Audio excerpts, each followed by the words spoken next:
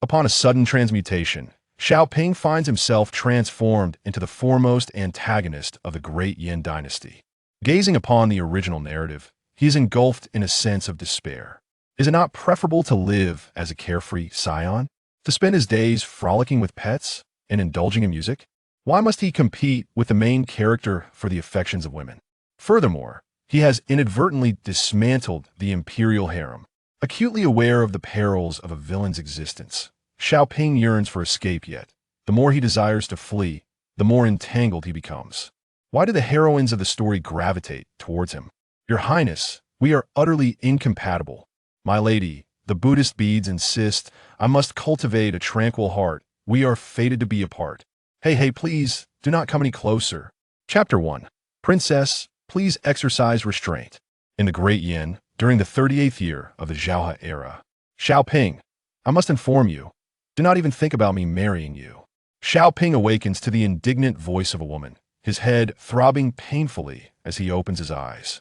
He gazes up at a lady clad in exquisite green satin, momentarily entranced by her porcelain skin and exceptional beauty. Where am I? Xiao Ping is momentarily perplexed. The woman regards him with indignation, her crimson lips pressed tightly, her eyes aflame with emotion, perhaps trembling slightly due to her agitation. Xiao Ping surveys his surroundings. He finds himself in an opulent environment, with imposing vermilion pillars flanking him, and the architecture adorned with intricate carvings, a sight to behold. Father, what have you brought me to? Xiao Ping is utterly bewildered, but in the next moment, memories flood his mind. He has inexplicably transmigrated into a novel, and he has become the fated villain.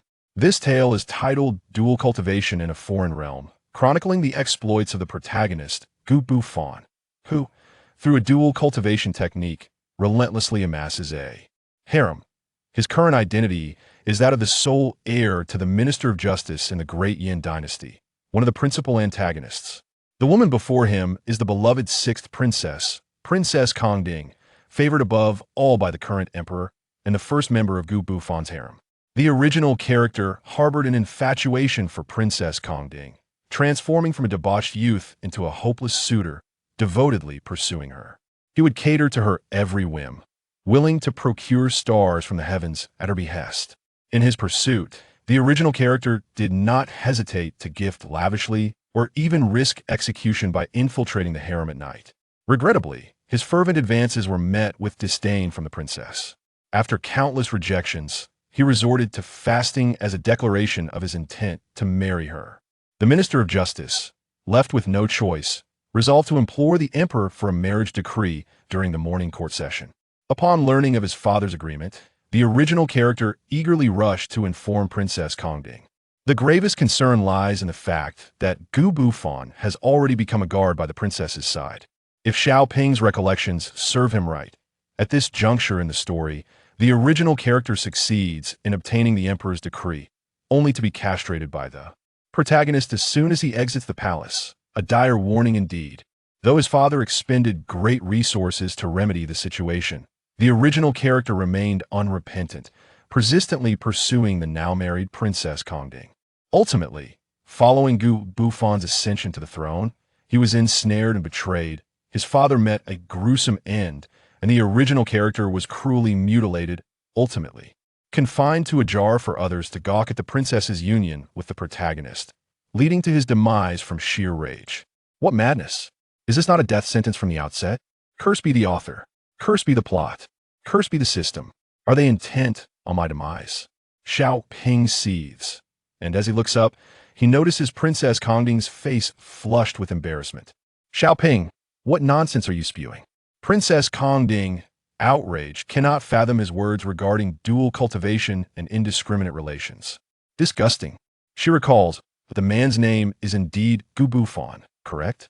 Princess Kongding contemplates, her expression shifting as she becomes uncertain. She distinctly heard Xiao Ping utter a multitude of words, yet he had not actually spoken them aloud.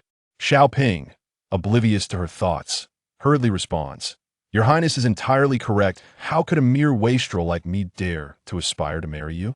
I am but a toad wishing to feast upon a swan. I must devise a means to escape this Princess Kongding is under Gu Bufan's gaze.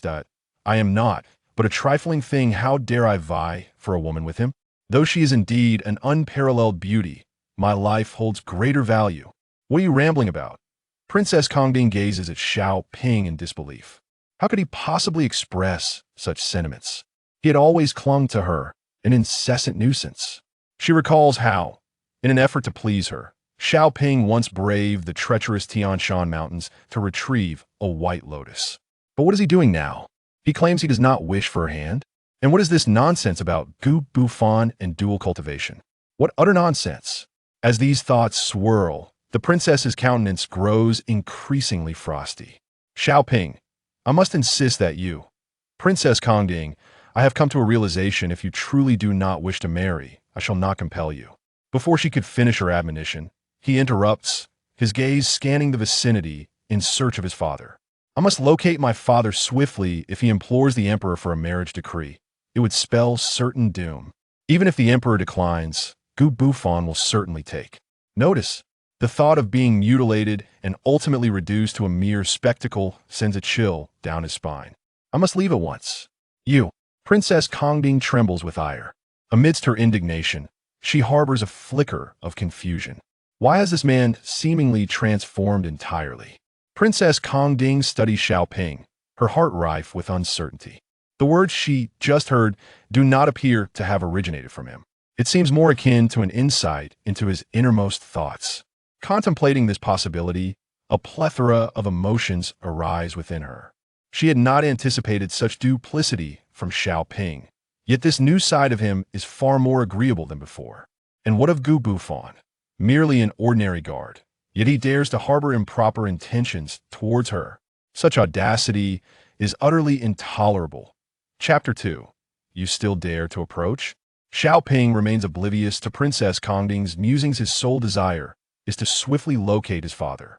Your Highness, since we have reached an understanding, I implore you to remain steadfast in your resolve. In his haste to find his father, he barely has time for these words before he turns to depart. Gu Bufan is likely heading to court as well. I must hurry. Your Highness, please remember, before leaving, he cannot help but issue one final reminder. Princess Kongding watches Xiao Ping's hasty exit, her heart simmering with vexation. Xiao Ping. She attempts to call him to a halt.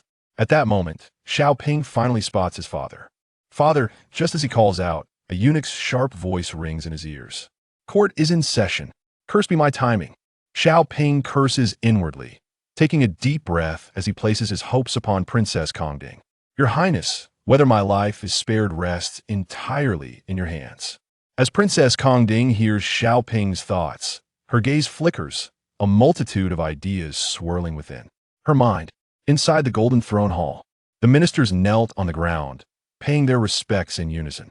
Xiao Ping could only stand at the back of the officials, straining to catch a glimpse of his adoptive father, who occupied the foremost position. At that moment, Minister Xiao wore a subtle smile, indicating he was in good spirits. However, the sight of his adoptive father caused Xiao Ping to break into a cold sweat. It seemed they had already conspired together. Anxiously, Xiao Ping gazed forward. Beneath the grand plaque, a man in his 30s sat, a middle-aged gentleman clad in a five-clawed dragon robe, crowned and bearing a solemn expression. This was none other than the 10th emperor of the Great Yan Dynasty, Emperor Xiaohe. My esteemed ministers, please rise. Emperor Xiaohe spoke in a deep tone. As the ministers stood up, Princess Kongding slowly entered from the hall, making her way directly to sit beside Emperor Xiaohe. Xiao Ping couldn't help but be taken aback by the sight of Princess Kongding seated so comfortably next to the emperor. Clearly, he cherished his daughter dearly, bringing her to court. Once seated, Princess Kongding's beautiful eyes swept across the assembly of ministers and finally landed on Xiao Ping, her gaze flickering. Unbeknownst to her, Xiao Ping was still scanning the room until he finally spotted Gu Bufan, standing in the corner, arms crossed and exuding an air of indifference. Seeing him like this, Xiao Ping felt a faint pain in his lower abdomen. No, he couldn't give up. Ministers, do you have any matters to present? Emperor Xiaohe's gaze swept over the officials, his voice resonating. As soon as the emperor finished speaking, Xiao Chengshan stepped forward. Seeing his adoptive father truly stepping up, Xiao Ping felt the world around him darken. It's over. Father, please look at me. Princess Kongding is aligned with that arrogant Gu Bufan. Warning. This is a dire situation. Father. Father. Did you hear me? Please do not say anything. Xiao Ping silently lamented. Princess Kongding, hearing the turmoil in Xiao Ping's heart, found her gaze uncontrollably drawn to him. Was seeking her hand in marriage truly a matter of shame? Princess Kongding continued to fixate on Xiao Ping, and even he, despite his usual dullness, sensed something amiss. Meeting her gaze, Xiao Ping's anxiousness began to ease. As long as his adoptive father did not force the issue, considering the emperor's affection for his daughter, she would surely not be compelled. Princess, please refuse. We had agreed beforehand once you decline, I shall smoothly retreat, achieving a win-win situation. Xiao Ping had already mapped out his retreat in his mind, and as he relaxed, he flashed a smile at Princess Kongding. The sight of Xiao Ping was indeed rather amusing. What does Minister Xiao wish to present? Emperor Zhao's attention turned to Xiao Qingshan. Xiao Qingshan had long prepared his words. Princess Kongding is gentle and virtuous. I humbly request the emperor grant her hand in marriage to my son. Upon hearing Xiao Qingshan's entreaty, Emperor Zhao raised an eyebrow and fixed his gaze upon Xiao Ping, furrowing his brow. This Xiao Ping was notoriously wayward and indolent, certainly not a suitable match for Kongding. Yet, as the Minister of Justice, Xiao Qingshan's request was difficult to dismiss. With that thought, Emperor Zhao turned to Princess Kongding. What say you, Kongding? Seeing the emperor seeking Princess Kongding's opinion, Xiao Ping felt a wave of relief wash over him. As long as she declines, I shall immediately assert our incompatibility. Ah, how clever I am. Once today's court session concludes, I shall roam freely without a care in the world. Xiao Ping mused about the bright road ahead, humming a little tune in his heart. After today, he would still be the sole son of the Minister of Justice. Was it not an easy path to navigate? Father, I am willing. Chapter 3. A Scheme of Mine. Princess Kongding's beautiful eyes scanned Xiao Ping, her lips parting as her clear voice rang out. He widened his eyes, incredulous at her response. Did we not already agree on this? How can you consent? You were supposed to refuse with all your might. How can you agree? What will that arrogant Gu Bufan do for you now? Princess, sister, ancestor, you are betraying me. Hearing the tumult in Xiao Ping's heart, Princess Kongding felt a surge of delight. In the past, she had been relentlessly pursued by Xiao Ping, which was utterly tiresome. Thinking of this, she couldn't help but feel a tinge of anger. Humph! Did he not wish to reject the marriage? Then she would simply agree. She was eager to see how he would react. As these thoughts churned in her mind, she failed to notice Gu Bufan, standing behind her, whose eyes widened with ferocity upon hearing her agreement. This princess was the favorite of the old emperor. I must claim her. It was my time to shine. Emperor Zhao, surprised by the princess's agreement, raised an eyebrow, about to speak when a loud voice boomed from behind. Your Majesty. You must not agree. Gu Bufan stepped forward, head held high and prideful. Standing in the center of the hall, he clasped his hands before the emperor. Your Majesty, Princess Kongding is of unparalleled worth. How could she be wed to a good for nothing? Scoundrel, Xiao Ping idles away his days, seeking no improvement, and often causes trouble for the common folk. If you were to betroth Princess Kongding to him, would it not be a disservice to her? Emperor Zhao, still contemplating the implications of Princess Kongding's unexpected consent, felt his irritation rise as an uninvited voice intruded upon the proceedings. He shot a furious glance at the speaker, only to find a stranger, causing him to frown further. Who are you? Seeing Gu Bufan step forth, Xiao Ping felt as if he had found a savior. Excellent. Our beloved scoundrel has arrived. Truly wonderful. Hero, your princess seems to be in a daze today. Our entire family is relying on you. We agreed that as long as you play along, I can easily retreat, and at that time, you must not target me. Princess Kongding's gaze remained fixed on Xiao Ping, her feelings complex. She had not anticipated that Xiao Ping would be correct in his assumption. Just as her father was about to acquiesce, Gu Bufan had indeed made his entrance. Princess Kongding couldn't help but frown.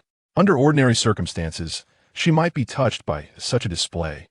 But now, she had learned from Xiao Ping that Gu Bufan wished to treat her as merely another woman in his harem, and even had ulterior motives regarding her father's realm.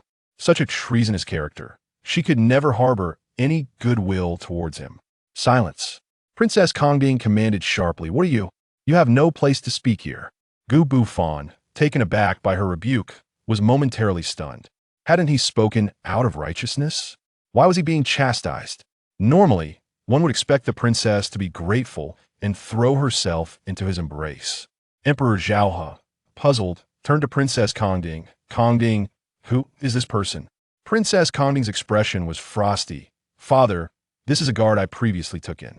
Hearing this explanation, Emperor Zhao He grew furious. A mere guard dares to disrupt the court's order with such impudence? Seize him and execute him. The guards of the Imperial Guard, stationed outside the Golden Long Hall, rushed in upon hearing the commotion, swiftly apprehending Gu Bufan. Gu Bufan found himself completely frozen, unable to comprehend how events had spiraled into such disarray. Meeting his gaze, Princess Kongding chose to disregard him entirely.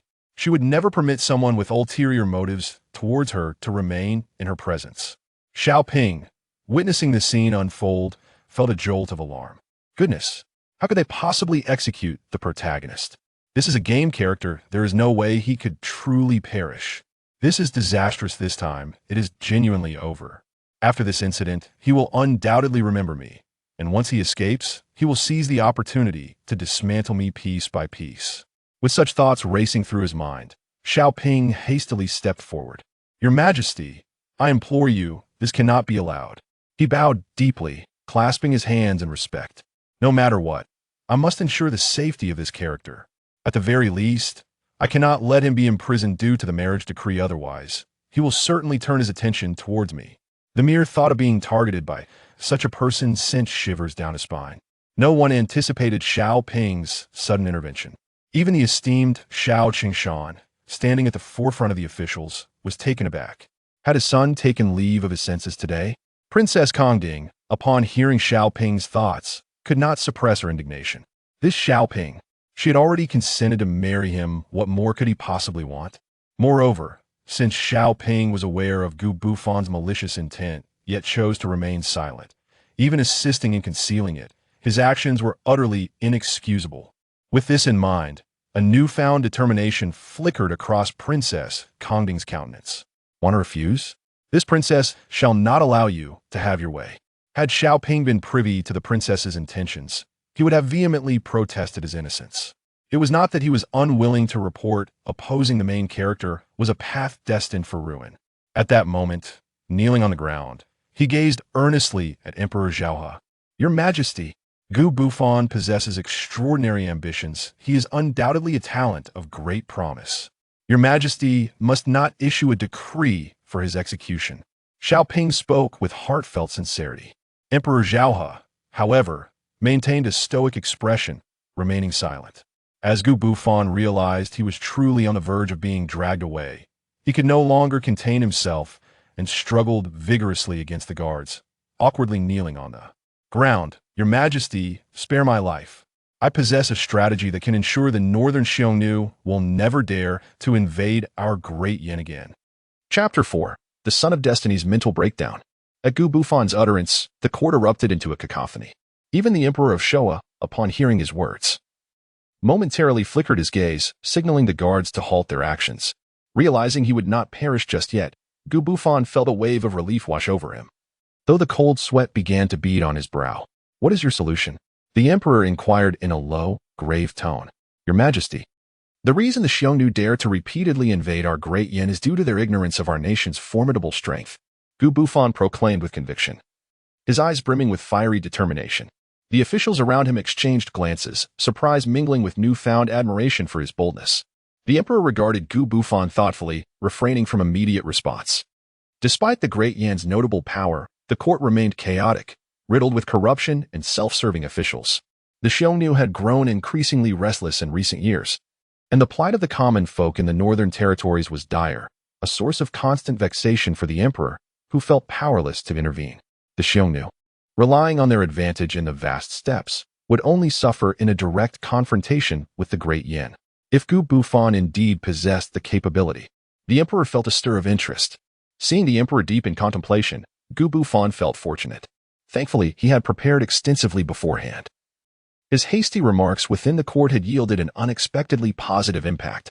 Your Majesty, I wholeheartedly agree with the words of Guardian Gu, Xiao Ping declared. Sensing the silence among the officials and swiftly stepping forward in support, Guardian Gu's concern for our Great Yan is indeed a blessing. It is solely due to your Majesty's wisdom and exceptional talent that Guardian Gu has graced our realm. I propose that Guardian Gu personally lead the charge to stabilize the northern turmoil, Xiao Ping added, punctuating his sincerity with fervent bows. Yet, internally, he could not help but critique Gu Bufon's simplistic understanding of the situation. Truly, he is but a foolish braggart, envisioning the Xiongnu's turmoil as a mere matter of force. Little does he realize, once one arrives on the step, the adversary has already fled, who would stand and confront you head-on. Moreover, does this predicament truly require a call to arms? The northern region is harsh and unforgiving. The Xiongnu fight not out of aggression but necessity. Year after year of conflict would only plunge the northern populace into deeper despair, undermining the very foundation of our nation. If only we could satisfy the Xiongnu's needs through trade, we could resolve this conflict without bloodshed. As the saying goes, it is better to ease than to block. Sighing internally, Xiao Ping continued to laud Gu Bufon. Your Majesty, I believe Guardian Gu is a rare talent. We must mobilize our forces swiftly to resolve the threat in the north. By supporting the protagonist today, even if misunderstandings arise, surely he cannot hold a grudge against me later. As long as I do not marry Princess Kongding, I shall have no grievances with the protagonist. Then I can live my life as a carefree dandy. At this moment, all attention was focused on Gu Bufon. And none noticed Princess Kongding's astonished gaze fixed on Xiao Ping, her eyes reflecting disbelief. She had heard every thought he had voiced. Never had she imagined that such insights could emanate from Xiao Ping, the notorious wastrel. In comparison, Gu Bufon's assertions seemed utterly reckless. How could Xiao Ping possess such wisdom? Was it all fade? Father, I find this questionable. Just as the emperor opened his mouth to speak, Princess Kongding abruptly interrupted. The emperor, known for his fondness for Kongding, was not angered by the interruption. Instead, he looked at her with fondness. Kongding, what do you wish to convey? Xiao Ping was taken aback by Kongding's sudden interjection. As one of the male lead's harem, shouldn't she patiently await his conquest? Why intrude now? With such high stakes, wouldn't it be better for her to simply refuse her marriage? Anxious, Xiao Ping remained silent, suppressing his urgency as he awaited Kongding's words. Hearing Xiao Ping's thoughts, Kongding shot him a fierce glare. She was determined to dismantle all his plans. To refuse marrying this prince, she would make it her mission to wed him. Rising gracefully, Princess Kongding addressed the emperor. Father, if we were to mobilize against the Xiongnu, they would undoubtedly evade us. The vastness of the steppe provides ample opportunity for them to retreat, prolonging our efforts. The reason the northern barbarians frequently invade is merely due to the harsh conditions they endure. They act out of desperation, rather than sending troops. We should meet their needs through trade. As the saying goes, it is better to ease than to block. If we secure what the Xiongnu require for survival, they will have no choice but to submit to our Great Yan. As for Guardian Gu's words, they are but the bravado of a fool. Can you truly repel the Xiongnu every year? Even if you could, the constant warfare would only bring ruin to our border populace, to the detriment of our Great Yan. The emperor was taken aback by Princess Kongding's astute remarks. As the sovereign, he quickly grasped the merits of her strategy. The northern territories were indeed, as she described. The vast steppe made it impractical to completely eradicate the Xiongnu, and their pastoral lifestyle meant they faced food shortages come winter. Through trade, controlling the Xiongnu would be a straightforward task. What a brilliant strategy, indeed. He had not anticipated his daughter's aptitude for statecraft. While the emperor pondered these insights, Xiao Ping was nearly overwhelmed with shock. How could this young princess possess such wisdom? These principles were derived from centuries of experience by our ancestors. If she can think of such things, could she also conceive plans to establish a tea-horse trade and strictly regulate salt, iron, and textiles for barter? This cannot be. I must be misjudging her capabilities. There is something unusual about Princess Kongding. Princess Kongding, eavesdropping on Xiao Ping's musings, felt a stirring within her. If she had merely speculated before, she was now certain this Xiao Ping was deliberately masking his brilliance behind a facade of frivolity. Chapter 5. What's wrong with stealing your wife? Had it not been for this, how could such a deceptively soft yet thunderous strategy arise from a wastrel like Xiao Ping? She had been utterly blind to it before. Not only that, but she had foolishly regarded Gu Bufon as a man of merit. As Princess Kongding contemplated, a myriad of thoughts filled her mind. Although Xiao Ping did possess certain flaws in demeanor, his talents were undeniably exceptional. At that moment, the ministers were equally astonished, their expressions brimming with excitement. Your Majesty, Princess Kong Ding speaks the truth. I believe her approach is nearly flawless. With a gentle strategy, we can easily control the Xiongnu. Given time, they will inevitably submit to our Great Yan. This is a timeless strategy. The ministers lavished praise upon Kong Ding without hesitation. In stark contrast, Xiao Ping was drenched in cold sweat, nearly soaking his inner garments. This was not right. How had the storyline transformed in such a manner? Could it be that the wretched system had provided him with a counterfeit original text? Princess Kong Ding's beautiful gaze lingered on Xiao Ping, relishing his shocked and flustered demeanor. Feeling a surge of pride, continue to hide, will you? Regardless, I know your thoughts. I shall reveal them to all. As the crowd extolled the unparalleled strategies of Princess Kong Ding, Emperor Showa astutely perceived a flaw. While the methods proposed by Kong Ding were indeed commendable, he pondered the implications of trade with the Xiongnu. Would their growing strength not pose a renewed threat to the Great Yan? Raising a tiger is a perilous endeavor, a cardinal sin in military strategy. Princess Kong Ding, preoccupied with showcasing Xiao Ping's talents, remained unfazed by Emperor Showa's inquiries. A faint smile graced her lips as she reassured her father, "Father, I can guarantee that within a decade, the Xiongnu will undoubtedly bow before Great Yan." "Is that so? Such confidence?" Emperor Showa exclaimed, taken aback. "Father, we could establish new positions in the northern territories, where officials would strictly regulate the trade of essential goods with the Xiongnu, controlling the flow of salt, iron, textiles, and food supplies. Within 10 years, the Xiongnu, dependent on our resources, would dare not invade. If we tighten the grip on these supplies, we will hold their lifeline." As she spoke, excitement sparkled in her eyes. Although she had little interest in state affairs, she recognized the feasibility and brilliance of the plan. The court was momentarily engulfed in astonishment. "Excellent. Truly excellent." Emperor Showa laughed heartily. He had already contemplated Kong Ding's proposal in his mind, deeming the 10-year estimate rather conservative. If implemented, the troubles in the northern region could potentially be resolved in less than 5 years. And by that time, the Xiongnu's submission to Great Yan could only yield benefits. Xiao Ping, upon hearing Princess Kong Ding's scheme, was struck with disbelief. Could it be that this little princess is truly from another world? Princess Kong Ding, noticing the emperor's delight, playfully pointed at Xiao Ping. "Father, such a brilliant strategy could not possibly originate from a mere girl like me. It was the son of the Minister of Justice, Xiao Ping, who mentioned it during our casual conversations." The ministers were taken aback, and Xiao Qingshan was equally astonished. He had expected his son to be an unremarkable scion. Yet here he was, credited with such ingenuity.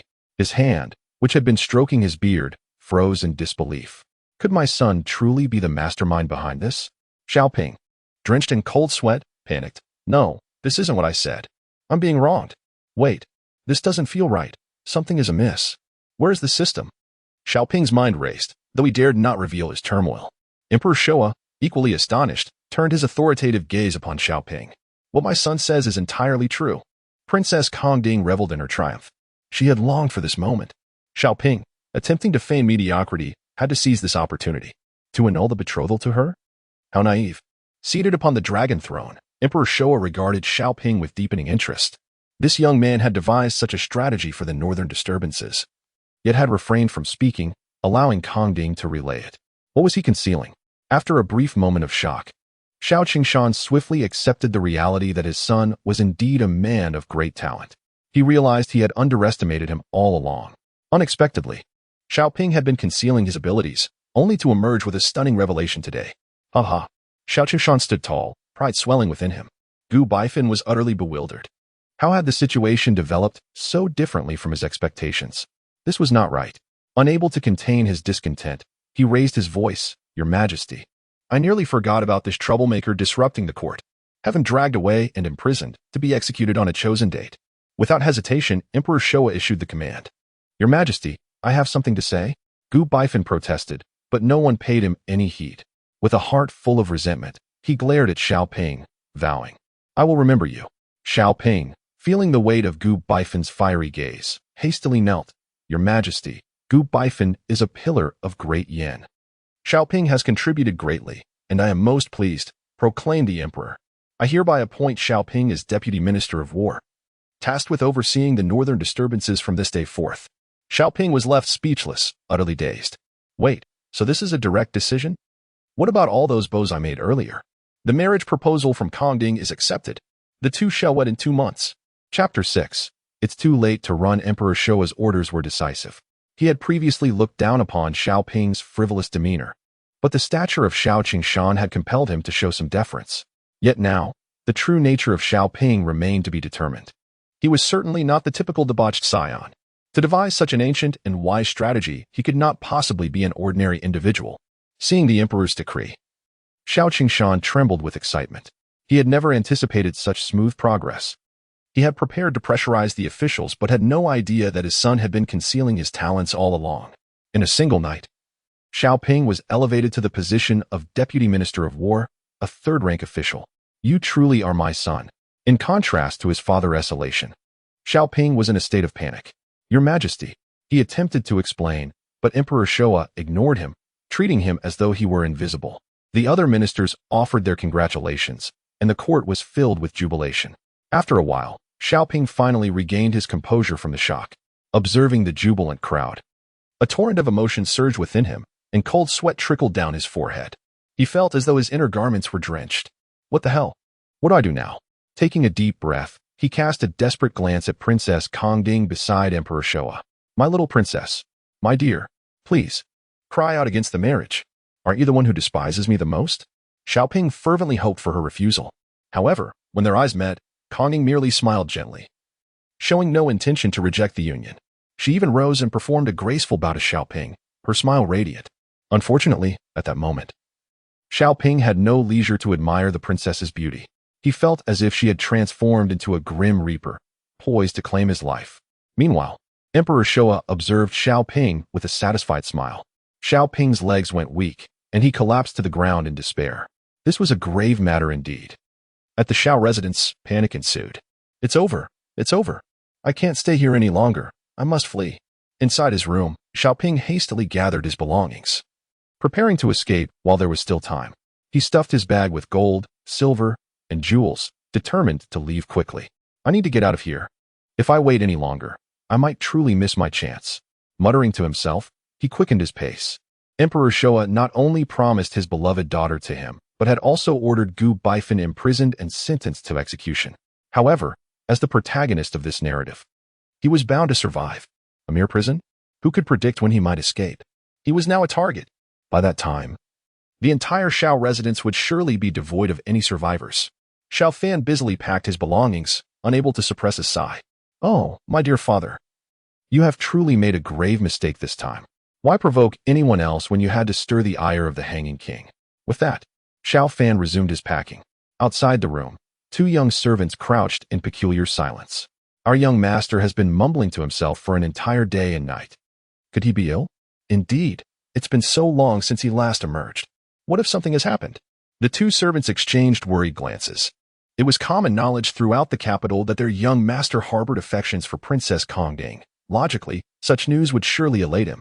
Yet, he remained locked away in his room for a full day and night, which was exceedingly strange. Surely our young master isn't possessed? One of them exclaimed, his eyes widening. Surely not, they murmured, when a sudden cough startled them into silence. They looked up to find Xiao Qingshan, now dressed in plain clothes, staring at them with a serious expression. Why are you two not attending to the young master, but instead gossiping here? The servants dared not respond. Observing their demeanor, Xiao Qingshan felt perplexed. He raised his gaze towards the tightly shut door of Xiao Fan's room. He knew his son well. Under normal circumstances, Xiao Fan would be eagerly gathering his friends for revelry. Why then was he locked away for an entire day and night? Something was amiss. You may leave, Xiao Qingshan commanded with a wave of his hand. Instantly, the two servants seemed to receive a pardon, bowing their heads and hastily departing. Seeing the young servants like this only deepened Xiao Qingshan's suspicions. He stepped forward to knock on the door, but just then, the previously shut door was suddenly flung open. Xiao Fan, laden with bags, dashed out and collided directly with Xiao Qingshan, who staggered back, nearly losing his balance. Their eyes met in a moment of stunned silence. What are you doing? Xiao Qingshan exclaimed incredulously, eyeing the bundles Xiao Fan carried. Father, Xiao Fan sighed upon seeing his adoptive father. You must leave quickly. If we do not flee now, it will be too late. Xiao Fan spoke earnestly. They were not merely being remembered by Gu Bufan. The entire Xiao family faced the threat of extermination. He recalled that in the original narrative, after being humiliated by Gu Bufan, Xiao Qingshan had sworn vengeance against him. Yet, who was Gu Bufan? He was the protagonist. Ultimately, the Xiao family met its doom due to their corruption being exposed. For years, Xiao Qingshan had been trading positions, amassing a fortune through embezzlement. The amount he had embezzled alone exceeded 1 billion taels of silver. That was an astronomical sum. Even selling Xiao Fan would not suffice. Father, do not blame your son for being unfilial. After all, your son has long since changed his core. Our paths crossed briefly, and in the face of calamity. I cannot prioritize your safety. Xiao Fan thought to himself. Such matters he could never explain directly to Xiao Qingshan. Whether or not he grasped the meaning behind Xiao Fan's words depended entirely on his father's insight. What are you saying? Xiao Qingshan looked at Xiao Fan in confusion, unable to comprehend his ramblings. Observing Xiao Fan's exaggerated expressions, he assumed his son wished to seek out his companions once more, which only fueled his anger. Xiao Fan, you stop right there. Is there anything else? Xiao Qingshan gasped, nearly choking on his indignation. I must inform you, do not even think about gallivanting again. As for the matter of proposing to His Majesty, I am under immense pressure. If you dare to jeopardize this marriage, just wait and see how I will deal with you. Xiao Fan raised an eyebrow at his father's outburst. Seeing Xiao Fan's perplexed expression only intensified Xiao Qingshan's ire. Although Xiao Fan had previously performed admirably in court, he knew full well what kind of son he had. He was simply an unreliable fool. Do not feign ignorance. Guards, keep a watch on the young master. Unless I command it, no one is to allow him to leave the Xiao residence. Yes. With that, the household guards swiftly gathered. Each of them was exceptionally robust, clearly seasoned fighters. Their arms appeared thicker than Xiao Fan's waist. What on earth? Xiao Fan exclaimed in astonishment. Seeing Xiao Fan's delayed reaction, the burly guard spoke again. Apologies, young master. Yes. Before Xiao Fan could gather his wits, he was forcibly lifted and carried back towards his room. Hey, what are you doing? Apologies. Put me down. Wait. Xiao Fan shouted in panic, but his protests were utterly in vain. The scene descended into chaos as he was unceremoniously thrust into his room, the door locked behind him. Keep a close watch on him. Under no circumstances is he to be released, Xiao Qingshan ordered, quite pleased as he observed the door being secured. A playful smile crept across his face. It was well known that the Xiao family was currently at the pinnacle of their power in the court, now that His Majesty had favored Xiao Fan, promising him the beloved Princess Kongding. It was an extraordinary stroke of fortune. After today, the Xiao family would be unmatched in the realm of the Yin. Xiao Qingshan had not anticipated that the petition for marriage would proceed so smoothly. The wedding was scheduled for a month from now, and he would not allow Xiao Fan to ruin such a splendid opportunity due to a moment of folly. He understood his son all too well. The best way to keep Xiao Fan from causing trouble was to confine him at home. Xiao Fan, staring at the locked door, felt tears welling up. He yearned to explain, but his father would not grant him the chance. What was he to do?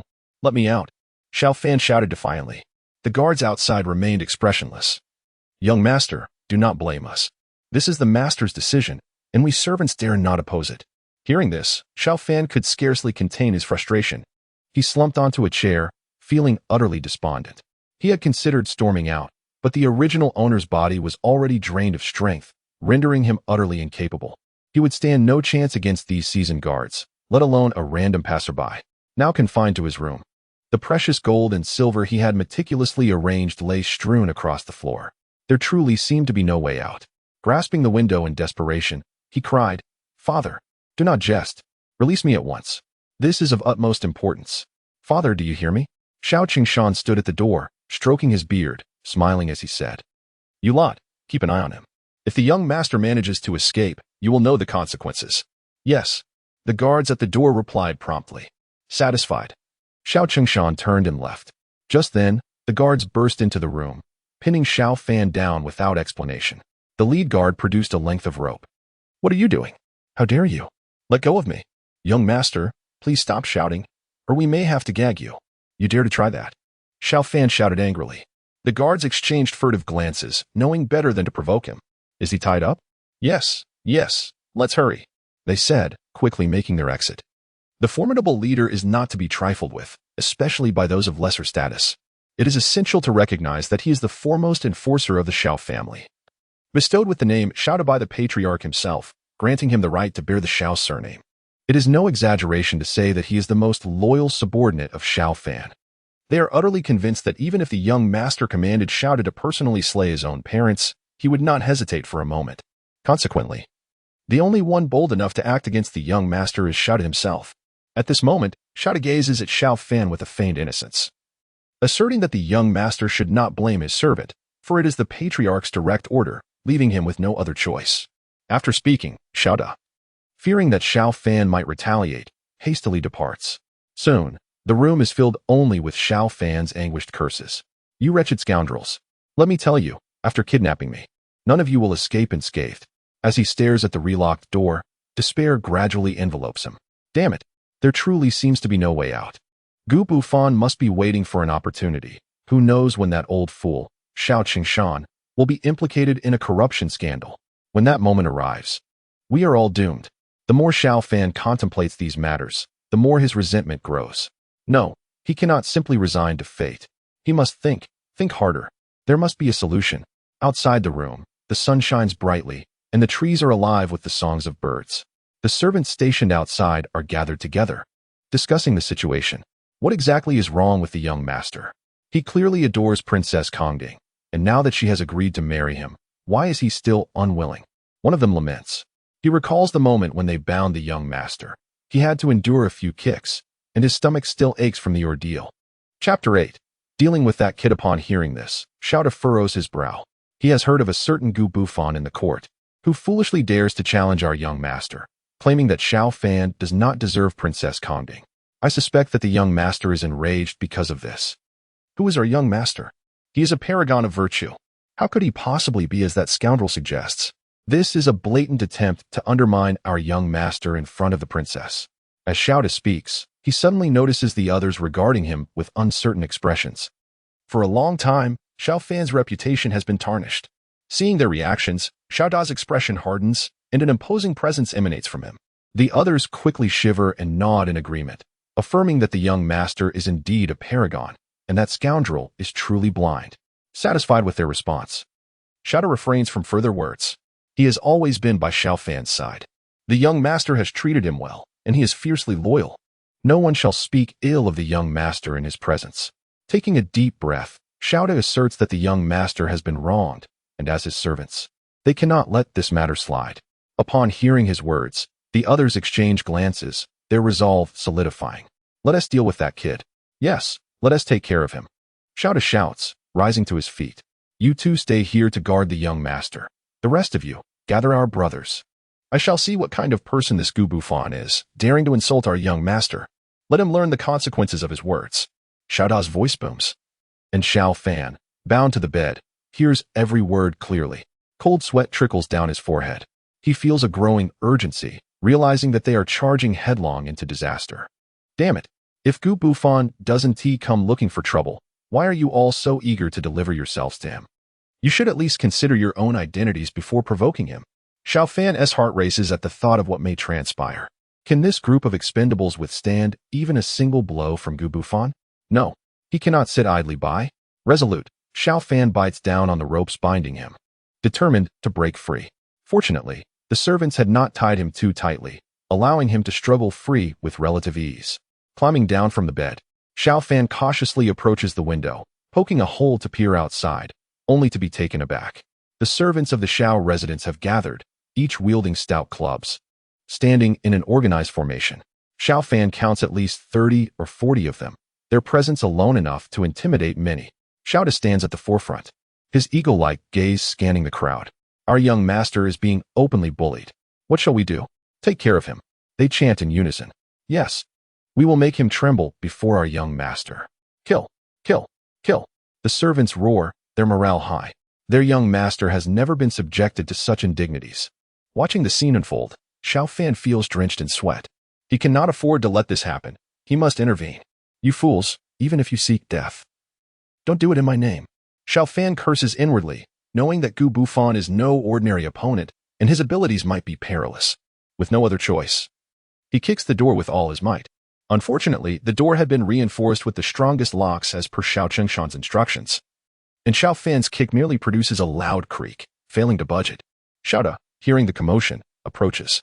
Young master, don't waste your efforts. The locks have been replaced with the best. He glances at the lock, knowing that even he would struggle to open it. Xiao Fan curses. You better not stir up trouble. I'm begging you. He is genuinely anxious. If things continue on this path, his fate is sealed. Xiao Da, initially calm, becomes animated upon hearing Xiao Fan's plea. Fear not, young master. With Xiao Da here, even if Gu Bufan were a celestial being, he would have to apologize to you. With that, Xiao Da turns to the others. Brothers, let us move. With Xiao Da's command, the servants surge forth. Witnessing this, Xiao Fan feels like crying. He desperately wants to kick the door down, but that cursed lock seems impervious to his efforts. Frustrated, he paces in circles. At that moment, footsteps echo from outside. Xiao Da and the others quickly turn to look. Entering is a young man, around 20 years old, dressed in a resplendent green robe, with a jade pendant hanging at his waist, indicating his wealth and status. In his hand, he holds a jade flute, and his graceful demeanor suggests a distinguished lineage. However, a closer inspection reveals his pale, emaciated complexion, a clear sign of a life of excess. This individual is none other than Xiao Ping, one of Xiao Fan's dubious companions. His actions mirror Xiao Fan's, indulging in debauchery and excess. His father serves as the captain of the Imperial Guards, holding a rank equivalent to that of Xiao Fan. Though his influence is undeniable, it is often said that even a 7th-rank official stands at the gates of a prime minister, let alone within the royal palace. Commander Chen frequently interacts with Zhong Chun in the palace, thus his influence is certainly not to be underestimated. This connection also explains why Xiao Ping is able to befriend Xiao Fan. As Chen Fan gazed at Xiao Da and the others, a look of confusion crossed his face. What are you planning to do? Xiao Da, aware of Xiao Ping's distinguished background and his friendship with their young master, spoke with respect. Young Master Chen. We are seeking revenge for my young master. Just recently, an insolent fellow dared to insult him in the court, and we cannot let this matter rest. Xiao Ping had not anticipated their intentions to take such action. After a moment of surprise, a smile spread across his face. This sounds splendid. I shall join you. Xiao Da was taken aback. Young master, you wish to accompany us? He looked at Xiao Ping in shock. Indeed, Xiao Ping replied, raising his head with a grin. I came to find Xiao Fan precisely for this purpose. I do not care who Gu Bufan is. If he dares to bully Xiao Fan, he is also bullying me. Although Xiao Ping held no official rank and therefore could not attend court, he had heard about the earlier incident from others after the court session. Upon learning that Xiao Fan had been publicly insulted, he was filled with indignation. Known for his quick temper, he hurried over without even pausing for a meal. Upon arriving at the Xiao residence, he found Xiao Da and the others preparing to confront their adversary. How could Xiao Ping stand idly by? Stop right there. Xiao Fan's anguished voice echoed from within the room. He felt he was on the brink of madness. Letting Xiao Da and his crew stir up trouble is one thing. Now Xiao Ping is joining them. Does he not care if I perish sooner? I must go out. Release me, Xiao Fan shouted, kicking the door in desperation. He genuinely feared that the two fools, Xiao Ping and Xiao Da, might impulsively confront Gu Bufan. Indeed, Xiao Ping interjected, rest assured, Xiao Fan. With me here. Not only Gu Bufan, but even Gu Xiao Fan will not escape unscathed today. At this point, Xiao Ping could no longer contain his excitement. They, accustomed to wielding their influence in the capital, had long since grown used to their power. Who was Gu Bufan, after all? He was hardly worthy of their attention. Seeing their fervor, Xiao Fan grew increasingly anxious, shaking the door vigorously, causing the lock to rattle. Xiao Ping and Xiao Da were astonished. When had Xiao Fan become so strong? He nearly burst the lock open. Xiao Da rushed forward to placate him. Young master, do not waste your strength. You cannot open that lock. Trust us, we only need a brief moment. After saying this, Xiao Da pulled Xiao Ping away. Xiao Fan, witnessing their determination, felt truly exasperated. At that moment, he finally understood why the villains in novels often met their demise. Just look at his foolish subordinates, none of whom were reliable. With his eyes blazing, he glared at the closed door, gritted his teeth, and resolutely closed his eyes before charging into it. With all his might, Xiao Fan collided with the door. Crack! The sound of shattering wood echoed, and in the next instant, the door flew open. By then, Xiao Da and Xiao Ping were almost at the courtyard gate, and they stood there, dumbfounded at the sight. Young master, that was incredible. Ignoring their astonishment, Xiao Fan leaped forward and tackled Xiao Da to the ground, pinning him down. His eyes were wild with desperation. Brother, I implore you, do not go. Under no circumstances should you go. Everyone regarded Xiao Fan's frantic demeanor with stunned silence. Uncertain of the situation, it was well known that the emperor had publicly betrothed Princess Kongding to Xiao Fan in the court. Gu Bufan had openly insulted him. Yet, instead of seeking revenge, Xiao Fan was now attempting to prevent them from confronting him? In ordinary circumstances, Xiao Fan would not only have joined them, but would have led the charge. Xiao Ping, unable to contain his curiosity, stepped forward and asked, "Xiao brother, what has come over you?" Xiao Fan, unwilling to waste words, pushed Xiao Ping aside and fixed his gaze firmly on Xiao. "You must remain calm. You are my trusted brother. Just listen to me." Xiao, initially taken aback, found himself astonished by Xiao Fan's words. He looked at him with wide eyes, stammering, "Young master, did you just call me your brother?" Xiao struggled to contain his excitement. In all the years he had served the Xiao family, he had always been Xiao Fan's most loyal subordinate, and the young master had never referred to him as a brother before. Now he was utterly thrilled. Xiao Fan took a deep breath. "Not only are you my brother, but as long as you do not seek trouble with Gu Bufan, you may even call yourself my elder brother." Xiao Fan, overwhelmed with emotion, grasped Xiaoda's clothing, unable to hold back his tears. Witnessing this, Xiaoda felt awkward, scratching his head in uncertainty about how to respond. Xiao Ping, observing the scene, was equally bewildered. "Xiao brother, what are you saying?" Once Xiao Fan regained some composure, he finally noticed Xiao Ping, who had been standing there for quite some time. Taking a deep breath, he insisted, "You and the others must not seek trouble with Gu Bufan." Xiao Fan's seriousness captured Xiao Ping's attention. He knew precisely what type of person Xiao Ping was. He was also a troublemaker. If this situation was not promptly addressed, it would surely escalate into a significant issue. Gu Bufan, the prince, was likely plotting against him, and he could not afford to invite further trouble. At that moment, footsteps approached from outside. Xiao Qingshan returned, and upon seeing the chaotic scene, he furrowed his brow. "Xiao Fan, what are you doing?" he demanded, his gaze fixed disapprovingly on his son. Xiao Fan, springing to his feet, exclaimed, "Father," as he rushed towards Xiao Qingshan, throwing himself at his feet. "Please, just let me go." Xiaoda and Xiao Ping were left in disbelief, staring at Xiao Fan. Was he so ecstatic about finally marrying the beloved Princess Kongding? That could not be the case.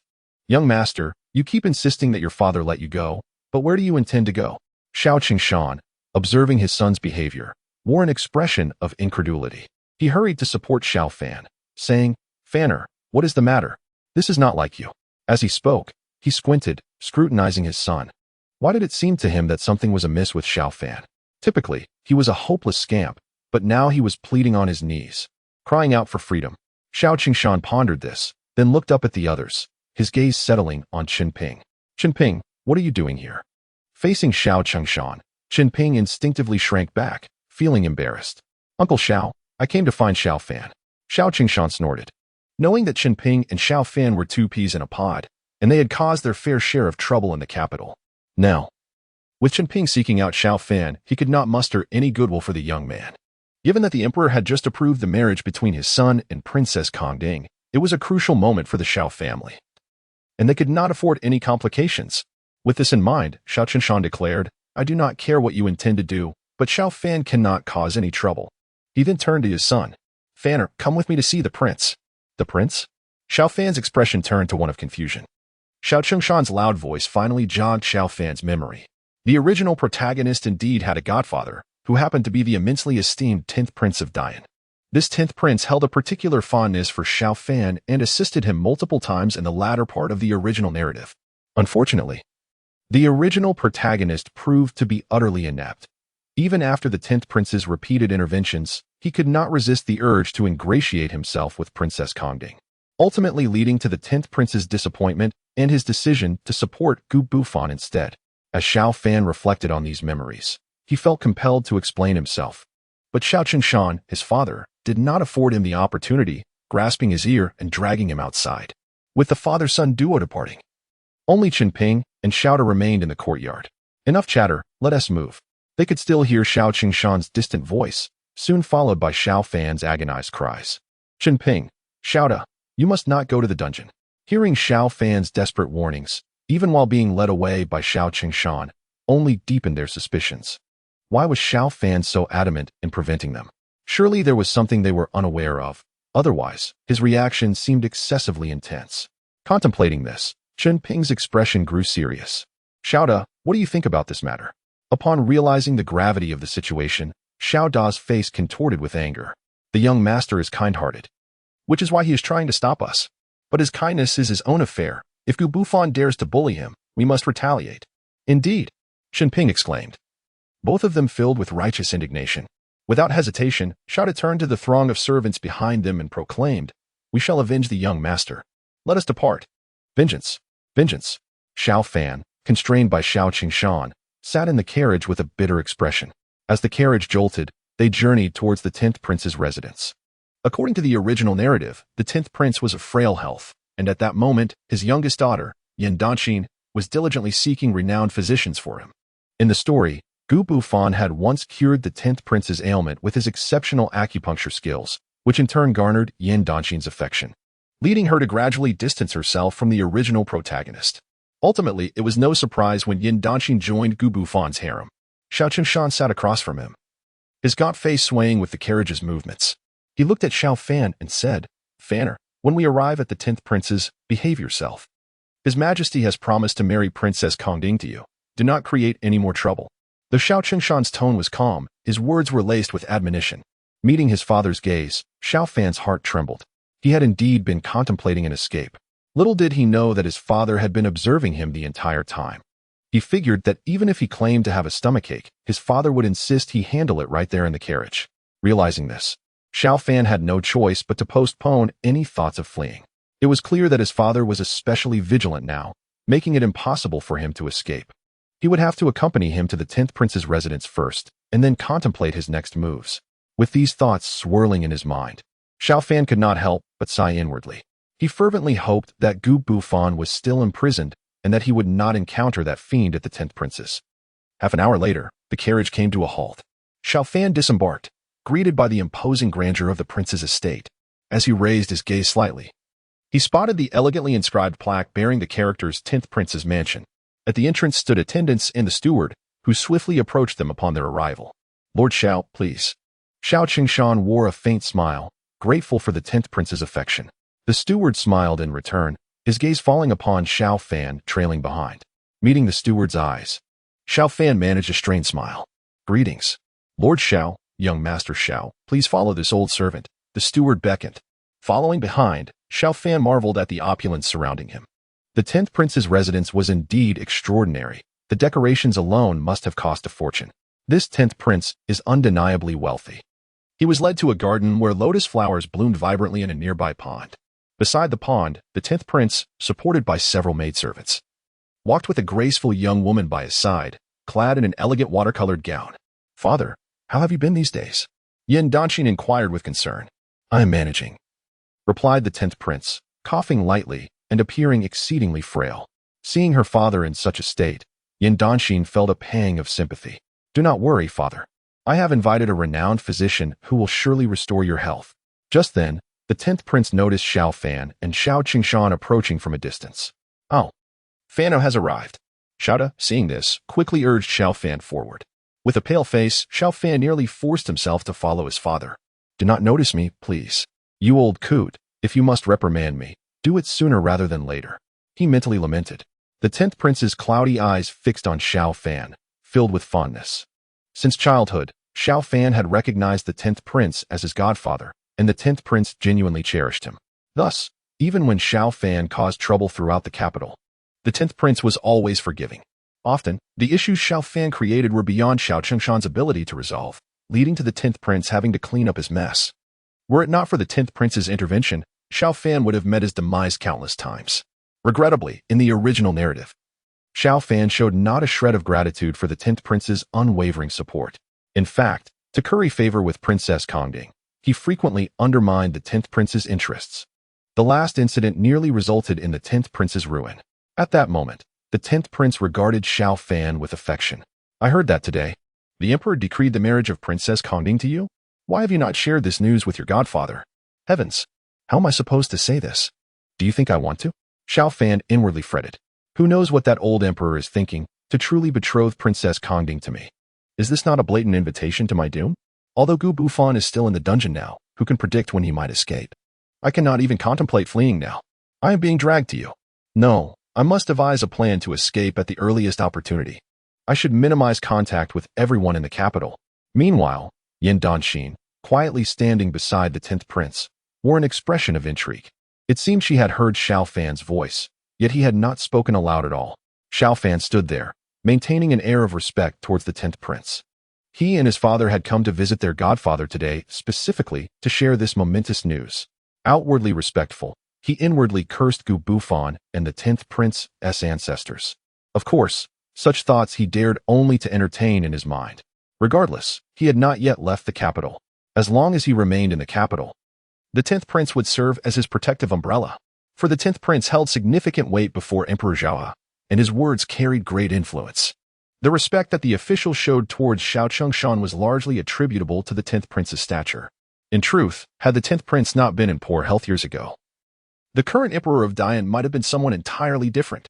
Faced with such an individual, even in his advanced years, Xiao Fan dared not exhibit a hint of negligence. Xiao Fan marveled inwardly at the surprising resilience of the 10th prince, who appeared on the verge of death, yet could potentially live for another decade or so. According to the original narrative, unbeknownst to him, Yan Dynasty was casting an unusual gaze in his direction. She had heard him. Despite his silence, his thoughts resonated within her. She was likely privy to his innermost musings. This revelation intrigued her, and she was eager to discover what scandalous thoughts occupied the mind of this notorious scion. With this in mind, her attention on Xiao Fan sharpened. Xiao Fan soon sensed her scrutiny. What is this girl staring at me for? She is Gu Bufan's woman. She should keep her distance. He admonished himself.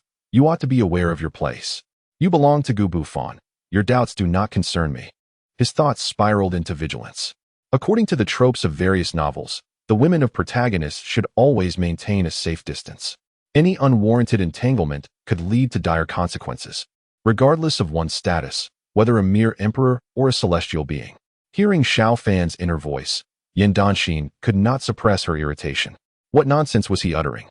Who did he think she belonged to?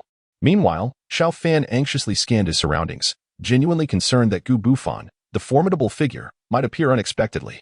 He recalled that in the original storyline, Gu Bufan was also present in the 10th prince's residence at this time, having saved the prince's life with his unparalleled medical skills, thus earning the prince's favor and ascending the ranks. However, the plot had already begun to diverge, and he was uncertain whether the butterfly effect had altered Gu Bufan's presence at the 10th prince's estate. Just then, the 10th prince's complexion shifted, and he began to cough violently. His already frail body seemed as if it might collapse at any moment. Xiao Fan was taken aback. Is the 10th prince truly this ill? The sudden coughing fit sent the crowd into a flurry. Yan Dynasty, too concerned to ponder Xiao Fan's thoughts, rushed to support the 10th prince, her face etched with worry. Father, how do you fare? I am fine. The 10th prince waved his hand dismissively. It's the same old issue. I assure you, I am well. Nonetheless, blood appeared at the corner of his mouth, and his once bright eyes now seemed clouded and weary, indicating a serious ailment. Despite his condition, the 10th prince beckoned Xiao Fan closer, insisting, come here, let your godfather take a good look at you. Seeing the 10th prince's concern for him, even in such dire straits, stirred something within Xiao Fan. It was undeniable. The 10th prince had genuinely cared for the original owner of this body. Unconsciously, he stepped forward toward the 10th prince. The elderly man reached out a trembling hand to touch Xiao Fan's face, his gaze filled with astonishment. I can hardly believe how much you have grown. After all these years, do remember to visit your godfather. Observing this exchange, Xiao Chengshan felt a surge of irritation and stepped forward to slap Xiao Fan on the head. Did you hear what the prince said? You ought to visit your godfather more often. At your age, you should be more considerate. What are you doing, Chengshan? Children are all alike, the 10th prince interjected, defending Xiao Fan. A myriad of emotions swirled within Xiao Fan, though he understood the 10th prince's goodwill towards the original owner. It became evident that the prince regarded him as a beloved son. Time and again, the 10th prince had risked his life to protect the original owner. Yet the latter had repaid such kindness with betrayal for the sake of pleasing Princess Kongding. Alas, this old man is truly kind-hearted, but age has dulled his wits. Soon enough, my precious daughter will be another's. Xiao Fan pondered, when that time comes, all the assets of the 10th prince's estate will end up in Gu Bufan's hands. Yan Dynasty was jolted from her thoughts. Gu Bufan? What does Xiao Fan mean? She recalled having recently encountered a skilled physician named Gu Nanfan, whose name bore a striking resemblance to Gu Bufan. Could there be a connection? Just then, the 10th prince began coughing again, creating quite a commotion. Yan Dynasty, disregarding everything else, supported the 10th prince and exclaimed, Father, I have found another divine physician who can help you. Let me bring him to see you. A physician? The 10th prince paused at her words, then settled back into a calm demeanor. How many physicians have you sought over the years? I fear this illness may be beyond remedy. Father, Yan Dynasty implored, do not speak like that. You will live to a ripe old age. The 10th prince understood her genuine concern but relented, saying, all right, let the physician come in. Yes. Yan Dynasty nodded, casting a curious glance at Xiao Fan before hurriedly exiting. Xiao Fan stood there, an unsettling feeling washing over him. Why did it seem as though the 10th prince's estate had transformed into a cauldron of chaos? Could the physician Yan Dynasty mentioned be Gu Bufan? No, that seemed improbable. Gu Bufan had been imprisoned. Surely, he could not have escaped so swiftly. As these thoughts swirled, a sense of anxiety gripped him. Xiao Chushan, noticing Xiao Fan's distracted demeanor, kicked him lightly. What are you dawdling for? Hurry and assist the prince. Right. Xiao Fan quickly nodded and rushed to support the 10th prince. The 10th prince regarded Xiao Fan with remarkable tolerance, not perceiving his lack of awareness, but instead looking at him with fatherly affection. In a month, my dear boy, you are to wed Princess Kongding. Do not neglect her. It will bring boundless benefits to our family. Xiao Fan was touched by the 10th prince's thoughtfulness and could not help but feel a pang of guilt for the original owner's betrayal of such a wonderful godfather. In that moment, his contemplation was abruptly interrupted when Yan Dynasty re-entered, accompanied by a figure cloaked in black. The stranger's features were obscured by the robe, and their movements appeared almost ethereal. Xiao Fan's heart raced, and he nearly stumbled backward in shock. No way. This can't be. Even if he were transformed, I would recognize him. This is Gu Bufan. He had truly emerged. Meanwhile, hidden beneath the cloak, Gu Bufan cursed inwardly. He had finally gained access to the court and was eager to impress the emperor, only to find himself cast into the dungeons. Originally, he had hoped to seize the opportunity to win Princess Kongding's heart, but instead, he ended up battered and imprisoned. Now, after finally escaping, his first mission had ended in failure, and his frustration mounted. All this was due to Xiao Fan. How could he have failed otherwise? He had already resolved in his heart that when he encountered that Xiao Fan again in the future, he would ensure the demise of that fool. Damn it. Do not let me cross paths with you. Gu Bufan could not help but curse under his breath, and then he raised his head, his gaze colliding with the terrified face of Xiao Fan. Both were momentarily stunned. Gu Bufan's expression changed drastically. Why was this fellow here? At that moment, Xiao Fan was drenched in cold sweat, unable to utter a word. This scoundrel had truly escaped from the prison. To avoid drawing attention, Gu Bufan had made subtle alterations to his appearance. If one did not scrutinize closely, no one would recognize that this person was Gu Bufan, who had previously been cast into the prison by Emperor Zhao He for execution. However, just because others could not recognize him did not mean Xiao Fan would be oblivious. He remembered quite clearly. This scoundrel truly is a master of escape. How could he emerge from a place like the prison? Is he even human? I must ask. Is he truly human? Father. Yan Dynasty remained blissfully unaware of the brewing storm between the two, hastily approaching the 10th prince. Father. This is the divine physician Gu Nanfan whom I have invited to assist you. Gu Bufan, brimming with confidence, removed his cloak. He had already undergone a transformation, and thus felt assured that no one could identify him. Even those who had truly seen him, like Xiao Chushan and Xiao Fan, would not recognize him. As the protagonist, Gu Bufan possessed not just confidence, but an overwhelming sense of self-assuredness. Meanwhile, Xiao Fan trembled internally, his mind racing for a solution. Heavens, this truly is that Gu Bufan. Yan Dynasty, are you out of your mind? Why would you bring anyone into the prince's residence? Do you understand how difficult it was for Gu Bufan to be imprisoned? This is disastrous. It's truly over now. Yan Dynasty will undoubtedly be taken into this scoundrel's harem. Xiao Fan's inner thoughts were perfectly audible to Yan Dynasty, causing her lovely brow to furrow in concern. What on earth was Xiao Fan thinking? Wait a moment. As Yan Dynasty pondered, a jolt of realization struck her. I remember that the emperor personally ordered a guard to be imprisoned in the court. That guard was named Gu Bufan, wasn't he? But this physician is called Gu Nanfan, isn't he? What connection could there be? Could they possibly be the same person? Yan Dynasty furrowed her brows in contemplation. She had certainly heard of the matter, including Gu Bufan's escape from the prison, and now the capital was rife with notices seeking the fugitive. She had seen the portrait of Gu Bufan on those notices, and the face bore no resemblance to Gu Nanfan whatsoever. The three individuals each harbored their own thoughts. Gu Bufan, expressionless, cast a glance at Xiao Chengshan and Xiao Fan. In his eyes, these two were no different from the dead. It was Xiao Fan who had previously thwarted his plans, and now that he had arrived at the 10th prince's residence, He could not afford to let Yan Danxin escape his grasp. Chapter 13. A malady. It must be known that the 10th prince was the greatest support in the entirety Yin, second only to Emperor Zhao. He had already offended the emperor in the court. Even now, he was oblivious to the emperor's true intentions, having been directly cast into the prison. Was this not madness? At this moment, if he could gain the favor of the 10th prince, although he would need to change his appearance, he could still wield considerable influence into Yin. With these thoughts, Gu Bufan could not help but feel a sense of triumph. And a sinister smile crept across his face as he cast a malevolent glance at Xiao Qingshan and Xiao Fan. He had already resolved that once he earned the 10th prince's favor, he would undoubtedly deal with Xiao Fan. How dare this scoundrel ruin his plans? It was akin to courting death. Xiao Fan felt the icy chill of Gu Bufan's gaze, which seemed intent on skinning him alive. Damn! Why does this fellow appear wherever I go?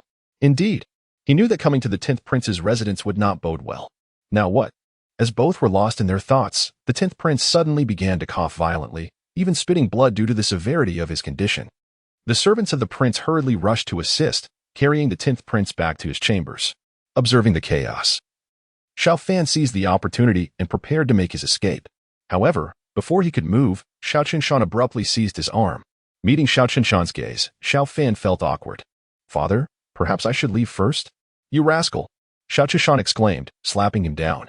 How can you leave when the 10th prince holds you in such high regard? Xiao Qingshan felt as if he might be driven to madness by Xiao Fan's antics. Though he had often pocketed silver for himself, he was discerning in matters of great significance.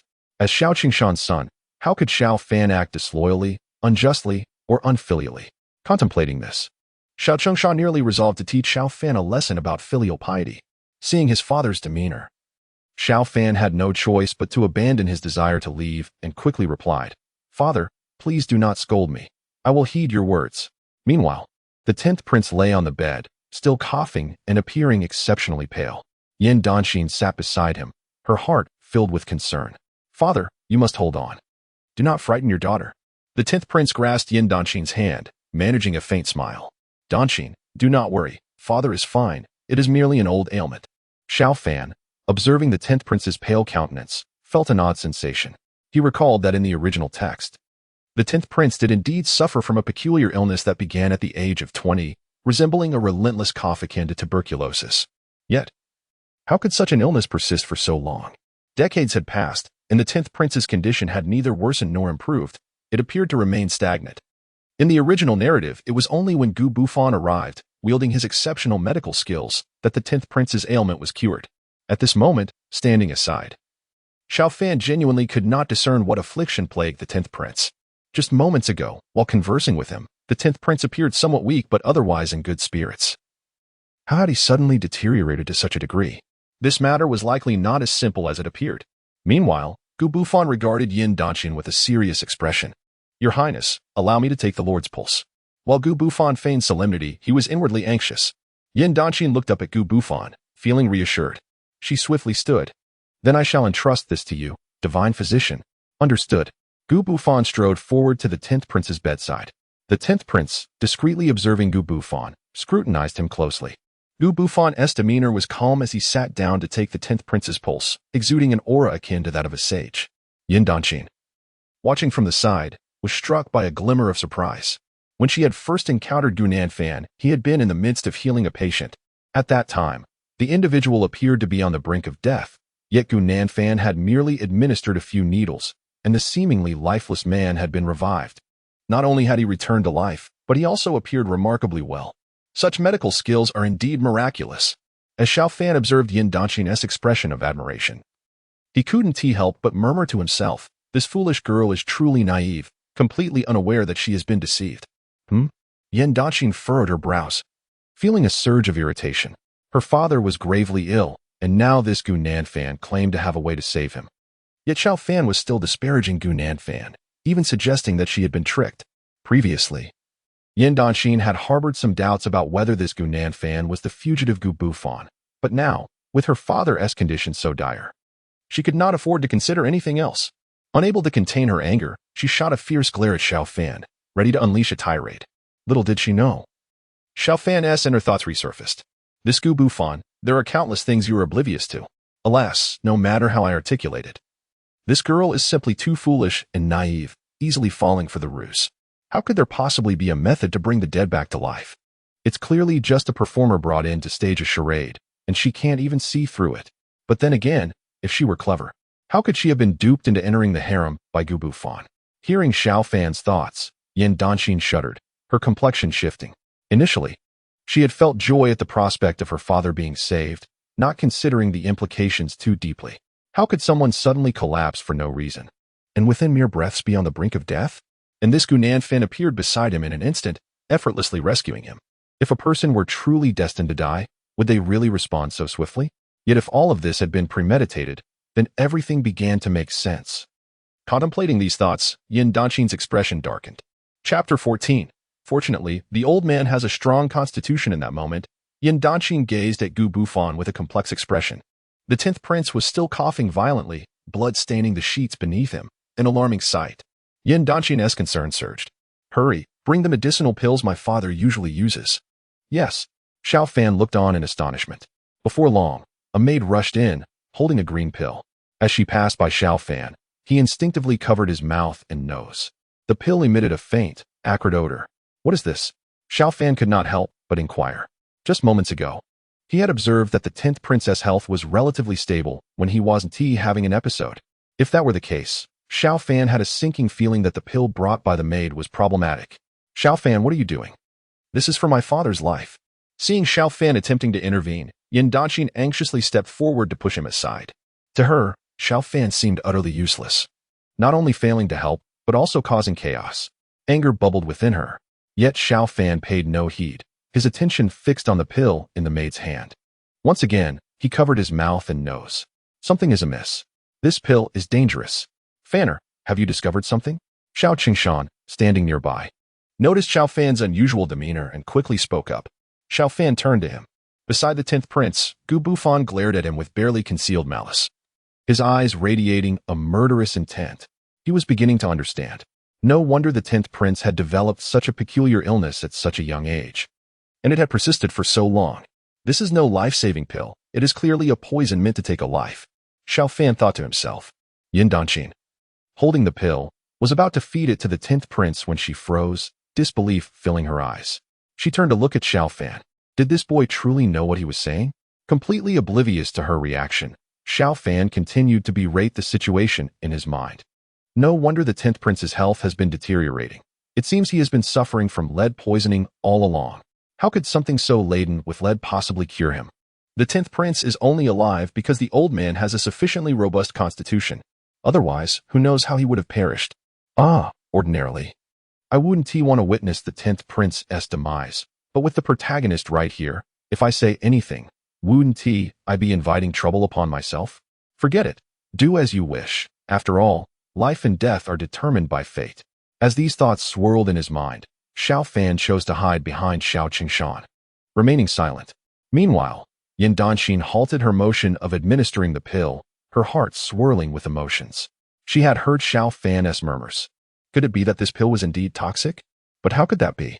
This was a prescription from the imperial physician. It couldn't possibly contain poison. Moreover, what had Xiao Fan muttered about lead just now? As these thoughts raced through her mind, her gaze fell upon the pill in her hand, uncertainty flooding her. Just as she hesitated, the 10th prince coughed violently again, his frail body convulsing on the bed, his emaciated hands gripping the bed tightly, his face twisted in agony. With blood continuously being coughed up, the entire room was permeated with the heavy scent of blood. Observing this, Gu Bufan's eyes flickered, and without hesitation, he took out a silver needle, preparing to act. The 10th prince was crucial to his standing and dying. No matter what, he could not afford to make a mistake. Watching Gu Bufan take action, Xiao Fan couldn't suppress a sigh. This is truly disastrous. Though Gu Bufan appears to be saving a life, he is, in fact, hastening the patient's demise. The acupoints he chose to target are clearly fatal. If the 10th prince could have lived for another decade or so, with Gu Bufan's needles, he might only have a few more years left. Xiao Fan shook his head, lamenting, it's clearly a case of lead poisoning. A simple increase of leaks would suffice to remedy it. Yet he complicates the matter so. Though he thought this, he dared not voice it. Gu Bufan was still present. And considering the previous incidents, he feared that speaking out would earn him a permanent place on Gu Bufan's radar. That man had escaped from the depths of a prison, If he remembered Xiao Fan, it would undoubtedly spell disaster for him. As these thoughts plagued him, Xiao Fan trembled inwardly, choosing to remain silent behind Xiao Qingshan. Xiao Qingshan, too, wore a face of concern as he looked at the 10th prince.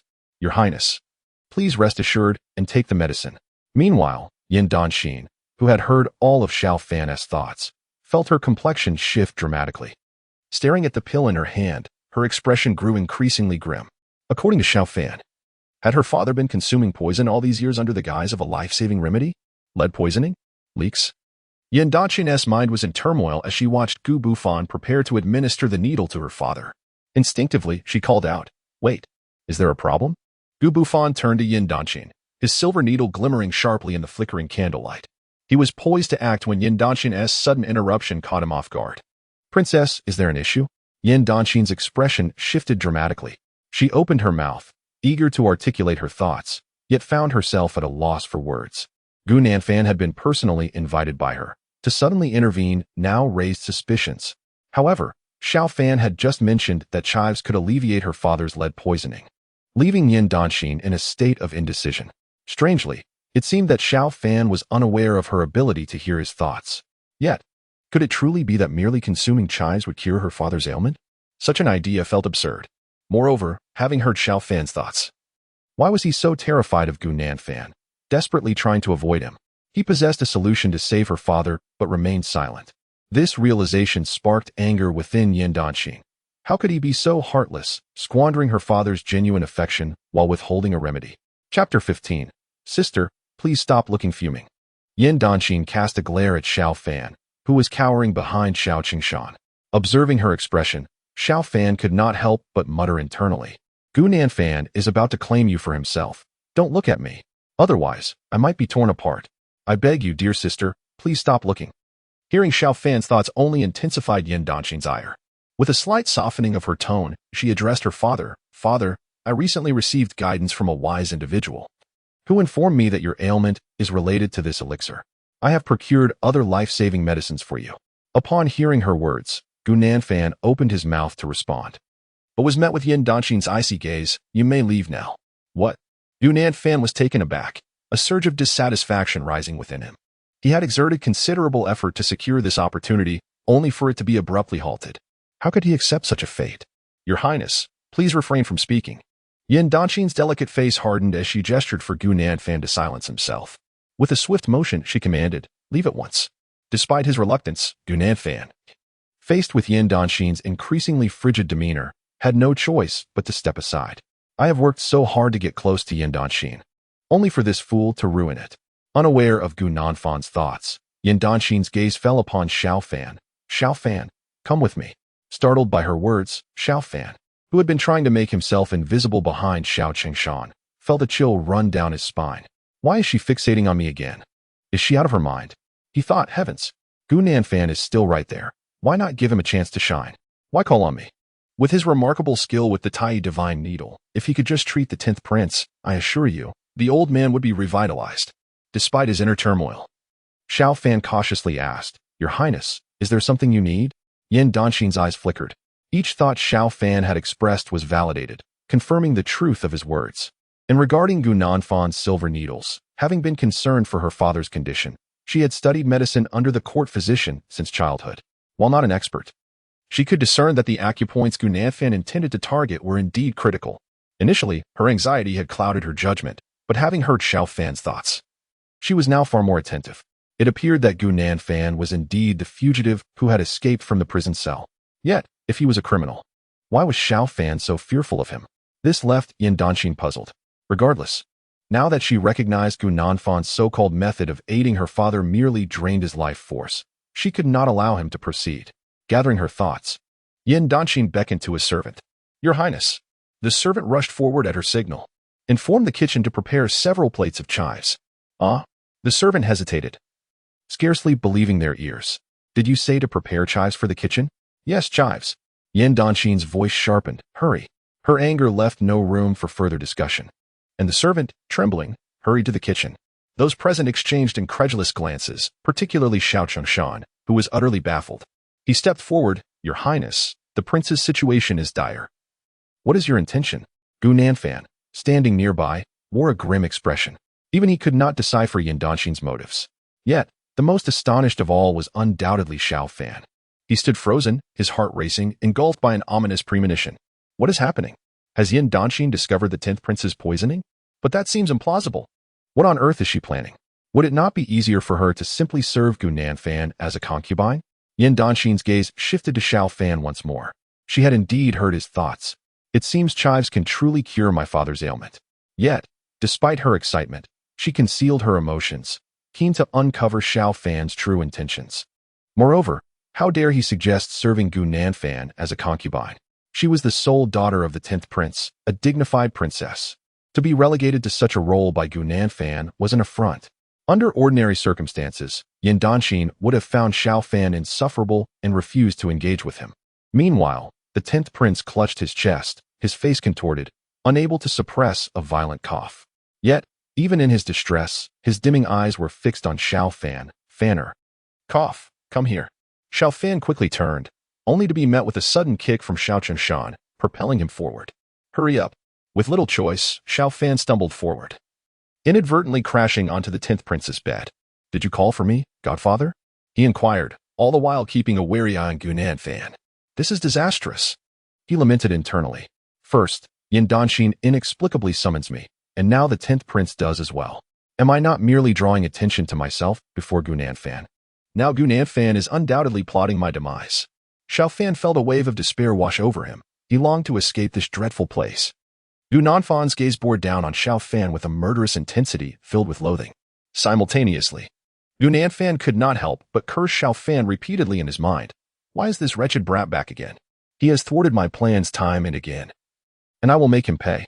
At that moment, Xiao Fan had truly become Gu Nanfan's prime target, his murderous intent palpable. Chapter 16, Healing Before Long. A maid rushed in, carrying freshly prepared chives. Miss, the chives have arrived. The maid, flushed with urgency, bore beads of sweat on her brow but dared not reveal her fatigue. Yan Danxin swiftly accepted the chives, turning to the 10th prince. Father, please try this and see if it helps. Xiao Fan watched, eyes wide with disbelief. How does she seem to know everything? The 10th prince, equally astonished, stared at the chives in her hands, momentarily at a loss. Why do you want me to eat this? Yan Danxin understood that in order to persuade her father to consume the chives, she needed to provide a rationale. Seizing the moment, she declared, Father, this is what I learned from the court physician. The royal physician suggested that the king might not be gravely ill, but rather suffering from poisoning, and that chives could serve as an effective antidote. Father, you should give it a try. The 10th prince hesitated, and the others present remained silent, their gazes fixed on Yan Danxin and the 10th prince. After a brief moment of indecision, the 10th prince opened his mouth. Observing this, Yan Danxin wasted no time and quickly picked up the chives to carefully feed them to the 10th prince. Do not worry, father. The onlookers were taken aback by this unexpected scene, a whirlwind of emotions surging within them. In the span of a single incense stick, Yan Danxin had finished feeding all the chives. After consuming them, the 10th prince's complexion indeed appeared somewhat improved. How do you feel now, father? Yan Danxin inquired cautiously, studying the 10th prince's expression. I do feel considerably better, he replied, astonished. Instinctively, he placed a hand over his heart, now devoid of the prior agony. How can this be possible? A malady that has plagued me for over a decade could be alleviated by merely a plate of chives? This is utterly unfathomable. Meanwhile, Xiao Fan observed the situation with furrowed brows. Something is amiss. This is truly strange. The remedy for lead poisoning through chives has been repeatedly confirmed in later generations. How could Yan Danxin possibly know such a method? It is utterly perplexing. Moreover, if the royal physician was aware of this remedy, how could he have allowed the 10th prince's illness to persist for so long? Xiao Fan's mind raced with these thoughts. Concurrently, Gu Bufan's irritation reached a peak. After finally managing to infiltrate the 10th prince's residence, why had his opportunity been thwarted by a mere plate of chives? Taking a deep breath, Gu Bufan stood up, fists clasped. Your Highness, how can the 10th prince's frail health be restored by such a trivial dish? It merely fills his stomach, providing a momentary sense of comfort. It would be best if you commanded the commoners to treat the prince. Gu Bufan's words were delivered with righteous fervor, yet Yan Danxin was already aware of his intentions. With a cold snort, she replied, What is wrong with that? You may leave. Gu Bufan looked up in confusion, perplexed by the sudden shift in Yan Danxin's demeanor. Why had she become so hostile after previously being polite upon his arrival? He could not fathom the reason. Meanwhile, the 10th prince, after a moment of respite, could not help but exclaim, "I truly feel much improved. The warmth enveloping me has significantly diminished my pain."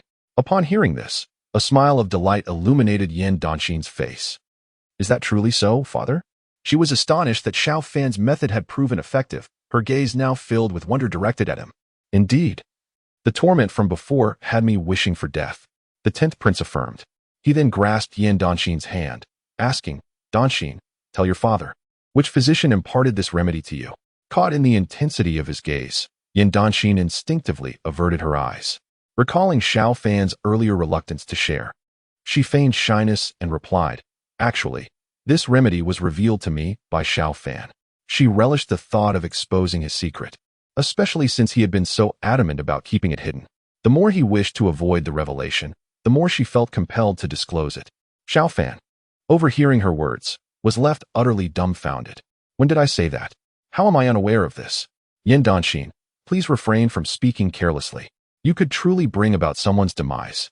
Her declaration astonished everyone present, including Xiao Qingshan, who appeared equally bewildered, having never realized his son possessed such medical knowledge. Gu Bufan, enraged by Yan Dynasty's words, seethed internally. "It must be that Xiao Fan. I knew it. No one else could be responsible." Despite his fury, Gu Bufan restrained himself, aware that in such a crowded setting, it would be unwise to express his anger openly. Xiao Fan instinctively glanced at Gu Bufan, noting the rage burning in his eyes, as if he were ready to devour him alive. Feeling immense tension, Xiao Fan realized he could no longer linger in the 10th prince's residence. He had discerned that Yan Dynasty was undoubtedly a source of trouble. The 10th prince, visibly moved, beckoned Xiao Fan. "Come here, Fanner." Xiao Fan, too intimidated to resist, approached. "Do you require something, uncle?" he asked, only to witness the 10th prince tremblingly caressing his head. "Fanner, I have not been unkind to you. If it were not for you, I might not have survived today." Though physically weakened, the 10th prince's heartfelt gratitude was genuine. Xiao Fan noticed the glimmer of tears in his eyes, causing his own heart to race. "I never claimed to have done anything. Your Highness, father. You are my true father. Please, do not cry. Your tears might very well cost me my life." Cautiously, he kept an eye on Gu Bufan, who appeared ready to explode with rage. Just then, the 10th prince uttered words that sent shivers down Xiao Fan's spine. "Fanner, you are no longer a child. Although your engagement to Princess Kongding is imminent, it is not uncommon for a man to take multiple wives. Now that Dynasty has turned 18, if you have any thoughts on the matter, your uncle believes it is worth considering." Xiao Fan was taken aback by this unexpected suggestion, struggling to respond as he sputtered, "Uncle, I have not yet given this matter any thought." Chapter 17. An intimate embrace. This old man must have lost his mind to mention such things at this juncture. "I am practically Gu Bufan's prime target now, and yet you wish for me to marry his woman? You truly have no regard for my life. If you wish for my demise, please say it outright. I still feel I have much life left. Your intentions are commendable, but please abandon this line of thought. I am utterly baffled by how everyone seems to want to arrange marriages for me." Xiao Fan silently vented his frustrations, yet not a word escaped his lips. Yan Dynasty, however, absorbed every thought he harbored, her anger surging. What did Xiao Fan mean by this? Did he believe she was unworthy of him? What was Gu Bufan compared to her? Why was Xiao Fan so eager to call her his woman? Unwilling to let him off the hook, she declared, "Father, my relationship with Fanner is our own decision. Please do not interfere." As she feigned shyness, she was also grappling with her own confusion. While she did not hold any affection for Xiao Fan, she found herself irked by his apparent disdain for her compared to Princess Kongding. She would not allow Xiao Fan to forget how he had once teased her in their childhood. Upon hearing Yan Dynasty's words, the 10th prince's gaze towards Xiao Fan grew increasingly profound. "Haha, your Highness, this matter is not trivial. I believe it is best left to the children to decide." Xiao Qingshan interjected. Despite his words, excitement surged within him. The emperor had already consented to betroth Princess Kongding to Xiao Fan, and now the 10th prince also intended to arrange a marriage for him with Princess Yan Dynasty. If this were to come to fruition, the Xiao family would wield unparalleled power in the capital and perhaps throughout the entire Great Yan. However, Xiao Fan felt an impending sense of doom. "Oh dear, did you not see the murderous glare from Gu Bufan? He looked as though he would stab me multiple times. One Princess Kongding is already too much. Now there's also the matter of Yan Dynasty." Heaven is conspiring against me. Taking a deep breath, he spoke, Godfather, I wish you good health.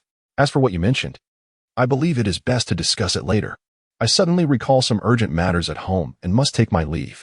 Please take care of yourself. With that, Xiao Fan dared not linger, hastily turning to flee. Once outside, he leaned against a pillar, gasping for breath. What now?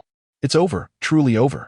After bidding farewell to the 10th prince, Xiao Chengshan left with Yan Dynasty and Gu Bufan. Upon seeing Xiao Fan's disheveled state, Xiao Chengshan's anger flared. Xiao Fan, look at yourself. You ran off before your godfather had finished speaking. Yan Dynasty, standing beside him, gently soothed, Uncle Xiao, please do not be too angry. Perhaps Brother Fan had his reasons for leaving so abruptly. He must have his own motives. Her voice was soft and tender. She had discerned the fear in Xiao Fan's heart, which prompted her to speak in his defense. She was curious to see what the Xiao Fan would do next. At Yan Dynasty's words, Xiao Fan's eyes widened in disbelief. He could not recall her being so kind-hearted in the original text. She had harbored extreme disdain for him. How could she possibly speak up for him now? The crux was, sister, do you not realize that your actions may cost me my life? Gu Bufan will surely kill me. A sudden pang of fear struck him. Princess Dynasty, I must take my leave. Our paths may cross again in the future. Xiao Fan hastily exclaimed, preparing to escape. Brother Fan, just as he turned, Yan Dynasty called out again. He halted, stiffening as he turned back. Is there anything else, Princess Dynasty? With a light laugh, she said. Did you not promise to hug me each time you leave? Have you forgotten? Xiao Fan felt utterly paralyzed. Please take care of yourself. And after your marriage to Princess Kongding, do not forget about Dynasty. She spoke playfully, her heart swelling with delight. She had realized that Xiao Fan was evading her out of fear of Gu Bufan. If you wish to avoid me, I shall take the initiative. Let us see how you will handle that. I must tell you, you cannot speak carelessly. I never said such a thing. Gu Bufan, standing nearby, was seething with rage. Xiao Fan, fearing for his life, turned and fled. Xiao Chengshan stood by, pleased as he stroked his beard. He had not anticipated the closeness between Princess Dynasty and Xiao Fan. This was indeed a fortuitous development. He envisioned a glorious future for the Xiao family. Truly, my beloved son resembles me. Xiao Fan, oblivious to his godfather's thoughts, quickly hurried away with him. After watching them depart, Gu Bufan gazed at Yan Dynasty, yearning to speak. However, before he could utter a word, Yan Dynasty's expression darkened. What are you still doing here? You may leave now. Yan Dynasty dismissed him without regard for what he had to say, her demeanor icy and unapproachable, reminiscent of an untouchable ice queen. Her nature mirrored that of Princess Kongding.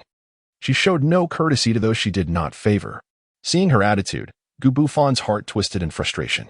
He wanted to protest but ultimately could only respond in anger. Yes, this commoner takes his leave. Upon leaving the 10th prince's residence, Xiao Fan felt as though death was trailing closely behind him. What now? Surely, I am not truly doomed. His thoughts consumed him. And it was only after Xiao Chengshan called him several times that he snapped back to reality and hurried to the carriage. Chapter 18. Avenge the Young Master. In contrast to Xiao Fan's trepidation, Xiao Chengshan was filled with joy. Given the current developments, the future of the Xiao family was beyond reckoning. What a tremendous stroke of fortune. The more he looked at Xiao Fan, the more satisfied he became, as he felt his godfather's gaze fixed upon him. Xiao Fan's heart raced. Oh dear father, please do not entertain wild thoughts. Our lives hang in the balance. He could only voice these thoughts internally, unable to express them aloud. Upon returning to the Xiao residence, as the carriage came to a halt, Xiao Fan quickly disembarked. As soon as he stepped down, he heard Xiao Chengshan's admonitions. Do not meddle too much. Without waiting for a response, Xiao Chengshan signaled the driver to depart. As Xiao Fan watched the carriage grow distant, he could not help but feel exasperated. Where could you possibly go, old man? With all the money you've embezzled, you might be off enjoying yourself somewhere. He muttered to himself, ultimately letting out a sigh. The original owner's debauchery was undoubtedly related to his father. As he approached his courtyard, a cacophony of voices reached his ears. Kill Gu Bufan, avenge the young master. How has the young master treated us? Well, then should we not repay this debt? We should. Kill Gu Bufan. Kill Gu Bufan. The shouts echoed, sending a chill down Xiao Fan's spine. He rushed inside and found the courtyard filled with a throng of servants. Even the stone bricks trembled underfoot. Xiao Fan was taken aback by the scene. He had not anticipated their fervor. Were they truly so reckless? Had they disregarded his earlier warnings entirely? At the forefront, Xiao Ping and Xiao Da were locked in a brotherly embrace, their camaraderie evident. "Where has Gu Bufan run off to?" Xiao Ping exclaimed. "I have sent people to inquire, but no one has found him." Xiao Fan felt his vision darken. So, these people had set off for the prison the moment he left? They had not anticipated Gu Bufan's escape. "I refuse to believe he can vanish into thin air," Xiao Ping retorted. "With the Emperor's orders for a thorough manhunt, I am certain he cannot evade capture. When I find that scoundrel, I shall make him pay." As they continued to converse, their camaraderie grew. "What are you two doing?" Xiao Fan's voice cut through their chatter, his irritation palpable. He realized these individuals were utterly devoid of sense. Upon hearing his voice, Xiao Ping turned, a smile breaking on his face upon seeing Xiao Fan. "Uncle Xiao, where have you been? Surely you did not run off to celebrate your impending wedding with Princess Kongjing?" Xiao Ping spoke with a mischievous smile on his face, recalling a delightful location that his brother had mentioned before. "What do you say? Shall we go have some fun?" The reputation of Xiao Chengshan in the capital was hardly any better than that of Xiao Fan. Given the close relationship between Xiao Ping and Xiao Fan, their banter was devoid of any restraint. Observing Xiao Ping's lewd expression, Xiao Fan, feeling exasperated, pushed him away. Remembering the previous encounter between this fellow and Xiao Da, Xiao Fan hastily interjected, "Xiao Ping, tell me honestly, what were you two just up to? Don't tell me you actually went to the dungeon." As he spoke, Xiao Fan's heart raced tumultuously.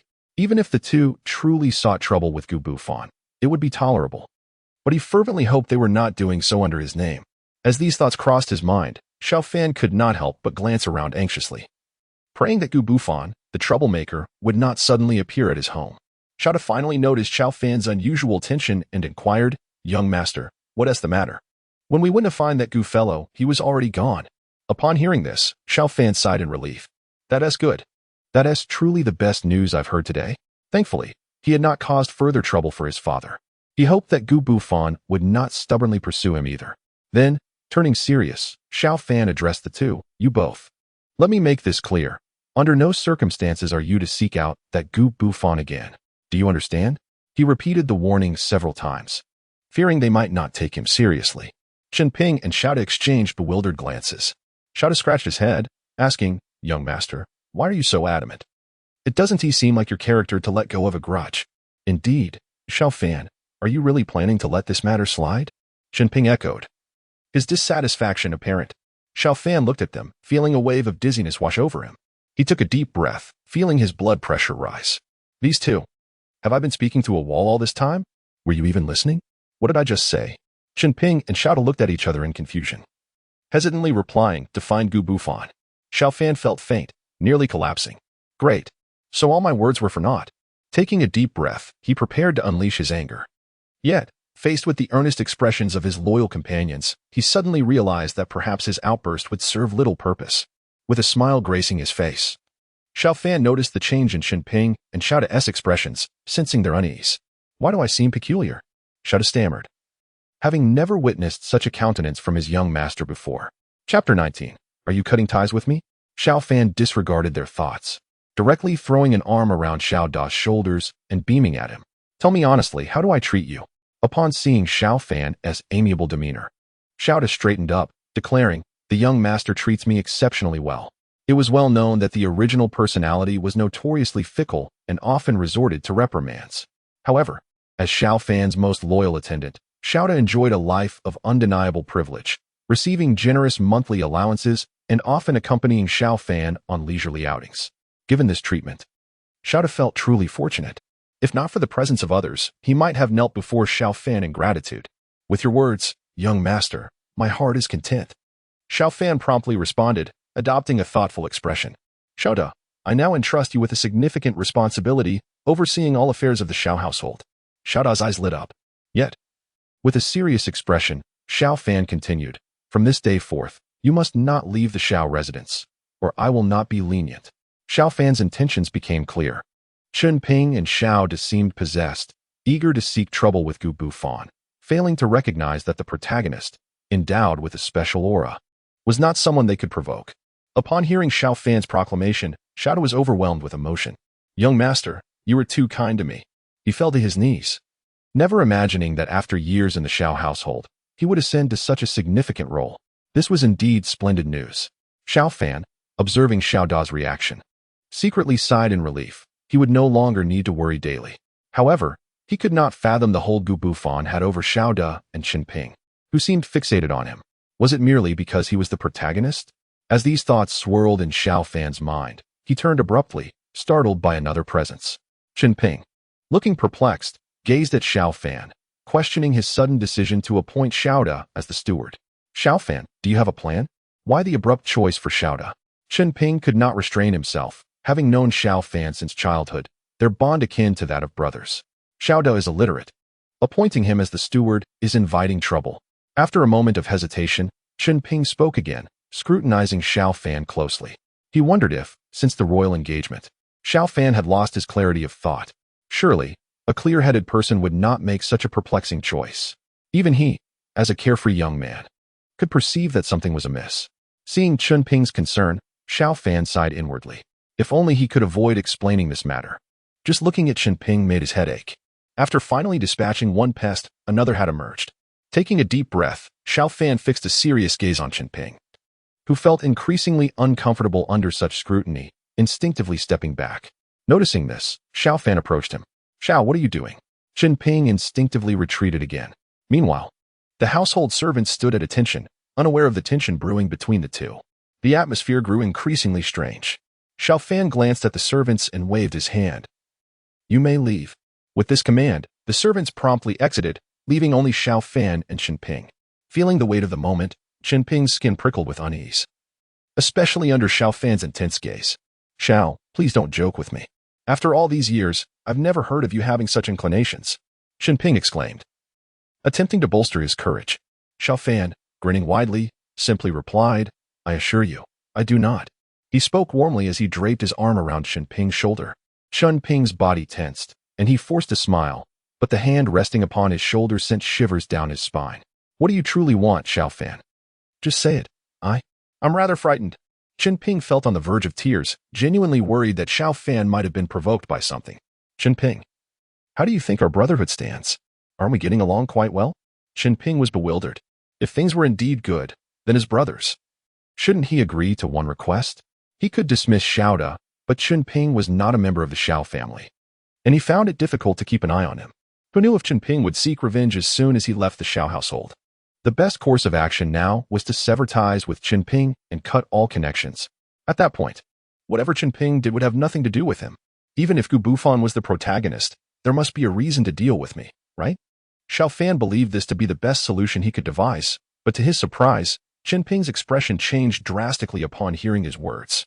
He shook off Xiao Fan's hand, glaring at him with fury. Xiao Fan, do you wish to sever our friendship? Xiao Ping looked at him incredulously. They had grown up together since childhood, sharing countless mischievous deeds. Not only had they raided bird nests together, but they had also spied on palace maids bathing. Now, Xiao Fan wanted to cut ties with him? Was he still half asleep? Dreaming? Xiao Fan sighed at Xiao Ping's shocked demeanor. Chapter 20. Lifelong Brothers. Xiao Ping, you know that the Emperor intends to betroth Princess Kong Ding to me. I have no choice in this matter. Our close relationship might raise the Emperor's suspicions. And then what shall we do? Xiao Ping furrowed his brow, still dissatisfied with Xiao Fan's explanation. Previously, upon hearing that Xiao Fan had been bullied, he had been ready to confront Gu Bufan for revenge. But now, Xiao Fan's attitude left him feeling displeased. Taking a deep breath, he looked at Xiao Fan earnestly. Xiao Fan, after all these years of knowing each other, you come to me with this? Xiao Ping's forehead throbbed with veins bulging, his gaze fixed intensely on Xiao Fan, his body swaying as he asked, do you truly wish to sever our friendship? He felt as though all his sincerity had been wasted. Seeing Xiao Ping grow increasingly angry, Xiao Fan quickly gestured for him to calm down. He felt a stir in his heart and continued, Xiao Ping, listen to me. As he spoke, he discreetly observed Xiao Ping's expression, contemplating his next move. What do you want me to hear? If you don't clarify today, I won't let this go. Xiao Ping remained irate, coldly staring at Xiao Fan, exuding an air that suggested if Xiao Fan didn't explain, he would press him for answers. Witnessing this, Xiao Fan sighed. Acting was still a skill he had mastered. He adopted a conflicted appearance. Xiao Ping, though often engaging in unscrupulous acts, was indeed a person of loyalty. If that were not the case, they would not have formed such a close bond. Now, seeing Xiao Fan's troubled face, Xiao Ping felt anxious. Just say it. No matter what it is, I will support you. Xiao Fan's heart leaped with joy at receiving the response he desired, though he maintained a sorrowful facade. Since you say so, then I won't beat around the bush with you. He fixed his gaze on Xiao Ping. Xiao Ping lowered his voice. What is it? You know the emperor has granted me the hand of Princess Kongding, but our close relationship could lead to significant trouble. Xiao Ping was perplexed. What trouble could there be? Does it warrant your desire to sever ties with me? He genuinely couldn't fathom what Xiao Fan was after. Xiao Fan sighed again, anxiously pacing in circles. Brother Chen, think carefully. When it comes to a princess's marriage, the emperor will undoubtedly investigate thoroughly. Not only must the lineage of 3 generations be scrutinized, but also the matters we have engaged in as brothers. If we remain close, we might both find ourselves in dire straits. Xiao Fan spoke earnestly. He had concluded that if he wished to successfully dissuade Xiao Ping, he could only use such reasoning. After all, Xiao Ping was currently bent on seeking revenge against Gu Bufan, and Xiao Fan could not prevent him. He also knew that Xiao Ping was stubborn. If he stated that the reason for their severed friendship was Gu Bufan, Xiao Ping's south nature would likely drive him to confront Guam Bufan further, leading to even greater disaster.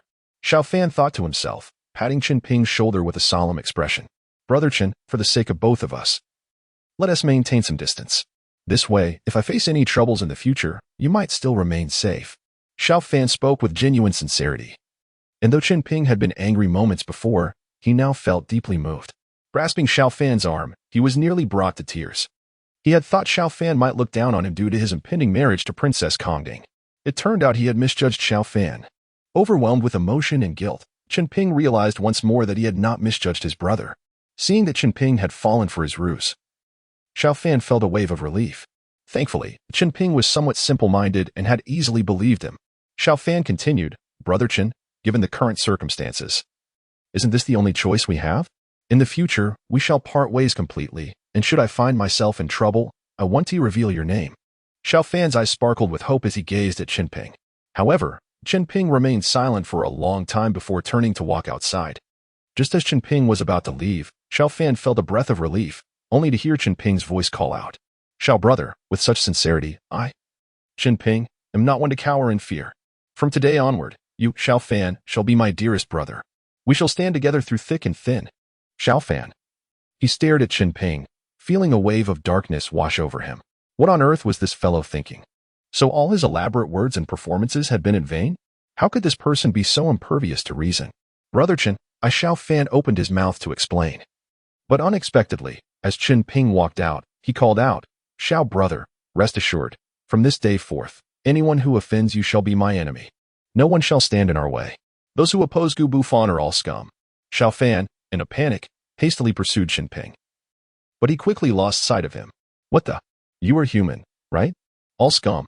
Xiao Fan felt indignant, and just then, Xiao Ping's excited voice echoed from somewhere. Unable to bear it any longer, Xiao Fan sank to the ground in despair. It's over, it's really over. My heavens, this is truly a disaster. It was dusk, and the sun was setting beautifully. The Xiao household was unusually quiet. Seated at a wooden table, Xiao Fan sipped bitter tea. As the clear liquid slid down his throat, he gazed at the sunset, feeling troubled. Why is my fate so harsh? He had been sitting there for a whole hour. Yet he couldn't comprehend what Xiao Ping was truly thinking. Having laid everything out, why couldn't this fellow understand simple human speech? What on earth am I supposed to do? Xiao Fan lamented, feeling a deep sense of despair. It was entirely possible that Xiao Ping was now scouring the capital in search of Gu Bufan. What was he to do? It is uncertain when the scandal regarding Xiao Chengshan's embezzlement and the sale of official positions will be exposed. When that moment arrives, even his favorite son shall not escape unscathed. Xiao Fan felt an urgent sense of impending doom. He paced anxiously in the courtyard, his mind racing. At that very moment, a panicked voice emerged from outside, announcing that something had happened to the young master. Xiao Fan's heart skipped a beat as he hurriedly turned toward the sound, only to see a servant, clad in the garb of a minor attendant, entering in a state of distress. Speak quickly, what has happened? Xiao Fan feigned calmness. Chapter 21. The embezzlement scandal. Upon hearing the news, Xiao Fan was rendered speechless. This was truly disastrous. A shudder ran through him. He had initially believed that by thwarting Gu Bufan's ascent in the imperial court, the subsequent events would unfold differently. Yet, it appeared that the narrative had not only remained unchanged but had accelerated. In the original tale, Gu Buffon only became embroiled in this affair after he had met his demise, spurred on by his father's blind ambition. However, now, it seemed that investigations had begun in such a short time. Cold sweat began to bead on Xiao Fan's brow as he contemplated these matters. Nevertheless, he maintained a facade of composure. I understand, you may leave now. Yes. The servant nodded and promptly exited. Xiao Fan slumped into a chair, instinctively reaching for a cup to pour himself some tea, only to discover that it was empty. Damn it. He cursed under his breath, unable to restrain himself from rising. I cannot simply sit idle. The scandal of embezzlement and bribery is a matter that shocks the entire court. His heart raced. To be frank, there were moments when he truly admired his father, Xiao Shan. It was well known that the sum embezzled was no paltry amount, but rather a staggering several hundred million taels of silver. If his memory served him correctly, this sum could rival the entire treasury revenue of the Great Yan Dynasty for 2 whole years. Such a figure was enough to send shivers down anyone's spine. Yet, regardless of how Xiao Shan had accomplished this, now was not the time to dwell on such details. It was imperative to resolve this matter swiftly. I must venture out. With that thought, Xiao Fan hurriedly made his way to the Ministry of Justice. The ministry was heavily fortified, with 2 guards clad in silver armor standing sentinel at the entrance, their gazes sharp as they scrutinized passers-by. The imposing stone lions at the top of the stairs added an air of grandeur and intimidation. As soon as Xiao Fan's carriage came to a halt, the guards' expressions darkened. Who dares to park before the ministry? Do they seek death? The guards began to approach aggressively. Seeing this, the coachman turned pale. And just as he was about to protest, he was silenced by Xiao Fan's hand. Do not speak out of turn, Xiao Fan exclaimed in exasperation. The coachman stared wide-eyed at Xiao Fan, incredulous at his sudden compliance. Under normal circumstances, had such an incident occurred, Xiao Fan would have thoroughly dealt with the guards. Confounded, the coachman could not fathom the change in his young master. Meanwhile, Xiao Fan lifted the carriage curtain and addressed the guards politely. Gentlemen, I am Xiao Fan of the Xiao residence. Upon recognizing his face, the guards immediately knelt, their expressions stricken with dread. Young Master Xiao, we are at fault, they exclaimed, cold sweat trickling down their brows. In the capital, it was common knowledge that Xiao Fan was the son of the Minister of Justice, Xiao Shan. Crucially, the emperor had personally decreed that Princess Kongding was to be betrothed to Xiao Fan. It would not be long before he became the royal consort. With connections to the royal family and a father of great influence, Xiao Fan could command respect throughout the entirety of the Great Yan. For the guards, having offended him was tantamount to courting disaster. Forgive us, young Master Xiao, we were unaware of your presence, they pleaded, their voices trembling. Xiao Fan, however, merely smiled as he descended from the carriage, extending a hand to assist them. Please rise. This is no great matter. As he walked toward the entrance, he added, I shall just take a look inside and be out shortly. Of course, young master. The guards hurriedly responded. It was clear that as long as Xiao Fan was merely observing, they would consider themselves fortunate. Xiao Fan nodded with a smile before turning to his coachman, his expression darkening. What are you still doing here? Move aside. Do not block the way. Chastised, the coachman widened his eyes, knowing better than to retort. He quickly maneuvered the carriage to the side. The guards exchanged glances, astonished by the transformation in Xiao Fan's demeanor. Is this truly Xiao Fan? I recall the young master of the Xiao family being quite different. One murmured, their disbelief palpable. Xiao Fan remained oblivious to their conversation, instead entering the ministry and searching for any signs of activity. Many officials hastily cleared a path upon seeing him, for Xiao Fan was renowned as the capital's greatest troublemaker, known for his volatile temper and propensity for violence. No one wished to attract his ire. Observing the fearful reactions of those around him, Xiao Fan could not help but curse under his breath. This original persona is indeed a menace. Even in his presence, people seek to avoid him. Previously, he had heard from the servants that the ministry was investigating an embezzlement case, and surely the officials here were aware of it. But who was conducting the investigation? Determined to ascertain the truth, Xiao Fan seized an official, lowering his voice. Brother, may I inquire about a recent case in our ministry? And no, the official stammered, shaking his head fervently and avoiding eye contact, before hastily breaking free and fleeing. Xiao Fan was left bewildered. What has this original persona done to instill such fear? How am I to gather information now? Frustrated and at a loss, he took a deep breath and continued wandering through the ministry, hoping to uncover something of significance. Every time he approached an official, they would scurry away, their demeanor akin to that of mice fleeing from a cat. Chapter 22. The Porridge Kitchen. Seeing this, Xiao Fan felt a rising sense of urgency, but was at a complete loss for what to do. After some time, he finally stumbled upon a location that appeared heavily guarded, with sentinels stationed at the entrance. However, a mere glance revealed to him that these guards were not from the ministry but rather palace guards. Having a close friendship with Xiao Ping, Xiao Fan was familiar with the palace's inner guards, as Xiao Ping often took him into the palace. But what could these palace guards be doing at the ministry? There must be more to this situation than meets the eye. With a sense of purpose, Xiao Fan approached, a smile forming on his face. However, before he could draw near, the two guards suddenly brandished their weapons, blocking his path. Xiao Fan's eyes widened in shock, instinctively taking a step back. His heart racing as cold sweat broke out on his brow. That was a close call.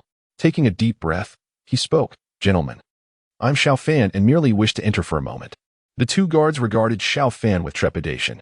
However, tasked with their duty, they spoke up, "We apologize, young Master Xiao, but no one is permitted to approach during the investigation within the palace. Otherwise, you must bear the consequences." Xiao Fan raised an eyebrow, reaching for his pouch. "Surely, my dear brothers, you could show a little leniency?" As he opened his palm, a cascade of gleaming silver coins appeared. The guards were momentarily swayed by the sight, yet quickly regained their composure. "We apologize, young Master Xiao, but no one is allowed to come near." Xiao Fan thought to himself, why are these two so stubborn? It became evident to him that entry was indeed impossible. Ultimately, he had no choice but to depart. Upon exiting the Ministry of Justice, Xiao Fan spotted the coachman with the carriage waiting at the entrance, a smug expression on his face. Xiao Fan's countenance darkened instantly. "What do you think you're doing after I just spoke to you?" The coachman, feeling wronged, had intended to impress Xiao Fan upon his exit, but was met with another scolding instead. "Young master, I merely wish to be closer to you. Enough of your excuses. Hurry up." Xiao Fan, unwilling to squander any more time, boarded the carriage and urged the coachman to move. The coachman, perplexed by his perceived wrongdoing, hastened to comply. "Go quickly to the charity kitchen outside the city." Xiao Fan's voice echoed from within the carriage. "Yes," the coachman replied, somewhat dazed. As the carriage swayed away, the two guards stationed at the Ministry of Justice were left in a state of astonishment. "When did young Master Xiao become so accommodating?" one inquired. "I don't know," replied the other. "I heard the last person who obstructed young Master Xiao ended up paralyzed. They say he left long ago." As the carriage rocked gently along, Xiao Fan was engulfed in worry. He had intended to discover who was investigating the corruption case at the Ministry of Justice, but the presence of palace guards suggested that perhaps the emperor himself was involved. This thought sent a wave of caution through him. According to the original plot, it was during the conflict between Xiao Qingshan and Gu Bufan that the latter had utilized this corruption case to eliminate Xiao Qingshan. Yet, with Gu Bufan now a wanted criminal, it seemed unlikely that he would be orchestrating this. Could the butterfly effect have altered the storyline? Xiao Fan felt increasingly agitated. The complexity of the situation was overwhelming, and he struggled to comprehend it all. After a while, he forced himself to regain his composure. Worrying about this issue was futile. What mattered most was devising a way to preserve his own life. Soon, he would be betrothed to the princess, making it impossible to discreetly gather his belongings and flee. The most prudent course of action was clear: resolve the corruption case and distance himself from Gu Bufan as much as possible. Taking a deep breath, Xiao Fan contemplated his next steps. Given the current circumstances, if he wished to save Xiao Qingshan and resolve the corruption case, he might have no choice but to deplete his family's wealth to pledge loyalty to the emperor. When the time came, if the emperor truly pursued the matter, the silver would have a rightful destination, and he would have a justification to present. Even if accountability ensued, at least he could evade the death penalty. The more he pondered this plan, the more feasible it appeared. "Faster! Why haven't we arrived yet?" came Xiao Fan's voice from the carriage. The coachman, cautious, replied, "Young master, we still have a quarter of an hour. Hurry." The coachman, driving the carriage, sighed inwardly. This was a trip to the charity kitchen. It was hardly a suitable destination for someone of the young master's standing. Normally, at this hour, wouldn't he be visiting more extravagant venues? The coachman was bewildered by this turn of events and dared not ask further questions. Just recalling Xiao Fan's earlier demeanor sent shivers down his spine. He feared that if he probed any further, his punishment would extend beyond mere scolding. In the southern part of the capital, the surroundings were far from the city's vibrant core. Dilapidation was rampant. The streets were filled with ragged refugees, all gaunt and hollow-eyed, while many lay lifeless from starvation. Merely witnessing this scene was enough to induce a sense of dread. A long line had formed in front of a shop, where the refugees were queuing for relief rations, distributed by Yan Dynasty. Today, Dynasty donned a pale moon-colored gown, adorned with a jade hairpin, her long black hair elegantly coiled atop her head, exuding a gentle tranquility. She stood at the forefront, distributing food to each refugee with a demeanor that radiated warmth.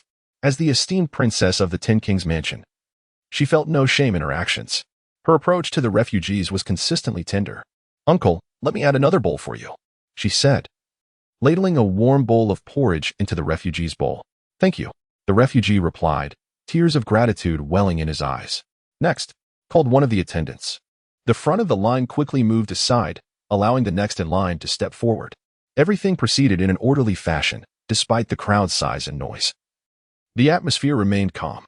Beside Yan Dynasty stood a young maid, whose graceful figure was evident upon closer inspection. Both were diligently working, beads of sweat forming on their foreheads. Yet neither paused in their efforts. Suddenly, the maid glanced up and, her eyes widening in surprise, nudged Yan Dynasty, whispering, "Princess, isn't that the Xiao family's carriage?" Chapter 23. Why are you here? The Xiao family? Yan Dynasty, engrossed in her charitable work, raised her gaze in disbelief. "You must be mistaken. How could the Xiao family's carriage be found in such a place?" The mention of Xiao Fan brought forth a wave of annoyance within her.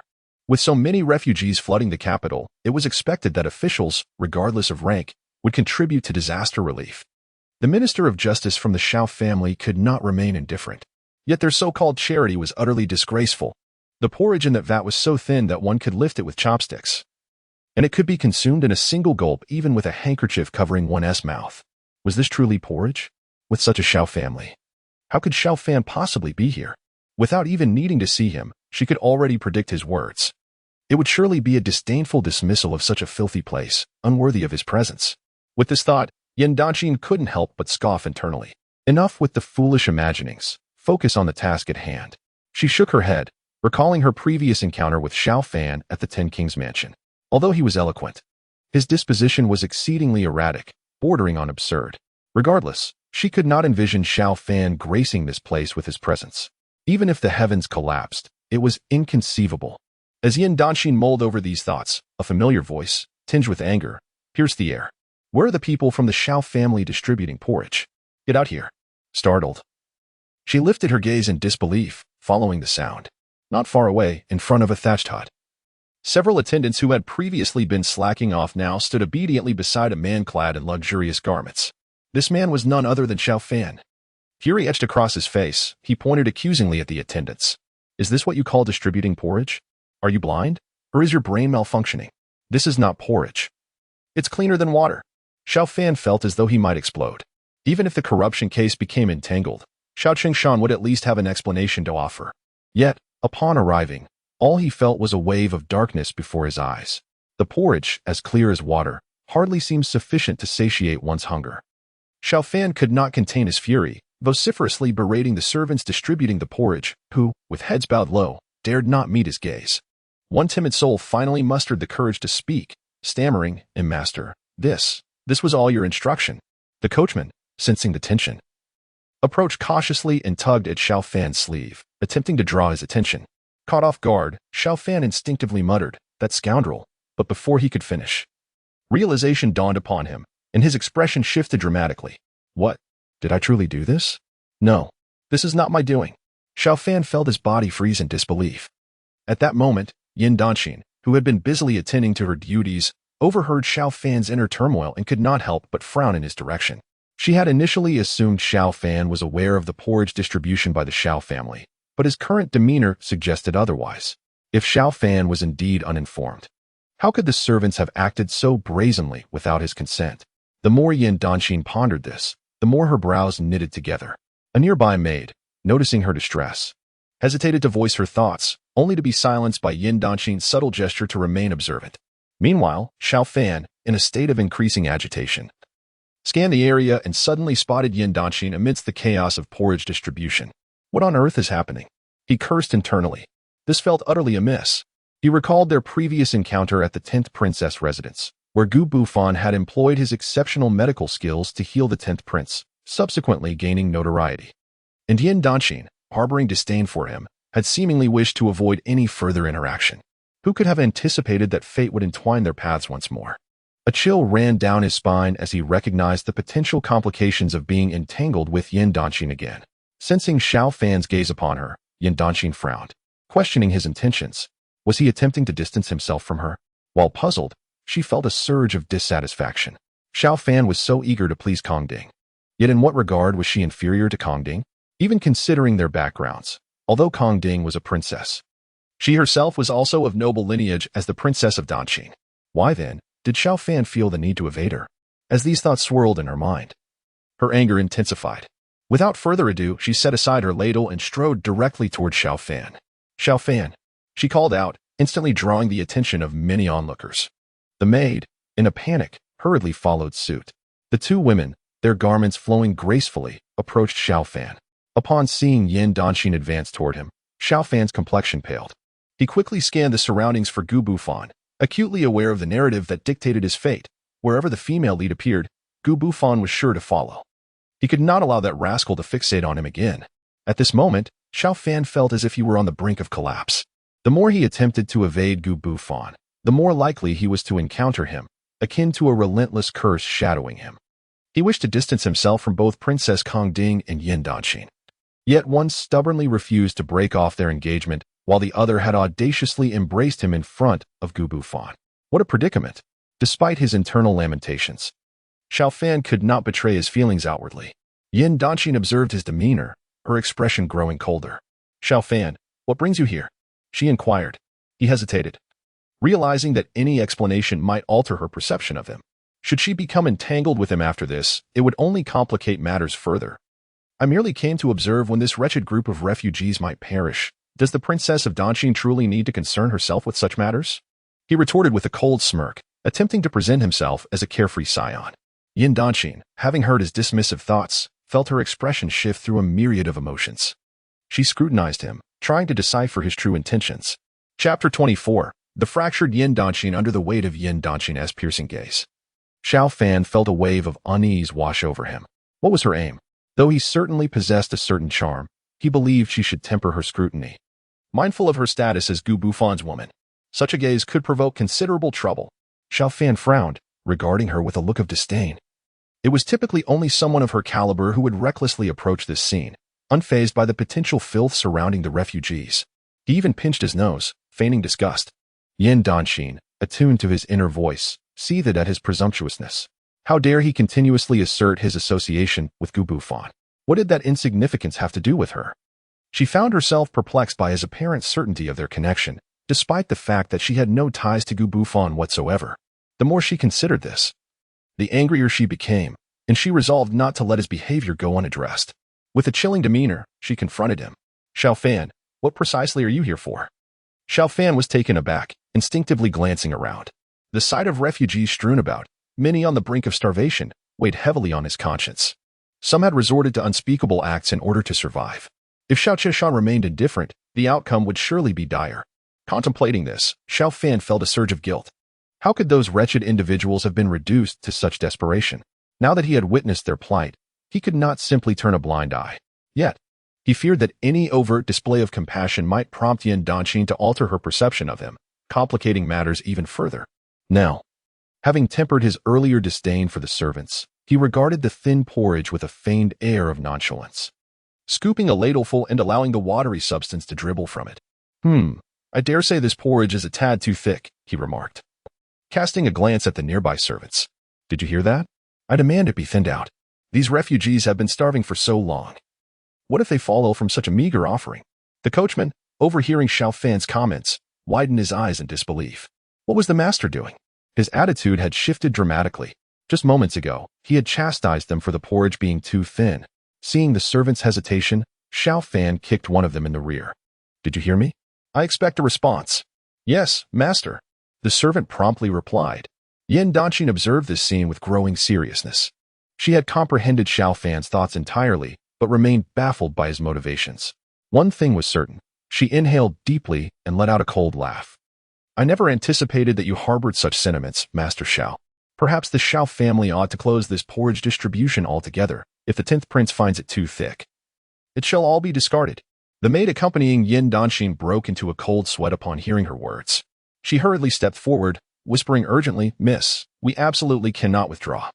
If we do, it will spell disaster for these refugees." Before the maid could finish her plea, Yan Dynasty's expression hardened, leaving the maid silent in fear. Xiao Fan gazed at Yan Dynasty in disbelief, questioning whether he had misheard her. Was this truly the same Yan Dynasty he had come to know? According to the original narrative, she was supposed to be inherently kind-hearted, perpetually concerned about the plight of the refugees, and tormented by their struggles for sustenance, often losing sleep over it. How had she transformed so drastically? Unable to contain his astonishment, Xiao Fan spoke. "Are you certain about what you are saying, Princess Dynasty?" Yan Dynasty raised an eyebrow, pulling out a handkerchief to cover her mouth and nose in a gesture of disdain. "What do you mean, young Master Xiao? I am perfectly aware of my words. With so many filthy refugees, who knows what ailments they carry? You are correct. These soup kitchens should be dismantled." Xiao Fan was utterly stunned. "Princess Dynasty, listen closely. I am saying we should close all the soup kitchens. Those refugees will starve. Are you aware that there are at least 100,000 refugees in the capital? They will all perish." He raised his voice, doubting whether Yan Dynasty had truly understood his plea. Yet, her expression remained unchanged as she listened. "I am fully aware of what you say, but they are merely a group of refugees. What concern is it of ours?" Xiao Fan was rendered speechless. His eyes wide in disbelief as he implored her to consider the innocent children among them. "Look at those little ones, aged merely 4 or 5. They too will starve. Their parents may even resort to selling them to survive, leaving them to face the lecherous desires of older men." He reiterated the horrific scenarios that would ensue if the soup kitchens were shut down. Yet, Yan Dynasty merely chuckled, her face devoid of any emotion. She had heard Xiao Fan's true thoughts, and while she remained perplexed by his motivations, she was intrigued to see how he would respond to her stance. Xiao Fan poured forth a lengthy discourse, pledging that he had done his utmost to articulate the dire consequences, even mentioning divine retribution, until his throat was parched. With a hopeful gaze, he asked, "So, do you still intend to close the soup kitchens?" Yan Dynasty nodded with an air of certainty. "Naturally. If we continue to squander so much silver on these refugees, what will we have left for ourselves? They are but a group of refugees. We ought to indulge in our own comforts." Chapter 25. You are ruthless. Xiao Fan was rendered completely speechless. The coachman and Yan Dynasty's maid were equally astonished, beginning to doubt whether the woman before them was indeed the kind-hearted Princess Dynasty, known throughout the Great Yan Dynasty for her benevolence. For years, she had tirelessly sought remedies for the health of the 10th prince, performing acts of charity in the hope of restoring his well-being. Yet now, this once compassionate princess spoke such callous words. It was utterly deranged. Xiao Fan opened his mouth, but found he could not utter a word. Yan Dynasty, uninterested in his silence, turned to the others. "Someone close down all these soup kitchens. Not a single grain shall be spared." The maid trembled at this command, hesitating to act. Observing this, Yan Dynasty's eyes hardened. "What is it? Did you not hear my command? Or do you wish for me to take action myself?" The maid, sensing the weight of Yan Dynasty's words, hurriedly nodded. "I shall attend to it at once, my lady." Just as she turned to carry out the order, an irate voice rang out, "Stop." Everyone turned in surprise toward Xiao Fan, who looked decidedly unwell. "Indeed, that was my admonition," he affirmed. His expression darkened as he addressed Yan Dynasty in a lowered tone. "Yan Dynasty, you are truly ruthless." Xiao Fan struggled to comprehend her mindset. Knowing that if the soup kitchens were closed, not a single refugee would survive. It would not merely be a matter of corpses littering the streets. It represented lives, over 100,000 of them. Taking a deep breath, he resolved to take action. He seized the arm of a nearby servant. "The Xiao family will allocate an additional 30 million taels for disaster relief. From this day forth, if even one refugee dies of starvation, you will bear the consequences." The servant, utterly taken aback, dropped to his knees. "Young master, should I inform the master? Speak of heads. My father is likely still lost in his indulgences." Xiao Fan retorted, "If you wait for him to hear of this, it will be too late. Hurry and act with urgency." The servant wasted no time and set about his task. Within moments, the previously withheld rations were brought forth, their aroma wafting through the air, instantly igniting the eyes of the refugees. Chaos ensued as they rushed forward, and despite the presence of guards, order was nearly impossible to maintain. The refugees, having heard Xiao Fan's proclamation, fell to their knees before him, fervently expressing their gratitude. "Thank you, great benefactor. You are our savior. We would toil like beasts to repay your kindness." Among them were many women, their admiration for Xiao Fan unmistakable. Once the immediate chaos subsided, Xiao Fan slumped against a nearby wall, overwhelmed and indifferent to the gratitude being showered upon him. His thoughts were consumed by Yan Dynasty, who seemed to have an uncanny understanding of his inner turmoil. It was as if she knew he could never truly allow the soup kitchens to close, and thus she dared to provoke him. This was a disaster. He had not only failed to carry out his nefarious intentions, but had inadvertently taken the lead in disaster relief. What would happen if Gu Buffon discovered this? As Xiao Fan wrestled with his concerns, Yan Dynasty merely scoffed at his predicament before turning to leave. "Let us go. We have more soup kitchens to attend to." With a playful grimace, she added a touch of levity to the dire situation. Upon returning to the 10th prince's residence and the soup kitchens, Yan Dynasty and her maid resumed their diligent work. Meanwhile, Xiao Fan's mind was a tumultuous storm of confusion. Ever since he had arrived in this world, nothing had gone smoothly. It felt as though fate conspired against him. Indeed, how could the coachman dare waste time? As the luxurious carriage drew closer to the Xiao residence, Yan Dynasty lifted her head, a smile gracing her lips. "Young master, we have arrived." The coachman wore a troubled expression, reflecting on the journey where he had been reprimanded repeatedly, unable to fathom his missteps. It was as if the young master had transformed entirely, shedding the persona of a roguish scion who once knew no restraint. Xiao Fan acknowledged, stepping down from the carriage to find the coachman staring at him in fear. "What do you see?" "And nothing." The coachman stammered, anxious to avoid further rebuke. "If you truly cause trouble, do not expect me to protect you," Xiao Fan warned. "Why, yes, I understand," the coachman replied, nodding vigorously. Xiao Fan observed the coachman and reiterated, "Be cautious while parking. Do not trample the flowers and grass. We must maintain ecological harmony." "Yes." The coachman nodded earnestly. Xiao Fan responded affirmatively. Just as he stepped through the gates of the Xiao residence, he suddenly sensed a shadow rushing directly towards him with astonishing speed. What the hell? Xiao Fan's heart leaped, and the image of Gu Buffon flashed through his mind. This is it. That guy is really making a move. In the blink of an eye, Xiao Fan saw the shadow hurtling towards his lower regions. How shameless. Instinctively, he was about to shout assassin, but upon seeing the approaching figure clearly, he was momentarily stunned. "Xiao? Xiao Fan exclaimed in disbelief. "Young master, I have come to see you." Xiao, a towering figure, stood before Xiao Fan like a mountain. The most striking sight was this mountain of a man clinging to Xiao Fan's leg, weeping uncontrollably. "What on earth is wrong with you?" Xiao Fan asked, astonished. It was quite unsettling to have such a robust man wrapped around his leg. Moreover, Xiao Da's tear-streaked face suggested he had suffered some grievance. Could it be that he had been wronged by others in the Xiao family? That seemed unlikely. He had not heard of anyone in the family having such peculiar preferences. "Young master," Xiao Da looked at Xiao Fan with deep sorrow. "I cannot bear to be apart from you. I only wish to stay by your side and serve you at all times." As he spoke, he wiped away his tears and snot with his sleeve. The sight was both touching and somewhat repulsive. Seeing Xiao Da in such a state softened Xiao Fan's heart. Indeed, while Xiao Da was not a virtuous person and had committed many misdeeds, his loyalty to the original owner of this body was beyond reproach. However, the dilemma was clear. No, although Xiao Da is loyal, he is not the sharpest tool in the shed. In fact, he is utterly dim-witted. Keeping him around could only pose a risk. The thought of potential future troubles sent a shiver down Xiao Fan's spine, and his expression turned grave. Just as he was about to firmly decline, he inadvertently locked eyes with Xiao Da's woeful expression. The rejection that had risen to his lips faltered and remained unspoken. "Fine. Since it has come to this, you may stay by my side." Xiao Fan relented, hastily stepping away. As he walked, regret gnawed at him. "Why must I be so soft-hearted? I can't even bear to be harsh with someone who is like a mountain of muscles. Well, he is a loyal servant. As long as I keep him close and under watch, it should not lead to any trouble." Xiao Fan thought as he quickened his pace. Xiao Da knelt at the entrance, his eyes filled with gratitude. "Young master, you were truly the best." Upon returning to his small courtyard, Xiao Fan pushed open the door to his room, simultaneously plotting his next moves. However, as soon as he entered, he was startled to find someone sitting inside. His heart raced, and upon recognizing the intruder, he could not help but exclaim, "Xiao Ping, are you out of your mind?" Xiao Fan quickly approached Xiao Fan, saying, "Come in quickly. I have good news to share. Just tell me what it is." Xiao Fan replied warily. Xiao Fan, like Xiao Da, was not the brightest, so he needed to be cautious. TSK. Noting Xiao Fan's demeanor, Xiao Ping feigned surprise. "What is with that attitude?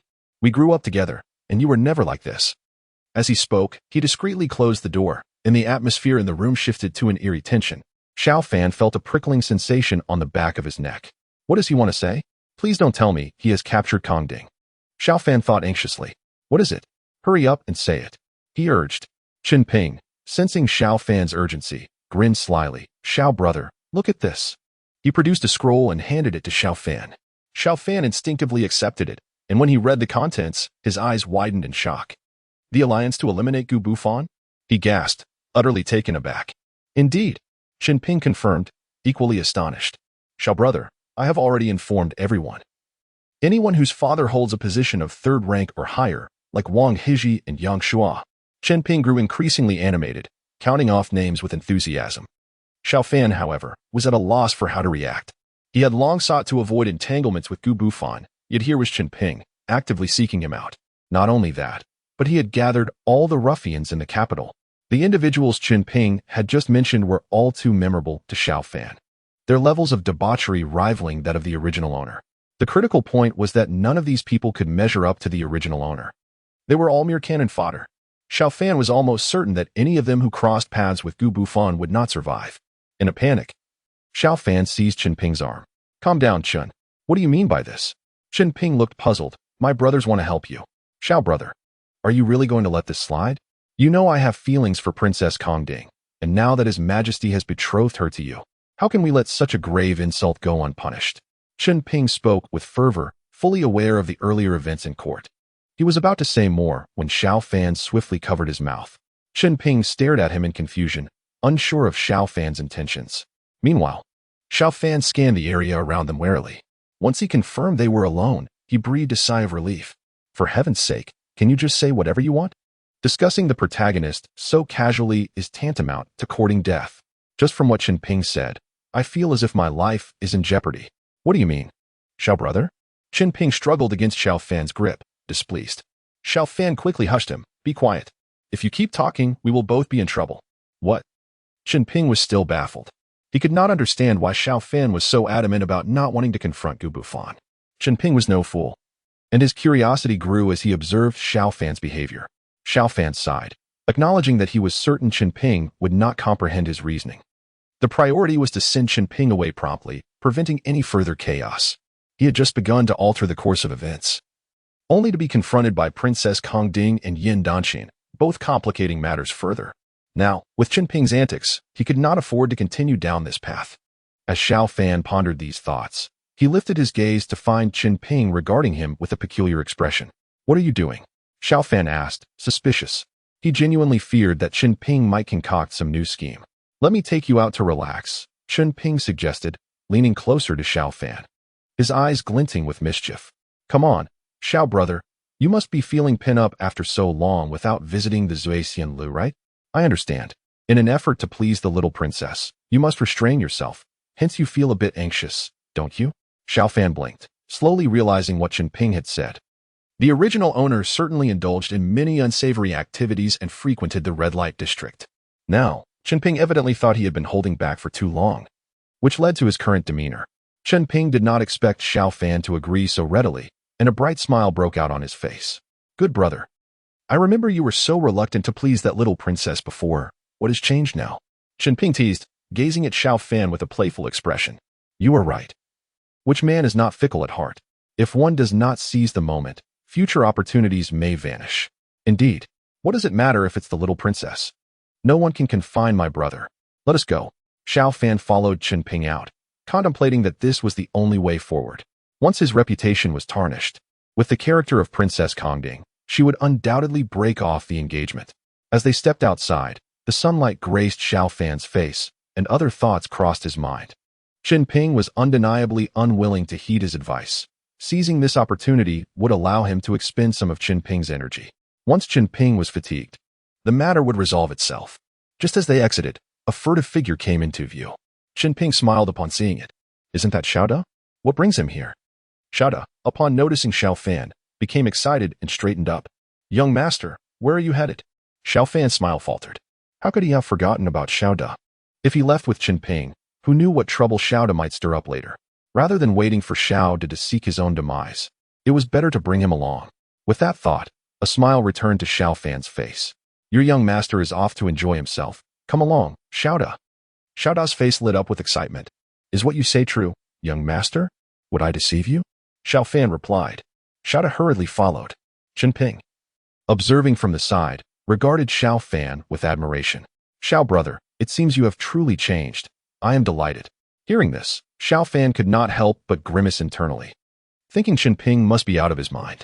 At that moment, the coachman had just halted the carriage, and upon seeing Xiao Fan about to depart, he approached.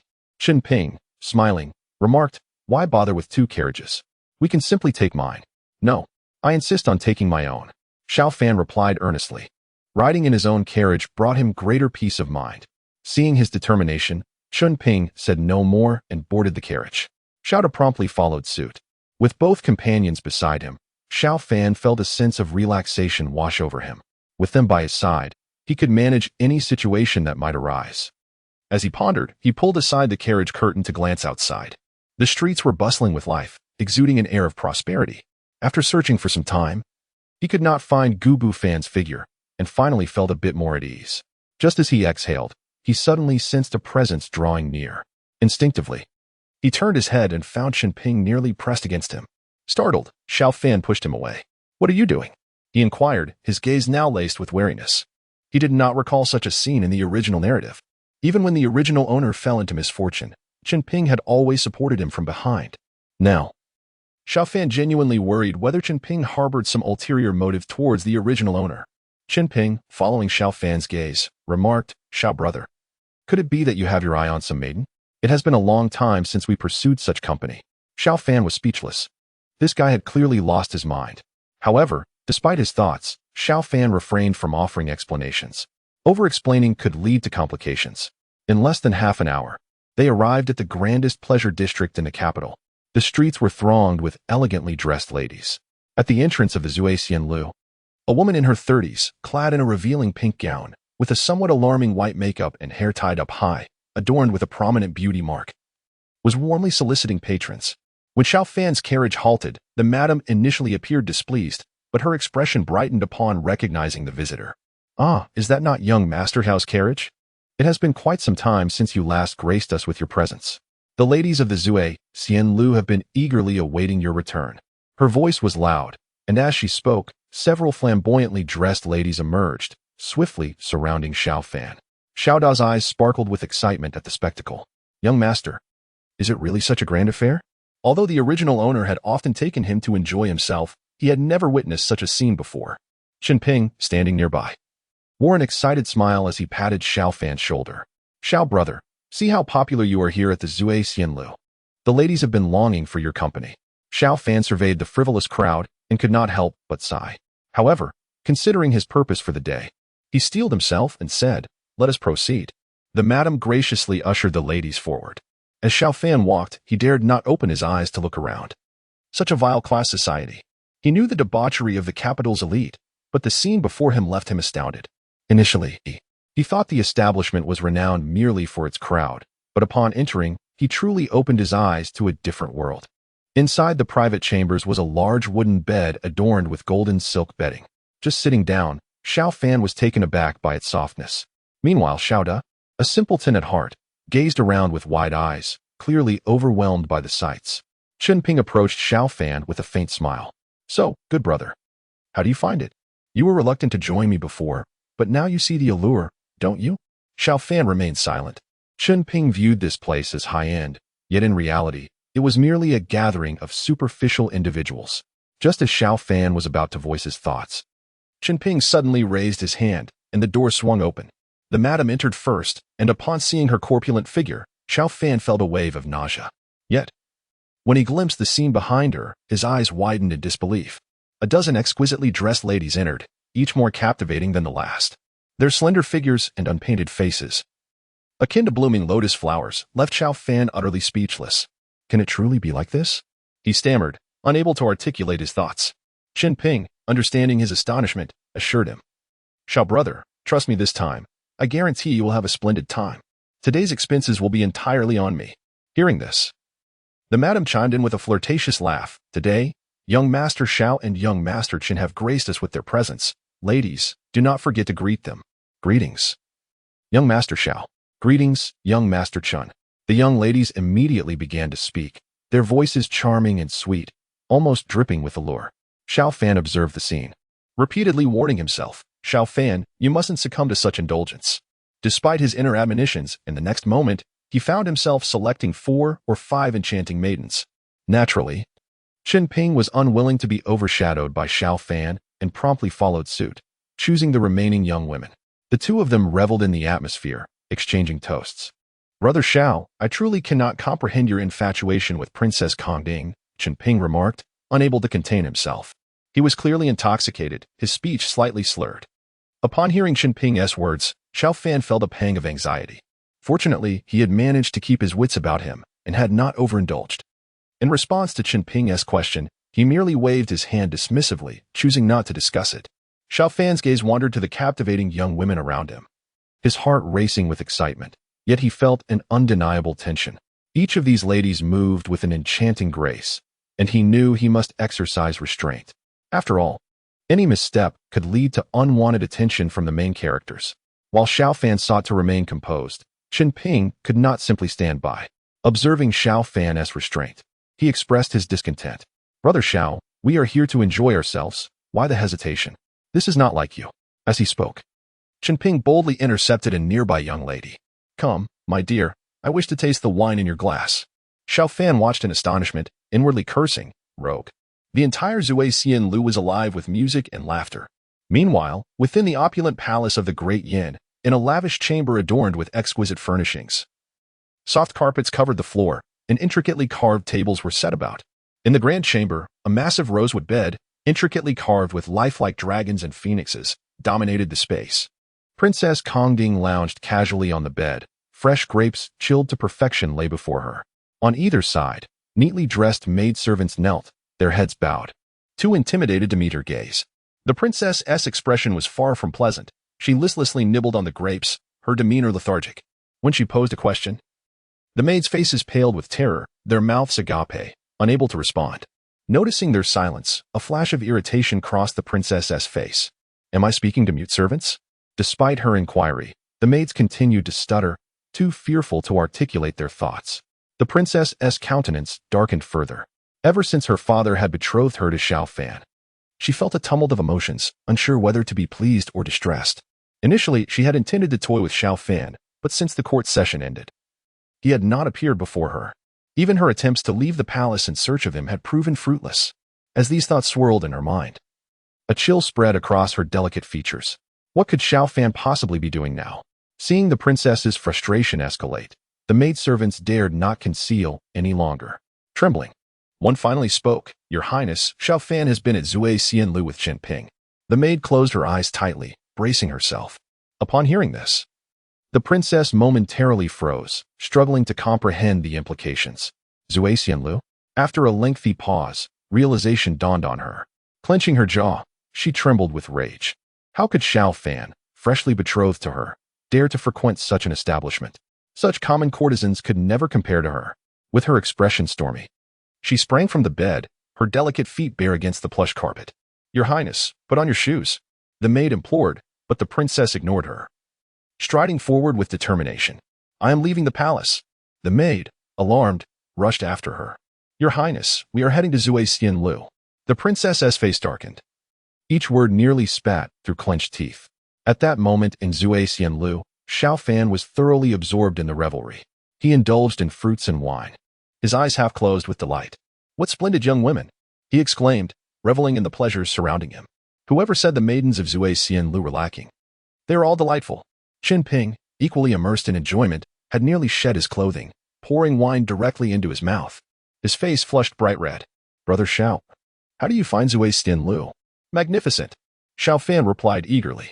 He had never anticipated that such a lavish lifestyle could be so exhilarating. Had I known, I would not have dared to challenge Gu Bufan. Why not remain here, reveling in joy? All I need to do is find a way to distance myself from Princess Kongding and Yin Danxin, resolve my father's corruption issues, and then I can live freely as a dandy. What a splendid life that would be.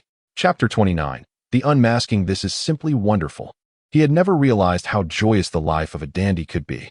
With such blissful living, why would he contend with Gu Bufan? Once he dealt with Princess Kongding and Yin Danxin and resolved his father's corruption case, he could embrace a life of leisure. Meanwhile, Xiao had completely lost himself in the festivities. He sprawled across the bed, surrounded by young ladies who attended to him with care.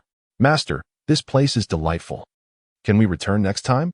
"Of course," Xiao Fan exclaimed, suddenly standing up. All eyes turned to him, curious about his next move. "Now, allow me to serenade you." At that moment, an anxious voice from outside pierced the merriment. "Your Highness, you cannot enter. Begone," Xiao Fan responded, momentarily taken aback. That voice sounds familiar." While pondering this, the door swung open forcefully, revealing the familiar, furious figure of Princess Kongding. Hands on her hips, she glared at him. "Xiao Fan, get down here."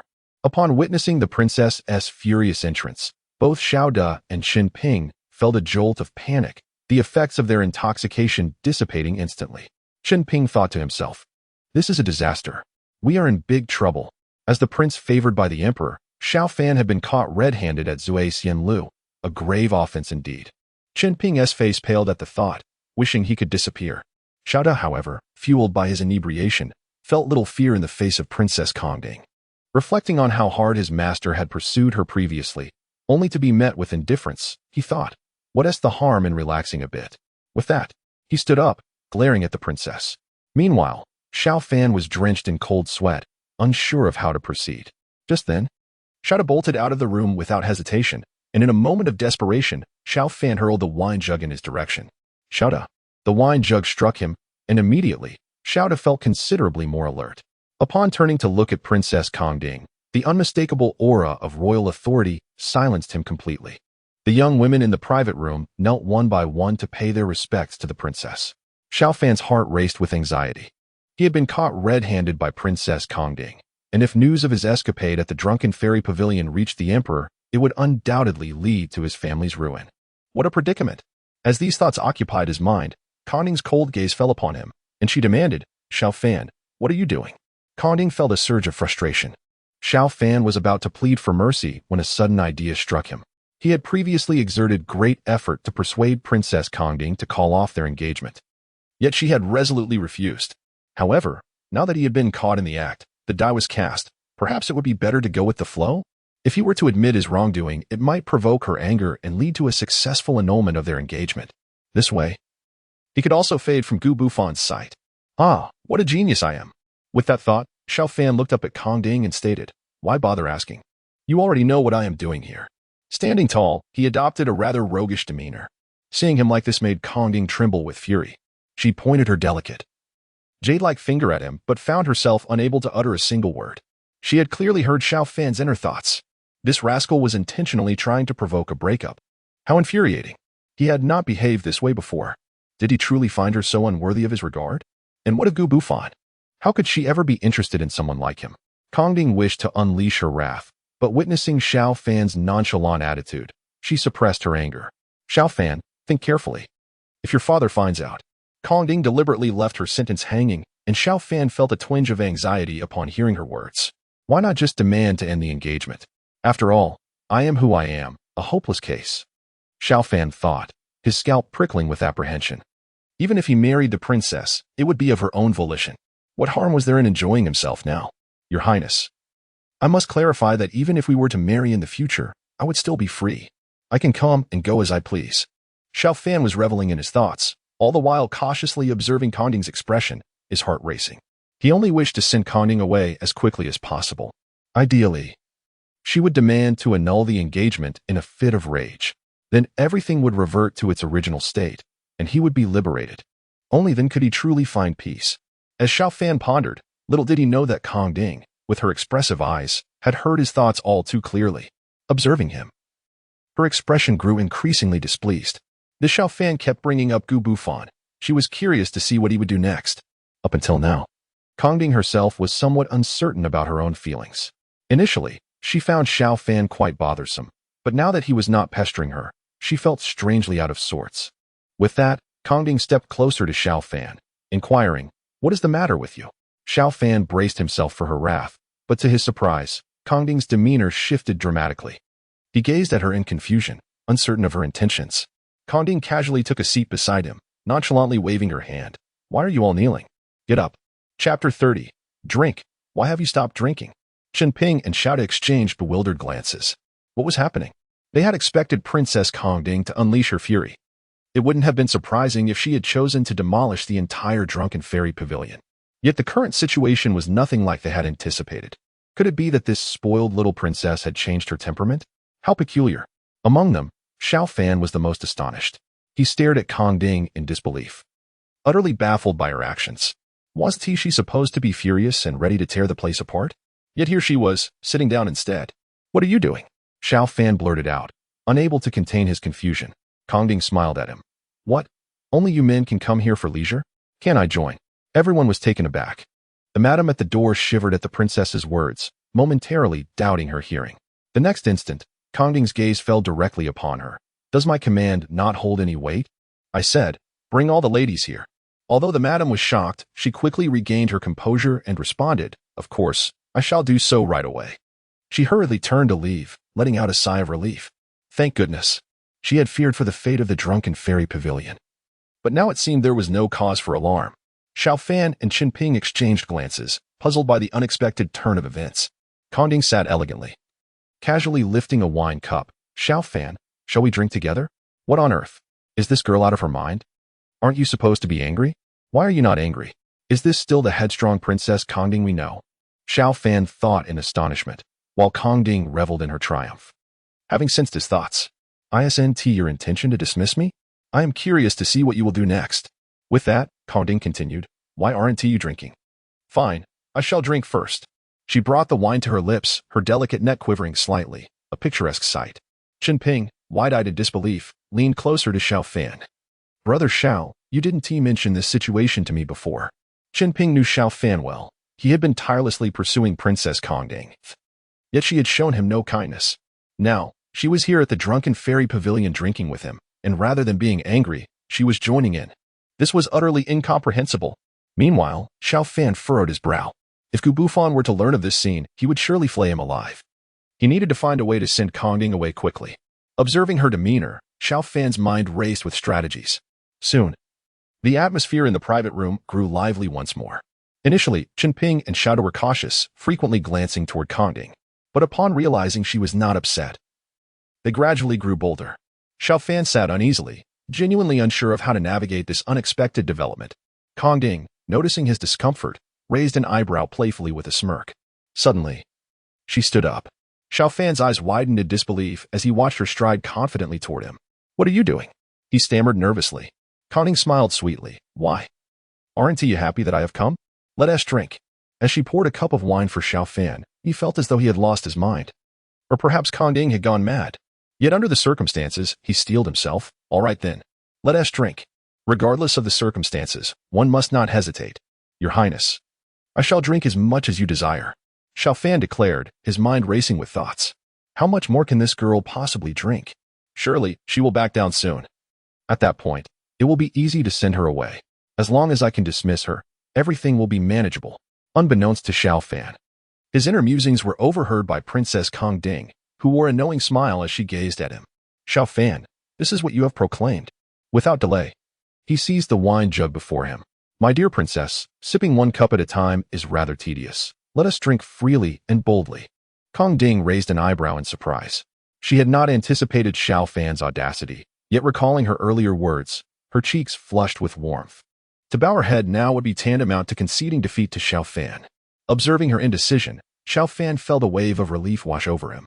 The princess surely lacks the courage to continue drinking. This is ideal. You should leave now. What if Gu Bufan were to catch me drinking with her? That would be disastrous. Just then, Princess Kongding's expression turned cold as she declared, drink. While she did not comprehend why Xiao Fan harbored such disdain for her, she resolved not to yield to his provocation.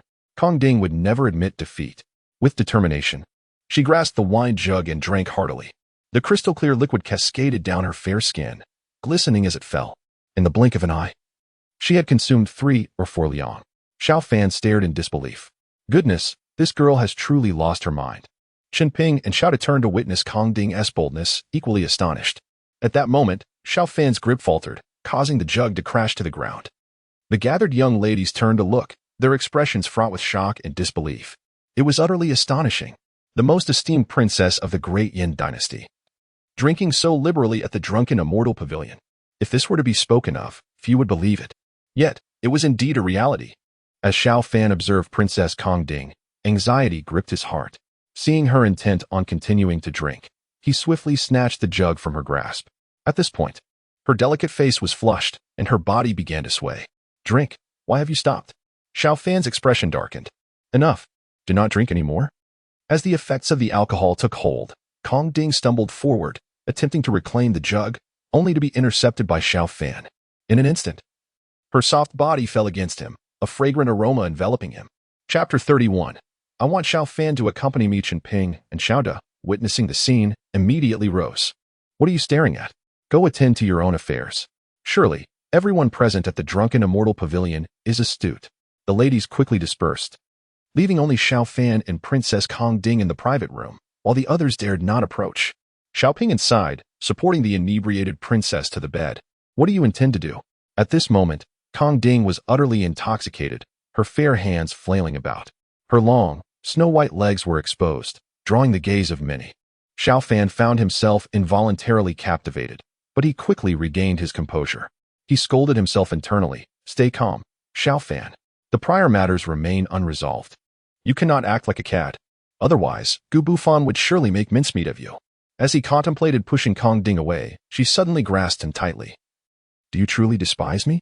The princess, inebriated to an extent that her words were slurred, still managed to convey her feelings. Xiao Fan's eyes widened in disbelief. What did you say? Yet, Kong Ding fell silent, her delicate hands continuing to strike at him. Seeing this, Xiao Fan's body stiffened uncontrollably. What on earth is happening here? At that moment, Kong Ding suddenly sat upright, clinging to the bed's edge, and began to vomit. Observing her distress, Xiao Fan felt a pang of compassion and moved closer, gently patting her back to offer comfort. Why must you pretend to be capable of drinking when you clearly cannot handle it? Now, look at the state you're in. After she had finished, Xiao Fan noted the crimson hue of her lips, stirring something within him. Suddenly, an alarming thought struck him, causing him to jump to his feet. What am I doing? Am I courting disaster? He cursed silently. If Gu Bufan were to witness this, regardless of the circumstances, a solitary man and a drunken princess alone in a room, what would become of him? Given Xiao Fan's reputation, even if he claimed innocence, no one would believe him. Turning his gaze back to Princess Kong Ding, he saw her sprawled on the bed, her attire slightly disheveled, her long, white legs exposed to the air. The atmosphere was undeniably charged. Merely looking at her provoked uncontrollable thoughts. This cannot continue. I must see her safely away. These two individuals have displayed a lack of loyalty. Yet, here I am, left to manage this alone. But I cannot simply abandon her. After all, she is a prominent figure in Gu Bufan's royal harem. If something were to happen here, the consequences would be dire. With this in mind, Xiao Fan disregarded everything else and carefully assisted the dazed Kong Ding toward the exit. What a headache, Xiao Fan muttered under his breath, startling the madam, who shrank back, silenced by fear. Anger coursed through Xiao Fan. Xiao Ping, you have truly abandoned me. Just wait, he sighed, contemplating the princess's current state. Despite her capricious nature, Kong Ding was not inherently ill-natured. Otherwise, she would not have insisted on pouring him drinks earlier. To be candid, Xiao Fan found her character somewhat endearing. Alas, as he thought of Gu Bufan, he steeled himself. Xiao Fan was well acquainted with Kong Ding's loyal maidservants. Upon seeing them, he felt a wave of relief wash over him. This is splendid. Without hesitation, he intended to hand over the princess to them. As the two maidens approached to assist, Kong Ding suddenly clung tightly to Xiao Fan's arm, refusing to let go. I want you to take me. I want you to accompany me, she murmured incessantly. Xiao Fan was taken aback. Is she truly intoxicated, or is she taking advantage of this opportunity? The two maidens were equally stunned. What were they to do? It was clear that the princess was quite inebriated, yet her behavior raised questions. Was it merely the alcohol? Or did she indeed harbor feelings for Xiao Fan? They could not ascertain. However, if the princess had no interest in him, why would she venture to the drunken immortal pavilion? What kind of establishment is this? Even as a princess, a young lady visiting here would undoubtedly attract gossip. Yet, she had chosen to come. This alone spoke volumes. Xiao Fan was startled and quickly covered her mouth. Be careful, don't vomit on me, he expressed with a hint of disdain. Observing the unconscious Princess Kong Ding, a sense of worry gripped my heart. What if we encountered some perilous element on our journey? Wouldn't I find myself in trouble with that Gubuffon? Given such circumstances, it would be wise to deliver the Buddha to the West. Chapter 32. The relief grain has caused death's Kongding's face was flushed, and she was becoming increasingly agitated in her stupor. The two palace maids beside her wore expressions of anxiety, utterly at a loss as to what to do. The princess had been taken away by Xiao Fan. Who could predict what Xiao Fan might do? His reputation was well known far and wide. After all, the princess was an unmarried young lady. Should the emperor inquire? Even if they had 10 heads, they could not save themselves. Yet, if they wished to object, the princess had just expressed her desire for Xiao Fan to escort her. As Xiao Fan helped the princess leave, he was soon met by Xiao Da, who was already waiting by the entrance of the drunken immortal pavilion with the carriage. The vast land of Dian was teeming with prosperity, and even at this late hour, the streets were bustling with life. The luxurious carriage drew the attention of many passers-by. In that moment, upon seeing the two emerge, Xiao Da's eyes sparkled with excitement. His young master was truly formidable. He could not hide his exhilaration. Having witnessed the lengths to which his master had gone to pursue Princess Kongding, now, having achieved his goal seemingly effortlessly, he felt an overwhelming joy for his master. Get lost, Xiao Fan scolded, giving Xiao Da a kick in the rear before assisting Kongding into the carriage. He soon followed inside. Xiao Da, unfazed by the kick, felt a swell of pride. After all, to be kicked by his master was a sign of being valued. Shut your mouth, Xiao Fan snapped. Enough chatter, let us move. Seeing the seriousness in Xiao Fan's demeanor, Xiao Da reluctantly raised the whip. The chestnut-colored carriage moved slowly along the vibrant streets of the capital. Inside the carriage, Xiao Fan gazed at the inebriated Princess Kongding and couldn't help but marvel at her beauty. Though she was somewhat annoying, her appearance was undeniably exquisite. Her long lashes resembled delicate fans, her crimson lips were irresistibly alluring, and her fair skin was as flawless as a celestial painting. Xiao Fan pondered how the Emperor Zhao, who appeared quite ordinary, could have such a stunning daughter. Lost in thought, he sighed, realizing it was no wonder the original owner of this body had been so infatuated with Princess Kongding. Just then, Kongding suddenly sat up and grasped Xiao Fan's arm. What are you doing? Xiao Fan was startled. Anxiety etched on his face as he looked at her. You mustn't act recklessly. Xiao Fan. Xiao Fan. Kongding repeatedly called his name, showing no intent to move. Xiao Fan felt his scalp tingle in response. What was wrong with this ancestor? Xiao Fan, you scoundrel, she exclaimed again. Xiao Fan felt a wave of relief wash over him. The tension eased as he found himself at a loss for words. This ancestor, intoxicated to such a degree, still sought to chastise him? He couldn't help but feel a bittersweet pang in his heart. The carriage rocked back and forth. And to prevent Kongding from falling, Xiao Fan had no choice but to support her. In that moment, their positions appeared rather intimate. Yet, Xiao Fan found himself helpless. Every time he attempted to push Kongding away, she would cling to him even more tightly, refusing to let go. After several failed attempts, he ultimately resigned himself to the situation. As he lamented his predicament, a sudden thought struck him, and he quickly turned toward Xiao Da outside the carriage. Where is Xiao Ping? Has he abandoned me? Xiao Fan seethed, realizing Xiao Ping had left him behind. This was something he could not allow to pass without consequence. Good news? Xiao Fan paused, then grasped the meaning behind Xiao Ping's words. He couldn't help but curse. What nonsense good news is this? You two just left me there. How could you be so shameless? Xiao Da scratched his head, grinning foolishly, yet said nothing. They had merely intended to create an opportunity for their master, so why was he being scolded now? Regardless, it mattered little, as long as their master achieved his desires. That was sufficient. Xiao Da's grin widened as he regarded Xiao Fan with unmasked admiration. Master, you are truly remarkable. To accomplish your task within the palace without anyone discovering your missteps. Stop spouting nonsense. Xiao Fan glared at Xiao Da faced with his master's ire. Xiao Da shrank back, bewildered. What is wrong, master? Xiao Da blinked in confusion, unsure of what Xiao Fan meant. Nevertheless, he dared not defy his master's orders, for he held unwavering loyalty to him. Understood. Xiao Fan nodded, and upon seeing his compliance, he lowered the carriage curtain once more. However, they had not traveled far when the carriage suddenly came to an abrupt halt. The unexpected jolt sent Xiao Fan lunging forward, nearly tumbling out. Fortunately, he managed to grasp Kongding to prevent her from noticing the sudden change. At that moment, Xiao Da's furious voice rang out. Who dares to obstruct the Xiao family's carriage? Have you lost your senses? No, this is terrible. The relief grain from the Xiao family has caused deaths. Chapter 33. capture that scoundrel Xiao Fan had been simmering with anger, but upon hearing this news, a chill washed over him. "What has happened?" he inquired, leaning out of the carriage. Outside, a servant was kneeling, beads of sweat trickling down his face. "Master, you must hurry and see. Our family's grain has caused deaths among the refugees." Xiao Fan's heart raced, nearly causing him to tumble from the carriage. Just moments ago, he had ordered the grain to be distributed to aid the suffering. How could it have led to deaths? The servant shook his head frantically. "I don't know. I truly don't. Only that some refugees have died, and others are foaming at the mouth. It looks dire. The crown prince is still at the porridge kitchen, please." "You must go." Xiao dismissed the servant's words, thinking it was merely a few dead refugees, hardly worth concern, especially when his master still had Princess Kongding to attend to. Just as Xiao was about to voice his reluctance to leave, Xiao Fan slapped him on the head. Xiao's mouth dropped open in shock, staring at Xiao Fan in disbelief. "But what about Princess Kongding?" "Forget about the princess," Xiao Fan declared. The servant felt a wave of dread wash over him, realizing the gravity of the situation. After all, it was common knowledge how infatuated Xiao Fan was with Princess Kongding. Now that she was in his carriage, what would happen? As the servant's heart sank, Xiao Fan decisively ordered, "First, let us go to the porridge kitchen." "Ah?" Xiao was momentarily stunned. "Waste no time. Let us move." Xiao Fan bellowed again.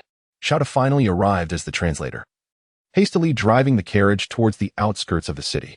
Outside the city, at the charity porridge shop, under the cover of night, there were hundreds of officials brandishing torches, illuminating nearly every path in sight. The mountain-like refugees had gathered together, demanding an explanation. "Let the Xiao family come out." "Yes, let them come out." "How will they explain the deaths?" "We will report this to the authorities."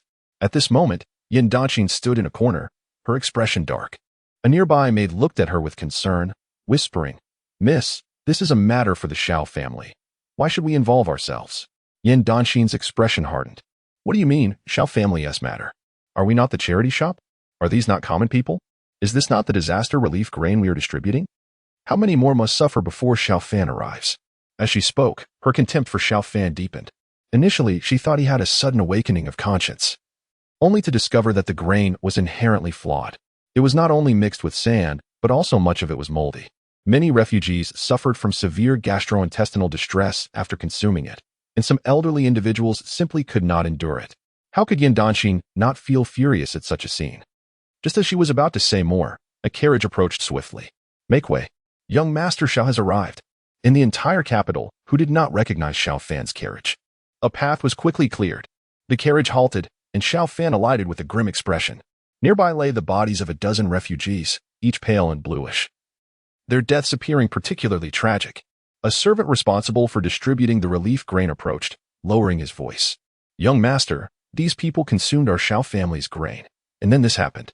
I know something went wrong, but I want the truth." Xiao Fan frowned.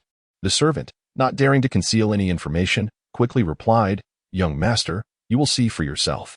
Xiao Fan moved to the pot where the porridge was being cooked, filled with white gruel. At first glance, it appeared quite abundant, with no visible issues.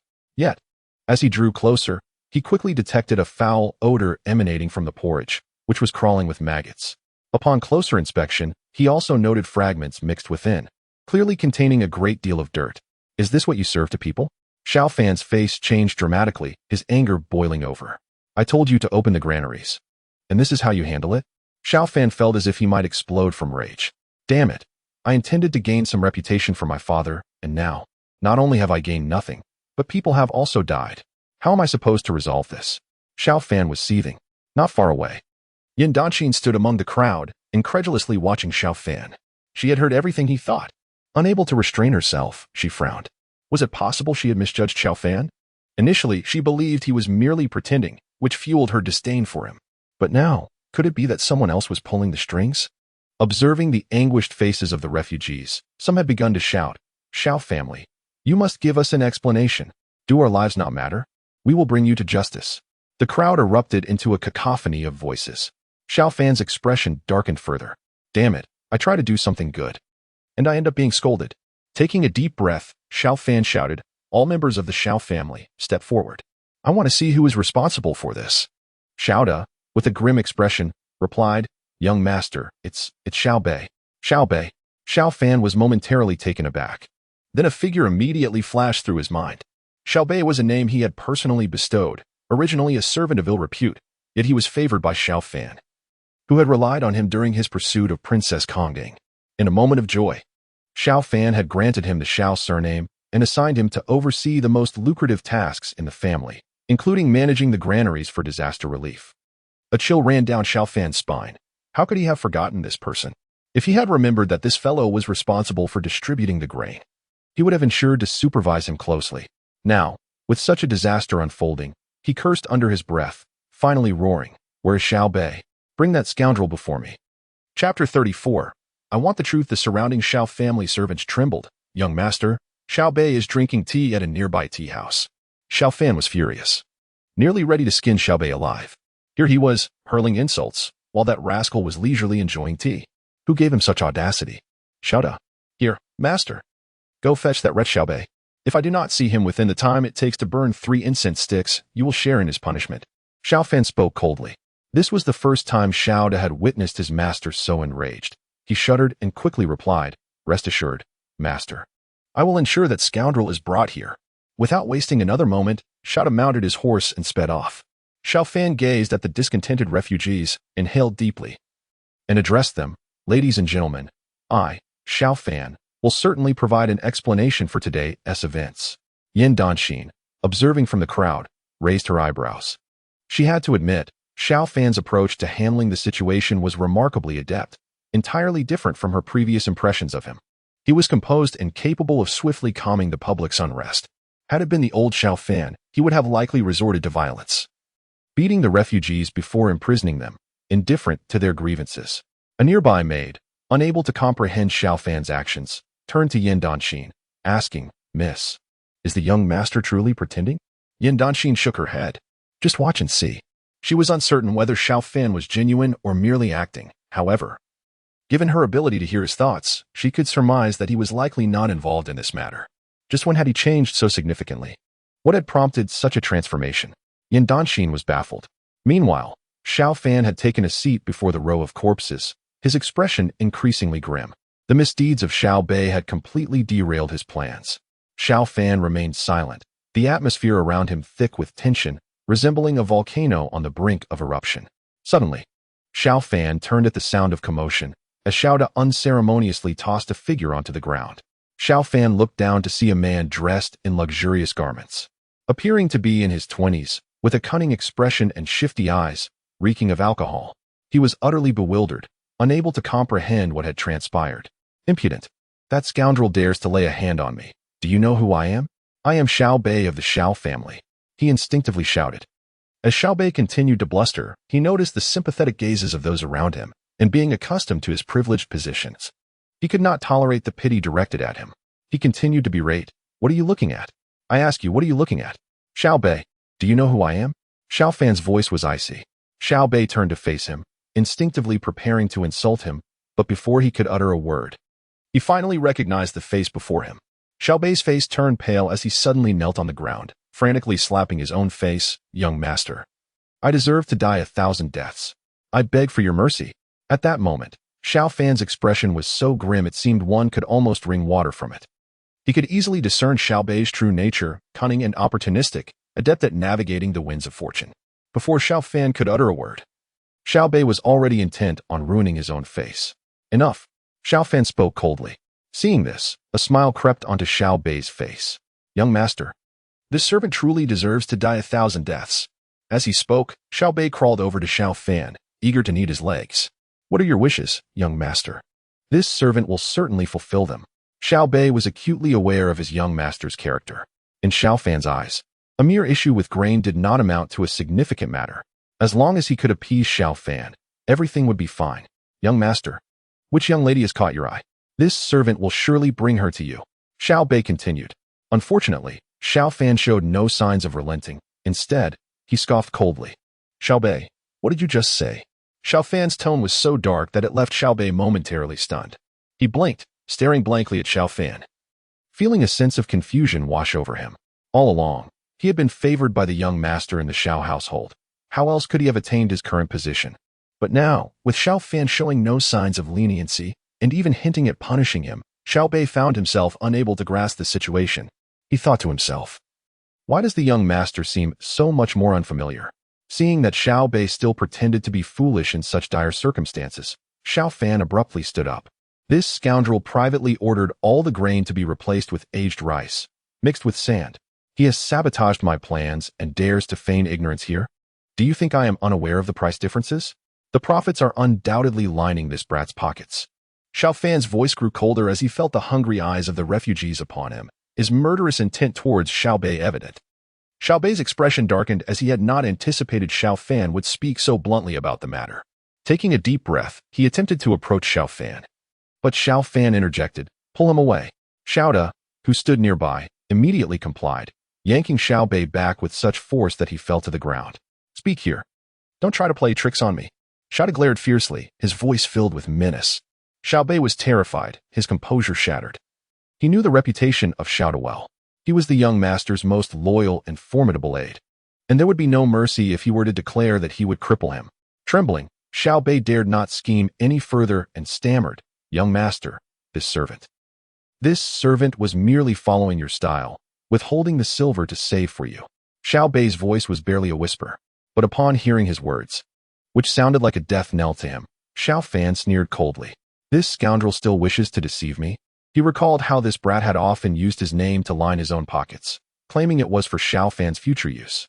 Yet not a single tael of silver had ever made its way into Xiao Fan's hands. The original owner had been utterly fooled by him. Such foolishness. Xiao Fan was not one to fall for such tricks. Chapter 35. Reverse manipulation. Even now, he continued to play games. Xiao Fan scoffed, waving his hand dismissively. Xiao Da immediately understood, stretching his shoulders as he took deliberate steps toward Xiao Bei, his smile growing increasingly sinister. Xiao Bei gazed at the unfolding scene in confusion, uncertain of Xiao Fan's intentions. The onlookers shared the same bewilderment, unable to comprehend Xiao Fan's motives. Nearby, Yan Dynasty and her maid were equally perplexed. In the next moment, Xiao Fan commanded, "Xiao Da, I demand the truth." "Understood." Xiao Da nodded eagerly, then reached out and lifted Xiao Bei as if he were a mere chick. Terrified, Xiao Bei thrashed wildly, young master, spare this servant. Let us first resolve the grain issue," he pleaded. "I truly do not know the facts. Did I not give you all the silver?" Xiao Fan's heart sank. Damn it. Even now this beast seeks to frame me. "Xiao Da." "Yes." Xiao Da promptly responded, gripping one of Xiao Bei's arms with a firm hold. The sound of cracking bones echoed as Xiao Bei grimaced in pain, beads of sweat pouring down his pale face. "Young master, I did not deceive you." Xiao Da continued. Wasting no time, he stomped down on Xiao Bei's fingers. Another sharp crack resonated through the air. "Young master," Xiao Bei cried, "I will tell you everything." Xiao Da showed no mercy, raining down punches upon Xiao Bei. Although they had once worked together, no one held more importance in Xiao Da's heart than Xiao Fan. In less than half a stick of incense, Xiao Bei's cries echoed across the sky. The surrounding refugees were horrified at the sight. They had always believed Xiao Fan's ruthlessness was mere rumor, but now it was evident that it was indeed true. They were astonished to see Xiao Fan so merciless even towards his own, truly chilling. Though the refugees thought this, they felt a sense of satisfaction knowing that Xiao Bei was the one truly guilty of withholding grain, and they could not help but wish to applaud. Once Xiao Da had broken Xiao Bei's other leg, Xiao Bei could no longer bear it and wailed, "Young master, I will speak. I will speak." Xiao Fan smirked. "Now you wish to speak?" This served as a warning to others who would surely take note. "Where is the disaster relief grain?" Xiao Bei lay on the ground, face and mouth covered in dirt and filth, resembling refuse by the roadside. The grain was withheld by this servant, stored in the granary east of the city. A total of 1,200 taels were exchanged, and 800 taels still remain with this servant. Upon hearing this, Xiao Fan's breath hitched. Just as he was about to respond, he suddenly recalled that Yan Dynasty was nearby, and a sense of dread washed over him. Oh no, isn't this precisely the plot twist of the protagonist? If I resolve this matter with Xiao Bei here, won't I be overshadowing Gu Bufan? This is bad. Yan Dynasty is already troublesome. What if she develops an interest in me after this event? That would be disastrous. I need to find a way for her to take the initiative in this matter. Xiao Fan's mind raced with plans. Little did he know that Yan Dynasty had overheard his every thought. She raised an eyebrow. "So, you refuse this county lord? You go to such lengths to avoid catching my eye. You should take a good look in the mirror." While she thought this, She could not deny that Xiao Fan was acting justly, and his righteous demeanor was indeed captivating. Yan Dynasty contemplated this while maintaining her composure. Her maid cautiously tugged at her sleeve. "Miss, it seems that young Master Xiao is looking at you. Ignore him," Yan Dynasty retorted coldly. At that moment, Xiao Fan stood tall, fixing his gaze on Yan Dynasty. "Lady Dynasty, this individual is one of my family's servants. We have reached a conclusion regarding this matter, and it would be best if my family does not intervene any further. Perhaps Lady Dynasty could assist in determining a resolution? This would also provide a satisfactory explanation to the lady. As for the refugees, whether they lived or died was inconsequential. After all, they were my family's people. Would the lady consider extending a favor?" Xiao Fan feigned a casual demeanor, his tone tinged with jest. He spoke in a manner that seemed to invite Yan Dynasty to grant Xiaobei a chance at redemption. "Humph. Is this not a surefire way to make you despise me?" Xiao Fan felt a surge of pride within. Yan Dynasty has always harbored a deep-seated aversion to evil. By asserting this, I can incite her disdain towards me and ensure that she spares Xiaobei, that scoundrel. It requires no effort on my part, resolving the issue without overshadowing Gu Bufon's glory. How astute I am, Xiao Fan thought to himself, unable to suppress his smugness. As Yan Dynasty approached him with a gentle smile, her maid promptly followed suit. Observing her advance, Xiao Fan maintained a calm facade. "As long as you speak, whether it be drowning in a pig's trough or being dismembered, it shall have no bearing on me." Xiao Fan calculated internally. His expression froze, eyes widening in disbelief as he stared at Yan Dynasty. "What did you just say?" Xiaobei, upon hearing her words, wore a feeble smile. Indeed, his master still cared for him. Though he had just endured a beating, his master was still protecting him. "Ah, I have not misjudged him. My master truly is a good person." Yan Dynasty remained composed, her words earnest. "How would I, from the Tinwang mansion, intervene in matters concerning the Xiao family? The deceased are merely refugees. What significance do they hold?" She feigned helplessness, urging Xiao Fan to expedite the departure of the injured. "He is gravely wounded and requires proper treatment. What if he is left with lasting ailments?" Xiao Fan looked at her in disbelief. "This person has embezzled supplies. Do you comprehend the gravity of this, Miss Dynasty?" "I am aware, but he belongs to your Xiao family. How could I possibly intervene?" Yan Dynasty feigned innocence. Xiao Fan's expression darkened as he clenched his teeth. He felt as though she was acutely aware of his vulnerabilities, directly manipulating him. Chapter 36. The Disposition. Xiao did not act, but gazed steadfastly at Xiao Fan. Since Xiao Fan had not spoken, he could not make any arbitrary decisions. Xiao was unsure of his master's thoughts but understood one thing. If his master genuinely wished to spare Xiaobei's life, he would not permit himself to be so harsh. Meanwhile, Xiao Fan's countenance grew increasingly grim. He was at a loss regarding how to handle Yan Dynasty's attitude. What on earth does she intend to achieve?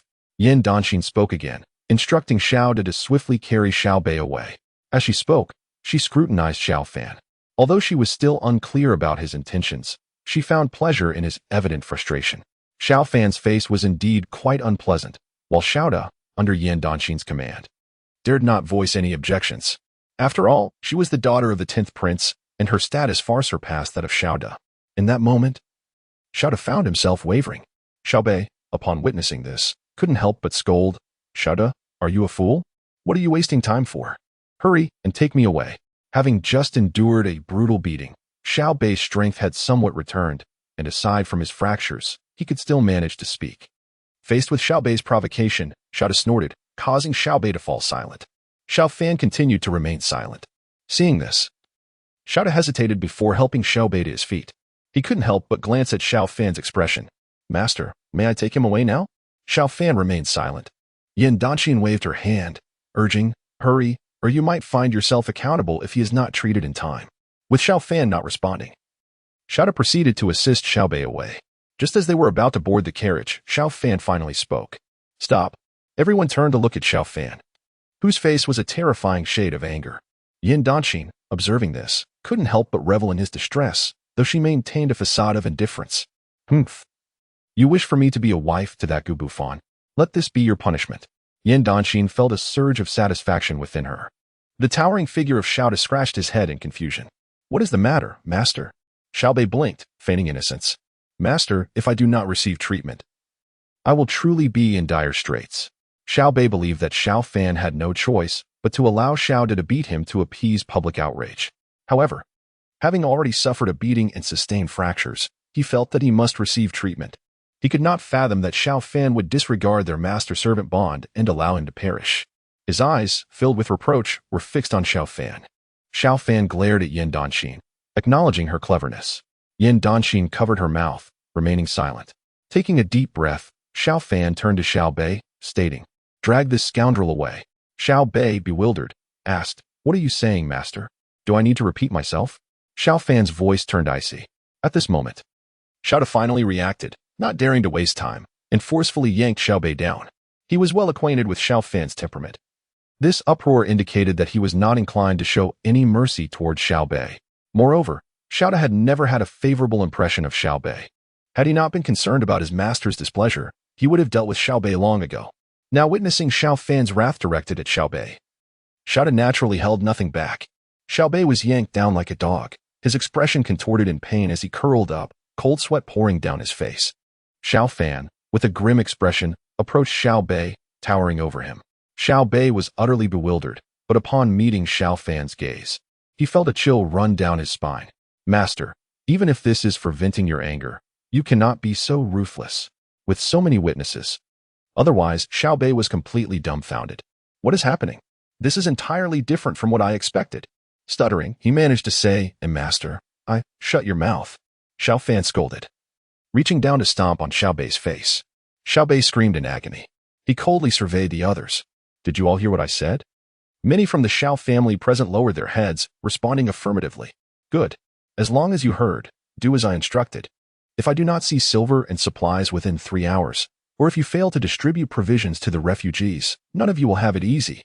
The group dared not retort, nodding vigorously. Before departing, Xiao Fan shot an irate glance at the quietly observing Yan Danxin, unable to utter a word. After throwing her a warning look, he sulked onto the carriage. Yes, Xiao finally comprehended. Not daring to waste time, he hastily boarded the carriage, driving it away. Meanwhile, Yan Danxin watched as Xiao Fan's carriage departed, a smile gracing her face. She suddenly realized that Xiao Fan was indeed intriguing. To be honest, his display of righteousness was rather handsome. As Xiao Fan's carriage disappeared, the surroundings fell silent once more. Xiao Bei lay on the ground, terror-stricken, as a few fierce-looking subordinates surrounded him. "Chief Xiao, when will the silver be delivered?" They glared at Xiao Bei with cold eyes. Xiao Bei trembled in fear. "Don't waste time. Chief Xiao, please. Let me go. You must release me." His voice was filled with terror, punctuated by intermittent cries of distress. Those refugees who encountered issues after consuming the grain received compensation, sufficient for them to settle in the capital. Chapter 37. Together in Sleep. A nearby maid hurriedly followed, saying, "Miss, shall we still operate the porridge shop?" Yan Danxin cast a peculiar glance at the maid. "What are you saying?" The maid hesitated, looking at Yan Danxin. "Did you not say before that we would close all the porridge shops? What nonsense are you talking about?" Yan Danxin replied, somewhat exasperated, "If you can't understand, just pretend you didn't hear. Continue serving porridge." The maid appeared bewildered, but seeing Yan Danxin already inside the shop, she dared not speak further and quickly followed her in. The two soon resumed their busy work. Meanwhile, a luxurious carriage traversed the capital's Deer Road, with Xiao cracking the whip, a joyful expression gracing his face. He couldn't help but exclaim, "Young master, you are truly remarkable. I didn't even realize it. You were winning the hearts of the people." Xiaoda's voice brimmed with excitement. He believed that everything Xiao Fan did was aimed at endearing himself to the populace, which would undoubtedly elevate the Xiao family's prestige among the refugees. Such a strategy was indeed brilliant. However, within the carriage, Xiao Fan's expression was grim. He truly sensed that Yan Danxin seemed to be aware of his innermost thoughts. The situation was deteriorating rapidly. Despite his numerous efforts, Yan Danxin bore no animosity towards him. Instead, her feelings appeared to be improving. He, who should have regarded the lives of these refugees as inconsequential, was now gaining a reputation. If Gu Bufan were to discover this, it would spell disaster. Merely contemplating these matters filled Xiao Fan with dread. Overwhelmed, he reached for a nearby wine jug and began to drink. Hearing Xiao Fan's slightly inebriated voice, Xiao refrained from speaking further, focusing intently on driving the carriage, feeling increasingly perplexed by his young master's thoughts. Nevertheless, as long as he could remain by Xiao Fan's side, Xiao felt a profound sense of peace. With the looming threat of Gu Bufan and the complications with Yan Danxin and Princess Kongding, two individuals who were akin to hot potatoes, Xiao knew he couldn't afford to distance himself from them. Moreover, The potential scandal involving his adoptive father's embezzlement loomed ominously, threatening to bring ruin. Despite his anxious thoughts, Xiao Fan succumbed to sleep. When Xiao Fan next opened his eyes, it was already the following morning. He lazily stretched and casually pulled at something. What is this soft thing? Confused, he noted a lingering fragrance in the air. As he squinted through the haze, a sudden realization struck him, and he screamed, tumbling off the bed in shock. His spirit felt as though it had fled. Before him lay a woman of exquisite beauty, her figure alluring and her appearance unparalleled. Although her attire remained intact, her bare white arms and shapely legs were unmistakably visible. The beauty remained in slumber. Xiao Fan, confronted with this sight, felt his mind go blank. It was Princess Kongding. Oh no. Xiao Fan instinctively covered his mouth to stifle any sound. If Princess Kongding were to discover that they had spent the night together, he would surely be done for. Most critically, if Gu Bufan learned that he had involved himself with his woman, his fate would be sealed. Frantically, Xiao Fan checked his own attire, relieved to find that he was still fully clothed. The tension in his heart eased slightly. Thankfully, nothing had occurred last night. Otherwise, it would be utterly unexplainable. Heavenly Emperor, please let this remain undiscovered. Suddenly, a thought struck him, and he slapped his forehead. After leaving the refugee camp, he had been preoccupied with the notion of being toyed with by Yan Dynasty, and once he boarded the carriage, he had gotten himself intoxicated, completely forgetting that Princess Kongding was still aboard. Although he had no idea how she ended up in his room, he decided it was best to leave immediately. Just as he prepared to make his exit, a voice rang out from behind. Stop. Xiao Fan froze in place. This is it. I'm doomed. He turned stiffly. Forcing a smile, Princess Kongding, I assure you we didn't discover anything. Do you believe me? His heart raced at the thought of being exposed. How could she possibly believe that? Anyone with eyes would know that nothing can happen between a man and a woman without something occurring. And we aren't even married yet. What if this little princess decides to hold me accountable for ruining her virtue? That would truly be the end. Heaven, why have you forsaken me? Xiao Fan lamented internally. Princess Kongding rose from the bed, her expression darkening as she examined her clothing. Everything was intact. She had heard every frantic thought of Xiao Fan. Observing his terrified demeanor, she found it rather amusing. Hadn't he always coveted her? Why was he acting this way now?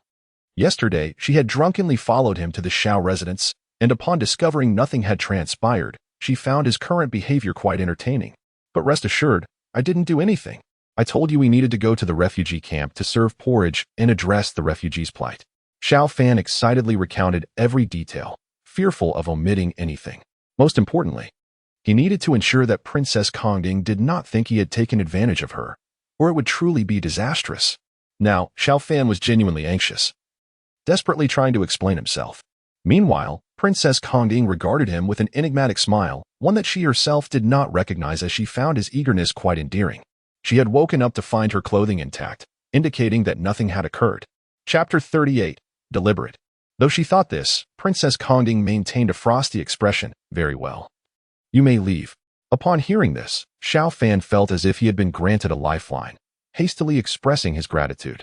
Yes, Princess Kongding, please rest well. Should anything arise, do not hesitate to call for me. With that, he fled as though escaping a dire threat. Stepping outside, sunlight hit his face. Xiao Fan inwardly berated himself, wishing he could slap his own face for his foolishness. Why did he have to meddle with Princess Kongding of all people? He should have been resolute and left her at the drunken immortal house instead of bringing her along. His heart raced with anxiety. Surely, Gu Bufan would not find out about this. No, he had to find a way to send this little princess away as soon as possible. After Xiao Fan departed, the room was left with only Princess Kongding. She gazed at the closed door, a mischievous smile playing on her lips. Oh, Xiao Fan, you wish to rid yourself of me? I shall see what you intend to do. Unbeknownst to her, she was just as intrigued by Xiao Fan's desperate attempts to evade her as he was by her presence. Resolute, she wasted no time, tidying her clothing before sitting before a bronze mirror to adjust her makeup. As Xiao Fan entered the courtyard, he suddenly heard a sharp reprimand from behind. Xiao Fan. He turned, startled, to find the emaciated Xiao Qingshan grinning at him. Meeting with his mentor, Xiao Qingshan brought a sense of relief to Xiao Fan. Fortunately, it was not Gu Bufan. Father, what are you doing up so early? Xiao Fan couldn't help but ask. At that moment, Xiao Qingshan's gaze toward Xiao Fan grew increasingly approving. Indeed, he was proud of his son. Xiao Fan was remarkable. These two young individuals were like kindling and fire, and he couldn't help but wonder if anything had transpired between them. Lost in such thoughts, Xiao Qingshan felt an overwhelming sense of pride.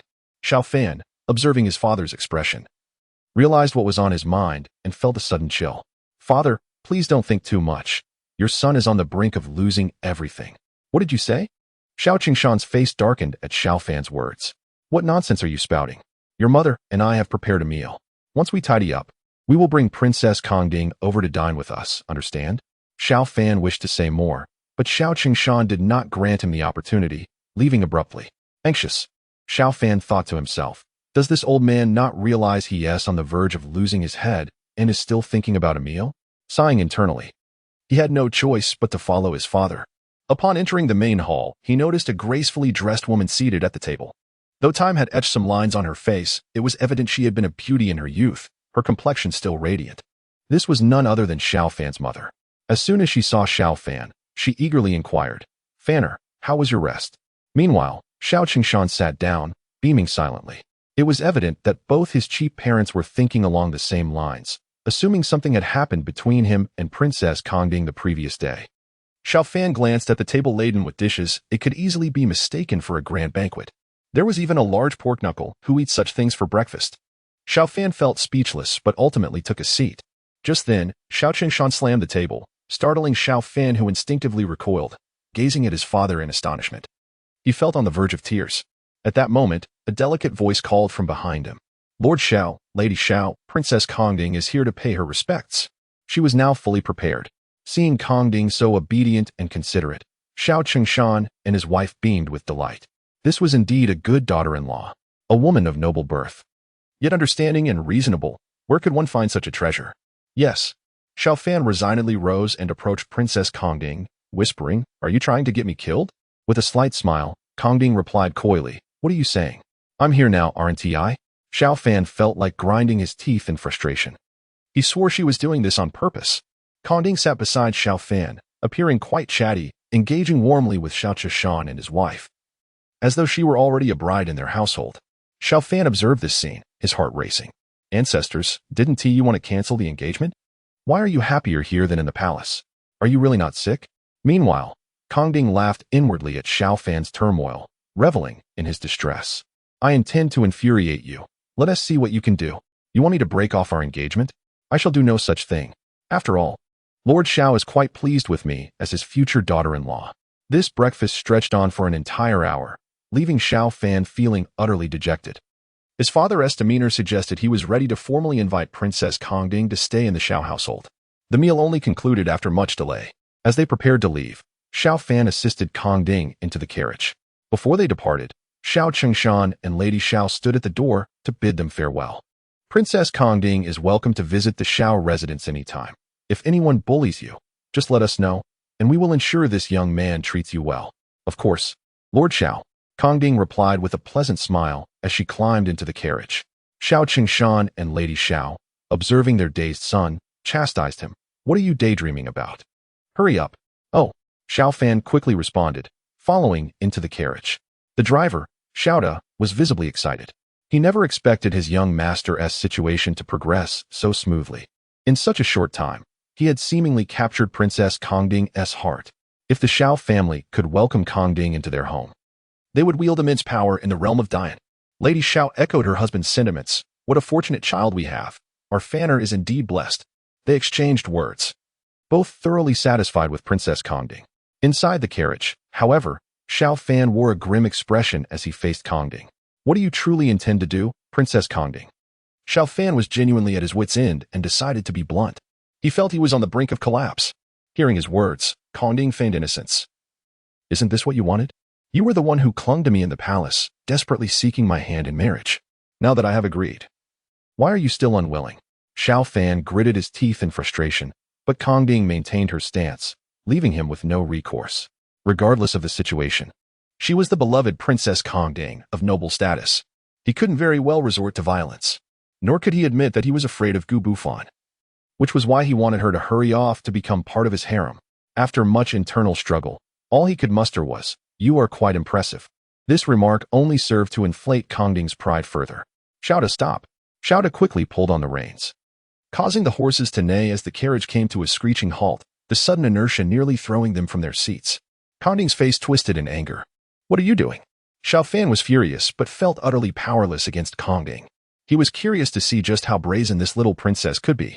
Upon hearing Xiao Fan's words, Kongding's face stiffened. Such a thing would be utterly humiliating if it spread. Yet, she understood that Xiao Fan was intentionally trying to provoke her. In a fit of frustration, Kongding threw open the carriage curtain and stepped down. Xiao Fan remained in the carriage, utterly dumbfounded. Is this really the Kongding I know? This is absurd. Why was she not angry? Unable to comprehend, he decided to play along. "Xiao Da, let us go." Yes. Although Xiao Da felt that his young master's behavior was inappropriate, he dared not voice his concerns. After casting an apologetic glance at Princess Kongding, he drove the carriage away. As the carriage continued on without a hint of stopping, Kongding seethed with rage. "You wait, Xiao Fan." Inside the carriage, Xiao Fan felt agitated. He was distressed. It seemed that Kongding was deliberately opposing him. The troubling part was that no matter what he thought, she appeared to know it all.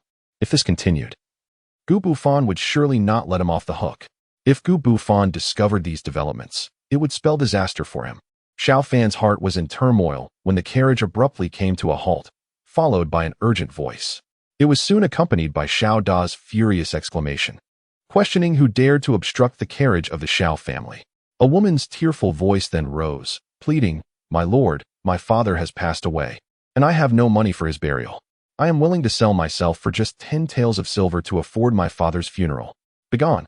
The Xiao family does not lack for maidservants." Xiao Da replied coldly, showing no hint of compassion. Meanwhile, Xiao Fan, seated within the carriage, could not help but furrow his brow. Something felt amiss. The original owner of this body had taken in the woman due to her alluring appearance, only to treat her with disrespect and even violence. That very woman later became one of Gu Bufan's concubines and harbored an intense hatred for Xiao Fan. Could this be the moment that set everything in motion? With this thought, Xiao Fan's heart raced. He quickly pulled aside the carriage curtain to gaze outside. Indeed, he beheld a young girl of 18 kneeling in the road, her delicate face framed by willow-shaped brows. Her sparkling, tear-filled eyes seemed capable of drawing forth water. Despite her coarse linen clothing and dirt-streaked face, it was evident she was a striking beauty. Upon closer inspection, he noticed a tear mole at the corner of her eye. Wasn't this none other than Yang Lu, one of Gu Bufan's concubines? Panic surged within Xiao Fan. He intended to dismiss her immediately, but then a thought struck him. If he sent Yang Lu away now, she would still lack the funds to bury her father and might harbor resentment towards him. If one day she became Gu Bufan's concubine, it would certainly create significant trouble for him. Caught up in this train of thought, Xiao Fan gasped. Having to deal with both Princess Kongding and Yan Dynasty was already overwhelming. If Yang Lu were to join the fray, it would spell disaster.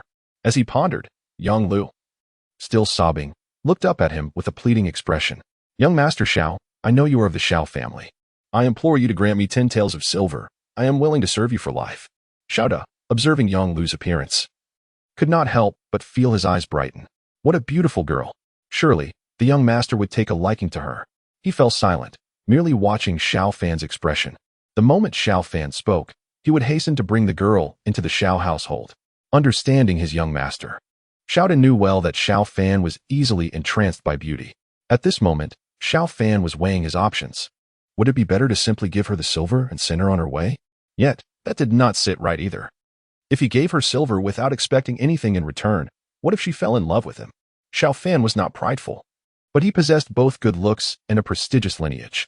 If not for the original owner being foolishly infatuated with Princess Kongding, things would not have ended up this way.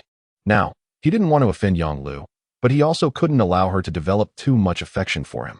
What should he do? As he wrestled with these thoughts, an idea suddenly sparked in his mind.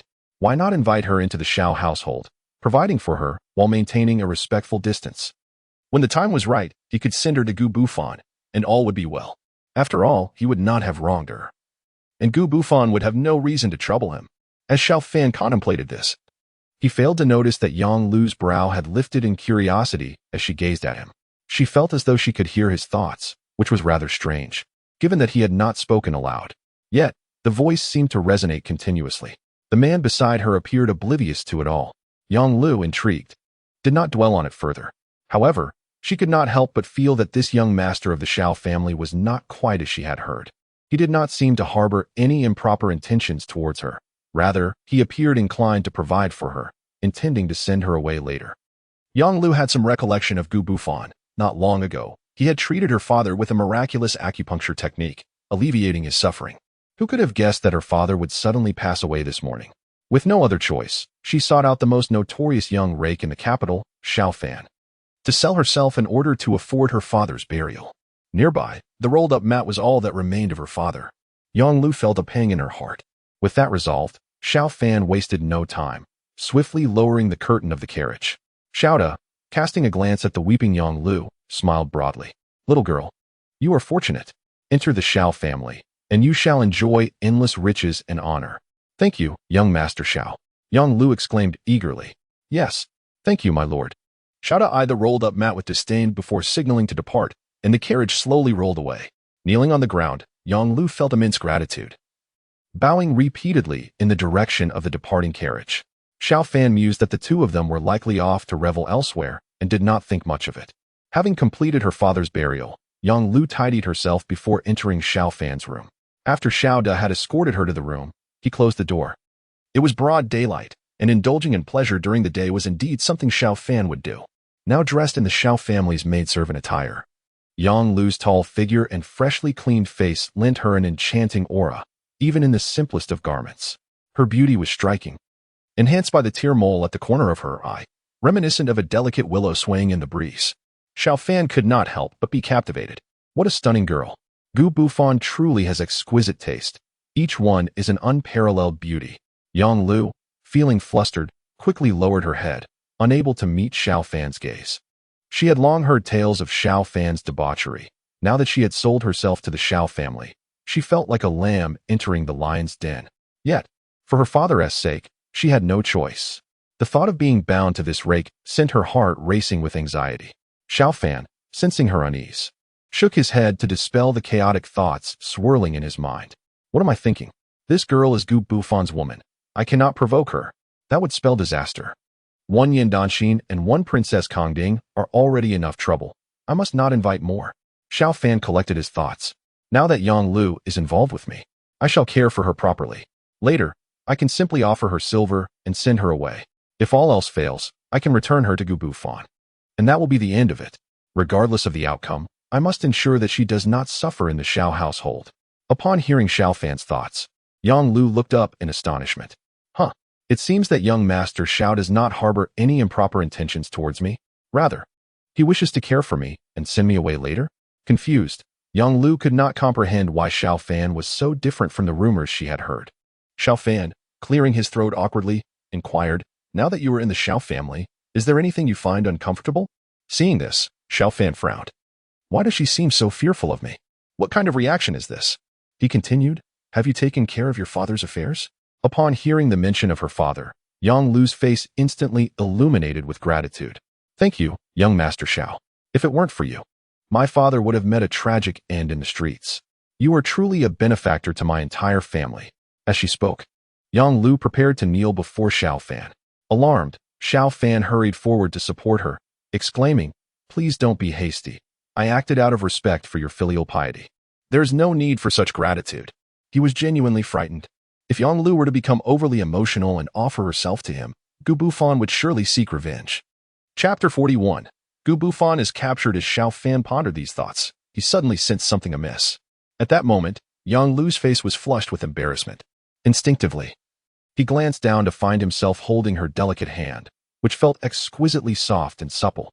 Oh no! Xiao Fan's heart raced, and he quickly released her hand, stammering, Miss Yang, please do not misunderstand. I had no such intentions. Hearing his words only deepened the redness in her cheeks. Xiao Fan felt a surge of anxiety. What should I do now? If Yang Lu truly misunderstands, it would be disastrous. No, I must send her away quickly. With that thought, Xiao Fan spoke hastily. Since you have decided to work at the Xiao residence, I will ensure you are well treated. You will receive 10 taels of silver each month. If that is insufficient, do not hesitate to say so. Do you understand? Yang Lu looked up, astonished, her face brimming with gratitude. Ever since her father's untimely death, she had been homeless. To her surprise, upon entering the Xiao household, young Master Xiao was not only different from the rumors, but was also treating her with kindness. What more could she ask for? Quickly averting his gaze from her, Xiao Fan spoke earnestly. He was genuinely concerned that her beauty might tempt him to gaze longer than appropriate. At that moment, Yang Lu felt a wave of guilt. It seemed she had indeed misjudged young Master Xiao. Very well, Xiao Fan said, clearing his throat awkwardly. If you have any matters to discuss, come find me again. For now, you may leave.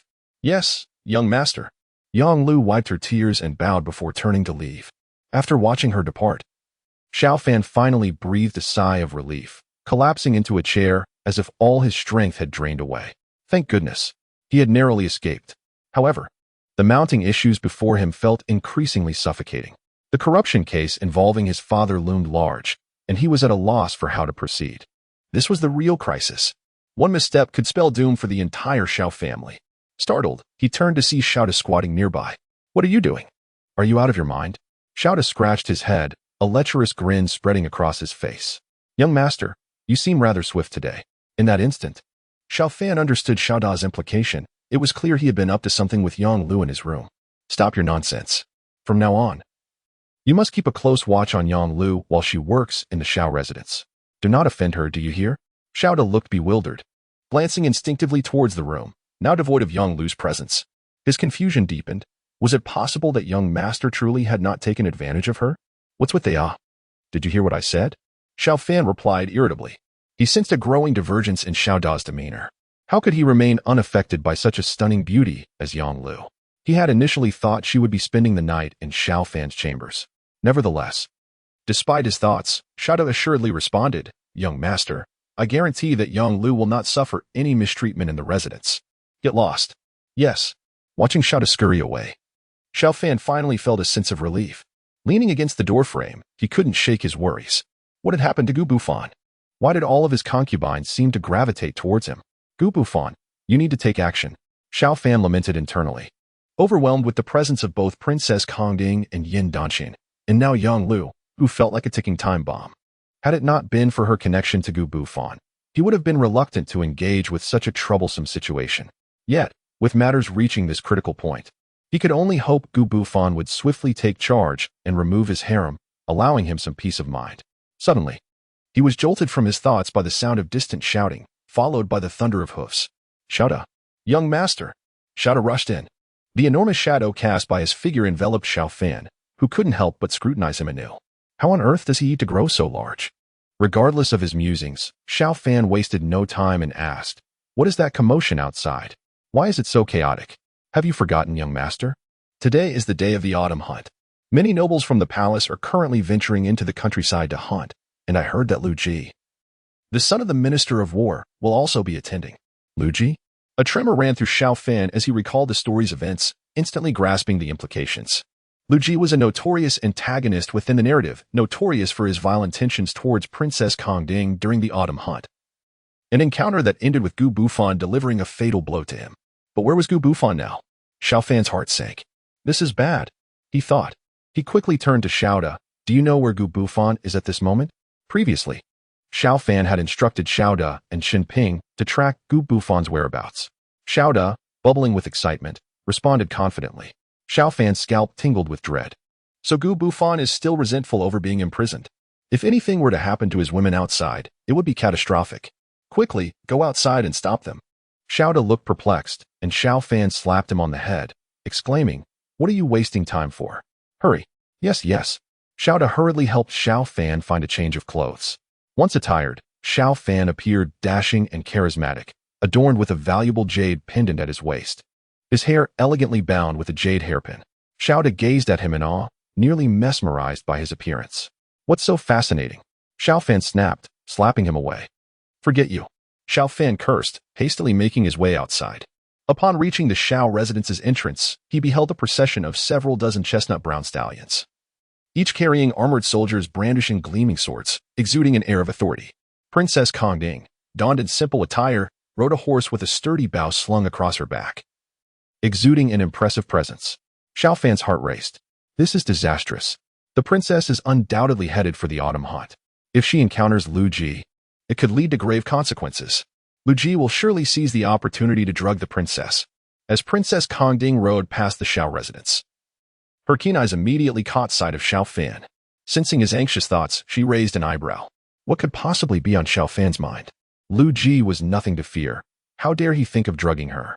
Though she thought this, she noticed Xiao Fan's genuine concern and feigned ignorance, pressing her legs against the horse's belly to urge it forward. Xiao Fan quickly followed, lowering his voice, where is Princess Kongding headed? Confronted with Xiao Fan's deliberately provocative question, Princess Kongding cast a sidelong glance at him. Here was Xiao Fan, audaciously following her, truly believing she had no temper? The princess mused, her expression frozen. Autumn hunting is a leisure activity. Why are you involved? Xiao Fan felt a wave of darkness wash over him. Just this morning, we spoke amicably. How has he transformed into a different person? No, I cannot allow her to partake in the hunt. If that Lu Ji is truly a rogue, what if he does something untoward to the little princess? All the blame would fall upon me. Xiao Fan calculated internally, his thoughts completely audible to Princess Kongding. Unable to suppress her frown, Kongding wondered if Xiao Fan truly knew something. Did Lu Ji dare to drug the princess? Was Xiao Fan's warning genuine? Doubt filled her heart. Yet observing Xiao Fan's demeanor only fueled her ire. If you prevent me from going, then I shall certainly attend. With that thought, a faint smile broke across Kongding's face. How so? I intend to join the autumn hunt, and does young Master Xiao seek to obstruct me? I am not yet betrothed to you. You have no authority over my affairs. Listening to Princess Kongding's obstinate words, Xiao Fan clenched his jaw, unable to voice a retort. Taking a deep breath, he forced out a strained smile. How about I accompany the princess? Princess Kongding huffed disdainfully, completely disregarding Xiao Fan as she brushed him aside.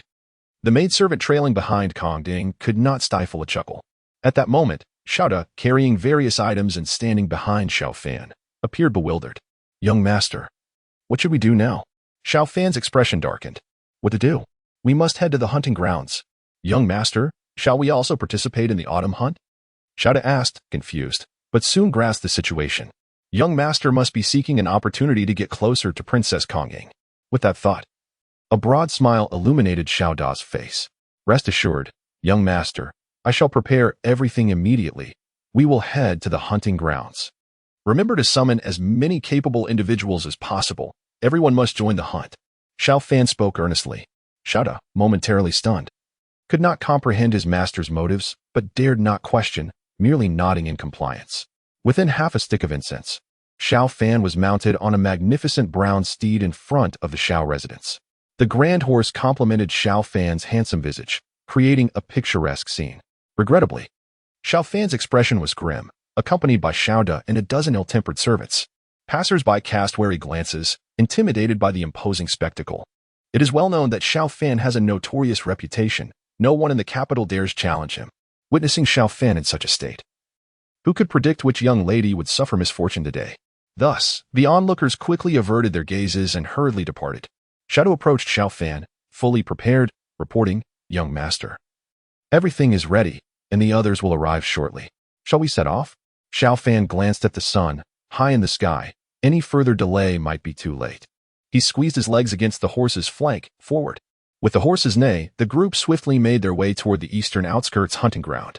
Along the route, Xiao Fan unexpectedly encountered Xiao Ping, who was also on his way to the autumn hunt, flanked by several servants and riding a striking chestnut horse. Upon seeing Xiao Fan, Xiao Ping's face broke into a smile. Brother Xiao, here I am. Xiao Fan's mood soured further at the sight of Xiao Ping. He had not anticipated this fellow's presence. Xiao Ping soon reached Xiao Fan's side, his grin widening. I did not expect you to join the autumn hunt, Brother Xiao. By the way, you might not be aware, but Gu Bufan has been apprehended by us. A jolt of alarm shot through Xiao Fan as he turned to Xiao Ping. What do you mean? You did not capture Gu Bufan, did you? Xiao Ping puffed out his chest, his smile shining even brighter. Naturally. How could we brothers tolerate such disrespect from Gu Bufan towards you, Brother Xiao? Do not forget what our brotherhood entails. Xiao Fan's heart raced with turmoil. Of course. Xiao Ping's father is the head of the Imperial Guards. Even the Jinyui falls under his command. Capturing Gu Bufan is no challenge at all. Xiao Fan was taken aback that, at such a critical juncture, Xiao Ping had inadvertently added fuel to the fire. Xiao Fan felt a wave of frustration. If Gu Bufan learned of this, he would undoubtedly despise him. Oblivious to Xiao Fan's inner turmoil, Xiao Ping continued with resolute cheer. Rest assured, Brother Xiao, as brothers, there is no need for formality. Just treat me to a drink later. Curse you. Xiao Fan silently scolded, but refrained from voicing his frustration. Instead, he forced a smile. Fine. Let us participate in the autumn hunt. Xiao Fan was keenly aware of the urgency of the situation. After all, Lu Ji had long coveted Princess Kongding. If Lu Ji had arranged for the prey in advance, inviting the princess to pursue it, he might devise a scheme to ensnare her. Lu Ji could pose as a hero, drugging her, thus gaining the opportunity to make his move. Chapter 43. The trap set. Just then, Gu Bufan descended from the heavens, decisively striking Lu Ji down. Yet, the issue remained that Gu Bufan was currently imprisoned. By the time he emerged, would he find Princess Kongding already compromised? Surely, he would resent Xiao Fan. Hurry, we must make our way to the eastern outskirts hunting ground. With that thought, Xiao Fan wasted no time in urging them onward. The group hastened their pace. Xiao Ping and Xiao Du exchanged bewildered glances, uncertain of the unfolding events, but quickly followed suit. What would normally take an hour was condensed to half an hour due to Xiao Fan's urgency. As the sun hung high, Xiao Fan felt parched, beads of sweat cascading down. Upon arrival, the eastern outskirts hunting ground was already teeming with people. Princess Kongding, astride her horse, stood out with her exquisite features and spirited attire. As Xiao Fan approached the hunting ground, he immediately spotted Princess Kongding. Beside her was a handsome young man in his 20s, clad in a moon-white robe, adorned with a jade pendant at his waist, smiling ingratiatingly at Kongding. Princess Kongding, I have heard that there are many creatures in the hunting grounds today. Will we not capture a few large ones? Princess Kongding regarded the young man, Lu Ji, with a stoic expression. Her impression of Lu Ji was rather lukewarm, as he paled in comparison to the notorious Xiao Fan. However, recalling Xiao Fan's earlier thoughts, she became acutely aware that Lu Ji harbored ulterior motives.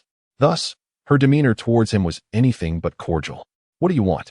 If there is nothing, please leave. With that, Princess Kongding urged her horse aside. Lu Ji felt a chill wash over him, his heart sinking. Humph, Kongding, you may revel in your moment of triumph. But soon, you shall experience a different fate. As Xiao Fan saw Kongding moving away, he hurriedly rode up, eager to speak. Yet Princess Kongding had no intention of acknowledging him.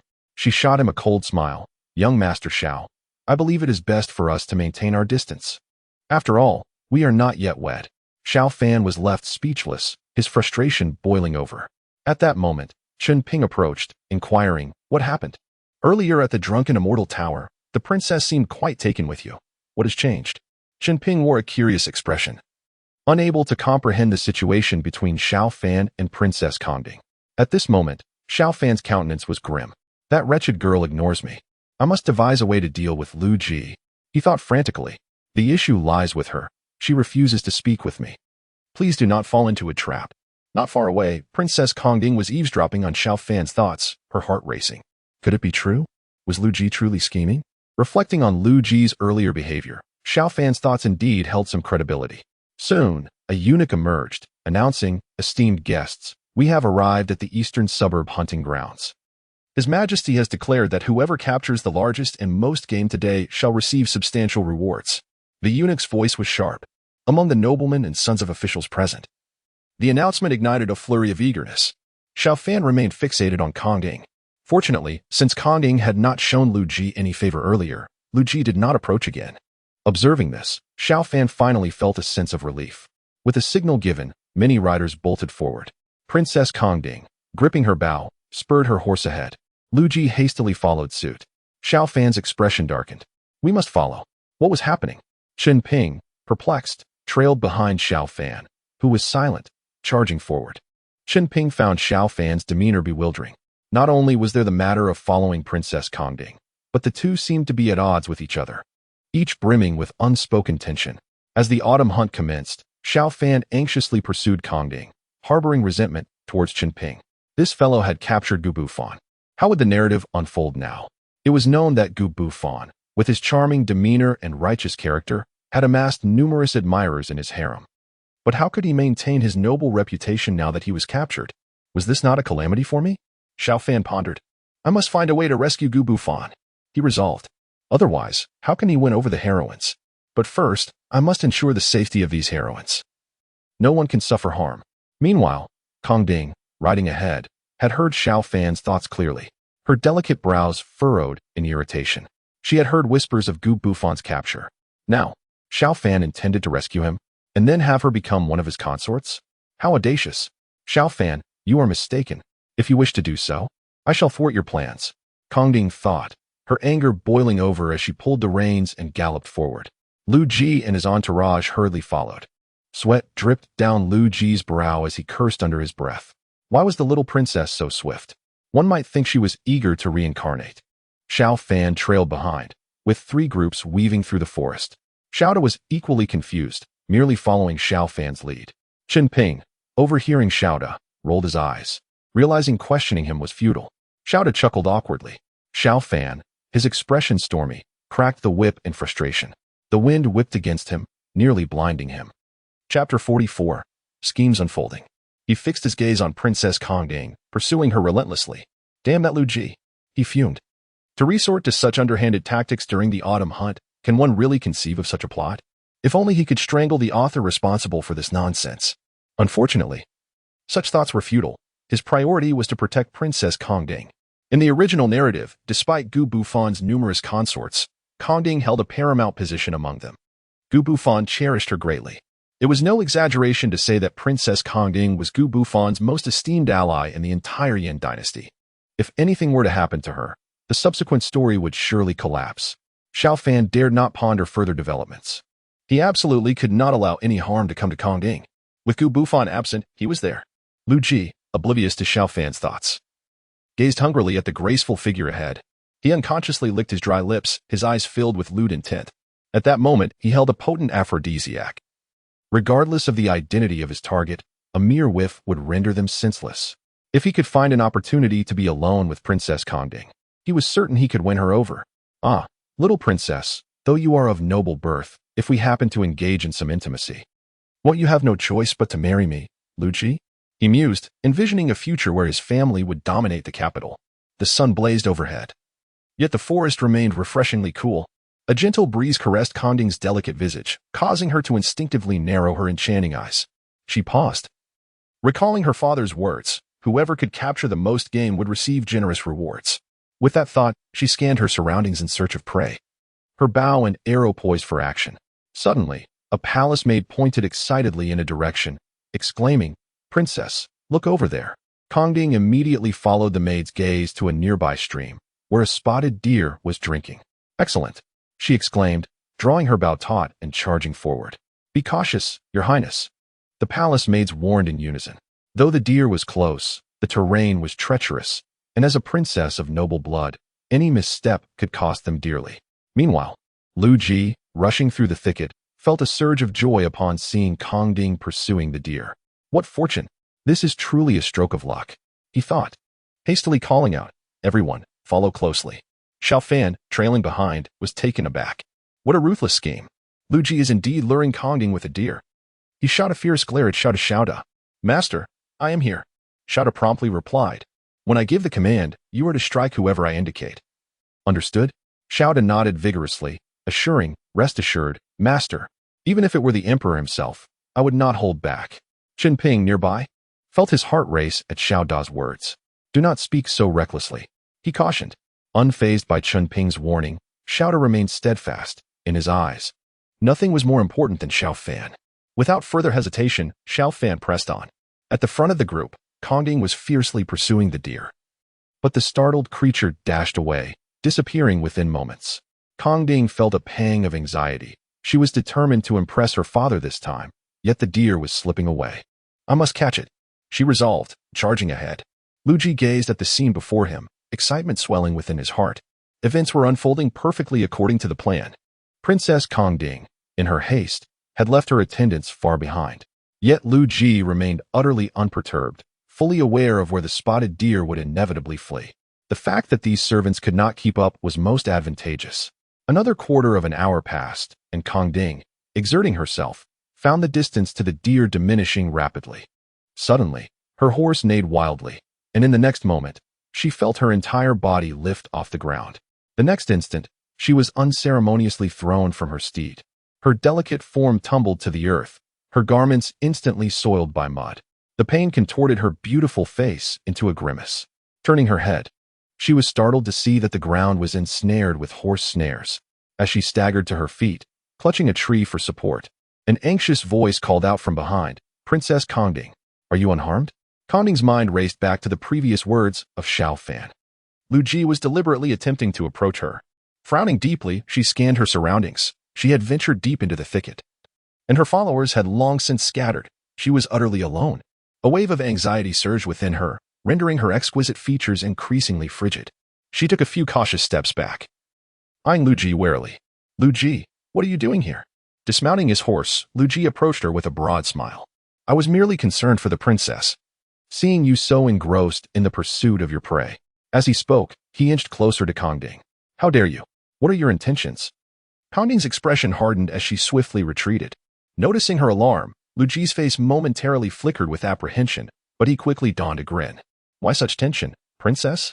I am only here to assist you. Under ordinary circumstances, Kang would have dismissed Lu Ji's demeanor, but the situation was far from ordinary. Most critically, neither party had any attendants present. How could Kang not be wary?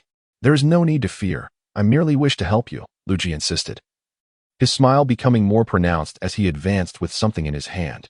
Do not come any closer. The chill mountain breeze rendered the young maiden's frail figure even more diminutive and vulnerable. Stay back. I have already assured you of my benign intentions. Lu Ji's grin became increasingly lecherous. If you approach me again, I shall scream. What will you shout about? Lu Ji's words were cut off by a loud curse from behind. Lu Ji, you are courting death. Chapter 45, Xiao Fan, strike for me. Both turned to see a fierce group approaching, led by an infuriated Xiao Fan.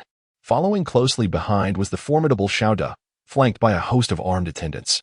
Upon seeing Xiao Fan, Kang felt an overwhelming surge of joy.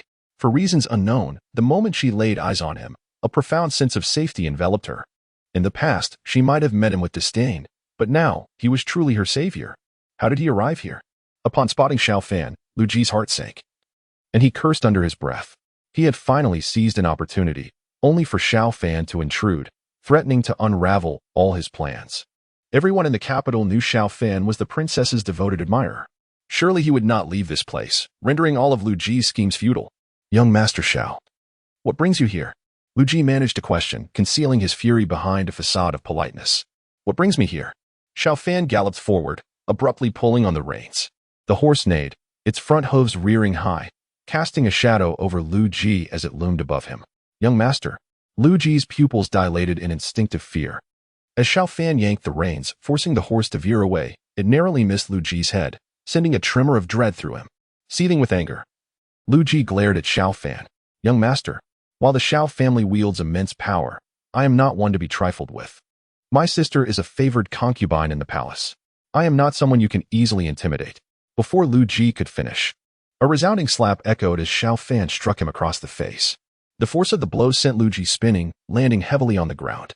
His eyes widened in disbelief as he stared at Xiao Fan, while the onlookers were left in stunned silence, especially Kang, who was filled with incredulity. In the entire capital, while Xiao Fan was notorious for his reckless behavior, it was typically directed at common folk. Lu Ji's lineage was hardly inferior to Xiao Fan's. How could one so casually slap him? This was not merely a slap at Lu Ji, but a striking affront to Lu Ji's esteemed family. Well done. As the crowd hesitated, Xiao Da was the first to applaud, exclaiming, well struck, young master. Truly commendable. In his eyes, any decision made by Xiao Fan warranted his unwavering support. How dare you, young master? You audaciously strike me. Lu Ji's face bore the imprint of Xiao Fan's hand. Disbelief etched across his features as he clutched his face. I will not let this go unless you provide an explanation. Xiao Fan huffed coldly, his gaze shifting to Kang. Are you unharmed, princess? Kang furrowed her brow but ultimately nodded, tacitly acknowledging Xiao Fan's concern. Despite her dissatisfaction with his demeanor and methods, she could sense that his urgency stemmed solely from a desire to protect her. At that moment, she felt a flicker of gratitude. Coupled with the striking bravado he had just displayed, her feelings toward him grew increasingly complex. Seeing Kang nod, Xiao Fan scrutinized her for any signs of distress before finally relaxing. Thankfully, during Gu Buifan's confinement, nothing had befallen Kang. Otherwise, he would bear the brunt of the consequences. That scoundrel Lu Ji, seeking to create trouble for me. The more Xiao Fan pondered, the angrier he became. Shut up, teach him a lesson. Strike him fiercely. What? Lu Ji's eyes widened in disbelief. Yes. Xiao Da received the command and charged forward. Lu Ji instinctively shielded his head and attempted to flee. But Xiao Da showed no intention of letting him escape, unleashing a barrage of blows that echoed like a slaughtered pig's screams. Xiao Ping, standing nearby, was equally taken aback, his eyes wide with shock. Taking a deep breath, Xiao Ping hurried to Xiao Fan's side. "Brother Xiao, Lu Ji is not just anyone. He is the son of the Minister of War." "I know," Xiao Fan replied flatly. Xiao Ping's eyes widened in astonishment. "You know, and yet you strike him? Does being the minister's son grant him immunity? Today, I intend to teach him a lesson." Xiao Fan's face was a mask of fury. Xiao Ping stared at Xiao Fan, then glanced at the pitifully beaten Lu Ji, gritting his teeth and rolling up his sleeves, ready to join the fray. Xiao Fan quickly grabbed Xiao Ping's arm. "What are you doing?" "Without hesitation, I will support you, even if I do not understand your motives. A true brother stands by your side in battle." With such a gaze from Xiao Fan, Xiao Ping's heart skipped a beat. Xiao Fan felt deeply moved. Although Xiao Ping was often unreliable, he was undeniably trustworthy as a brother. This fellow even planned to confront Lu Ji directly without considering the consequences. One must remember that Lu Ji was a villain in the original narrative, with his sister, Lu Guifei, enjoying considerable status, and his father serving as the deputy minister of war, a formidable barrier for ordinary individuals. Nevertheless, despite his emotional turmoil, Xiao Fan understood the principle of taking responsibility for one's own actions and felt it unnecessary to involve Xiao Ping any further. Grasping Xiao Ping's arm, he insisted, "Just watch. Don't get entangled in this troublesome matter." Xiao Ping hesitated, but, upon seeing Xiao Fan's serious expression, pouted. He thought to himself that this rascal was lucky. Otherwise, no matter what, a good brother would insist on standing by his side. She maintained a stern face, wanting to say something, but then recalled that without Xiao Fan, she might have fallen victim to Lu Ji's scheme, as he had left all his men outside to plot against Kong Ding. Coupled with his usual indulgence in pleasures, he was utterly unprepared to face Xiao Fan and his robust companions. Soon enough, he was left in a pitiful state. In chapter 46, the day unfolded in this manner. Xiao had Lu Ji by the neck, turning to Xiao Fan, asking, "Young master, shall we continue?" Xiao Ping, unable to resist the excitement of the fight, stepped forward to deliver a couple of kicks, causing Lu Ji to cough violently, shouting threats. "You, just wait." Lu Ji could not fathom why Xiao Fan had unleashed such a relentless assault upon him. Typically, he and Xiao Fan were both rascals who would greet each other amiably upon meeting. When had Xiao Fan ever been so ruthless? At that moment, Xiao Fan, with a frigid expression, approached Lu Ji and coldly inquired, "Do you know what you've done wrong?" Lu Ji shook his head repeatedly. I don't know. Don't know?" Xiao Fan scoffed, and without further ado, delivered another slap. Lu Ji's face swelled grotesquely, saliva dripping down, appearing quite pitiful. Kong Ding, witnessing this scene, couldn't he help but chuckle. Seeing Kong Ding's charming demeanor ignited a spark of resentment within Lu Ji. If it weren't for Xiao Fan's sudden intervention, he might have succeeded in his intentions. Standing by, Xiao Fan comprehended Lu Ji's thoughts all too well. He delivered another kick, seemingly unsatisfied, urging, "Xiao, continue." "Stop, please," Lu Ji pleaded, but Xiao ignored him, continuing the relentless beating. For a duration equivalent to 3 incense sticks, Lu Ji lay crumpled on the ground, muttering, "Please, stop." As he gasped for breath, Xiao Fan finally spoke. "All right. Let this be the end for today." He felt an undeniable sense of exhilaration. How delightful it is to be a rascal. Once I handle Gu Bufan, I can truly revel in this lifestyle. Merely contemplating this brought Xiao Fan immense joy. With his father's position, resolving matters with Gu Bufan and the corruption case would grant him the freedom to act as he pleased. Princess Kong Ding, standing quietly nearby, discerned Xiao Fan's unspoken thoughts. Initially touched by his hurried rescue, she now found herself taken aback upon realizing his intentions. Coldly, she regarded Xiao Fan, remaining silent. Their gazes met, and Xiao Fan pondered. Has she forgotten how Lu Ji relentlessly pursued her? Just as he was lost in thought, Kong Ding huffed and turned away. Xiao Ping, with a mischievous glint in his eyes, approached Xiao Fan, commenting, "Brother Xiao, you rushed here to assist, yet the little princess not only ignored you but also departed. You've managed to please neither side." As he spoke, he glanced at the unconscious Lu Ji, questioning how to handle him. Xiao Fan frowned and waved his hand dismissively. "No need to concern yourself. Someone will take care of it shortly." Given Lu Ji's status as the son of the deputy minister of war, even in this battered state, someone would undoubtedly clean up the mess. Fortunately, today, Lu Ji had not succeeded, and Xiao Fan had indulged in a taste of being a rascal. It was exhilarating. Xiao Ping, observing Xiao Fan's demeanor, leaned closer, Brother Xiao, don't frighten me. What do you mean? Xiao Fan, curious, turned to Chen Ping. What do you mean? After a moment's contemplation, Chen Ping gazed earnestly at Xiao Fan. Brother, I don't intend anything untoward, but your transformation is rather drastic. It makes me uneasy. It was no wonder Chen Ping felt this way. In such a short time, Xiao Fan had ceased his infatuation with Princess Kongding and had just delivered a thorough beating to Lu Ji. This was undeniably peculiar. Xiao Fan patted Chen Ping on the shoulder, reassuring him, "You need not worry about this matter. Trust me, I have it under control." Really? Chen Ping still felt somewhat uneasy. Of course, Xiao Fan confidently asserted. Have you ever seen me let you down? All right, Chen Ping conceded with a nod. Indeed, Xiao Fan had always been clever. Who could ever cause him to falter? After a careful glance at Xiao Fan, Chen Ping turned to leave.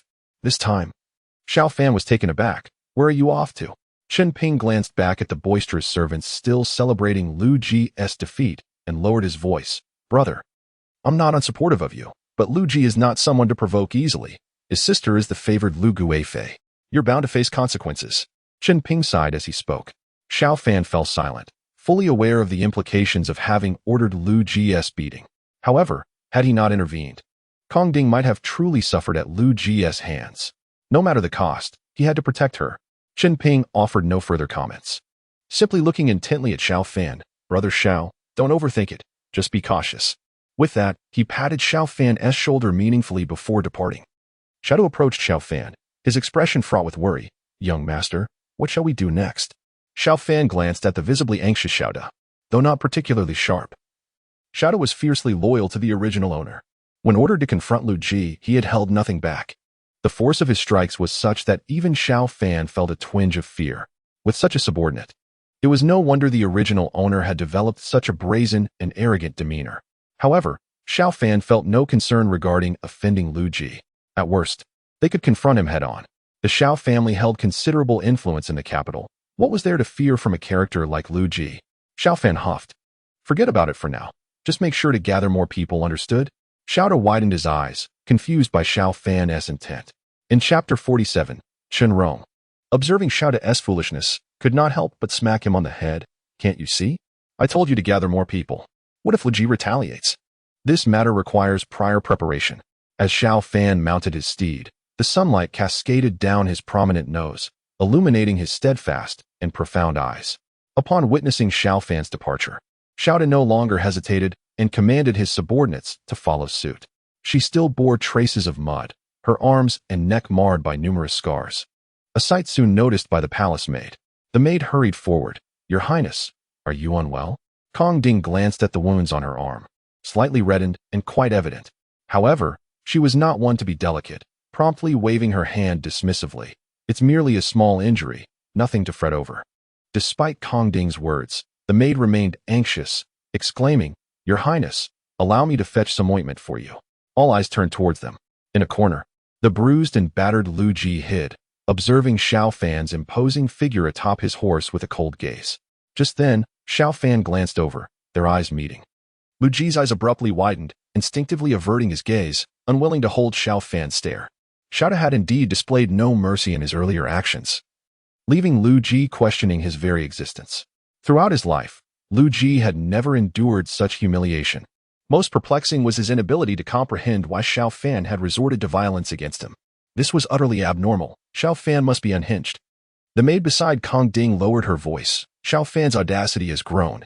He did not even greet Lu Ji. In the capital, the number of rascals was limited. Although Xiao Fan was the most arrogant, he had always shown deference to someone of Lu Ji's stature. Yet now, as Xiao Fan rode past Lu Ji without a word. How could this not astonish everyone? Had Xiao Fan truly changed? Silence. Kongding scolded, cutting off the maid's words. The maid fell silent, not daring to speak further. Kongding turned her gaze towards Xiao Fan. She understood the turmoil within him, yet his prior brutality was undeniable. One must always consider the consequences. Lu Ji's family background posed a significant dilemma. At this moment, curiosity gnawed at Kongding's mind. How would Xiao Fan address the predicament at hand? As these thoughts occupied her mind, Xiao Fan rode past Lu Ji, who stood frozen, unable to utter a word. Observing Lu Ji's cowardice, Xiao Fan couldn't help but snicker inwardly. As for Kongding, he seemed oblivious to her presence, riding away with indifference. Anger bubbled within Kongding. How dare you? Xiao Fan, you were so eager to rescue me earlier, yet now you act as if I do not exist? Truly a rogue. Xiao Fan, of course, was unaware of Kong Ding's sentiments. He merely continued onward. Just then, a sharp voice pierced the air. Kong Ding furrowed her brows, turning towards the sound. Not far away, a woman rode gracefully, clad in a sleek blue riding outfit, standing at least 5'7". Her exquisite features rivaled Kong Ding's, each possessing their distinct allure. While Kong Ding embodied an icy demeanor, this woman exuded an air of confidence, her hair elegantly tied back, compelling even many men to feel inadequate in her presence. Upon seeing her, Xiao Fan's expression soured, a strained smile forming on his lips. Chun Rong, with a grim countenance, regarded the unfortunate fellow trailing Wang Rong, who was now greeting him. Xiao Fan's discomfort was palpable, and Xiao appeared as if he had seen a ghost, rendered speechless. Confronted with this woman, Xiao Fan felt a surge of dread. She was none other than Xiao Ping's elder sister, a renowned beauty in the capital, skilled in music, chess, calligraphy, and painting. How had he inadvertently provoked her? A sense of foreboding crept into Xiao Fan's heart. He recalled that in the subsequent narrative, this woman also became a member of Gu Bufon's harem, harboring resentment towards Xiao Fan and exerting considerable effort against him, the antagonist. Contemplating this, Xiao Fan's face stiffened as he stammered, "Why you? What is it?" Chun Rong's fierce retort echoed, her lovely face marred by anger. Xiao Fan instinctively glanced at Xiao Ping, hoping for some indication. To his dismay, Xiao Ping wore an expression of helplessness, quickly averting his gaze. Xiao Fan forced a smile. Internally exasperated, this guy had abandoned him. With his sister now confronting him, Xiao Ping had not offered any assistance. What was he to do? Xiao Fan pondered, managing to muster a smile. Chun Rong, what brings you here? Chun Rong's expression darkened. Have you committed a crime? Committed a crime? Xiao Fan blinked innocently, intending to explain that he had merely had a minor altercation, but in the next moment, a sudden realization struck him regarding Chun Rong's implication. Just as he was about to speak, Chun Rong swiftly drew her sword, pressing it against Xiao Fan's chest without hesitation. Xiao Fan, I ask you, did you assault a court official? Xiao Fan's mouth twitched uncontrollably. He had never anticipated that Chun Rong would accuse him of such a grave offense right off the bat. Assaulting a court official was a capital offense, punishable by death. Yet, what was Lu Ji even considered in the context of court officials? Xiao Fan thought. But Chun Rong seemed uninterested in his explanations, advancing closer with the blade. Chun Rong, please, do not act recklessly. Xiao Fan retreated, his eyes widening in alarm. If I were to perish by your hand, you would not fare well either. Hearing this, Chun Rong's expression hardened, a cold smirk forming on her lips. What do you think you are, Xiao Fan? You dare to lay hands on a court official, and now you must accompany me. The onlookers were bewildered, unsure of what transpired. Only Lu Ji, hidden in the corner, suddenly burst into laughter. Moments ago, he had contemplated reporting Xiao Fan for his actions against him. This incident would not be easily forgotten. Little did he anticipate that Chun Rong would arrive at this juncture. Resolute, Lu Ji approached Chun Rong, wearing a pitiful expression. Miss Chun, you must stand up for me. Chapter 48. Return to the Yamen with me, before Lu Ji could finish his plea. Both Xiao Ping and Xiao cast fierce glances in his direction. Just then, Chun Rong's sword made a swift motion, pressing against Xiao Fan's neck. I ask you, did Xiao Fan strike you earlier? Lu Ji, witnessing the blade at Xiao Fan's throat, couldn't help but feel a twinge of apprehension. It seemed Chun Rong intended to defend him. However, given Xiao Fan's earlier ferocity, admitting such in front of a crowd would be humiliating. Moreover, Xiao Fan had always acted with impunity. Even with Chun Rong present, should he truly decide to retaliate, she might not be able to intervene. Yet, Chun Rong was renowned for her decisiveness. After all, her father commanded the Imperial Guards, overseeing the capital's security. Chun Rong had surpassed expectations. It was said that 3 of the 4 most notorious cases in the capital were solved by her. In this moment, Lu Ji's mouth twitched. He was at a loss for how to proceed. Offending Xiao Fan was indeed daunting, yet defying Chun Rong was equally intimidating. Lu Ji regretted emerging from his hiding place. Why are you dawdling? Seeing Lu Ji's silence, Chun Rong's frustration boiled over, and she kicked him forcefully. Suddenly, Lu Ji fell to the ground with a thud, raising his head to reveal a rather grotesque smile on his face. Please let me go. I know nothing. He felt tears welling up. Overwhelmed by the absurdity of being beaten by Xiao Fan and now being coerced by Chun Rong. Who could endure such humiliation? After all, Lu Ji was also a dandy. How could he be so bullied? Yet, the harsh reality was that power could crush anyone. Just pondering these thoughts filled Lu Ji with rage. Princess Kong Ding stood nearby, unable to suppress a chuckle at the sight before her. She had not anticipated that Lu Ji's fear of Xiao Fan would reach such an extreme. Meanwhile, Xiao Fan felt an undeniable tension rising within him. Good heavens, Chen Rong is indeed strikingly beautiful and graceful, yet it seems Xiao Fan has done nothing to her. Has he? He mused. How foolish to disregard such a beauty. As he pondered, Chen Rong suddenly turned her gaze towards him, her cold eyes piercing through him. What did you just say? Xiao Fan widened his eyes in surprise. I didn't say anything. He thought to himself, how could they possibly hear me if I merely question my own words? I wonder what Xiao Fan is truly thinking. Although Chen Rong's temperament is indeed fiery, she is undeniably beautiful, Xiao Fan reflected. Upon hearing his unspoken thoughts, Chen Rong's fair cheeks flushed with embarrassment. Clenching her knife in anger, she pointed it menacingly at Lu Ji, causing him to tremble in fear. Chen, please be careful. After warning Lu Ji with a cold glance, Chen Rong's focus shifted back to Xiao Fan, and this time her gaze softened considerably. She had not expected Xiao Fan to utter such words. Why didn't I see this side of you before? Humph, you shameless rogue. Xiao Fan, while contemplating her gaze, felt a strange sense of discomfort. What? To the yamen? Xiao Fan panicked. He had done nothing wrong, and Lu Ji had said nothing either. Why was he being taken to the yamen so abruptly? Just as he was about to explain, he saw Chen Rong kick Lu Ji, then press the knife against Xiao Fan's chest, demanding, do you understand the consequences of refusing to comply? Her eyes warned him that any defiance would bear dire repercussions. Xiao Fan's lips twitched in agitation. Now I understand why Xiao Fan looked down on Chen Rong. Her temper is indeed explosive. What did you say? Chen Rong's expression darkened. She had heard his words clearly. This guy dared to criticize her temper? Seeking death. Chen Ping, witnessing the situation, felt the urgency rise within him. He understood that his sister was here to take revenge on Xiao Fan. After he had mentioned Xiao Fan's altercation with Lu Ji, Chen Rong had rushed over, seeking trouble. How could he not worry? Caught between his sister and his good friend, he felt utterly helpless. He merely wanted to ask his sister how to resolve this situation. Yet she had directly involved Xiao Fan. Ultimately, Chen Ping could not help but approach Chen Rong, speaking in a hushed tone. Sister, this matter, get lost. What does this have to do with you? Chen Rong snapped, her brows furrowing. She was all too aware of her brother's character. Chen Ping and Xiao Fan together could only spell trouble. Although she certainly intended to retaliate against Xiao Fan, the sight of him in such distress did bring her a sense of satisfaction. Just as it seemed Xiao Fan would be taken away, Princess Kong Ding could no longer bear to watch. Regardless of the circumstances, Xiao Fan had faced this predicament on her behalf.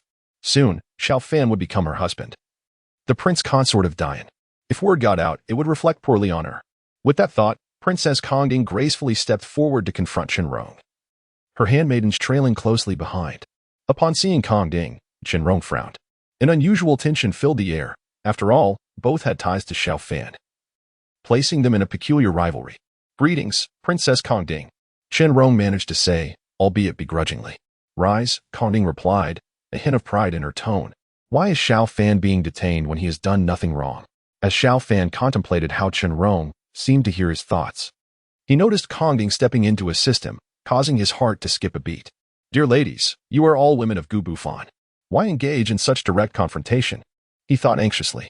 If this escalates, Gu Bufan might think I've stolen his women, and that would be disastrous. Suddenly, an idea struck him. Taking a deep breath, he adopted a flamboyant demeanor, questioning, what is the meaning of this, Princess Kong Ding?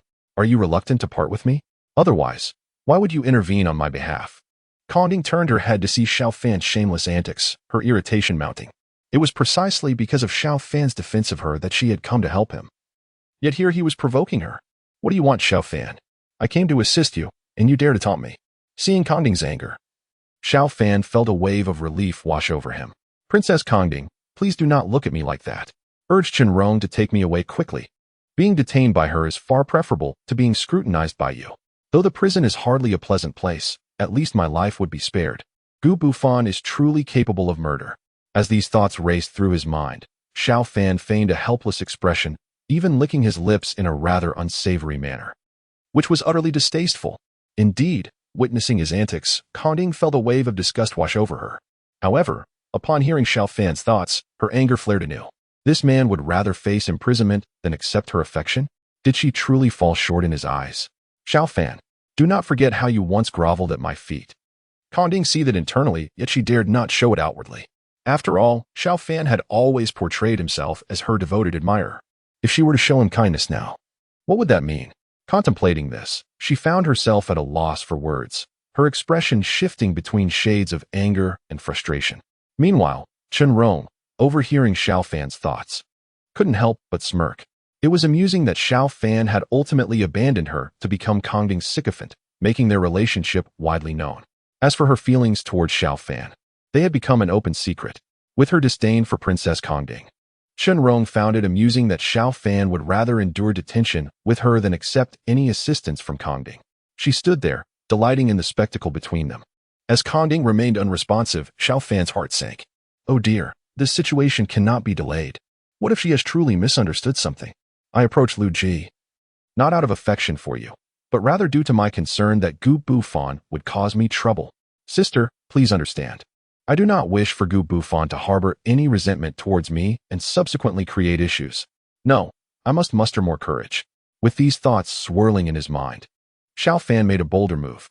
He confidently strode towards Princess Kangding, hands on his hips, a mischievous grin adorning his face.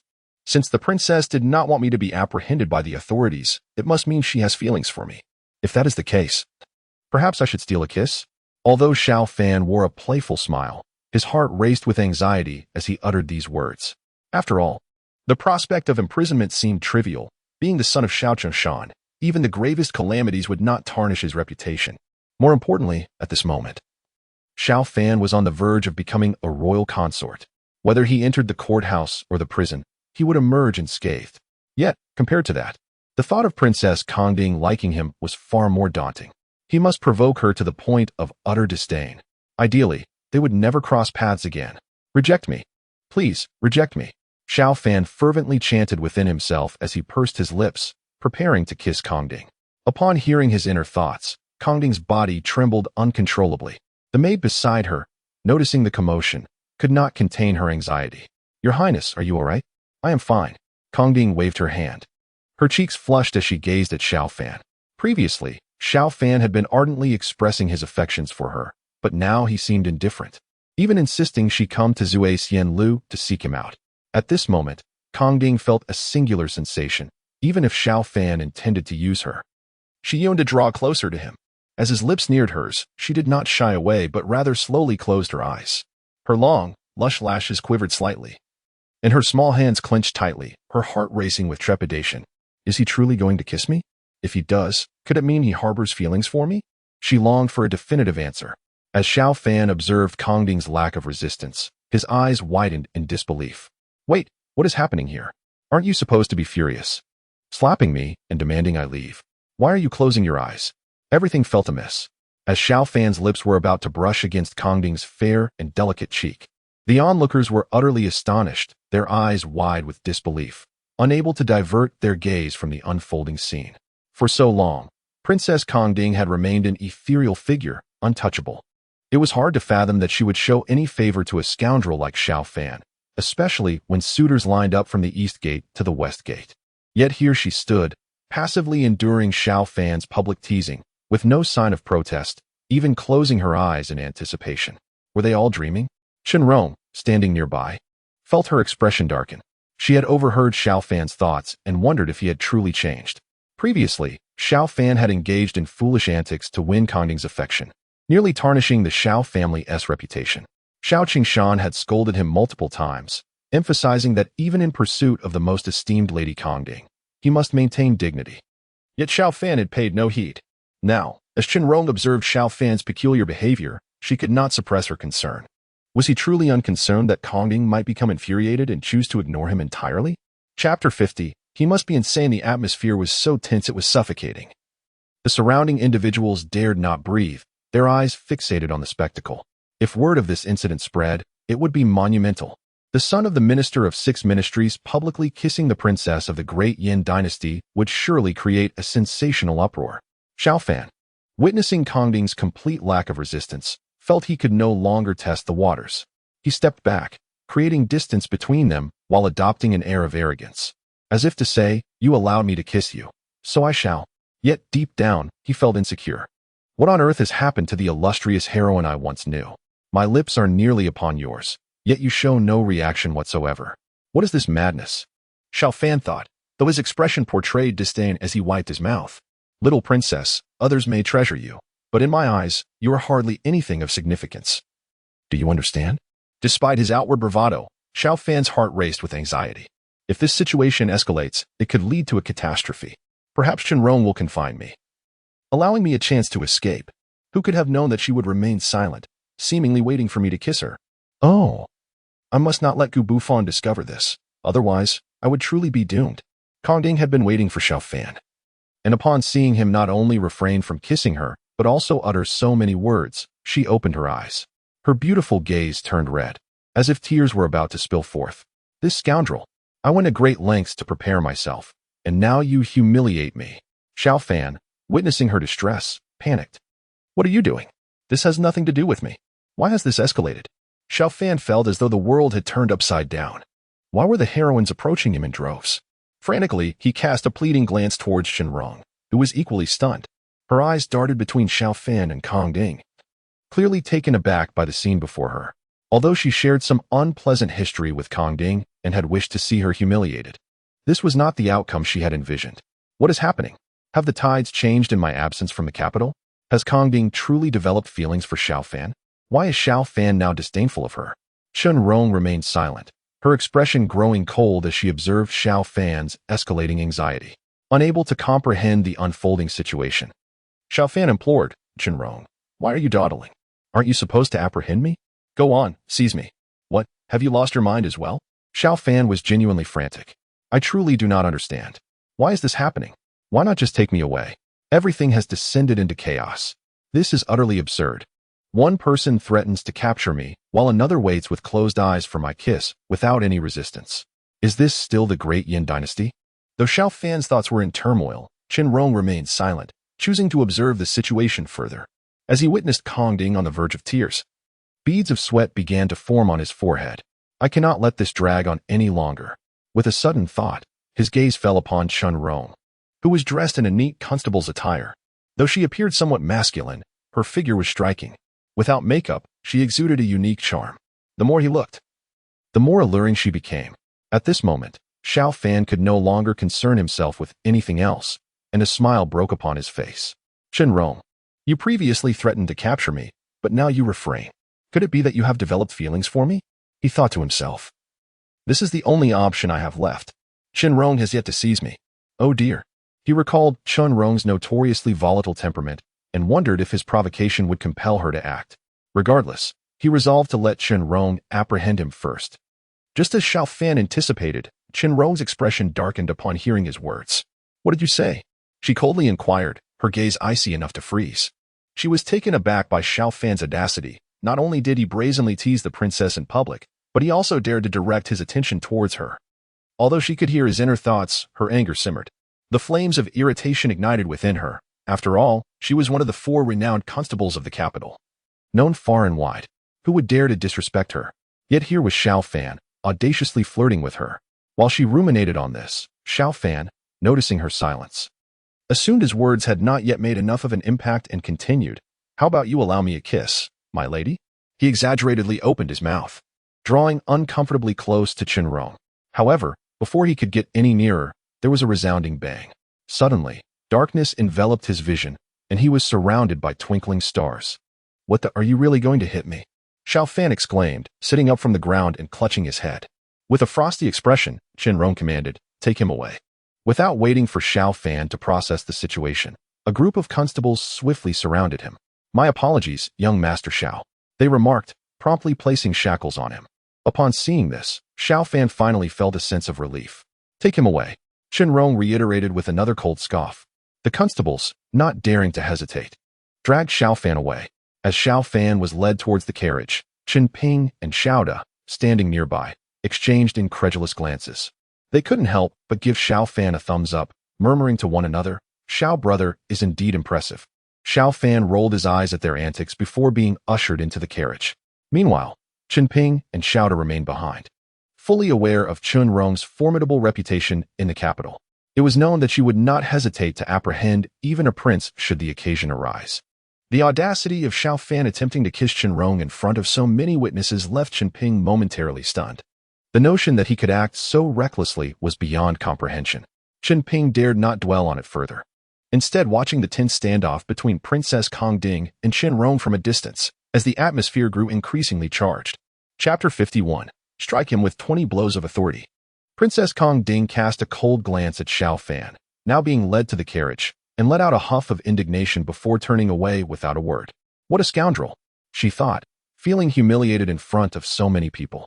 She resolved never to defend him again. With a wave of her hand, she signaled her maid, who cautiously glanced back before hastily following her lead. The two departed in haste. Chen Rong stood rooted in place, watching as Princess Kong Ding stormed off in frustration, a subtle smile gracing her lips. Unbidden, the words Xiao Fan had uttered earlier echoed in her mind, and she felt a faint blush creep onto her alabaster cheeks. This rascal, after such a long absence, remains as irreverent as ever. Shaking off her thoughts, she turned towards the carriage that was transporting Xiao Fan. As she passed by Chen Ping and Xiao Da, her piercing gaze shot in their direction, chilling them to the bone. Chen Ping instinctively shrank back behind Xiao Da, fully aware of his sister's formidable nature. Though he often displayed arrogance in public, he was meek and subdued in her presence. With a huff, Chen Rong swiftly boarded the carriage. Xiao Da scratched his head, gazing at the receding carriage with a furrowed brow. He couldn't help but mutter under his breath. I wasn't afraid of Chen Rong, it was merely that the master did not issue a command.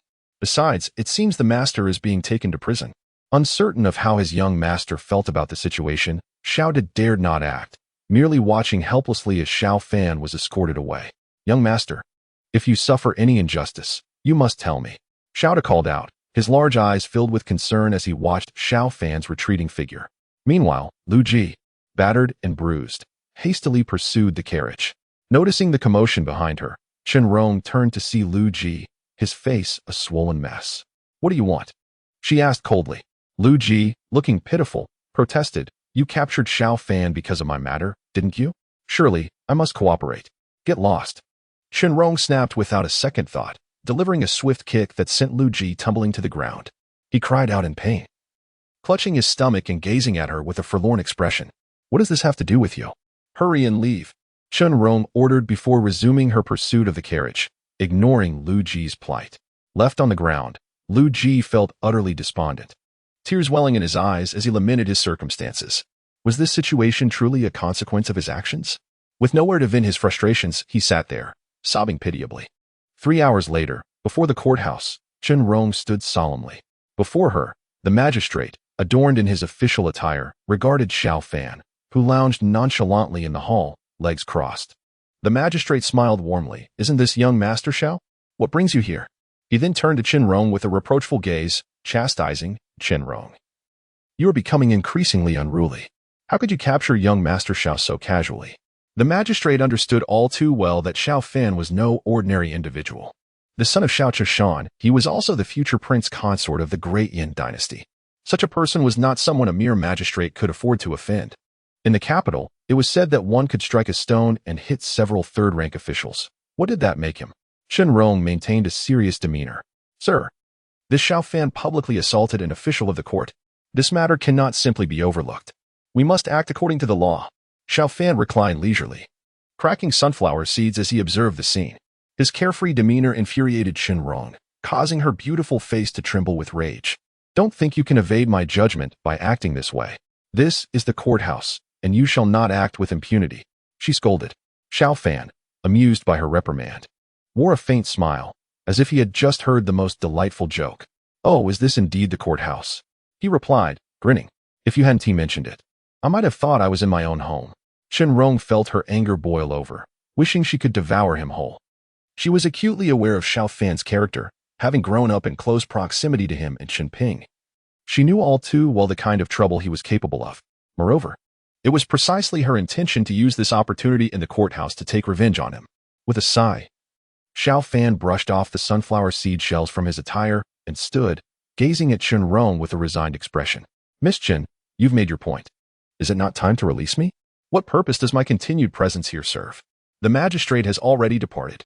Xiao Fan spoke these words, profoundly aware of the formidable influence wielded by a spendthrift in the capital. Throughout history, it was rare to hear of anyone unexamined in court. The magistrate had fled in fear.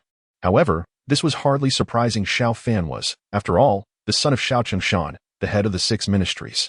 Moreover, the previous Emperor Zhao had betrothed the Princess Kongbing to Xiao Fan, and now, as the prospective son-in-law, wherever he went, who would dare to deny him a modicum of respect?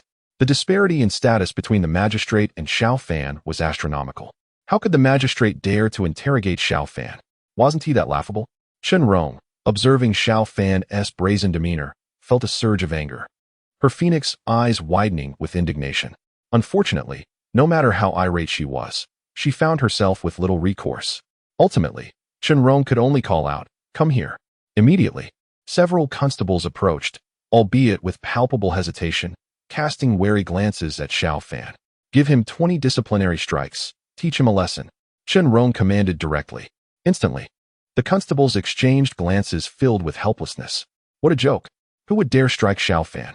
Anyone who did so would be courting death. Seeing their reluctance to advance, Chen Rong's expression grew markedly colder. "What are you waiting for? Are you waiting for me to act?" The constables glanced at each other, hesitant to proceed. It was evident to anyone with eyes that this was a personal vendetta between Chen Rong and Xiao Fan. With the magistrate having fled, what use were they? One constable held his head, another clutched his stomach, both hastily concocting excuses. "My lord, I suddenly have a terrible stomachache. I need to attend to my wife.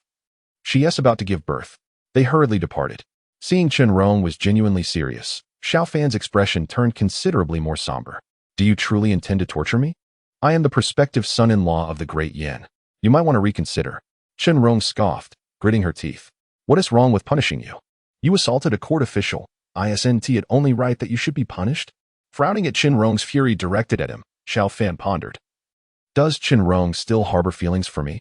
Although they had never developed a substantial relationship, he had indeed toyed with her emotions.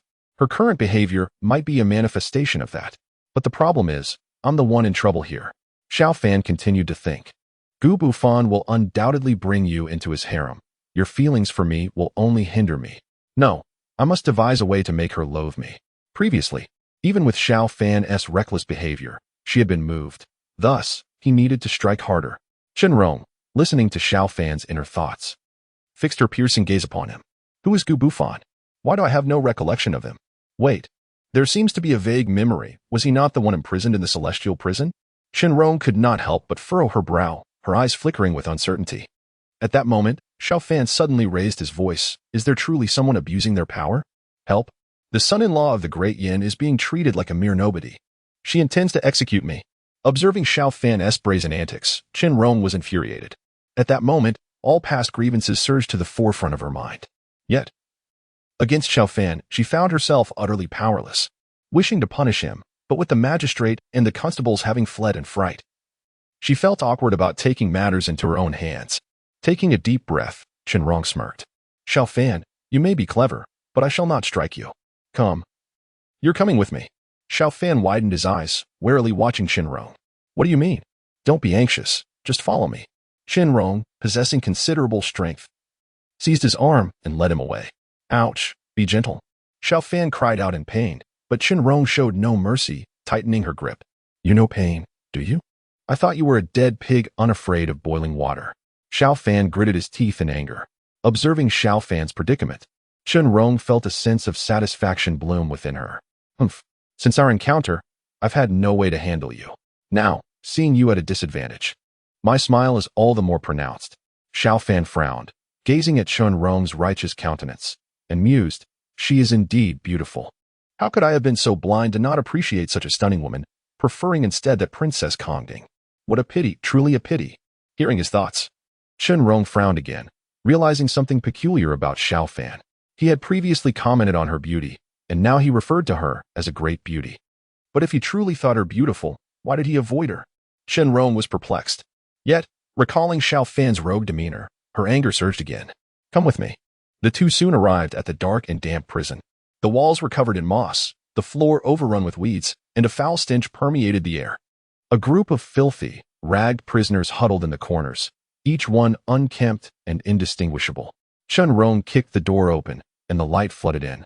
revealing the room's musty decay, causing Xiao Fan to cough violently. "What are you doing?" Chen Rong sneered, pushing Xiao Fan inside. Upon entry, Xiao Fan noticed several prisoners emanating a palpable aura of malevolence, their glares akin to those of predators ready to devour their prey. Hearing the commotion, they lifted their gaze, their murky eyes fixed upon Xiao Fan. One licked his lips, unleashing a sinister grin. "Oh, looks like we have a pretty boy here." Their voices were hoarse, sending shivers down Xiao Fan's spine. Chen Rong disregarded Xiao Fan as protests and coldly remarked, "These men are notorious bandits, merciless in their killings." She regarded Xiao Fan with mock pity. Xiao Fan's heart tightened as he grasped Chen Rong's intent. In the next moment, she clapped her hands and exclaimed, "You all, treat this young master well. Prepare some leather straps. I shall return for inspection shortly. If you perform well, this lady shall reward you." With her declaration, the prisoners immediately perked up, their eyes gleaming with excitement as they fixated on Xiao Fan. "Rest assured, we will take good care of this young master. Indeed, it has been ages since we've seen such tender flesh." One flamboyant figure, adorned with delicate gestures, threw Xiao Fan a flirtatious glance. Xiao Fan felt a surge of panic and instinctively covered his backside, attempting to flee. But Chen Rong would not grant him the opportunity. With a firm push, she shoved him into the cell. "Enjoy yourself." With that, she slammed the door shut. Shortly after, Chen Rong, stretching lazily, approached the cell. At that moment, silence reigned within. Frowning, she felt a chill in the air, a hint of worry crossing her features. Could something have gone awry? At that moment, a pang of regret struck her for bringing Xiao Fan to this place. Her impulsiveness had gotten the better of her. Yet, she found Xiao Fan utterly insufferable. He audaciously claimed he would serve as someone else's harem. Isn't that an affront to her? Yet, at this moment, upon hearing no sounds from within, she couldn't help but feel a surge of fear. If Xiao Fan truly encountered trouble, Chen Rong would disregard everything else and hurriedly push open the door. At that moment, Xiao Fan lay leisurely on the wooden table, a blade of grass clamped in his mouth. Meanwhile, several fearsome prisoners were either thumping their shoulders or pounding their thighs. Observing Xiao Fan in such comfort, they appeared quite content. The earlier individual who had boasted about making Xiao Fan feel at ease was now massaging his feet, exclaiming, "Ah, young Master Xiao, your feet are truly exquisite. After traveling far and wide for so many years, it is my first time witnessing such beautiful feet." Seeing him like this, Xiao Fan kicked him away. The foppish man showed no signs of anger, instead wearing a blissful grin. Even when kicking someone, young Master Xiao is so handsome. He truly lives up to his reputation. The others quickly chimed in with agreement. Chen Rong stood, utterly astonished by the scene before her. Upon noticing her entrance, Xiao Fan raised an eyebrow. "Oh, Miss Chen, you arrived rather swiftly. I was hoping to enjoy this a bit longer." Chen Rong was fuming. Just moments ago, she had been worried about Xiao Fan's safety, and now, to her astonishment, he seemed to be reveling in comfort. She had intended for these individuals to teach him a lesson. "What are you all doing?" she demanded. The prisoners, momentarily startled by Chen Rong's furious expression, soon returned to their activities, dismissing her ire entirely. Xiao Fan, leisurely observing, remarked, "What is Miss Chen upset about? These gentlemen are diligently striving for their futures." Chen Rong trembled with rage, clenching her fists. This Xiao Fan was indeed detestable. Noticing her reaction, Xiao Fan inwardly muttered, "It's best to keep some distance from her. There's already some entanglement, and if Gu Bufan finds out, it could spell trouble. Yes, I must ensure she harbors no feelings for me. I need to be even more outrageous." Chen Rong, silent, felt a mist gathering in her phoenix-like eyes, embodying the sorrow of a wronged maiden. She couldn't fathom why Xiao Fan despised her so. They had shared moments in the past. Why had their relationship soured so dramatically? Just thinking about it made her heart ache. If anyone else were to witness this, they would be utterly shocked. Chen Rong had always been a paragon of strength. When had she ever been reduced to tears? Those prisoners she had personally escorted to their executions would likely rise from their graves in disbelief. Seeing Chen Rong's pitiful demeanor startled Xiao Fan. "What on earth? Why are you crying? Aren't you causing me trouble?" Just as he was about to speak, a commotion erupted outside. Lord Chen. Lord Chen. A servant rushed in, relieved to find Xiao Fan unharmed, wiping the sweat from his brow. Chen Rong's expression hardened. "What is it?" The servant quickly explained, "Princess Kongding has arrived." "Princess Kongding?" Chen Rong's brows furrowed. She waved her hand, commanding, "Ensure he remains here. Do not let him out." "Yes." The servant responded promptly, and Chen Rong, with a flick of her sleeve, strode outside. Upon hearing the servant's voice, Xiao Fan sat up, his expression shifting. What brings Princess Kongding here? Surely, she isn't here to bail me out? After all I've done, even publicly humiliating her, she isn't angry? Xiao Fan's mind raced. Princess Kongding, do you possess no temper? After all this, you're still not furious? The servant, standing at the door, whispered in apology, my apologies. Young Master Xiao. He then anxiously closed the door behind him. Rong rushed outside, spotting the dignified Princess Kongding standing calmly. Her countenance serene, yet radiating an imperious aura befitting royalty. The maid beside her stood respectfully in attendance, while the previously absent governor was now ingratiatingly at her side. The presence of Princess Kongding was truly an honor. Rong approached, her expression darkening, noticing another figure standing behind the maid, clad in a splendid robe. Upon recognition, Rong felt a jolt of shock. It was an official from the Ministry of Justice. Alarmed, she pondered why even he had been summoned. As she contemplated, the official subtly shook his head at her, seemingly conveying a message. He too was puzzled, questioning why he had been called here by Princess Kongding. After all, Xiao Fan was the son of Xiao Qingshan. Even if he had caused a tremendous uproar, it shouldn't fall to him to handle this affair. What intrigued him most was why Princess Kongding had personally sought him out to rescue Xiao Fan. Given her status as the emperor's favored princess, how could he dare refuse? An oppressive silence fell over the group. Princess Kongding sat at the table, casually fiddling with her teacup. Miss Chun, your authority is quite impressive, apprehending the prospective prince consort. I'm curious, what are his charges? Rong's expression shifted, her lips twitching slightly. Observing the haughty demeanor of Princess Kongding, Rong felt a swell of irritation. She truly couldn't comprehend what Xiao Fan found appealing in this woman. How could someone so sharp-tongued and aloof elicit admiration? Just recently, she had claimed to disfavor Xiao Fan. Yet here she was, enlisting the ministry's officials to assist in his release. The crux of Rong's actions had been to humiliate Xiao Fan. Seeking retribution for being abandoned previously, remaining silent, she glared coldly at Kongding. Tension mounted between them, the atmosphere growing increasingly charged. The governor, sensing the brewing conflict, quickly interjected. Miss Chen, please, release Xiao Fan.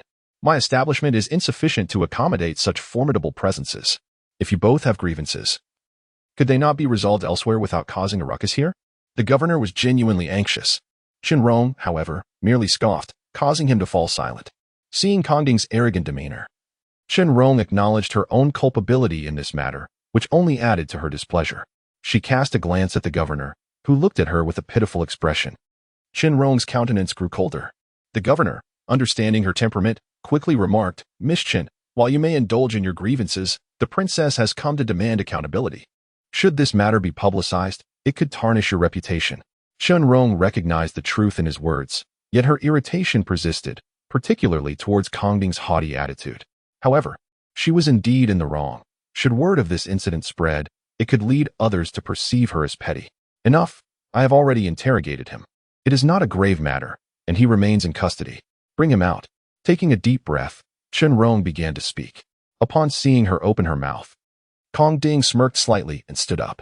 The maid behind her quickly stepped forward to support her. Your Highness, please be careful. As Kongding passed in front of Rong, she didn't even spare her a glance. At that moment, she felt a surge of triumph over Rong. Humph. You're too inexperienced to compete with me. Rong observed Kongding's haughty demeanor and let out a cold snort, leisurely replying, Princess Kongding, your concern for Xiao Fan seems to be in vain. It appears he has no desire for your presence. As expected, upon hearing those words, Kongding's pretty face darkened, and her gaze immediately fell upon Rong.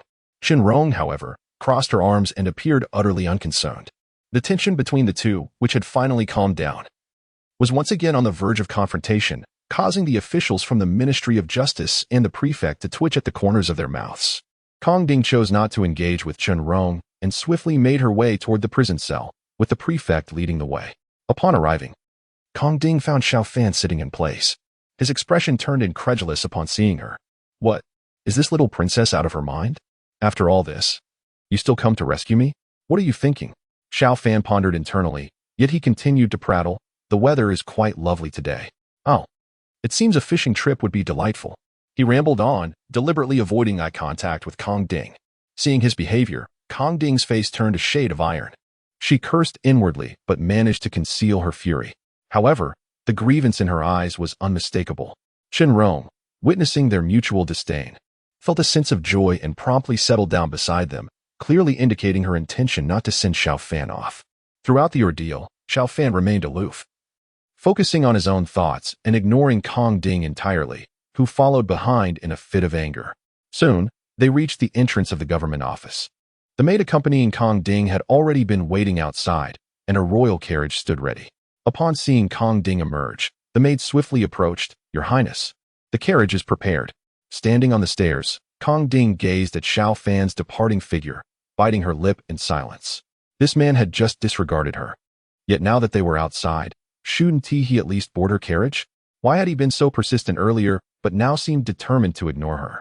These thoughts weighed heavily on her heart, and she found herself missing Xiao Fan, even reminiscing about his nauseating poetry. Once Xiao Fan stepped outside, he scanned the surroundings anxiously. If I have to stick with such a disaster, my relationship with her will surely be detrimental. The mere thought of it made his head spin. Just then, a carriage hurriedly approached and soon halted before them. Xiao Fan and Kong Ding exchanged bewildered glances as the carriage curtain was drawn back, revealing Yan Dynasty's lovely face. Seeing Xiao Fan standing at the entrance of the government office, Yan Dynasty was momentarily taken aback. "Fan Ge, are you all right?" She was unaware of the situation. Upon realizing her concern, Xiao Fan's eyes widened in surprise, almost as if he had seen a savior. "Dynasty, I truly missed you. I'm so glad to see you." Yan Dynasty watched as Xiao Fan dove into her carriage, momentarily stunned. She glanced past him at Kong Ding on the steps, then back at Xiao Fan. Filled with speechless disbelief, she had rushed over after hearing that Xiao Fan had been taken by Rong, yet before she could do anything, the situation had unfolded in such a manner. Yan Dynasty stole another look at Kong Ding's sullen expression, suddenly feeling a spark of inspiration. "What are we waiting for? Let us leave." Xiao Fan didn't hesitate to speak. "I'm trying to escape here, not to be sent off." Yan Dynasty smirked, casting a challenging glance at Princess Kong Ding. Both were of royal descent. Although Yan Dynasty was a princess of the 10th princess residence and not as prominent as Kong Ding, their rivalry had spanned their entire lives. Previously, when Xiao Fan had been fawning over Kong Ding, Yan Dynasty felt a twinge of irritation, wondering if she was inferior to Kong Ding. Now, observing Xiao Fan's avoidance of Kong Ding, she felt a sense of satisfaction. Meanwhile, Kong Ding's expression darkened further. How dare she? Of course. She didn't voice her thoughts. Fuming with rage, Kong Ding trembled. Noticing her anger, Xiao Fan's demeanor turned casual. He casually draped an arm over Yan Dynasty's shoulder, speaking in a flippant tone. "Princess, you may not know this, but Dynasty and I have always had a good relationship. She's offering me a ride, so there's no need for your concern." Yan Dynasty was infuriated, her face a storm of frustration, clearly reflecting her displeasure. Xiao Fan reveled in her reaction, feeling exhilarated. "This is effective," he thought, inching closer to Yan Dynasty in a flirtatious manner. "Princess Kong Ding, you need not worry. Standing here in plain sight may not reflect well on you. What if people start saying that the esteemed Princess Kong Ding has become my devoted follower? That would be quite unflattering." As he spoke, he feigned a look of helplessness. Chapter 55. What a coincidence we meet again. Hearing Xiao Fan's words, Yan Dynasty suppressed a laugh but couldn't help but feel gratified watching Kong Ding's discomfiture. For a moment, she overlooked Xiao Fan's almost flirtatious behavior, fully supportive of his antics against Kong Ding. Kong Ding trembled, struggling to find her voice.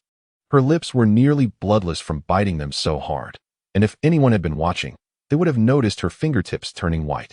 Recognizing that she had pushed too far, Xiao Fan decided to withdraw while the situation was still favorable. "All right, Princess, we shall take our leave now. I will visit you another time. Thank you for everything," Xiao Fan said cheerfully. Kong Ding felt a surge of pent-up frustration, unable to express her fury. After all, with Yan Dynasty present, showing her true feelings would expose her vulnerability. The carriage driver hesitated for a moment, then followed Yan Dynasty's command. As young Master Xiao has said, once the order was given, the driver no longer hesitated and cracked the whip, setting the carriage in motion. Kong Ding stood there, taking several deep breaths to suppress her anger. The courtyard fell silent once more. The prefect, relieved that everyone had departed, finally exhaled. Thank goodness they have left. Who knows what might have happened if they stayed longer. On the other side, Xiao Fan sat down and immediately distanced himself from Yan Dynasty, retreating to a corner to rest his eyes. Yan Dynasty frowned at this sight. Is this guy using me as a shield? While feeling somewhat displeased, she was also puzzled. What had caused Xiao Fan's attitude toward Kong Ding to shift so dramatically? Having witnessed Kong Ding's demeanor, Yan Danxin understood the unspoken emotions of women and could discern Kong Ding's feelings quite clearly. What on earth had transpired? Xiao Fan, now that everyone is left, stop pretending. What were you really trying to accomplish just now? Yan Danxin leaned forward, curiosity etched on her face as she looked at him. Hearing her voice, Xiao Fan opened his eyes and glanced at Yan Danxin. What could it possibly be? Xiao Fan had no desire to continue entangling himself with her. Naturally, he dared not speak the truth. Upon hearing this, Yan Danxin chuckled. Xiao Fan, do you take me for a fool? You were just trying to evade Kong Ding. If I hadn't cooperated, you wouldn't have escaped so easily. Yan Danxin spoke with a smile that sparkled in her eyes. Despite her words, she bore no anger towards Xiao Fan's manipulation. In fact, she felt a sense of pride when she saw Kong Ding's frustration. Xiao Fan cast a discerning glance at Yan Danxin, musing to himself, this little girl is becoming increasingly clever. How does she know what I am thinking? Just when he thought he had successfully shaken off Kong Ding, he found himself drawn closer to this girl. These people are all part of Gu Bufan's harem. If Gu Bufan finds out, Xiao Fan's mind raced, fully aware that further entanglement with Yan Danxin would yield no benefits for him. With that thought, Xiao Fan spoke decisively. There is nothing going on. I need to disembark. Instantly, Yan Danxin appeared displeased, blocking his path. What? When you need me, I'm Sister Danxin. But now that you don't, you want to leave? Xiao Fan widened his eyes in disbelief at Yan Danxin. I remember that both Yan Danxin and Kong Ding loathe me. Why have both of them suddenly changed and come to curry favor with me? Yan Danxin perceived Xiao Fan's inner thoughts. Her delicate brows furrowed slightly, and she felt a surge of anger, but she suppressed it. She was curious to see what Xiao Fan intended to do. What? Does this princess cling to you, and you're unwilling? Or do you wish to cling to Kong Ding instead? Yan Danxin pressed on. Xiao Fan pursed his lips. It was impossible for him to curry favor with Kong Ding again, but this Yan Danxin was becoming increasingly difficult to handle. Step aside, or I shall scold you. Yan Danxin frowned. What did you say? Before she could react, Xiao Fan swiftly slipped from under her arm and jumped off the carriage, darting away. Yan Danxin's eyes widened in surprise as she watched his frenzied retreat, unable to contain her urgency. Don't think about it, brother. He is merely a legend. Xiao Fan's voice echoed from afar. Xiao Fan, you. Yan Danxin exclaimed in exasperation. After all I've done to help him, he just runs away like that? A nearby maid looked at the fleeing Xiao Fan and turned to Yan Danxin. What shall we do next, my lady? Yes. The maid nodded quickly. And the coachman cracked his whip, driving the carriage away. Xiao Fan was in a state of panic, fearing that Yan Danxin might pursue him. He dashed through the narrow alleys of the capital for an entire hour, covering a great distance. Not only did he evade Yan Danxin, but even the Jin Yiwei would find it hard to catch up with him. Once he reached the street and confirmed that Yan Danxin's carriage was indeed nowhere in sight, he finally felt at ease. Thank goodness. That was truly terrifying. Xiao Fan pondered the current situation, realizing that avoiding them was undoubtedly the right choice. After exhaling a sigh of relief, Xiao Fan strode confidently down the street. Passers-by looked at him with curiosity, for Xiao Fan was notorious in these parts. Yet, here he was, without any attendants or a carriage. Walking alone and seemingly cheerful, what delightful news could he possibly have? Though everyone was intrigued, none dared to provoke him, merely observing from a distance. As Xiao Fan prepared to enter a building, he suddenly spotted something that made his eyes widen in shock. Yan Danxin's carriage. What is she doing here? He thought, no? I must be mistaken. Cautiously, he approached, but before he could step inside, he caught the sympathetic gaze of the servants around him. Instinctively, his heart sank. At that moment, a figure lunged toward him, enveloped in a fragrant breeze. Xiao Fan was caught off guard and stumbled. Upon closer inspection, he found Yan Danxin's smiling eyes sparkling with delight. Brother Fan, what a coincidence. We meet again. Xiao Fan was at a loss for words. What was this madness? After exhausting his legs in the capital, Yan Danxin had found her way to the Xiao residence. He glared at her. What do you want?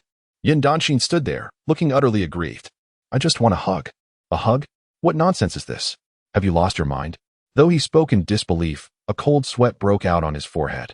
Upon seeing his reaction, Yan Danxin's expression shifted from grievance to one of triumph. I simply missed you, which is why I came to find you. After being cast aside by Xiao Fan, her emotions had boiled over, leading her to turn the carriage around and head straight for the Xiao residence. Now that she had finally found him, there was no way she would let Xiao Fan escape so easily. Faced with Yan Danxin's persistent advances, Xiao Fan couldn't help but glance around nervously. Although Gu Bufan was said to be imprisoned, who knew when he might escape? Sister, can you not cause a ruckus? Let's discuss this inside. Upon hearing Xiao Fan's words, Yan Danxin's smile widened. Though she was unaware of why Xiao Fan feared the imprisoned Gu Bufan, she relished his unease. Watching him flounder filled her with a sense of accomplishment, a thrill surpassing even the praise of the emperor. With that thought, she skipped into the Xiao residence, leaving her maid to wonder, what on earth is happening? Why is the lady always following Xiao Fan? The maid was baffled but dared not voice her thoughts.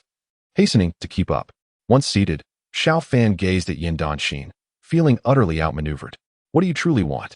Yan Danxin pouted. What? Am I merely a plaything for you to toy with, and then you disregard me? Xiao Fan's eyes widened in shock. What do you mean by toy with? I'm not playing with you, he protested, his voice tinged with urgency as he genuinely feared Yan Danxin's intentions. I am not being unreasonable, Yan Danxin replied matter-of-factly. You only need to let me accompany you, and I promise I won't complain. The maid, observing her mistress's behavior, could hardly believe her eyes. Was this truly the same young lady she knew? Why did she seem like a stranger? Xiao Fan, infuriated, took a deep breath to calm himself. Are you certain you will follow me wherever I go? Yan Danxin nodded eagerly. Absolutely. I will follow you anywhere. Xiao Fan gritted his teeth. Fine, you've got guts. I'm going to bathe and change. Do you want to join me? Sure. Yan Danxin replied without a second thought. Xiao Fan's face turned crimson, resembling a ripe beetroot. You've got guts. Although he said this, he was unwilling to retreat. Since the situation had escalated to this point, he decided to see it through. Surely, this cherished jewel of Prince Ten, the Danxin princess of the Great Yan Dynasty, wouldn't he truly follow him to bathe? Would she? Contemplating these thoughts, Xiao Fan raised his voice. Come here. This young master wishes to bathe and change. Yan Danxin and her maid stared wide-eyed. The servants of the Xiao family immediately sprang into action, bringing bathing supplies to Xiao Fan's room, while the maid prepared towels and other necessities. Seeing this, Xiao Fan smirked, casting a glance at the visibly surprised Yan Danxin, raising an eyebrow. What's the matter? Weren't you just feeling quite pleased with yourself? I'm off to bathe now. Would you care to join? Yan Danxin's lips twitched. She truly hadn't anticipated that the moment she agreed, Xiao Fan would rush off to bathe. Yet, recalling her earlier words, she felt a twinge of reluctance. To back down now would be to concede defeat. Gritting her teeth, she resolutely thought, fine. Who's afraid of whom? Xiao Fan, equally determined, retorted, all right. Whoever doesn't go is a coward. With a flourish of his sleeve, Xiao Fan strode towards his room. Without a second thought, Yan Danxin followed closely behind, turning to instruct her maid, wait here for me. Princess, no time for chatter. Yan Danxin hurried after Xiao Fan. One must admit, the efficiency of the Xiao family's servants was commendable. No sooner had Xiao Fan declared his intention to bathe than everything was ready. Inside the room, a wooden tub floated with a delicate fragrance, and a screen made of green bamboo stood in the center, making the already luxurious room even more opulent. As she passed the screen, Yan Danxin beheld a wooden tub, nearly 2 meters in length, adorned with a few floating flowers. Upon entering, she found Xiao Fan already inside. The moment he turned around, he was taken aback by Yan Danxin's charming visage, his heart racing. What the? How did this ancestor really follow me in? Xiao Fan was astonished. He had intended to scare her off with this ploy, yet she had actually entered. How could this drive me to a dead end? Xiao Fan lamented internally. If Yan Danxin sees me bathing, it would certainly lead to endless troubles. Yan Danxin, with her wide almond-shaped eyes fixed on Xiao Fan, felt a surge of triumph, though her smile faltered. Didn't you say you were going to bathe? Go ahead. Unfazed, she casually found a wooden chair to sit beside, nonchalantly crossing her legs, watching Xiao Fan with a teasing smirk. Xiao Fan's teeth ground in frustration. Well then, I shall undress, he declared, moving to loosen his belt. Go on, Yan Danxin replied languidly, clearly relishing the moment, having seized the upper hand over Xiao Fan. Fuming, he thought, how humiliating. Fine, if it comes to this. Let us go down together. As if no one has played around before. Well then, I shall undress. If you don't, I shall look down on you. Damn it. Xiao Fan cursed, reaching to untie his belt, when suddenly a timid, delicate voice, laced with surprise, interrupted him. Young Master Xiao? Chapter 57. Let me explain. The unexpected voice startled Xiao Fan, nearly causing him to faint. With a look of sheer terror, he turned to face the screen. Hardly believing what he saw, Yan Danxin was equally startled, her expression one of disbelief as they both beheld a graceful figure emerging from behind the screen. The young woman had not applied any makeup, yet her features were exquisitely delicate, captivating enough to stir one's heart. At that moment, she stood shyly before them, clutching a white towel, her cheeks flushed, her gaze averted from Xiao Fan. Her voice was as soft as a whisper, "Young Master Xiao, I'm here to assist you with your bath and change." Xiao Fan's expression shifted through various shades. Isn't this Young Lu? What is she doing here? And with a change of clothes too, looking all flustered. How utterly bewildering. Oh my heavens. Xiao Fan inwardly lamented, hastily readying his belt. He anxiously cast a glance back at Yan Dynasty, instinctively speaking, "Let me explain." Yan Dynasty, pale-faced, pointed an accusatory finger at Xiao Fan, trembling. "You actually sought a maid to serve you while bathing. How despicable. I cannot believe I misjudged you." Previously, Yan Dynasty had heard tales of Xiao Fan's reckless lifestyle. But to find him summoning a young maiden to attend him during his bath was utterly outrageous. No, you must listen to me," Xiao Fan hastily interjected.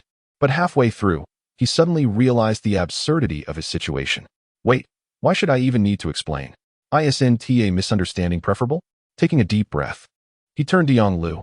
"I must ask, why are you here?" Yang Lu lowered her head further. "Young Master Xiao, it was Master Xiao who sent me." "Xiao?" Xiao Fan's eyes widened in astonishment. Yang Lu averted her gaze, her heart racing. She had known Xiao Fan to be a notorious lecher, and every maid in the Xiao household had been subject to his advances. Even if they hadn't been harmed, they had certainly endured his verbal teasing. Having entered the Xiao residence, she was prepared for any eventuality, but after overhearing Xiao Fan's innermost thoughts, she had believed him to be a gentleman. Who could have guessed that everything had been a misunderstanding? Just a few days in, and Xiao had already sent her to attend to Xiao Fan's bathing needs. What might transpire now that she was here was, of course, all too clear. As these thoughts swirled in her mind, she couldn't help but feel conflicted. She had a fairly good impression of Xiao Fan. So when Xiao had instructed her to come, she had not refused. Yet, contemplating the potential outcomes left her cheeks flushed with embarrassment. Without a doubt, it was Xiao who had once again put her in this predicament. However, the truth was, Xiao Fan had no intention of doing anything untoward with Yang Lu. "I merely wanted to bring you into the Xiao household for a few days of proper care. I never intended anything inappropriate. And now with Yan Dynasty here, if Yang Lu joins in, it would seem I have truly become a lecher in everyone's eyes. There would be no way to wash away this disgrace." The more Xiao Fan pondered, the more his face darkened. Inside the room, both Yang Lu and Yan Dynasty had heard Xiao Fan's inner thoughts. Yang Lu, with tears welling in her eyes, gazed at Xiao Fan with gratitude. Initially believing his gentlemanly demeanor to be a facade, she now realized he genuinely meant no harm. It was she who had misjudged him. As Yang Lu's thoughts deepened, she was acutely aware of her own allure. Men had often cast furtive glances her way. Yet, to her surprise, young Master Xiao harbored no such intentions. Simultaneously, she felt a pang of insecurity. Was her beauty not sufficient? As this possibility crossed her mind, a sense of inexplicable disappointment washed over her, akin to the feeling of being desired when one does not reciprocate, only to feel regret when that desire fades. No, Yang Lu, how can you think like this? What difference does it make? Shaking her head vigorously, she attempted to suppress her myriad thoughts.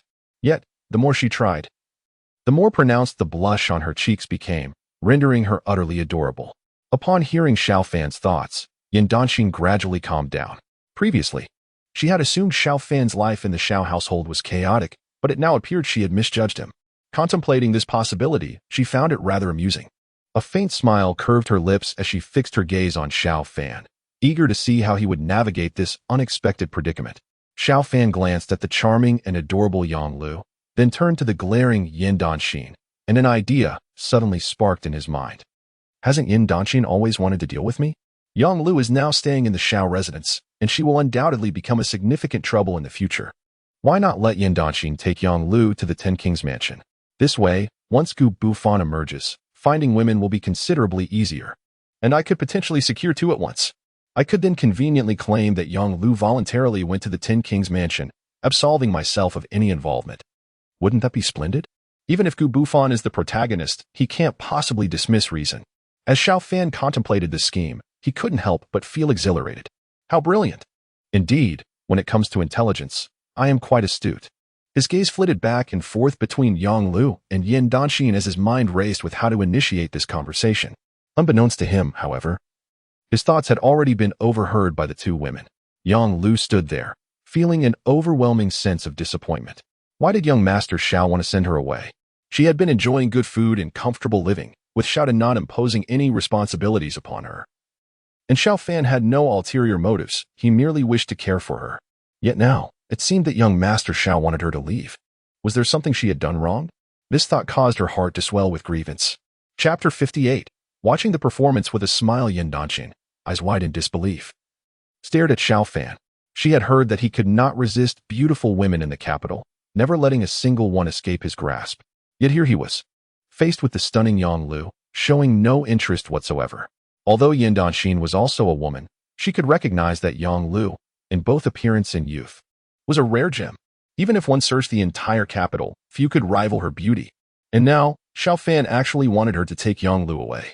Yan Dynasty felt utterly bewildered, staring at Xiao Fan, realizing that he seemed increasingly unfamiliar. Why did he always mention Gubu Fan? Meanwhile, Xiao Fan, with a glint of cunning in his eyes, sauntered over to Yang Lu, playfully lifting her chin with his hand. Instantly, Yang Lu's face flushed crimson, her voice barely above a whisper as she uttered, "Young Master Xiao." Xiao Fan, grinning lewdly, deliberately adjusted his belt, teasing, "Why are you so reluctant to attend to my bathing and dressing? I assure you, if you stay tonight, I will make you feel utterly divine." Xiao Fan's smile was decidedly lascivious, and he discreetly observed Yan Dynasty's reaction, internally urging, "For heaven's sake, hurry and take this little girl away, and I will be liberated." After all, Yan Dynasty had always been kind-hearted and detested inequality. If Yang Lu remained at the Xiao residence, who knew when she might be taken advantage of? Yan Dynasty would certainly not stand idly by. At that point, he could feign reluctance, and everything would be resolved. Perfect. I am simply a genius, Xiao Fan thought to himself. Yan Dynasty, hearing Xiao Fan's inner thoughts, furrowed her brows and silently watched him flounder. Yang Lu felt wronged, her eyes reddening, barely holding back tears. How could young Master Xiao be so heartless, willing to tarnish his image merely to send her away? Did she truly disgust him so? Yang Lu could not fathom it. Since arriving at the Xiao residence, she had enjoyed a life of luxury, with even her clothing taken care of. How could a maid be so fortunate? Coming from humble beginnings, Yang Lu knew that nothing in this world comes without an equivalent exchange. Yet, she could not comprehend why. Even though Xiao Fan had no intentions of exploiting her, he now wished to rid himself of her. Xiao Fan observed the two women, one seemingly on the verge of tears while the other lounged with an air of indifference. This was not right. Shouldn't you two at least show me some respect? I am putting in considerable effort in this performance. Xiao Fan's mind screamed. Is it possible that I am not perverse and lewd enough? Perhaps I should intensify my approach. As he plotted his next move, both women were keenly aware of his every thought. Yan Dynasty watched him with an amused smile. This fellow had quite the vivid imagination. Today, she was determined to see just how far he could escalate things. Yang Lu, feeling utterly aggrieved, gazed at Xiao Fan with wide, tearful eyes. The more Xiao Fan looked at her, the more he felt something was amiss. Wait a minute, I haven't done anything yet, so why is she crying? For heaven's sake, is there no justice left in this world? Yet, upon reflection, crying could work to his advantage. If she cried enough, Yan Dynasty might believe him to be a villain and take Yang Lu away. Perhaps this incident would lead to Yang Lu developing a profound aversion to him, resulting in a complete severance of ties. Perhaps even word would reach the little princess, prompting her to call off their engagement in a fit of anger. How wonderful that would be. Xiao Fan felt a thrill of joy. Little did he know, Yan Dynasty was also stifling laughter. How had she never noticed the richness of Xiao Fan's inner thoughts before? His level of creativity was nearly on par with the storytellers in tea houses. It seemed he wished to use this opportunity to avoid marrying Kong Ding altogether. What was he truly thinking? Regardless, since he had such intentions, she was even less inclined to grant him his wishes. With this in mind, Yan Dynasty pulled at the corners of her mouth, revealing a barely perceptible smile. After mentally preparing herself, Xiao Fan seized Yang Lu's delicate, pale hand, grinning lewdly. My dear Luer, now that you have been sold to the Xiao family, you are destined to be ours in life and death. What you wish to do or not do is no longer within your control. Yang Lu's face turned crimson. Yet her small hand remained still, allowing Xiao Fan to act as he pleased. Young Master Xiao. Xiao Fan discreetly observed Yan Dynasty. TSK. This girl is surprisingly composed. I've gone this far, and she hasn't reacted at all. Xiao Fan mused internally. Under normal circumstances, Wouldn't she have already stood up to curse me for my shamelessness and dragged Yonglu away? Hurry up and act. Where's your sense of justice? As he pondered, his actions gradually slowed, clearly awaiting something. Yan Dynasty, having seen through all his thoughts, sat calmly, a hint of amusement dancing in her eyes. She was utterly unbothered by Xiao Fan's antics, even taking a leisurely sip of tea as she enjoyed his performance. This was far more entertaining than any theatrical troupe. Listening to Xiao Fan's inner dialogue while watching his act was a rare treat. The more she observed, the more entertained she became, until she couldn't help but applaud. Even Xiao Fan, despite his usual obliviousness, realized something was amiss at that moment. Why was this girl smiling? Was she truly unconcerned about what might happen to Yonglu? Xiao Fan was astonished, yet he found himself unable to utter a word. He could only pull Yonglu to the side of the wooden tub. Doubts filled his mind. Was he not sufficient, causing Yan Dynasty to remain unresponsive? As he pondered, he glanced at Yonglu, whose face was flushed as if it were bleeding. And a sudden wave of apprehension washed over him. To be honest, even at this moment, Xiao Fan was restraining himself, afraid to overstep. Offending either of these two would not bode well. However, the thought that if he performed admirably, Yan Dynasty might just take Yonglu away stirred a bold resolve within him. Without further ado, he disregarded the two women beside him, placed his hands on his belt, and deftly untied it, shedding his garments. In mere moments, Xiao Fan was left clad only in his underpants. He stepped into the tub, splashing water everywhere, and wiped his face with a grin. What are you waiting for, Lu? Since we'll be together tonight, and it's still early, come and help me bathe. Yonglu's cheeks reddened, but after a gentle acknowledgement, she approached him with the necessary items. As Xiao Fan reveled in Yonglu's bathing service, he couldn't help but observe Yan Dynasty's reaction. Oh, ancestors, why are you just sitting there? Look at me, come on. Hearing Xiao Fan's inner thoughts, Yan Dynasty found it amusing. A playful smile danced on her lips as her gaze fell upon him. Yonglu's hands moved with remarkable swiftness, a testament to her humble upbringing, as she hung the previous towel on a rack, gently took a cloth, soaked it in water, and skillfully began to scrub Xiao Fan's back. An involuntary sound of satisfaction escaped him. Delightful. I must admit, Yonglu's technique is unparalleled. And with such a lovely face, it would be hard to find anyone like her in the entire capital. Xiao Fan mused, lamenting that she belonged to Gu Bufan. Otherwise, he would have loved to keep such a beauty by his side. He reflected on the unique nature of the male protagonist, surrounded by numerous admirers, yet constantly preoccupied with expanding his harem. Such is the nature of comparison, infuriating yet compelling. Despite these thoughts, Xiao Fan was not greedy. He recalled the task assigned by the system. To survive was to succeed. It was not worth risking his life for a few lovely ladies. Enduring hardship would surely lead to triumph. You can do it, Xiao Fan. He encouraged himself. A sidelong glance revealed Yan Dynasty still watching him with an enigmatic smile, seemingly unsatisfied with his actions. Frowning, he called out, Yan Dynasty, what are you daydreaming about? Do you enjoy watching me bathe? That once he do. Come here and help me. As he spoke, anxiety gripped him. He was all too aware of Yan Dynasty's temperament. If this incident reached the Emperor's ears, trouble would surely follow, not to mention the inevitable confinement. He might even face severe punishment from the Emperor. At that moment, everything could come crashing down. Just a bit longer. If Yan Dynasty got angry and left with Yonglu, he would be free. But Xiao Fan was unprepared for Yan Dynasty's next action, which took him by surprise.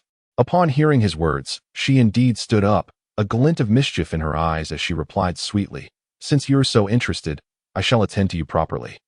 Fan Gu. With that, she sauntered gracefully to the tub, her embroidered shoes tapping lightly against the floor, and without a hint of anger. She began to scrub his back with a cloth dipped in the clear water. Wow. Xiao Fan was genuinely taken aback. Was this truly the Yan Dynasty he knew? According to previous accounts, when had she ever been so amiable? He could hardly believe his eyes, struggling to swallow. Did you really hear what I just said? He stammered. Of course, Fan Gu, you wanted me to help you bathe, and I am doing just that, Yan Dynasty replied with a smile. Under ordinary circumstances, she would never have done such a thing. Born into the royal family, she was Princess Dynasty of the Great Yan Dynasty. Even her future husband would not have the privilege to request such service from her. Yet, witnessing Xiao Fan's apparent anxiety masked by an act of calmness, she found it amusing and decided to play along, curious to see what he would do next. If he wished to provoke her anger, she would not acquiesce. The more he desired to take Yonglu away, the more she would defy his intentions. With a smirk of satisfaction, she increased the pressure of her scrubbing, causing Xiao Fan to gasp. Ah, that feels good. As he enjoyed the attentiveness of both women, his unease grew. Suddenly, Xiao Fan forcefully pushed them both away, sitting upright. Stop! Stop! Stop! Yang Lu, believing she had misheard, looked up with a distressed expression but dared not speak, kneeling instead. I'm sorry, young Master Xiao. I did not mean to. Xiao Fan looked at the terrified Yang Lu and said, Get up. This is not your fault. Yan Dynasty, clutching the cloth in her hand, mimicked Yang Lu's expression of distress. Do you think I am not serving you well, Fangu? Xiao Fan shivered, pinching his thigh, convinced he must be dreaming. But as he did, cold sweat broke out.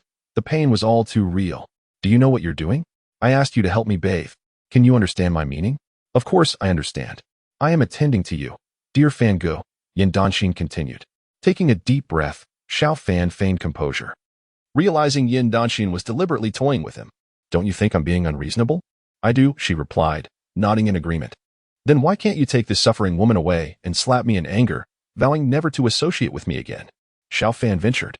To which Yan Dynasty shook her head. No, I do not wish to. Xiao Fan was taken aback. So, all my words were in vain?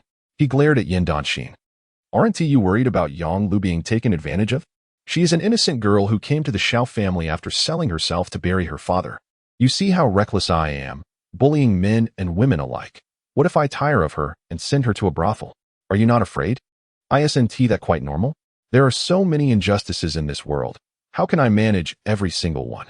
Moreover, since this Miss Lu has joined your Xiao family, her fate lies in your hands, young Master Xiao. I am merely a woman. How can I control so much? Yan Dynasty replied nonchalantly. Now, dear brother Fan, just lie still. I will continue to assist you with your bath. Wait, please don't. Xiao Fan exclaimed, drenched in sweat, hastily stopping Yan Dynasty. He grasped Yan Dynasty's arm, unable to resist checking her temperature to confirm she wasn't feverishly muddled. Seeing this, Yan Dynasty took a step back, puzzled. What is brother Fan doing? Does he intend to be inappropriate with me? Her expression was one of bashfulness, her cheeks slightly flushed, reminiscent of a girl harboring secret feelings. Observing her demeanor, Xiao Fan felt a chill in his heart. How could Yan Dynasty be so brazen to voice such thoughts so directly? Most troubling was that Xiao Fan felt the more he listened, the more it seemed as though she was teasing him. Taking a deep breath, he forced himself to regain composure. This situation is certainly not right. Something must have gone awry, leading her to think I'm not overly audacious, Xiao Fan thought, gritting his teeth. Do you not fear that I might send this lure girl to the drunken immortal pavilion? I have already stated that all matters within Xiao Manor are under my jurisdiction, and there is no need to consult a servant. Yan Dynasty giggled. Xiao Fan was infuriated, while Yang Lu, who overheard his thoughts, felt quite wronged. Yang Lu had harbored affection for Xiao Fan since her arrival at the manor. He treated her with a kindness that, if not entirely subservient, came quite close. She was willing to do anything, even attending to his bathing needs. Most importantly, Yang Lu had prepared herself for complete devotion today. Whatever Xiao Fan might do, she was ready to endure in silence. After all, such seemingly frivolous yet profoundly principled men were rare indeed. It is no exaggeration to say that Xiao Fan perfectly fit her ideals.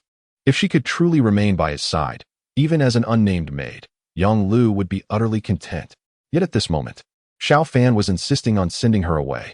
Instantly, the tears that had been welling in her eyes began to spill forth, and she wiped them away. Her face a picture of grievance. Did I do something wrong, master? If you are dissatisfied, please tell me, and I shall amend my ways. Please do not cast me away. Xiao Fan fell silent. His intent all along had been to make them loathe him. Why is it so difficult to evoke disdain for a scion renowned for bullying the weak? Xiao Fan pondered, baffled by their seemingly irrational affection towards him. What makes me superior to Gu Bufan? I am merely handsome and wealthy, while he wields the Tai divine needle. One prick from that would surely leave you yearning for more. What is it that you desire from me? Xiao Fan was desperate. Yet he dared not voice his frustrations directly. Meanwhile, Yan Dynasty, overhearing his inner turmoil, nearly burst into laughter but maintained a facade. Brother Fan, cease your lamentations and lie back so I may attend to your bathing. Wait. Xiao Fan thought, daring not to allow Yan Dynasty to scrub his back. He sprang from the wooden tub, hastily donning his clothes without even drying himself. Yang Lu, terrified, knelt on the ground, her delicate face frantic as she repeatedly bowed her head. Master, it is my inadequacies. I am at fault. Please say so, and I shall rectify it. Do not expel me. Yan Danqing observed Yang Lu's distress and then glanced at Xiao Fan, unable to suppress a frown. Master Xiao, you previously requested my assistance in bathing. Yet now you are dressing? Xiao Fan shot her an exasperated glance, preferring silence as he bent down to help Yang Lu up. Do not weep. I harbor no ill will. This is not your fault.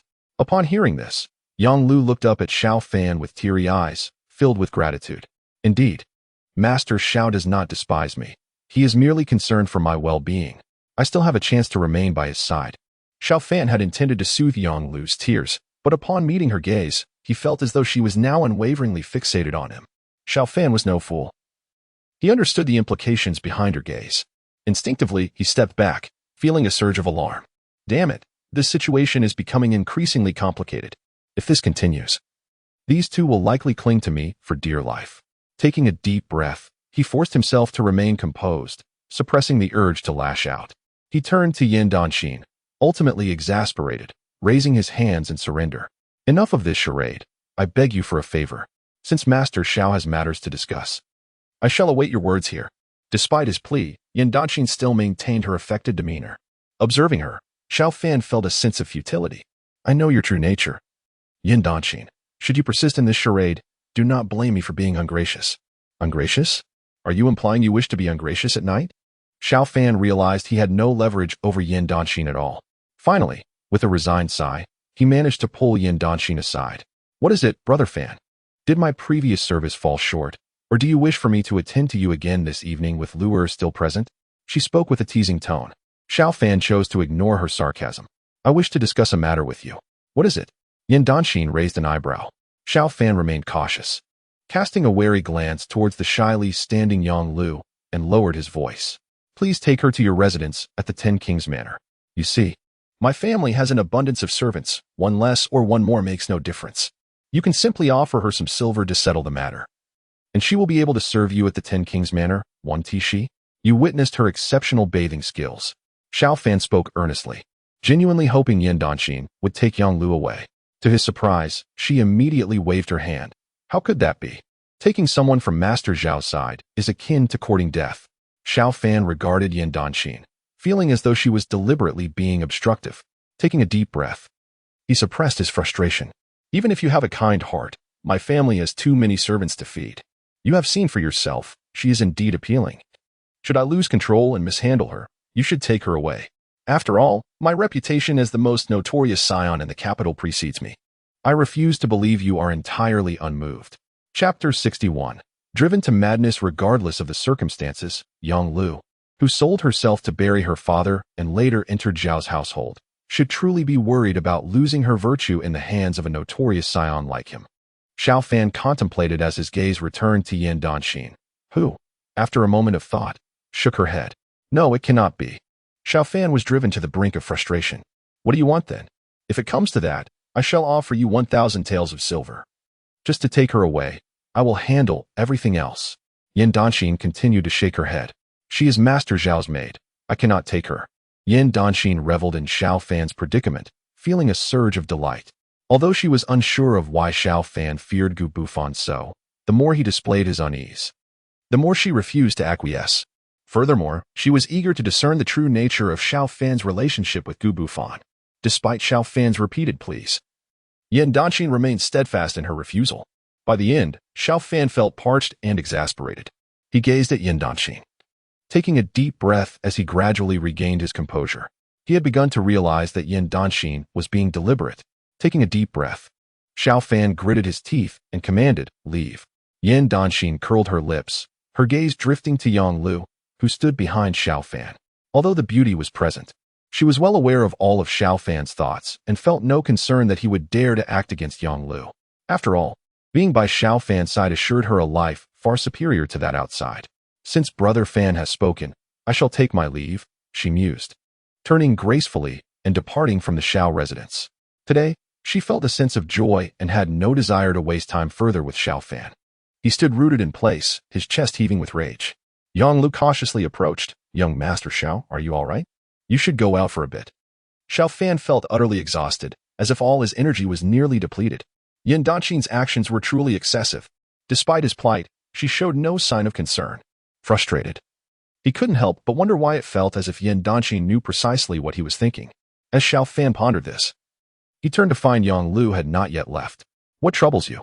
Yang Lu's face flushed crimson as she opened her mouth, seemingly at a loss for words. If you have something to say, do not waste time, Xiao Fan urged. Yang Lu lowered her head, struggling for a moment before shyly speaking. Young Master Xiao, do you still require me to attend to you tonight? Xiao Fan blinked in disbelief, overwhelmed by a sense of incredulity. Good heavens, do you even know what you were saying? If Gu Bufan were to hear this, it would surely cause an uproar. Are you suggesting you wish to serve me, or are you hoping for my demise?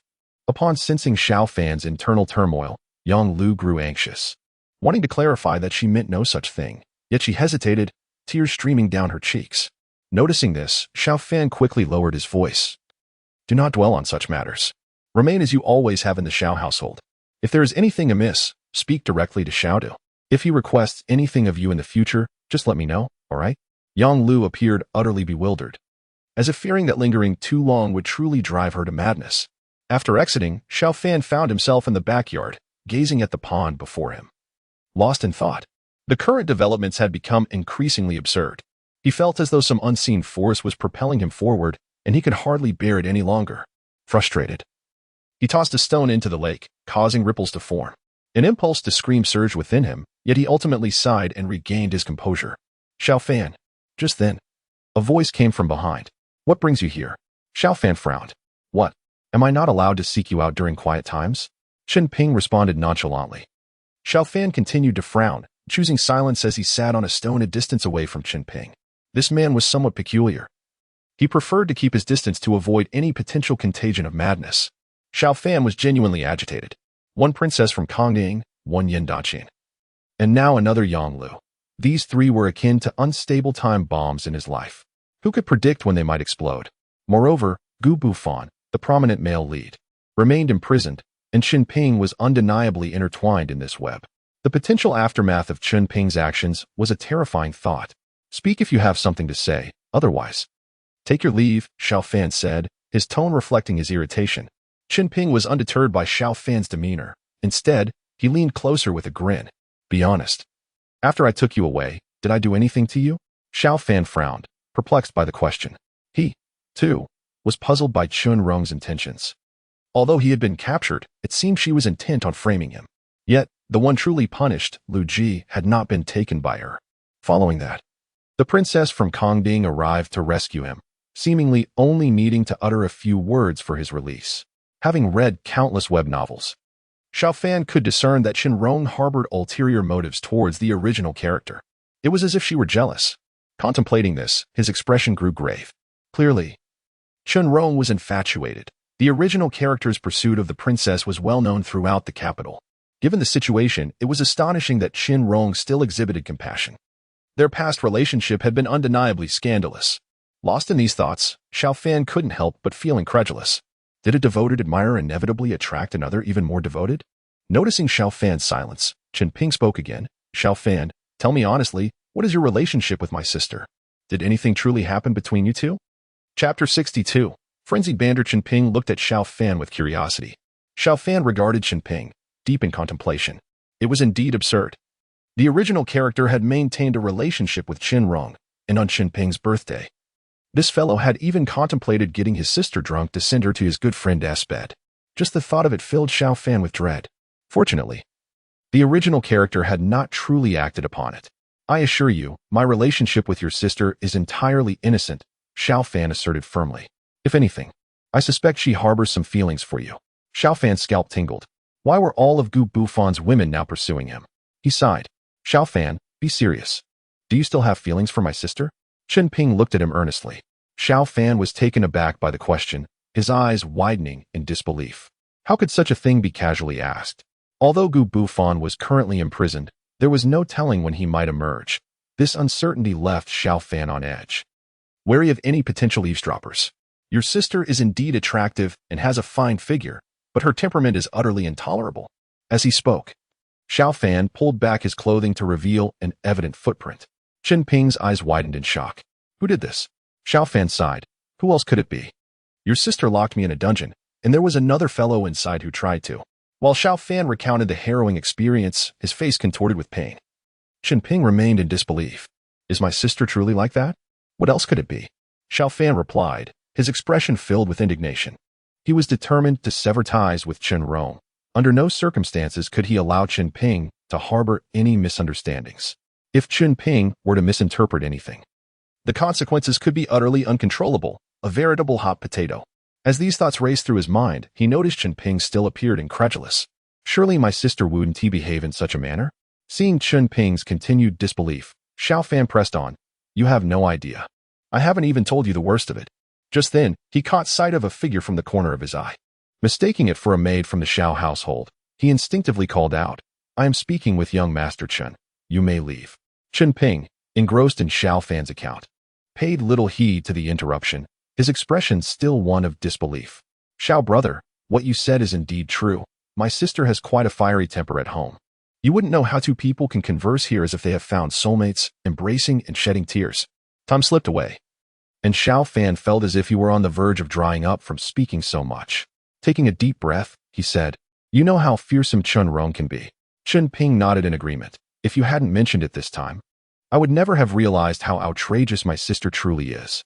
After a lengthy discussion, Xiao Fan managed to regain his composure, yet for some inexplicable reason, an unsettling feeling lingered in his heart. Out of the corner of his eye, he caught sight of a figure. I didn't ask you to. Xiao Fan turned his head to look. Upon recognizing the person behind him, he was instantly frozen in place. At that moment, Chen Rong stood there, her expression so dark it seemed as if she could draw water from it, glaring furiously at the two of them. Previously, Xiao Fan had mistaken her for a maid, but now he realized that Chen Rong had undoubtedly overheard much of their conversation. Xiao Fan's heart sank.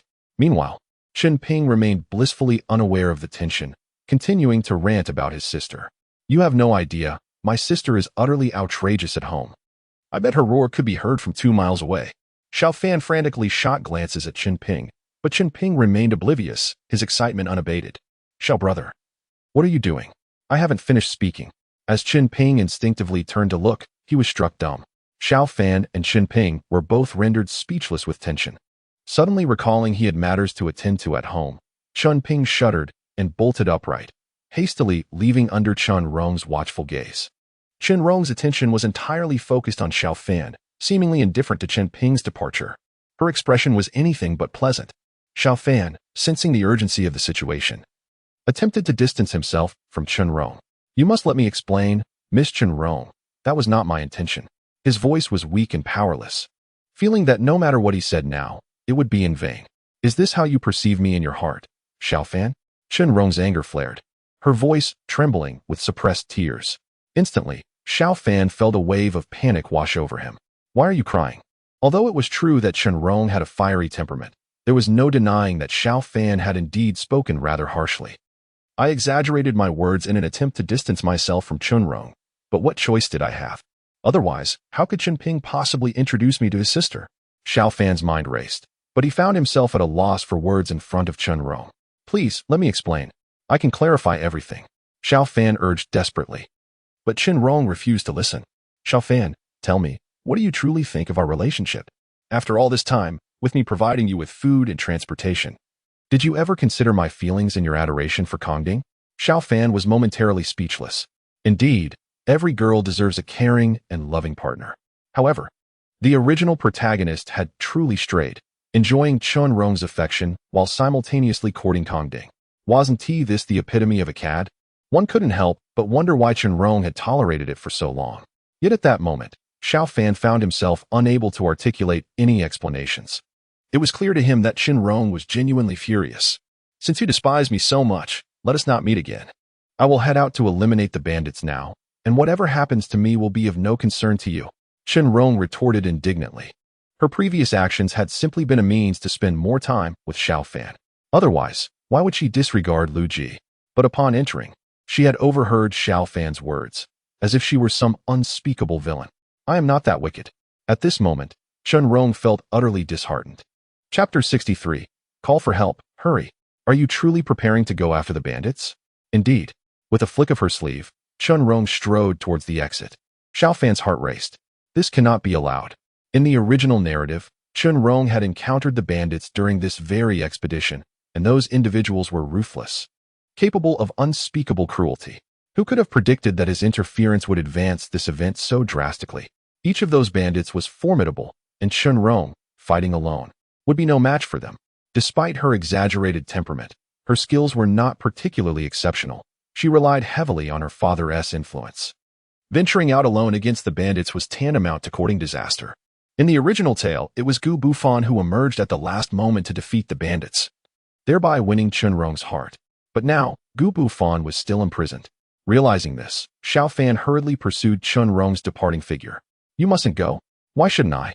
Chun Rong snapped, clearly still miffed at Xiao Fan. His scalp prickled. In truth, Xiao Fan didn't genuinely dislike Chun Rong. What a fine young woman she was. If it were not for Gu Bufan, how could Xiao Fan feel this way? Determined, Xiao Fan implored, "Chun Rong, you absolutely cannot go." He spoke earnestly. But she wrenched her arm free from his grasp, storming towards the exit. Within moments, she had vanished from sight. Xiao Fan stood frozen in place, anxiety coursing through him. "Xiao brother, has my sister left?" Chen Ping asked, observing Xiao Fan's distress. "You worthless fool, why didn't you stop her?" Chen Ping looked equally vexed. "What could I do? You know her temper." Xiao Fan was frantic. If anything were to happen to Chun Rong, he couldn't bear it. "Xiao," he called out urgently. The imposing figure of Xiao swiftly approached. "What is it, young master? Call for help, hurry." Xiao paused, confused by the urgency. Xiao Fan was on the brink of desperation. He could not allow Chun Rong to face the bandits alone. Every second wasted was a moment of danger for her. Slapping his thigh in frustration, Xiao Fan shouted, "It's too late. Gather everyone you can, and assemble all who are capable of fighting." Xiao Fan, not fully aware of the bandits' true strength, understood that while Gu Bufan was indeed greedy and lustful, his strength was undeniable. If he brought too few people, he would merely be adding to the problem. Although Xiao was unsure of the specifics, he took Xiao Fan's command seriously and promptly set about his task. Xiao Fan, unwilling to waste any more time, hurried towards the exit. Just then, Chen Ping stepped in front of him. "What should I do?" "You're coming with me," Xiao Fan replied without hesitation. "Oh," Chen Ping acquiesced, trailing behind him. Xiao worked efficiently, and in no time. 4 to 5 dozen capable fighters from the Xiao residence stood ready, each one robust and clearly trained for combat. "Greetings, young master," Xiao announced. "Greetings, young master." The deafening noise left Xiao Fan's mind buzzing. Chen Ping was also taken aback. What was happening? "Xiao brother, what are you planning to do?" Before Chen Ping could finish his words, Xiao Fan abruptly grasped Chen Ping's clothing. "Chen Ping, listen to me. Your sister is heading out to confront bandits. But those 4 notorious thieves are formidable, and something is bound to happen. You need to summon all the Jinui at once. Do you understand?" Chen Ping frowned. Though he was confused about Xiao Fan's urgency, he grasped the crux of the matter. "Hurry and call for help at South City's Shirley Pe. Remember." Just then, Xiao led a horse over. Without hesitation, Xiao Fan mounted the horse. He wasted no time, swiftly directing his men towards South City's Shirley Pe. 40 to 50 of the Xiao family's servants, all well trained, followed in perfect order. Xiao rode ahead, leading the group. Chen Ping watched as Xiao Fan left with such momentum, still in a state of shock. "Call for help. Yes, call for help." Without delay, Chen Ping turned to find assistance. Meanwhile, Xiao Fan, filled with anxiety, had yet to catch sight of Chun Rong. He knew her well. Her fiery temperament meant that once she spoke, she would act. Her earlier words were not mere bluster. Xiao Fan couldn't help but regret his previous remarks. Had he known, he would have refrained from saying those things. But now, it was too late for regrets. He had to rescue her. Passers-by were astonished by the spectacle of Xiao Fan and his entourage. Isn't that the young master of the Xiao family? What is he up to now? Surely he has set his sights on some maiden again. Is he planning to forcefully take her? Their murmurs reached Xiao Fan's ears, but at that moment, he had no time to concern himself with such gossip. His thoughts were solely on Chun Rong. "Dear lady, you must not come to harm, or what will I do?" His heart was in turmoil as they rushed towards the South City. Upon reaching the city gate, Xiao Fan encountered 2 soldiers wielding spears who blocked his path. "What is going on?" "Dismount," one of them demanded. "What? Do you not recognize the true members of the Xiao residence? Are you seeking death?" Xiao retorted angrily. Upon seeing Xiao Fan, the soldiers' expressions shifted to one of seriousness. "We were unaware that young Master Xiao had arrived. We apologize for our rudeness." They stepped aside immediately, not daring to obstruct the path of such a prominent family scion. Xiao Fan, whose reputation was notorious, was not to be trifled with by mere soldiers. If they had not given way, they would have certainly faced repercussions. Xiao Fan, unperturbed, looked down at the two men, his demeanor imposing. Have you seen Shenrong? Shenrong was one of the 4 great captains of the capital, renowned throughout the city. It was nearly impossible for anyone in the vast capital not to recognize her. The soldiers exchanged glances and, recalling something, spoke hastily. We just saw Captain Shen leave in a hurry, armed and looking anxious. Xiao Fan's heart raced. Let us go? Hurry and follow her. Shada barked, follow closely. The group set off in pursuit of Xiao Fan, leaving the 2 soldiers bewildered about the unfolding events. What just happened? Did young Master Xiao just run off to chase someone? Indeed, this must be reported. At South City's Shirley Po, a dilapidated temple lay in ruins, surrounded by towering trees. Sunlight filtered through the leaves, casting dappled light within the temple, where curses echoed. Damn it, all these refugees are nothing but beggars. We've stolen so much, yet there is nothing of value here. What a waste of time. If only a delicate young lady would show up now. That would be splendid. The men exchanged lewd grins as they sat amidst the overgrown weeds, for burly figures enjoying wine and meat, occasionally cursing. Nearby, several rugged men in coarse garments sat, filthy yet with fierce expressions that instilled fear. Each man bore various weapons, exuding a strong scent of blood. Just as they spoke, a man burst in. Bad news, boss. Someone has come to eliminate the bandits. The leader's eyes widened, and the others turned to him, incredulous. Are you joking? Who would dare to challenge us? Since we took over Shirley Po, this has been our stronghold. These soldiers are utterly useless. It's a miracle they haven't lost their lives yet. They dismissed the news with disdain. How many are there? The leader asked. The newcomer stammered, it seems. It's just one person. Instantly, disbelief filled the room. And it's a woman. A woman? They burst into sinister laughter. Old Four, your wish has come true. A little lady has indeed arrived. This is great. It's been ages since we've had any fun. Let her in. Meanwhile, Chun-Rong trekked along the mountain path. Her delicate face glistening with perspiration, gripping her weapon tightly, her palms slick with sweat. She raised her head to face the scorching sun. Taking a deep breath before continuing forward, a chill crept over her as a breeze swept by. Chun-Rong had long been aware of the notorious bandits at South City's Shirley Po. However, the capital's forces had failed to subdue them multiple times. Previously, she had been genuinely angry with Xiao Fan, which had driven her to utter such reckless words. Why else would she venture into such perilous territory? Now, alone and in this desolate place, a sense of dread consumed her. Regret flooded her thoughts. She feared that her attempt to eliminate the bandits would end in her own demise. If Xiao Fan despises me so much, then I'll make sure he lives his life in guilt. Chun-Rong muttered, quickening her pace. In no time, she arrived at the dilapidated temple. Surveying the eerie silence around her, she frowned. According to her earlier information, this should be a gathering spot for a band of ruthless brigands, numbering at least 40 or 50. The 4 notorious thieves were skilled fighters, notorious for their violent deeds, causing immense suffering to the common folk. Yet the inept officials merely dispatched a handful of soldiers, resulting in repeated failures. Taking a deep breath, Chun-Rong unsheathed her long knife without hesitation, stepping with determination into the temple. Inside, a stone Buddha statue was shrouded in cobwebs, the floor littered with debris and remnants of half-eaten food, evidence of recent occupancy.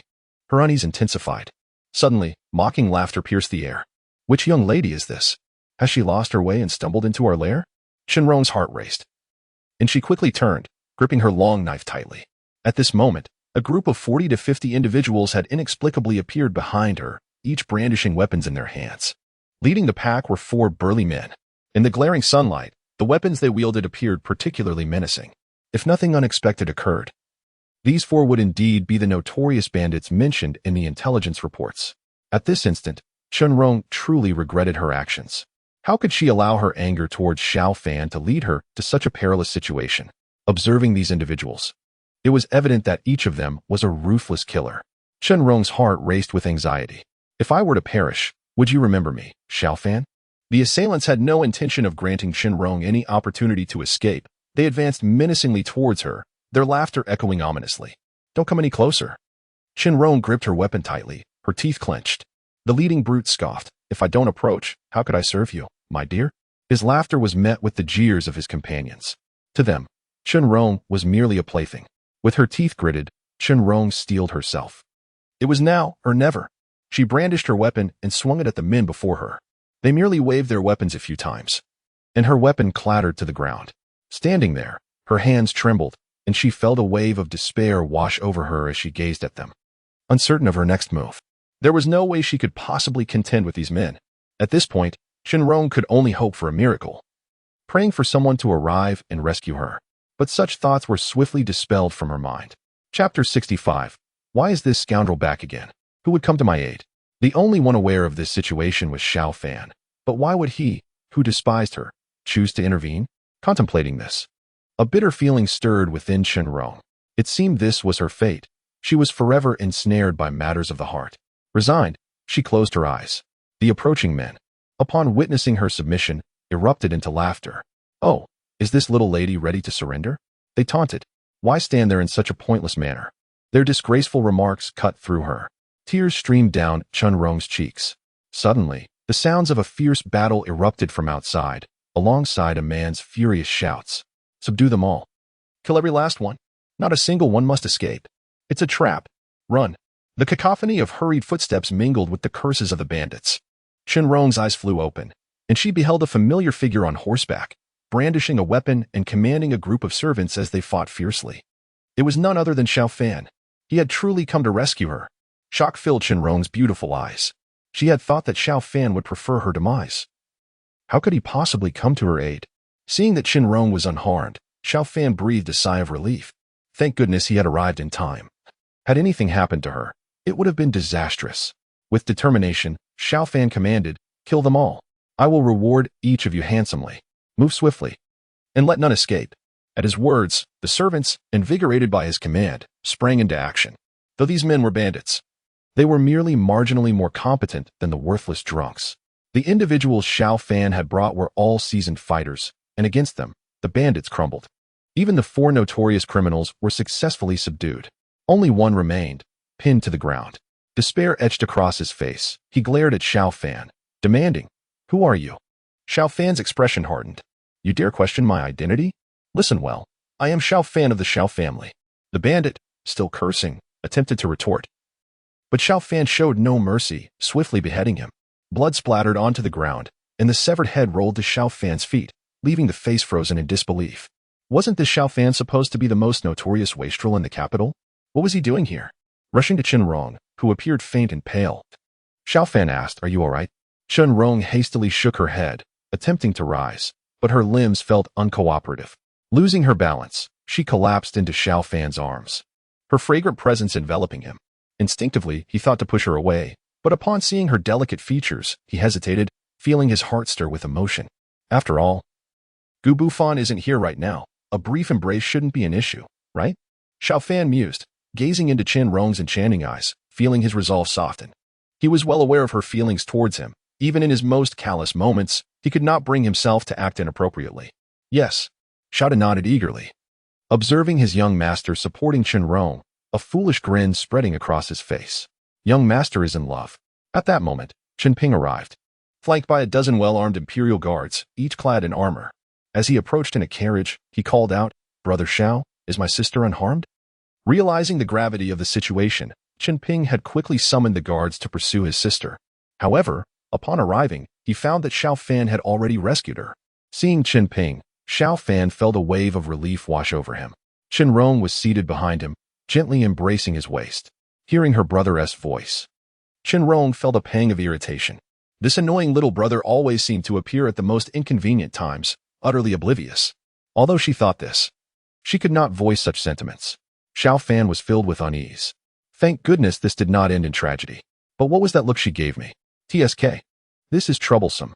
Upon returning to the Xiao residence, Xiao Fan had barely settled when a panicked voice called from outside. "Young master, something terrible has happened." Startled, Xiao Fan sat up abruptly, irritation flaring. "What is it?" "Young master, Princess Kongding has arrived." "What?" Xiao Fan staggered, nearly tumbling from his seat. His complexion drained of color. This calamity had returned. Chapter 66. Welcoming the young master. Could it be that what I did last time was insufficient? The mere thought of it made Xiao Fan frown, his agitation mounting. Knowing Princess Kongding's character, after the humiliation he had inflicted on her last time, How could she possibly come back for more?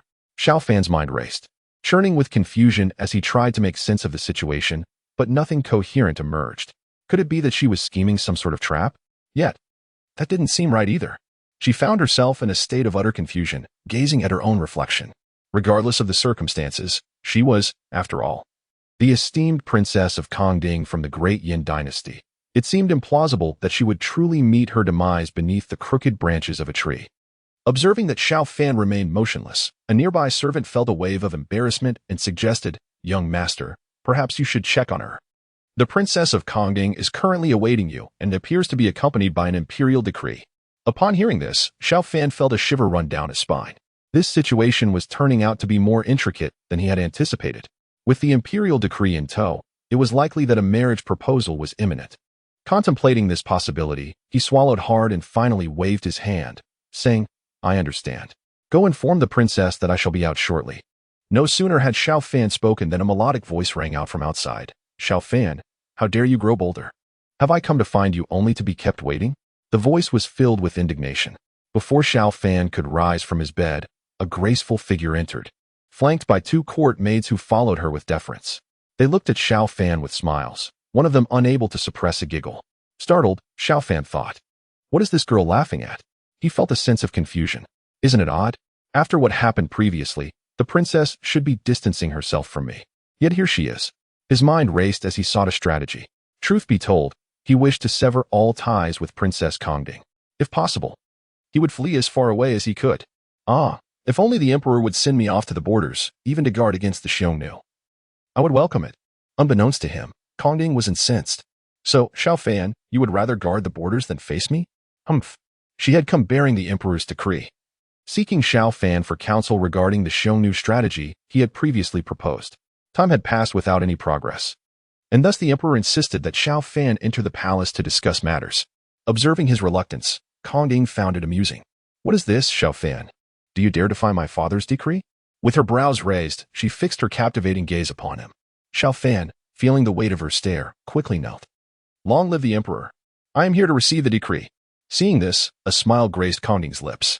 In the capital's prison, towering walls loomed, and a narrow passage had been forcibly carved out for passage.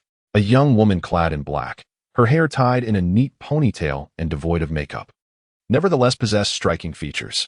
However, her demeanor was startlingly devoid of emotion, as if she were a lifeless shell. With intense focus, she awaited the arrival of her master. Bowing respectfully, moments later, a figure emerged, his face darkened and clothing tattered. It was Gu Bufan. As he crawled out, he couldn't help but curse. The Ministry of Justice in the Great Yan Dynasty is truly ruthless. He was not in a good mood. Fortunately, Gu Bufan's unique training had fortified his body, allowing him to endure. Had he lingered there any longer, he might have perished. "Are you unscathed, master?" the young woman inquired. Gu Bufan's expression darkened. "Can't you see for yourself?" Still, she maintained her calm demeanor, insisting, "I await your emergence, master." Gu Bufan rolled his eyes at her. However, he had no time for such trivialities. After finally escaping, he had intended to confront Princess Kongding and Yan Danxian directly, yet at critical moments. It felt as if an unseen force had tightened around his throat, rendering him powerless. Ultimately, he had been apprehended by Xiao Ping.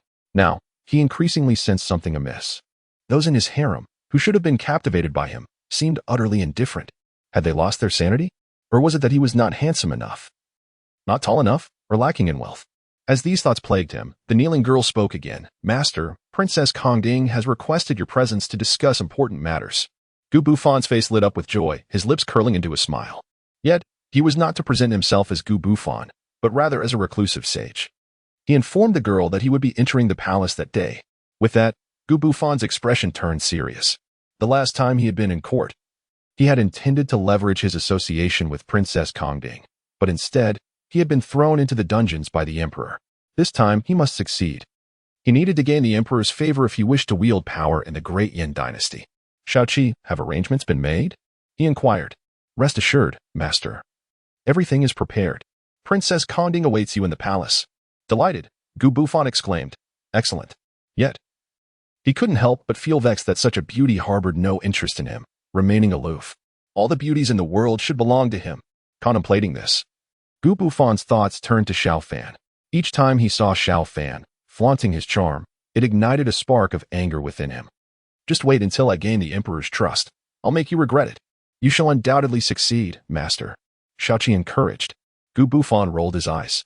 Stop kneeling and get to work. Yes. Xiao Fan accompanied Princess Kongding into the palace. Once inside the carriage, she crossed her arms and closed her eyes, showing no inclination to converse with him. Anxious, Xiao Fan dared not speak, stealing glances at her instead. Unbeknownst to him, she could hear every thought swirling in his mind. Amused by Xiao Fan's inner turmoil, Kongding found herself intrigued. She was perplexed as to why he feared Gu Bufan so much. She had inquired about Gu Bufan's situation, learning that he had endured severe punishment in the dungeons. Yet, despite this, Xiao Fan remained terrified of him. Kongding couldn't fathom why Xiao Fan would be unaware of Gu Bufan's dire circumstances. In that moment, her interest in Gu Bufan grew. She had recently met a recluse named Wang Bufan, who could offer significant insights regarding the current state of the Great Yan. She planned to introduce him to the Emperor. Peeking through her lashes, she discreetly observed Xiao Fan, finding it amusing. Wasn't he quite cooperative with Yan Danxin? Why does he tremble at the sight of me? Certainly. Although he thought so, Kangding did not voice his thoughts. As the carriage swayed, they soon arrived at the palace gates. The guards immediately recognized Kongding's carriage and, without any obstruction, made way. Once inside the inner palace, the voice of the driver soon echoed, "Princess, we have arrived." At this moment, Kongding finally opened his eyes, glanced at Xiao Fan, and silently dismounted the carriage. Observing this, Xiao Fan hurriedly followed suit. Previously, when Kongding had sought him out, she merely mentioned that the Emperor had issued a decree, but the specifics remained unknown to Xiao Fan. He instinctively wondered if the Emperor was perhaps hastening a marriage proposal. This thought left him quite anxious throughout their journey. Before long, they reached their destination. There, the Emperor of Showa, adorned in his dragon robe, sat in a pavilion, surrounded by a dozen eunuchs and palace maids, all respectfully awaiting his command. The Emperor casually plucked a grape and popped it into his mouth. "Father!" Kongding exclaimed joyfully upon arrival. The Emperor turned, looking at her with great affection. Xiao Fan, lingering behind, kept his gaze lowered in silence. According to the original records, the Emperor dotes on Princess Kongding immensely. Without the influence of her father, the Minister of Justice, the Emperor would likely not have been so supportive of her marriage to Xiao Fan. After all, the position of Minister of Justice is quite delicate, being a high-ranking official that commands respect. On one side, there are the civil officials led by Xiao Qingshan, and on the other, the military faction. Though they appeared amicable, there was constant strife beneath the surface. Thus, regardless of his motives, the Emperor refrained from obstructing the marriage between Xiao Fan and Kongding. However, the only reason the Emperor was not in favor of this union, as recorded in the original text, was Xiao Fan's notorious reputation as a wastrel. Frankly speaking, the original protagonist accomplished nothing. Had he not been the son of Xiao Qingshan, he might have faced execution at the hands of the Emperor countless times. Nevertheless, after Xiao Fan's passionate speech and the refreshing strategies he proposed regarding the Xiongnu, the Emperor's opinion of him improved significantly. When Kongding later informed him that all these ideas were Xiao Fan's, the Emperor was genuinely astonished. He had never heard of this notoriously idle young man being capable of such feats. "Father, I have missed you." Princess Kongding affectionately approached the Emperor and took a seat beside him. The Emperor's face immediately brightened with a smile, and his gaze turned to Xiao Fan. Observing Xiao Fan's current demeanor, which was marked by timidity, he couldn't help but be taken aback. He remembered that Xiao Fan had always been audacious, hardly respecting anyone in the court, not even the Emperor himself, whom he sometimes dared to confront. Yet, in just a few days of absence, the young man seemed to have changed so much. Was this truly the Xiao Fan he once knew? Contemplating this, the Emperor furrowed his brow, scrutinizing Xiao Fan from head to toe. Xiao Fan, feeling the scrutiny, dared not meet the Emperor's gaze. He could clearly sense that the Emperor was sizing up his potential son-in-law. "This won't do. I must quickly find a way to annul the engagement with Princess Kongding. If this continues, disaster is inevitable. You old rascal, your gaze is practically piercing. Please don't take a liking to me. Do not tell me there is a penchant for such things within the royal family." Xiao Fan's heart raced with anxiety. Meanwhile, Kongding, sitting beside the Emperor, couldn't help but raise an eyebrow upon hearing his inner thoughts. "How audacious of you, Xiao Fan, to entertain such thoughts. If father were to find out, you would be doomed." However, despite her thoughts, Kongding remained silent, instead leaning closer to the Emperor and adopting an increasingly endearing tone. Father, I have brought Xiao Fan with me. Do take a look. Thank you, Your Majesty. Xiao Fan quickly found a stool and sat down obediently, presenting himself as the very picture of compliance. His demeanor puzzled the emperor, who sensed something amiss. After a brief exchange of pleasantries, the emperor, eager to avoid wasting time, turned directly to Xiao Fan. Xiao Fan, regarding the governance strategies for the Xiongnu you mentioned in the court, I have pondered over them extensively and have some questions for you. Xiao Fan felt a wave of relief wash over him. Thank goodness it's not about marriage. As long as it's not a proposal, I can handle any questions. Kong Ding, overhearing Xiao Fan's thoughts, gritted her teeth in frustration. Even the coldness in her gaze directed at him was palpable. She seethed, wishing she could tear him apart. Did he truly despise her so much? Did he genuinely wish to avoid marriage? What of the actions he had taken and the poetry he had recited before? Kong Ding simmered with anger but remained silent, her eyes fixed intently on Xiao Fan. I am no fool. Who wishes to be the scapegoat? If I were to expose myself again before the emperor, wouldn't he, that fool Gu Bufan, truly seek my life? This matter must be addressed by Gu Bufan. Kong Ding furrowed her brow in frustration. She was almost certain that Xiao Fan harbored a solution for managing the Xiongnu but was unwilling to share it, which only fueled her ire. Just as she was about to speak, the emperor interjected, no need for concern. Xiao Fan, the strategies you proposed have already been forwarded to the cabinet for discussion. They will naturally formulate the best policies, and the general direction should be sound. The emperor spoke casually, seemingly unconcerned. Upon hearing this, Xiao Fan's eyes widened in disbelief.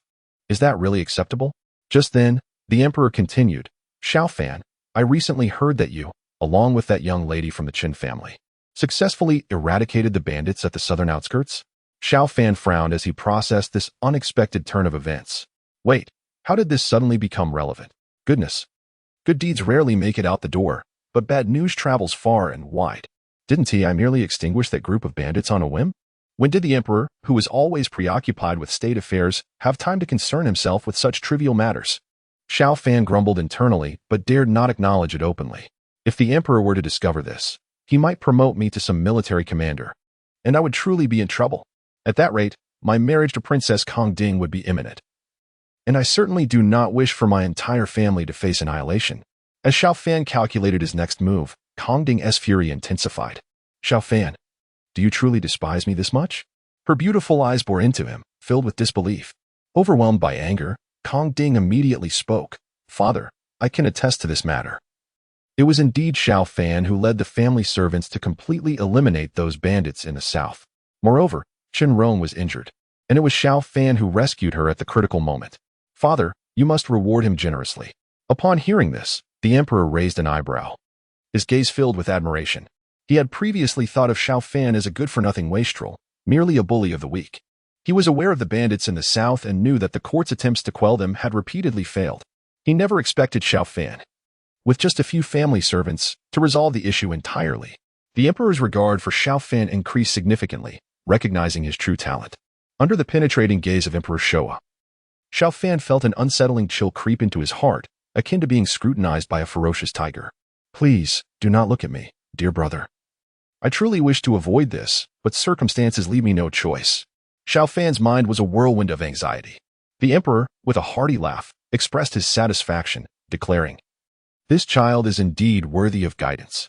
Each word from Emperor Showa reverberated in Xiao Fan's heart like the toll of a heavy bell. The troubling reality was that Xiao Fan dared not utter a word, only managing a forced smile and a feeble agreement. Your Majesty speaks wisely. As he spoke, Xiao Fan cast a fierce glance at Princess Kong Ding. The princess, sensing Xiao Fan's inner turmoil, felt a sense of triumph. She relished his discontent, thinking, You brought Yan Dynasty here to vex me. Emperor Showa surveyed the surroundings, his brow furrowing once more. Kong Ding, did you not mention that a distinguished individual was to visit me today? Why has this person not yet arrived? With a wave of her hand, Princess Kong Ding summoned a palace maid. Please fetch the esteemed Wang Bufan for my father to meet. Truly a princess. The maid responded promptly and hurried off to summon him. Xiao Fan, caught off guard by Kong Ding's words, was momentarily stunned. Wang Bufan. Why does that name sound so familiar? But wait, how come I have never heard of this Wang Bufan before? A sense of unease washed over him. He could not shake the feeling that this Wang Bufan was somehow connected to Gu Bufan. Kong Ding, pondering the situation, recalled that Wang Bufan had claimed there would be significant occurrences in the court and had insisted on meeting the emperor before revealing any details. With no other option, she had resolved to introduce Wang Bufan to her father. While waiting for Wang Bufan, Emperor Showa, Princess Kongding, and Xiao Fan engaged in light conversation, which notably improved the emperor's opinion of Xiao Fan. The emperor's authoritative gaze now held a hint of admiration. Suddenly, an announcement rang out. Wang Bufan is invited to enter the palace and meet the emperor. The three of them turned their attention toward the entrance.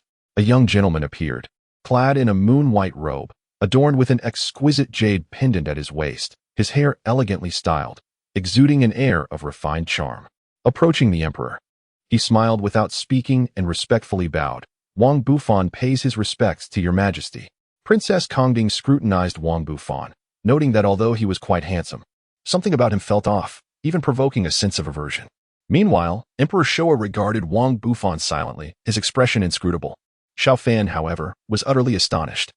This was no Wang Bufan, it was Gu Bufan. In the original narrative, Gu Bufan was a master of disguise, effortlessly transforming from one person to another. Shock coursed through Xiao Fan. He quickly lowered his head, inwardly lamenting, "Oh no, Gu Bufan has truly emerged. Please, he must not find out. Otherwise, with Yan Danshin, Princess Kongding, and that young Lu all around me, Gu Bufan would surely seek revenge." Xiao Fan panicked, avoiding eye contact with Gu Bufan, fearing he might be recognized. "I am invisible. I am invisible. I am invisible." Yet, Gu Bufan's gaze swept across the room, landing squarely on Xiao Fan. "Ah, it's you again, Xiao Fan. My first venture into the world has been disrupted by you. Previously, you imprisoned me in the celestial dungeon, and now, here you are." Gu Bufan's eyes darkened as he regarded Xiao Fan with the predatory gaze of a hunter locking onto its prey. Xiao Fan was drenched in cold sweat, utterly speechless. Princess Kongding, hearing Xiao Fan's inner thoughts, frowned and began to scrutinize Gu Bufan from head to toe. Is this truly the Gu Bufan I know? But the Gu Bufan I am familiar with is imprisoned. How could he possibly be here? The resemblance is not even close. Kongding pondered. Just then, Emperor Showa spoke. "I hear you sought out Kongding to discuss matters of importance. What is it?" His voice resonated with authority, carrying the weight of royal power. Any ordinary person would tremble and avert their gaze, yet Gu Bufan was no ordinary individual. He met the emperor's gaze with unwavering composure, clasping his hands in salute and stating, "Your Majesty, I have uncovered urgent information while investigating recent events in the capital. I cannot withhold this crucial news. So I sought Princess Kongding's assistance." Emperor Showa's interest peaked at Gu Bufan's declaration. "Speak." His words sparked curiosity in Princess Kongding as she leaned in. Eager to hear more, Gu Bufan raised his head, seriousness etched on his face. "I have discovered that Lu Ji, the son of the Minister of War, harbors illicit intentions toward Princess Kongding, and he carries a peculiar fragrance that can incite fervent desires." Gu Bufan spoke with confidence. Knowing that the drug Lu Ji possessed was of his own making, he intended to use Lu Ji as a stepping stone for his own ambitions. However, after spending time in the Celestial Dungeon, Gu Bufan had shifted his strategy, opting to purchase Lu Ji and approach Kongding under the guise of Wang Bufan. Since his identity as Gu Bufan had been thoroughly compromised by Xiao Fan, adopting a new persona seemed prudent. "I am truly a genius," Gu Bufan mused, delighting in his cunning plan. Unbeknownst to him, the atmosphere had grown remarkably still. The three individuals before him regarded him with expressions of bewilderment. Surely, he cannot be this foolish? Emperor Showa's brow furrowed. He had previously been informed by Kongding about the hunting expedition, which had influenced his changing attitude towards Xiao Fan. Yet, this Wang Bufan had gone to great lengths to enter the palace merely to convey information he already knew? The emperor's frown deepened as he glanced at his daughter, Kongding.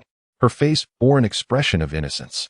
Wang Bufan had assured her that significant matters were afoot in the court, yet had not this situation already unfolded?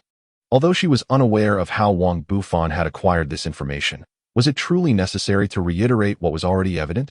How absurd. Was this what they termed a sage?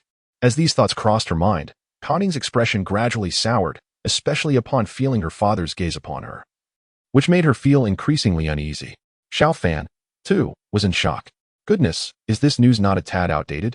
This has already occurred, and you bring it up now? Emperor Showa frowned, his tone stern. You came to the palace solely for this? Though his demeanor remained relatively composed, a close observer could discern his growing displeasure. He was a man of immense responsibilities, often too busy even to find time to sleep.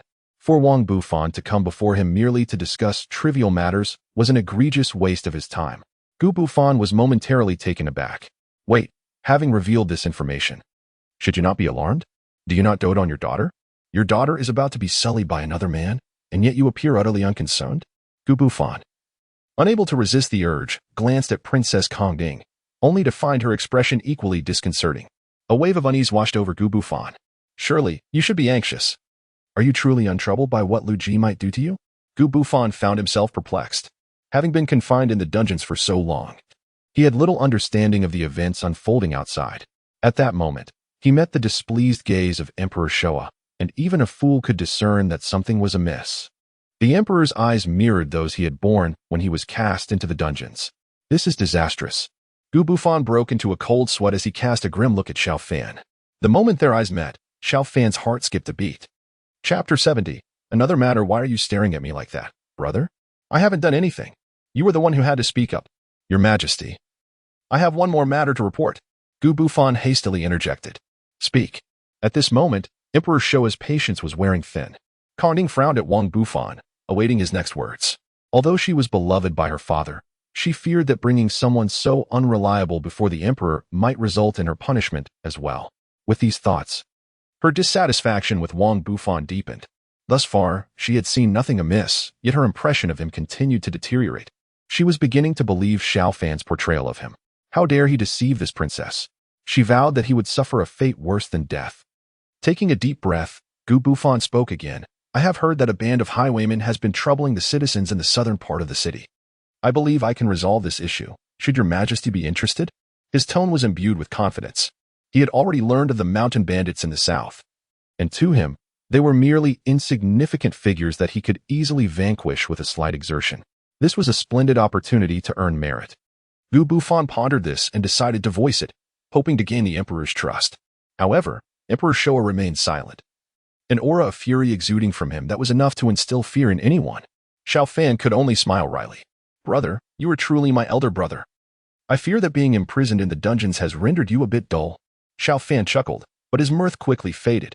The thought that Gu Bufan might uncover the truth after being released filled him with dread. This cannot happen, he thought, his mind racing. Drawing a deep breath, he spoke. Your Majesty, while I find Gu Bufan's words somewhat absurd, I believe he is genuinely concerned for the welfare of the people. I suggest that we should exhibit our imperial might. Gu Bufan furrowed his brow at Xiao Fan, struggling to comprehend his meaning. What does he mean by absurd?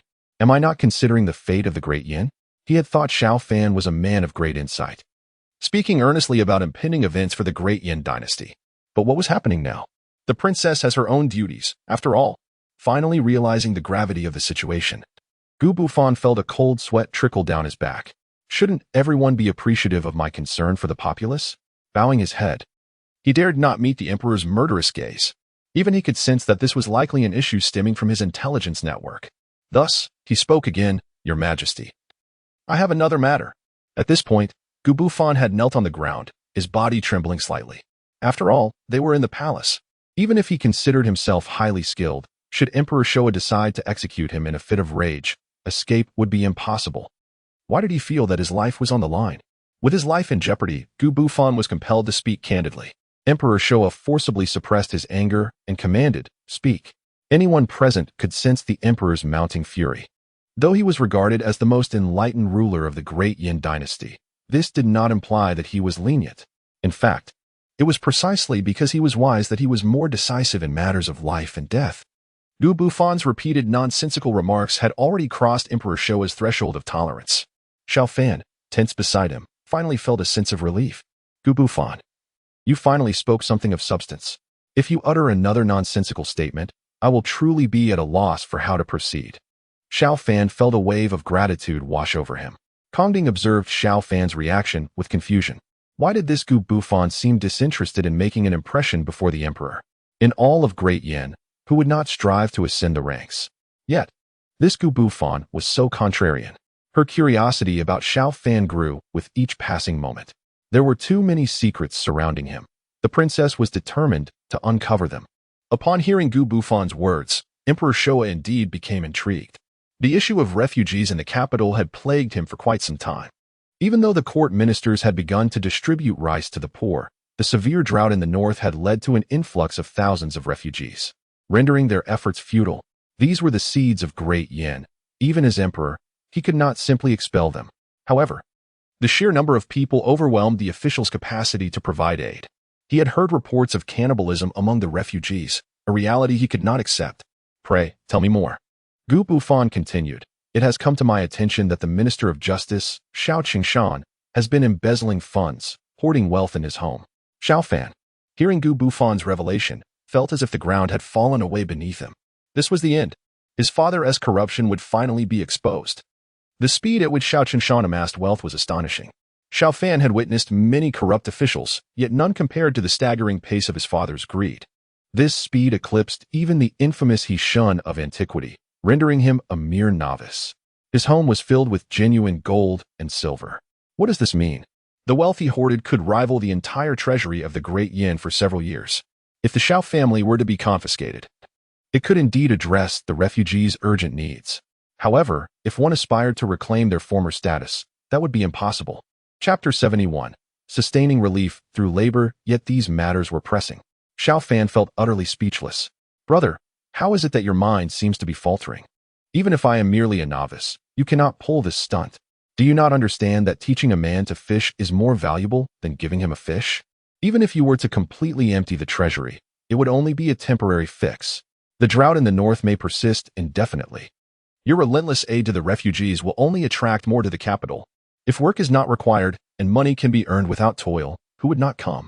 Even those who are not refugees would flock here. In such a scenario, the economy of Great Yan would be utterly decimated." Xiao Fan sighed involuntarily. Yet he refrained from voicing his thoughts.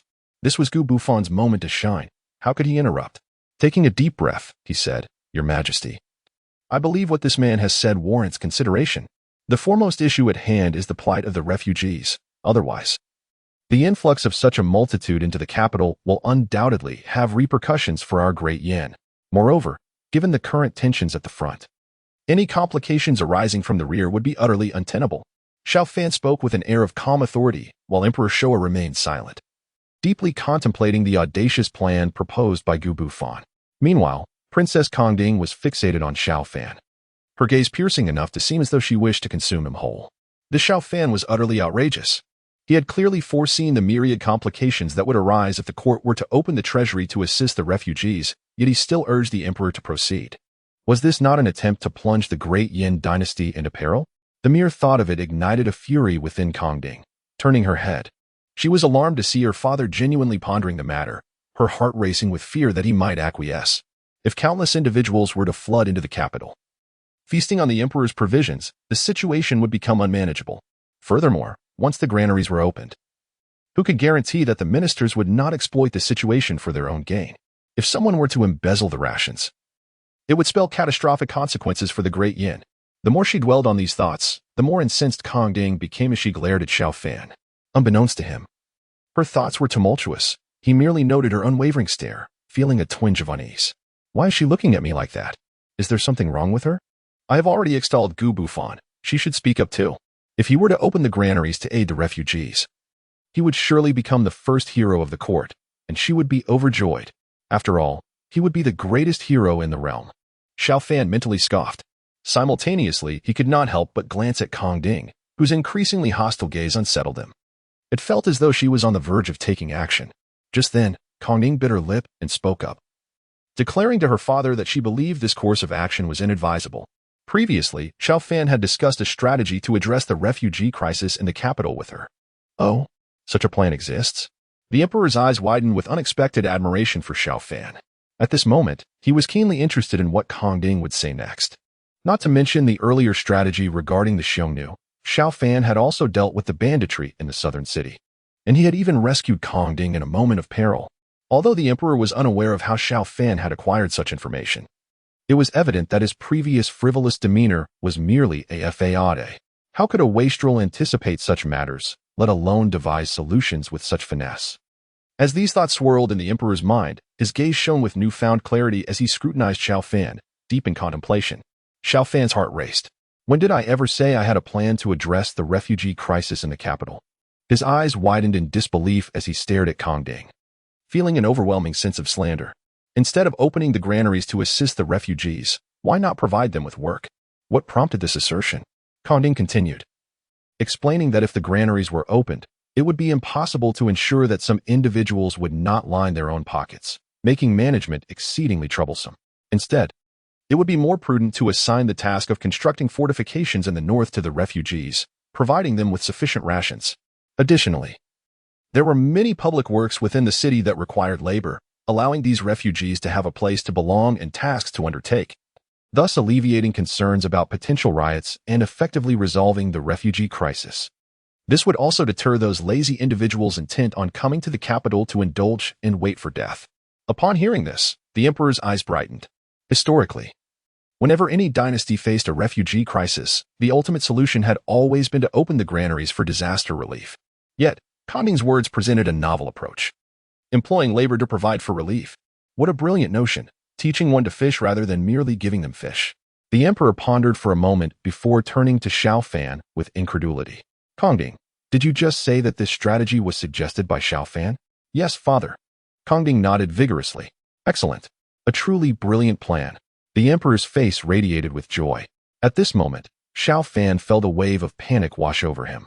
He was utterly stunned. When did I discuss this matter with Princess Kongding? How could I be unaware of it myself? A shiver ran through him as he instinctively turned to see Gu Bufan, who stood nearby with his fists clasped, regarding him with a cold, penetrating gaze. The intensity of that stare made Xiao Fan feel as though he had died 1,000 deaths. He swallowed hard, beads of cold sweat forming as he dared not meet Gu Bufan's gaze, feeling as if death itself loomed above him. If this continued, he feared that Princess Kongding would be the death of him. Moreover, Xiao Fan could not fathom why it seemed that no matter how he thought, the young princess always seemed to know. He had barely conceived a solution for the refugee crisis when Kongding had immediately spoken it aloud. Something was amiss. There was undoubtedly a problem. However, now was not the time to dwell on such matters. I must first resolve the issue with Gu Bufan. Otherwise, with his vindictive nature, he will not let this pass. I have offended him time and again. He likely harbors thoughts of revenge. Chapter 72. Xiao Qi as Xiao Fan contemplated. He suddenly stood up decisively, clutching his stomach and contorting his face in apparent agony. Xiao Fan, what is the matter? The emperor inquired with concern. Should I summon the imperial physician for you? The emperor was genuinely fond of Xiao Fan. If anything were to happen to him at this moment, it would be an unmitigated disaster. They needed Xiao Fan's insight to aid the refugees. Such a talent must not be allowed to falter. Seeing the emperor's genuine concern for him, Xiao Fan couldn't help but glance at Gu Bufan, whose eyes were nearly bulging with intensity. Why are you concerned about me when I say my stomach hurts? You should be more concerned about Gu Bufan. From the side, Kongding caught Xiao Fan's unspoken thoughts and couldn't suppress a chuckle, casually adding, Father, I believe Xiao Fan is not experiencing stomach cramps but rather needs to relieve himself. Perhaps you could provide him with a suitable chamber pot. Kongding's casual tone belied her awareness of his intentions. She would not grant him the opportunity to escape. The emperor nodded in agreement, stating, The princess speaks wisely. Xiao Fan has always enjoyed robust health. How could he suddenly suffer from such pain? There is a convenience nearby. I will have someone escort you there. Xiao Fan, resigned, could only nod in agreement. Soon, a palace attendant approached him, saying, Young Master Xiao, please follow me. Very well. Xiao Fan dared not look at Gu Bufan, hastily following the attendant away. As he walked, he felt cold sweat trickling down his back, sensing countless eyes following him like shadows. Without a doubt, it was Princess Kongding, the emperor, and Gu Bufan. Among them, Gu Bufan's gaze was the most terrifying. Following the attendant, Xiao Fan arrived at a secluded corner. It was small, yet a subtle fragrance of sandalwood wafted through the air. Xiao Fan paused. Is this the convenience? My good man? The attendant chuckled lightly. Young Master Xiao, indeed it is. If you are feeling unwell, do not hesitate to take care of your needs. With that, the attendant turned away, no longer regarding Xiao Fan. Stunned, Xiao Fan couldn't help but marvel at the opulence of the Great Yan royal family. Even their conveniences were so lavish. The golden silk Nanma chamber pot is truly astonishing. However, Xiao Fan's abdominal pain is merely a fade. Observing that the eunuch is not paying attention to him, he hurriedly pulls open the door and steps inside. Once inside, Xiao Fan searches frantically for any possible escape route. Akin to a mouse seeking a hole. What a predicament! Given the current circumstances, Gu Bufan is surely intent on ending my life. I must think of a way to escape swiftly. After searching thoroughly, Xiao Fan ultimately discovers that the only passageway is below. He hesitantly lowers his head, and an unbearable stench assaults his senses, prompting him to hastily cover his nose. This is unbearable. If I wish to flee, my only option is to crawl through this repugnant space. Yet, with such a foul odor, even if Gu Bufan were to pursue me, I would rather not emerge from here. Furrowing his brow, a sudden thought strikes him. Yes, I cannot burrow underground, but I can ascend to the heavens. The walls are not particularly high for ventilation, standing merely 2 meters tall. Testing the possibility, he confirms that he can climb up. Gritting his teeth, Xiao Fan exerts himself and swiftly scales the wall. Seeing this, a smile creeps upon Xiao Fan's lips, filled with self-satisfaction. Truly, there is always a way out. With that in mind, he prepares to vault over. In the next moment, a jolt of fear courses through him, nearly causing him to tumble back down. On the other side of the wall crouches a woman clad entirely in black. A ghost. Xiao Fan gasps in surprise before realizing that it is none other than Xiao Qi from the White Lotus sect. As this thought crosses his mind, the recent shock causes his legs to weaken, and he falls directly to the ground, landing unceremoniously. What on earth? Is Gu Bufan deranged? Isn't this Xiao Qi one of his concubines? Why is she lurking here? Why choose such a place, particularly when the other side leads to a restroom? How peculiar. Xiao Fan grimaces as he cannot help but grumble. He never expected that in his attempt to escape, he would encounter Xiao Qi. In his mind, he curses Gu Bufan's ancestors repeatedly. At that moment, Xiao Qi looks up toward the wall, having seemingly heard a sound, but upon glancing back, finds nothing. Talking to herself, she shakes her head in confusion, convinced she just heard someone call her name. How strange. Having fallen, Xiao Fan is soon approached by a nearby eunuch, who exclaims, "Young Master Xiao, what has happened? Weren't you going to the restroom? How did you end up here?" Irritated, Xiao Fan rises, muttering, "Enough.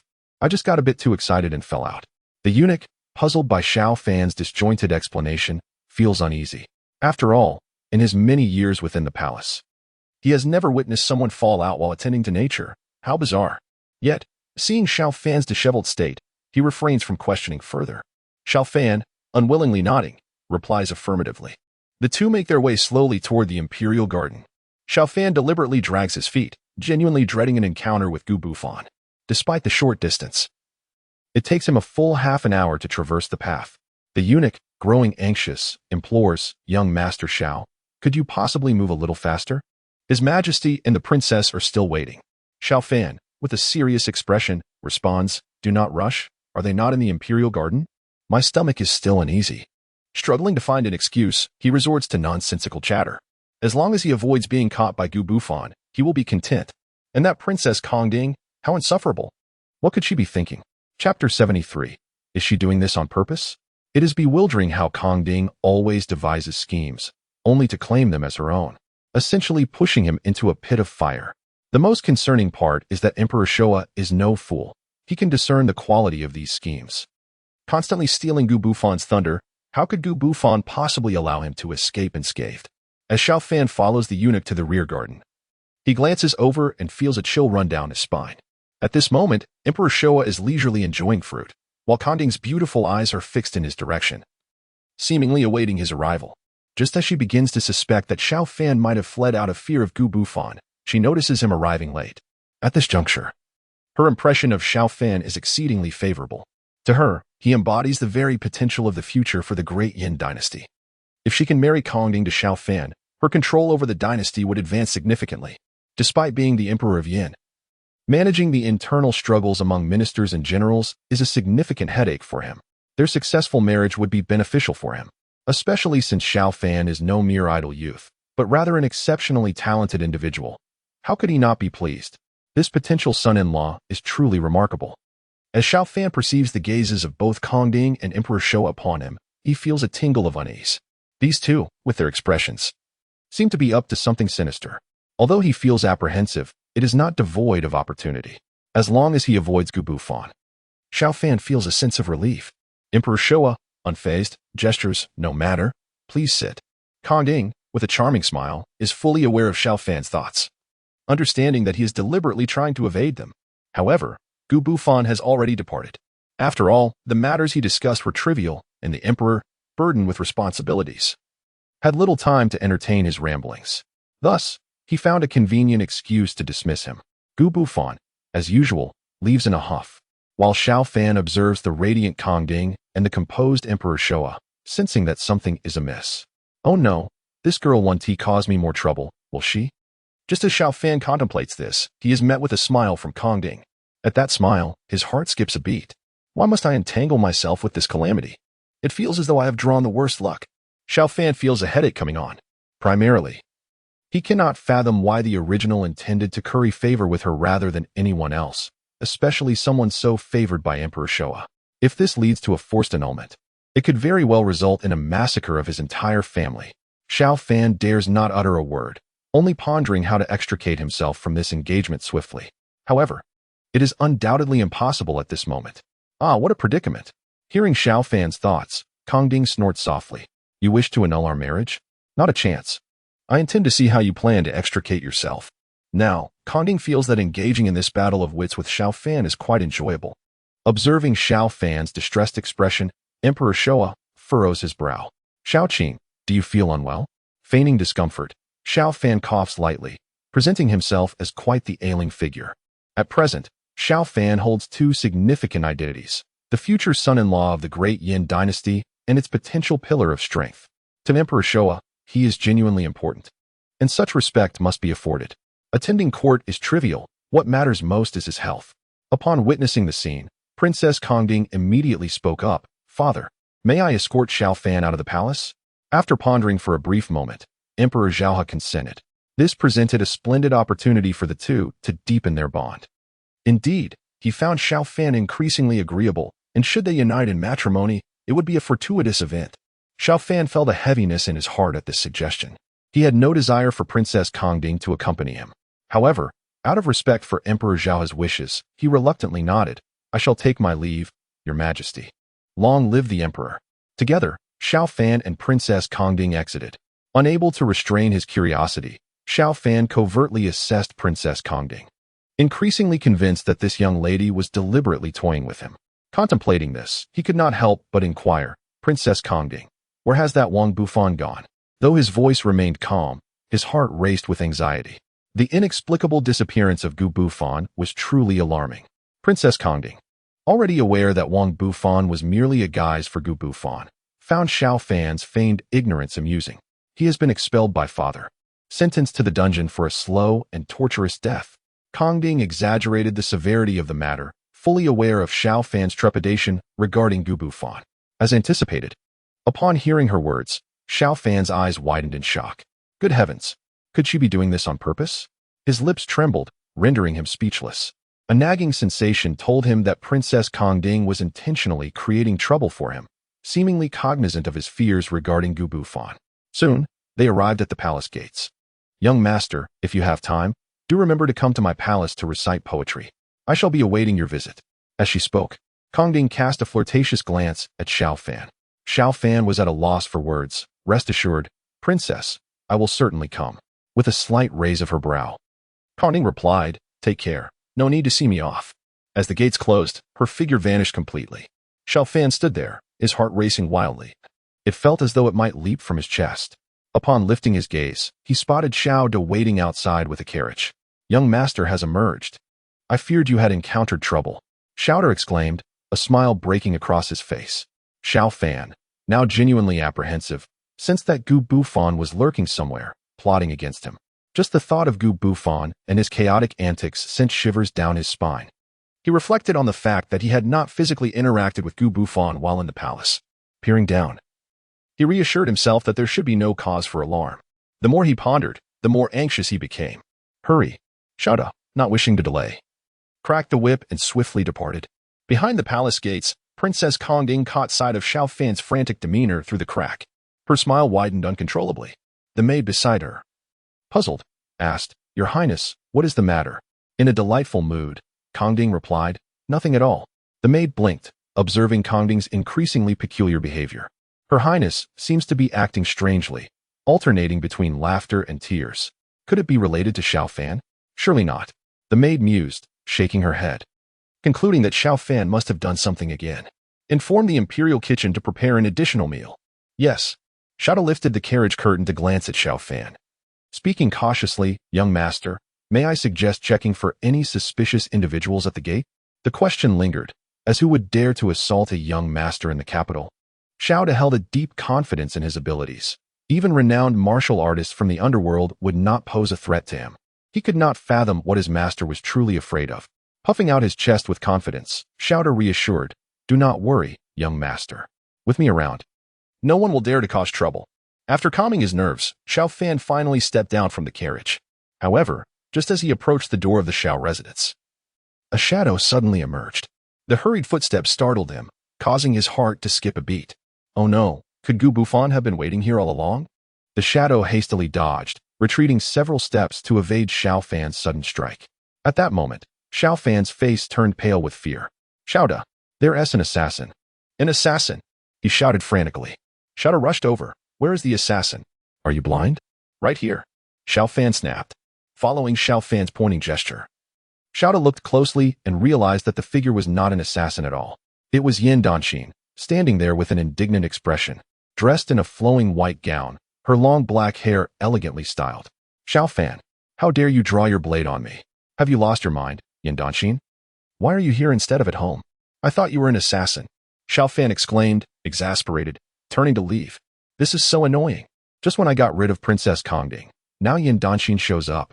He had no desire to know why Yan Dynasty was seeking him. He simply wished to distance himself from such troubles. Who knew when Gu Bufan would appear again? Yan Dynasty exchanged a knowing glance with Xiao, instructing, "Wait outside. I have matters to discuss with your young master." Yes, Xiao, familiar with Yan Dynasty, complied without question, waiting obediently outside. Yan Dynasty's maid remained with them. Unable to resist nudging Xiao, "Hey, big guy, where has your young master been?" Xiao shot her a glance. "What business is it of yours?" "Humph." The maid pouted, not offended. "If you don't want to share, then don't. There's no need to be so fierce." As the two exchanged banter, Yan Dynasty followed Xiao Fan closely, who was hastily trying to escape. "Xiao Fan," Yan Dynasty called out anxiously. Xiao Fan pretended not to hear, continuing to hasten away. "Xiao Fan," she called again, raising her voice, yet he still ignored her. Seeing this, Yan Dynasty took a deep breath. "Xiao Fan, let me inform you. If you refuse to acknowledge me, I will have no choice but to reveal that Gu Bufan is here." Xiao Fan turned in shock, disbelief etched across his face. How does she know about Gu Bufan? His mind raced. I never mentioned anything about Gu Bufan. How could she possibly know I fear him? Is she really trying to use this to intimidate me? As he scrutinized Yan Dynasty, the more he felt that something was amiss. Yan Dynasty, meanwhile, looked triumphant. "Weren't you running pretty fast? Why have you stopped?" As she spoke, Xiao Fan gestured for her to enter. Yan Dynasty raised her chin defiantly and entered. With great enthusiasm, Xiao Fan prepared a fine brew of Bailuo Chun tea for Yan Dynasty, enhancing it with ginseng and various health-boosting ingredients, creating a concoction that resembled a potion. Yan Dynasty's eyes widened in disbelief. "Xiao Fan, are you trying to poison me?" Xiao Fan chuckled, lifting a similarly filled cup of herbal tea. He took a sip, and an indescribably bitter taste spread across his palate, nearly causing him to spit it out. "Goodness, this is overwhelmingly bitter." Yan Dynasty looked at him and couldn't help but chuckle softly. "What is the matter? I thought you were unaware of these hardships." Xiao Fan cast her a quick glance. Finally expressing his helplessness, Yan Dynasty, "What brings you here today? Is there something you need?" Chapter 75, Frantic Boasting. What on earth does this ancestor want? It seems she has come here intentionally to stir up trouble. Do they not realize that I am currently in a crisis? If this continues, I might truly have to find a place to hide. Xiao Fan was troubled, and just then, he noticed Yan Dynasty laughing, as if she could read his thoughts. Seeing her expression, he felt a sudden jolt of apprehension. "Ancestor, what is your purpose for coming here? Just say it." Xiao Fan pleaded. "Please, just be straightforward. I'm getting old and can't handle any more surprises." Xiao Fan was genuinely frightened. With Yan Dynasty and Princess Kongding here, he felt as if his head was spinning. Yan Dynasty, initially smiling, tightened her expression upon hearing his words. Observing his pitiful demeanor, she couldn't help but feel a sense of satisfaction. "Xiao Fan, weren't you quite arrogant before? I am eager to see how much more you can endure. This is truly amusing." With that thought, Yan Dynasty spoke. "Brother Fan, I believe today is a day for you to meet someone special. So I brought a distinguished individual for you to meet." Xiao Fan frowned, unsure of what to expect. "Who is this person?" Yan Dynasty maintained her smile, replying, "You will find out shortly." Feeling perturbed, Xiao Fan heard Yan Dynasty call out to someone outside, followed by the sound of hurried footsteps. The first to enter was Xiao Da, gazing at Xiao Fan with wide eyes. Xiao Fan couldn't help but ask, "Where is this person? Didn't you say you were bringing someone for me to see?" Just as he was about to look outside, his eyes widened in shock upon recognizing the visitor. "Oh no," he exclaimed, unable to control his voice. Standing at the door was none other than Gu Bufan. However, Gu Bufan's current appearance was reminiscent of his previous disguise as Wang Bufan, with only a mustache to differentiate him. "Do you think I wouldn't recognize you just because you added a mustache?" Xiao Fan silently cursed, but outwardly he maintained a poker face, feigning confusion as he looked at Yan Dynasty. "Princess Dynasty, who is this person?" Yan Dynasty scoffed internally at his pretense. "Keep acting." Clearing her throat, she said, "Don't you recognize him? Brother Fan, take a closer look." Previously, Yan Dynasty had encountered Gu Bufan disguised as Wang Bufan when he sought her assistance. She recognized him immediately, yet had initially intended to dismiss him since she held no affection for him. However, recalling how Xiao Fan had dismissed her earlier, she decided to bring him to the Xiao residence, intending to annoy Xiao Fan. Upon hearing Xiao Fan's inner thoughts, Yan Dynasty felt more assured in her judgment. Her expression grew serious as she said, "Brother Fan, this is a remarkable person I went to great lengths to find. He claims to have something important to discuss with you. Would you like to take a closer look?" Xiao Fan's heart sank at her words, and even his legs began to tremble. He had just provoked Gu Bufan in the palace, and now he had come knocking at his door. Wasn't this a call for vengeance? Oh no, he clearly seeks to settle the score. Xiao Fan glared fiercely at Yan Dynasty in frustration. This wretched girl, why does she persist in such wicked antics? Despite these thoughts, Xiao Fan forced himself to remain calm. "I must not betray my anxiety. Is that so? This person appears quite impressive. He indeed seems to be someone of great potential." Xiao Fan began to flatter profusely, leaving Gu Bufan slightly embarrassed by the compliments. "Am I truly so remarkable? How come I had not noticed before?" Xiao Fan chuckled, and as he spoke, a thought suddenly struck him. "I recall that Gu Bufan has long coveted Yang Lu. Though it seems she has sold herself to bury her father, I remember she is actually a long-lost saintess of a certain sect. If Gu Bufan can control the entire Yan Dynasty, it must be closely tied to Yang Lu. Now that she is here, and with Yan Dynasty bringing Gu Bufan, perhaps I could take this opportunity to send Yang Lu away." Yan Dynasty, overhearing Xiao Fan's thoughts, couldn't help but murmur to herself, "No wonder Xiao Fan has been eager to send Yang Lu away. It turns out he is worried about Gu Bufan, and this Yang Lu is actually a saintess. How surprising." However, since Xiao Fan wished for Gu Bufan to take Yang Lu away, this princess would ensure he did not get his way. I am curious to see what he will do next. At this moment, Xiao Fan cordially led Gu Bufan aside. "Brother Bufan, please have a seat." Having just learned from Yan Dynasty that this man was Wang Bufan, he immediately addressed him as a brother, and they began to exchange flattery. Observing Xiao Fan's enthusiastic demeanor, Gu Bufan's previous anger began to dissipate. After all, one does not strike a smiling face, and Xiao Fan's affability compelled him to respond politely. "I can manage on my own." As Gu Bufan accepted the teacup and noticed its contents, he was taken aback. "Is this tea?" He widened his eyes, wondering if it was safe to drink. Seeing Xiao Fan watching him intently, Gu Bufan felt he had no choice but to muster his courage and take a small sip. Almost immediately, he nearly spat it out. However, faced with Xiao Fan's concerned expression, he ultimately swallowed it down. He thought to himself, "No matter what, I cannot lose face." Yet as the unbearable bitterness spread in his mouth, Gu Bufan was certain that this was the most dreadful thing he had ever tasted in his life. Chapter 76, Is Etiquette More Important Than Life? Xiao Fan watched as Gu Bufan downed the unbearably bitter concoction, relieved. What a close call. At least it wasn't tea wasted. With that thought, he turned to Xiao Da and instructed him to bring Yang Lu in. "Yang Lu?" Xiao Da frowned. Seeing Xiao Fan's urgency, he refrained from asking further questions and quickly went outside. Xiao Fan smiled warmly at Gu Bufan. "Brother Bufan, please do not be shy. If there's anything you fancy in the Xiao residence, feel free to take it. There's no need to stand on ceremony with me." Gu Bufan furrowed his brow at Xiao Fan's overly polite demeanor. This was so excessively courteous that even if he wanted to find fault, he couldn't.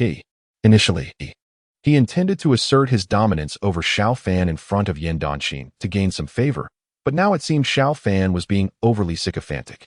He genuinely worried that if he was too careful, Xiao Fan might even offer to massage his legs. Such enthusiasm was truly disconcerting. Yan Dynasty gazed at Xiao Fan's demeanor, her doubts deepening. In her recollection, Xiao Fan had always been remarkably stingy, to the extent that even the thought of treating someone to a meal would weigh heavily on his conscience for an extended period. Yet now, he was exhibiting such attentiveness towards Gu Bufan. Curiosity compelled Yan Dynasty to scrutinize Gu Bufan more closely. What exceptional qualities did he possess that could instill such trepidation in Xiao Fan? The more she pondered, the more perplexed she became. Before long, a voice echoed from outside. "Young Master Xiao, you summoned me," came Yang Lu's voice as she entered the room. All three turned their attention towards her. The moment Gu Bufan laid eyes on Yang Lu, his gaze momentarily dulled before igniting with sheer delight. "Ah, how exquisite," he thought. "This is undoubtedly the most innocent and enchanting woman I have ever encountered, akin to a pristine lotus flower. With her captivating figure, she would be a paragon of beauty in any setting. Even when compared to the princess of the palace, she is not at all inferior." Moreover, he had not anticipated that Yang Lu was in the Xiao residence. No wonder he had struggled to locate her in the capital, given the prior intelligence indicating she was selling herself to bury her father. Whether or not she had engaged in unsavory acts remained unknown. Contemplating these matters, a flash of anger crossed Gu Bufan's eyes. Before he could voice his thoughts, Xiao Fan interjected, "Brother Gu, what do you think of this maid? I must tell you, her skills are exceptional. She excels not only in serving tea and water, but also in laundry and cooking. If you like her, I would be more than happy to gift her to you as a maid." Xiao Fan sought to alleviate Gu Bufan's fury. If Gu Bufan were to take Yang Lu away, it would effectively eliminate a significant concern for him. After all, she is Gu Bufan's woman. How advantageous for him. If she were to remain by my side, trouble would undoubtedly ensue. Hearing Xiao Fan's words, Yan Dynasty's eyes widened, and she began to devise a strategy. Meanwhile, upon hearing Xiao Fan's intentions, Yang Lu was on the brink of tears. She had initially thought her master called her to assist him with bathing and dressing, never imagining he intended to gift her to someone else. A wave of grievance washed over her, tears brimming in her eyes, threatening to spill over at any moment. Witnessing this, Gu Bufan felt a pang of sympathy. The cultivation method he was currently practicing required a potent, nourishing elixir, and Yang Lu was the perfect candidate. After all, both Yan Dynasty and the Princess of Kongding had been rather indifferent towards him. Having someone like Yang Lu in his household would be a delightful prospect. As these thoughts coursed through his mind, he was about to inquire of Xiao Fan if he could endure the pain of parting when Yang Lu suddenly burst into tears, sobbing, "Is it that I have displeased you, master? Do you wish to banish me?" Yang Lu was deeply pained. She genuinely harbored feelings for Xiao Fan. Yet he had made several attempts to send her away. Though she was aware of her beauty and charm, she could not fathom why Xiao Fan treated her with such disdain. Despite being brought to the Xiao residence, he had never truly acknowledged her. Every time they encountered one another, he seemed to view her as a calamity and hastily avoided her. Now that he had finally sought her out, he was so eager to send her off to Gu Bufan, leaving Yang Lu heartbroken. In desperation, she knelt before Xiao Fan, her fair face bowing repeatedly, an act that drew gasps from the onlookers. At this moment, Xiao sensed something was amiss. This was not characteristic of his young master. He knew Xiao Fan well. Previously, when encountering a beauty, he would be rendered immobile by her allure. How could he possibly offer a beauty to another? This was indeed perplexing. Could it be that Gu Bufan had threatened his young master? Considering this possibility, a glint of danger flickered in Xiao Da's eyes, his demeanor suggesting he was ready to spring into action. "Get out!" Xiao Da exclaimed, his eyes wide with astonishment as he gazed at Xiao Fan. Seeing this, Xiao Fan lowered his voice and urged, "Get lost." Xiao Da felt a surge of indignation and turned away in a huff. He realized that Xiao Fan was indeed frightened of Gu Bufan, hence his intent to gift Yang Lu to him. "If that is the case, I shall not allow you to have your way." With that thought, Yan Dynasty spoke up, "Young Master Xiao, Yang Lu is your maid, your personal maid. How can you so casually give her away? Wouldn't tea that disrupt the established order? Disrupt the order? What good is order when one's life is at stake? Didn't you see Gu Bufan's demeanor? He looked as though he might devour me whole." Xiao Fan waved his hand dismissively, disregarding the notion of propriety. "Since Brother Gu has taken a liking to this maid, how could I not assist in fulfilling his desires?" Chapter 77. Threat. Xiao Fan spoke earnestly, all the while observing Yan Dynasty's expression. Yang Lu's sobs intensified, her heart breaking as she continued to bow her head, her forehead striking the ground repeatedly, nearly losing consciousness. She could not comprehend why Xiao Fan harbored such animosity toward her. insisting on casting her away. The more she thought about it, the more aggrieved she felt. As Xiao Fan witnessed this scene, a mix of trepidation and reluctance washed over him. What is it about Yang Lu that makes her feel so deeply for me? I don't recall doing anything wrong. Just as these thoughts crossed his mind, a sudden realization struck him, sending a shiver down his spine. Oh no, this is disastrous. Gu Bufan is still here. Now that Yang Lu appears to be on the verge of a dramatic farewell, Gu Bufan will undoubtedly keep a watchful eye on me. Xiao Fan instinctively glanced at the imposing figure of Gu Bufan. Indeed, Gu Bufan's gaze was fixed intently upon him, his beard bristling with an intensity that suggested he might devour him whole. This cannot continue any longer. Resolutely, Xiao Fan declared, this matter is settled. Yang Lu, you shall accompany Brother Gu today and will no longer be permitted to return to the Xiao residence. Yang Lu let out a piercing scream, tears streaming down her face. Gu Bufan, witnessing this, finally revealed a satisfied smile. At this moment, Yan Dynasty could no longer contain herself. She took a deep breath, suppressing her emotions, and said, Xiao Fan, come here for a moment. Xiao Fan turned to face Yan Dynasty, who was looking at him with a serious expression, as if she had something important to convey. Frowning, he glanced at Gu Bufan and said, Brother Gu, please wait a moment. I'll be right back. Gu Bufan waved his hand, visibly growing impatient. Xiao Fan followed Yan Dynasty to a secluded area. What do you intend to do? Can't you see how urgent the situation is? He snapped, his tone laced with irritation. This is the critical moment for Gu Bufan to take Yang Lu away. Why is Yan Dynasty causing a disturbance now? If it weren't for my concern that she might say something reckless, I wouldn't bother with her at all. As Xiao Fan spoke, he cast a glance at Gu Bufan, who was intently observing Yang Lu. The sight made Xiao Fan feel uneasy. He truly feared that something might go awry if he wasn't careful. Yan Dynasty's expression was taut. Upon hearing Xiao Fan's thoughts, she felt a surge of discontent. Deep down, she mused, Xiao Fan, you are a man. How can you be so timid and cowardly? What is so remarkable about Gu Bufan that it instills such fear in you? Although Yan Dynasty harbored these thoughts, she ultimately refrained from voicing them. Instead, she fixed her gaze intently on Xiao Fan, declaring, Xiao Fan, I will not permit you to give that Yang Lu to Gu Bufan. Xiao Fan, with his heart elsewhere, paid no heed to Yan Dynasty's mention of Gu Bufan's name. Why should I listen to you? This Yang Lu is a maid of the Xiao family. You refused my offer to give her to you. And now that Wang Bufan has arrived, I intend for him to take her away so she can escape her plight. Why linger beside a fickle scoundrel like me? Isn't leaving preferable? Xiao Fan exclaimed excitedly. Yet, Yan Dynasty remained expressionless before him. I said no means no. What are you? Xiao Fan retorted, growing agitated. At that moment, Gu Bufan, who had been leering at Yang Lu, furrowed his brow upon hearing their exchange and shot a fierce glare in their direction. Xiao Fan quickly donned a sycophantic smile. Gu Bufan, in his heart, mused that both Yang Lu and Yan Dynasty were his women. Who was this brat to speak so boldly? Just wait and see how I deal with you. Unaware of Gu Bufan's thoughts, Xiao Fan was eager to conclude his conversation with Yan Dynasty. Enough, Princess Dynasty, cease your interference. Today, I shall give Yang Lu to Gu Bufan. I forbid it. Why? Xiao Fan was genuinely perplexed. After all, she is a maid of the Xiao family, not from the 10th prince's estate. What business do you have meddling here? Xiao Fan thought, about to voice his thoughts when Yan Dynasty fixed him with an intense gaze, speaking deliberately. If you dare give Yang Lu to Gu Bufan, I shall reveal to him the incident the other day when you asked us to assist you with your bathing and changing. Xiao Fan's eyes widened in disbelief. What? How could Yan Dynasty have caught me in such a predicament? He averted his gaze, his mind racing with speculation about her intentions. Something's amiss. Yan Dynasty seems to truly know my thoughts. Listening to Xiao Fan's silent turmoil, Yan Dynasty couldn't suppress a cold smirk. Humph, if even you cannot restrain yourself, what use is my title as princess? With that thought, a smile returned to her face. So I shall ask again, Master Xiao. Do you truly wish to give Yang Lu to Gu Bufan? Xiao Fan's heart raced.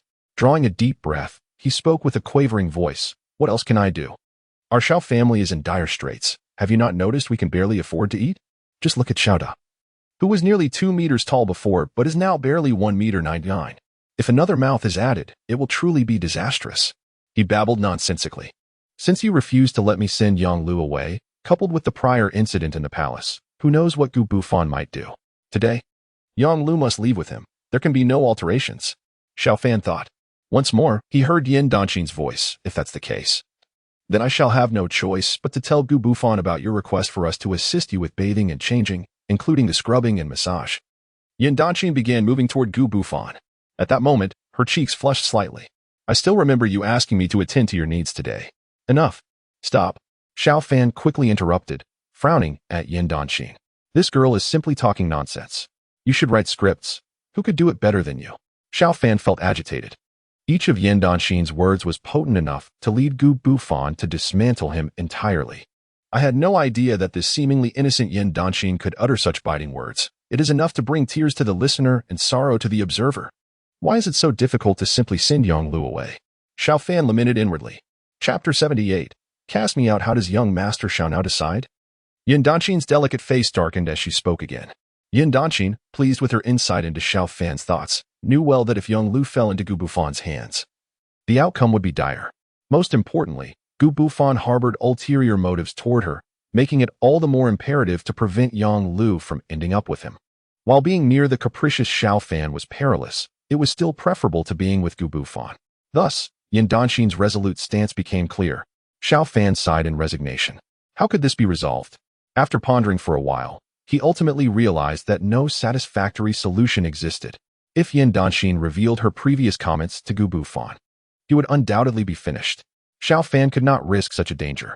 At present, Yonglu was nearly fainting in tears. Furthermore, although Gu Bufan was the self-proclaimed protagonist, brash and ruthless against adversaries, he still possessed a sense of face. If Yonglu resisted and he remained obstinate, Gu Bufan would likely hesitate to take her by force. If all else failed, he could wait a few days to seek an opportunity to send Yonglu to Gu Bufan later. This was Xiao Fan's line of thought. Ultimately, he needed to resolve the issue with Yan Danqing first. Fine, I consent. But you must not spread rumors. Yan Danqing regarded Xiao Fan, covering her mouth with a light laugh. So, young Master Xiao's yielded? Very well, I shall consider you formidable. Xiao Fan, feeling agitated, pulled Yan Danqing along from behind. With that, Xiao Fan quickly displayed a flattering smile and approached Yan Danqing. She went over to help Yonglu to her feet. There, Miss Yonglu, stop crying. I assure you that I have spoken to your Zhuzi. You will not be dismissed. Yonglu, who had been weeping inconsolably, suddenly ceased her cries. Her once red, tear-stained eyes now held a glimmer of clarity, dispelling the visage of despair she had worn moments prior. Xiao Fan, witnessing this transformation, couldn't help but widen his eyes. What? Is this some sort of deceptive play? Xiao Fan's expression darkened. Gu Bufan, overhearing this exchange, immediately displayed displeasure on his face. Did you not say you would give me Yonglu? How can you renege on that? Gu Bufan glared at Xiao Fan with predatory intensity. Confronted with Gu Bufan's gaze, Xiao Fan felt an inexplicable surge of anger rise within him, utterly displeased. I intended to give you Yonglu, but now I've changed my mind. Are you going to throw a tantrum over it? Suppressing his fury, Xiao Fan politely suggested, Brother Bufan, look at how Yonglu is suffering.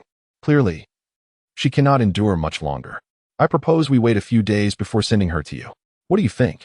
Upon hearing this, Gu Bufan's displeasure escalated. No, I do not agree. Whether it was Yan Danqing, Princess Kongding, or Chen Rong, none truly regarded him. He had yet to find a proper elixir to bolster himself. Yonglu, lacking status and position, had already been promised to him by Xiao Fan. He had been elated for quite some time. How could he allow this opportunity to slip away?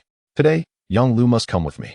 Without further ado, Gu Bufan, disregarding his image, reached out to grasp Yonglu. She immediately shrieked, Young Master Xiao, save me. Gu Bufan cursed fiercely, shut up. Come with me. Observing the scene, Yan Danqing's expression soured. And she was about to speak when Xiao Fan shouted, let go. Yan Danqing looked at him in astonishment, unable to believe her eyes. At this moment, Xiao Fan approached Gu Bufan with a face full of irritation. Wasn't he this fellow just trembling in fear before? How had he suddenly transformed? Xiao Fan took a deep breath as he gazed at Yonglu, lowering his voice. Brother Bufan, isn't your behavior a tad inappropriate? After all, Yonglu is a maid of the Xiao family. If she is unwilling, I cannot consent. What compels you to forcefully seize her? Anger surged within Xiao Fan. Is Gu Bufan truly so shameless? The girl has clearly objected, yet he dares to snatch her. Does he truly regard my family as mere soft persimmons to be squeezed? The courage within Xiao Fan was boiling over, barely contained. Gu Bufan, upon witnessing this, widened his eyes in disbelief. What did you say? He could hardly fathom that Xiao Fan would dare oppose him. His master had sent him down the mountain to sweep everything aside and amass a harem. What was Xiao Fan, after all, to speak to him in such a manner? Just then, Xiao Fan bellowed, "Xiao." Immediately, the formidable Xiao rushed in, his eyes filled with murderous intent. Drag him out and throw him away. If he resists, beat him to death. Xiao Fan himself was astonished at the sudden surge of boldness within him, unable to restrain himself from shouting. Gubu Fan snapped his head up. But before he could react, Xiao's enormous hand descended upon him, grasping him as if he were a mere chick, lifting him effortlessly. Although Gubu Fan possessed formidable physical prowess, he was caught completely off guard and could not respond in time. Xiao, with a sneer, declared, "Come with me, kid." He had long harbored disdain for Gubu Fan, and now that his young master had given the command, he was more than happy to oblige. Dragging Gubu Fan toward the exit. "Xiao Fan, just you wait. Xiao Fan." Gubu Fan's desperate cries grew fainter as he was led away. The world finally descended into silence. Xiao Fan turned to see Yang Lu's frail form collapsing onto the steps, tears streaming down her face, her shoulders trembling. Seeing this, Xiao Fan could not help but frown. Xiao had already taken Gubu Fan outside, and as soon as Xiao Fan called out, several servants rushed over. "Young master, please assist this young lady Yang Lu to her room for some rest. Ensure she is treated with utmost care, whatever she needs. Do not hesitate to fulfill it." The servants, noticing Yang Lu's near unconscious state, hastily obeyed Xiao Fan's instructions, quickly supporting her as they made their way outside. Chapter 79. Do you know his name? After watching Yang Lu being escorted away, Xiao Fan gradually regained his composure. As his anger subsided, he suddenly realized what he had just done. "Oh no, I actually chased Gubu Fan out. This is bad. This is really bad." Xiao Fan muttered to himself when he suddenly felt a gaze upon him. He instinctively turned towards the source and found Yan Dynasty looking at him in astonishment. "What are you doing?" Faced with Yan Dynasty's gaze, Xiao Fan felt a surge of nervousness and spoke before he could think. "Nothing, just looking," Yan Dynasty replied awkwardly. Her tone markedly different from usual, now laced with a hint of feminine shyness. She had never seen Xiao Fan display such dominance. Previously, whenever Xiao Fan encountered Gubu Fan, he appeared as fearful as a mouse before a cat. Yet now, he had boldly thrown Gubu Fan out. How utterly charming. Noticing Yan Dynasty's mesmerized expression, Xiao Fan quickly interjected, all right, let us discuss this outside." He certainly wasn't ready to meet his end yet.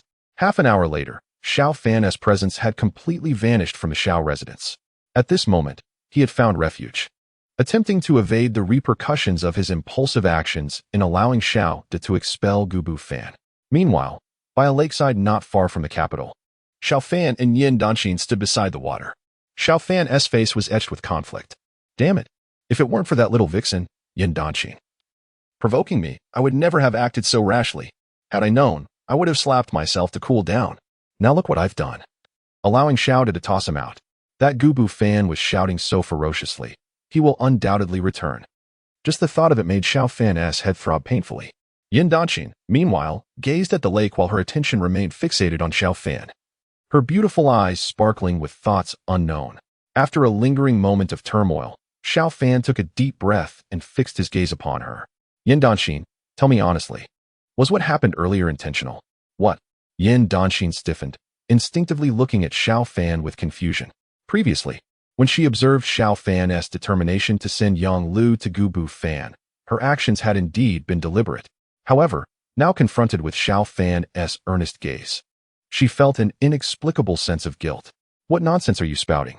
I merely found Yang Lu pitiable and couldn't bear to see her fall into Gubu Fan's hands," Yan Dynasty asserted, avoiding Xiao Fan's eyes. Upon hearing her words, Xiao Fan's brow furrowed, his eyes fixed intently on her. "Why do you look at me like that?" Yan Dynasty was startled by Xiao Fan's penetrating gaze, feeling flustered and stumbling over her words, instinctively avoiding his stare. Yet, Xiao Fan remained undeterred. His expression serious as he pressed, "What did you just say? Gubu Fan. How do you know his name? How do you know he isn't Wangbu Fan?" His tone grew urgent. Suddenly, Xiao Fan realized that Yan Dynasty was deliberately playing with him. Damn it. She clearly knows that Wangbu Fan is Gubu Fan's alias, and she brought him before me to vex me. Xiao Fan felt a surge of agitation. His gaze towards Yan Dynasty filled with intense questioning. With that, Yan Dynasty turned and hurried away, her petite steps taking her swiftly out of sight. Watching her retreating figure, Xiao Fan felt a jolt of realization. He had been deceived. Finally, Xiao Fan sank down beside the tranquil lake, observing the calm surface, while a few children played nearby. At this moment, his heart was in disarray. He genuinely wished to avoid Gubu Fan, yet the likelihood of achieving that goal seemed utterly hopeless. Why do I feel that the more I try to evade Gubu Fan, the more likely I am to encounter him? Xiao Fan muttered to himself. Just then, a female voice called out, "Xiao Fan, catch." Instinctively turning his head, he saw a candied hawthorn nearly thrust into his face. He reflexively caught it. This candied hawthorn was crystal clear and looked utterly delectable. Yan Dynasty, meanwhile, held a string of candied hawthorns in her hand, taking a gentle bite. As the sweet and sour flavors burst in her mouth, her eyes sparkled with delight. She turned to Xiao Fan. "Why aren't you eating?" Xiao Fan stared at the candied hawthorn in his hand, hesitating to take a bite. What if she has done something to it? I can't shake the feeling that it's possible. She is so cunning. She could easily lead Gubu Fan right to me. What else could she be capable of? Xiao Fan frowned. He always felt that Yan Dynasty was trying to deceive him. And that Yang Lu, she was nothing more than a ticking time bomb. I had already expressed my thoughts about her, and Yan Dynasty didn't want to take Yang Lu away. Now, she is buying candied hawthorns. There must be some deceit involved. The more Xiao Fan thought about these matters, the more his expression darkened. Hearing Xiao Fan's inner turmoil, Yan Dynasty couldn't help but let out a cold snort. "Xiao Fan, if you won't eat the candied hawthorn I offer you, very well, I shall give it to Gubu Fan and say it was you who bought it for me." No. No, I will eat it. I will eat it, isn't that enough? Xiao Fan retorted through gritted teeth. After all, eating candied hawthorns wasn't a significant issue, at worst. He could just be poisoned.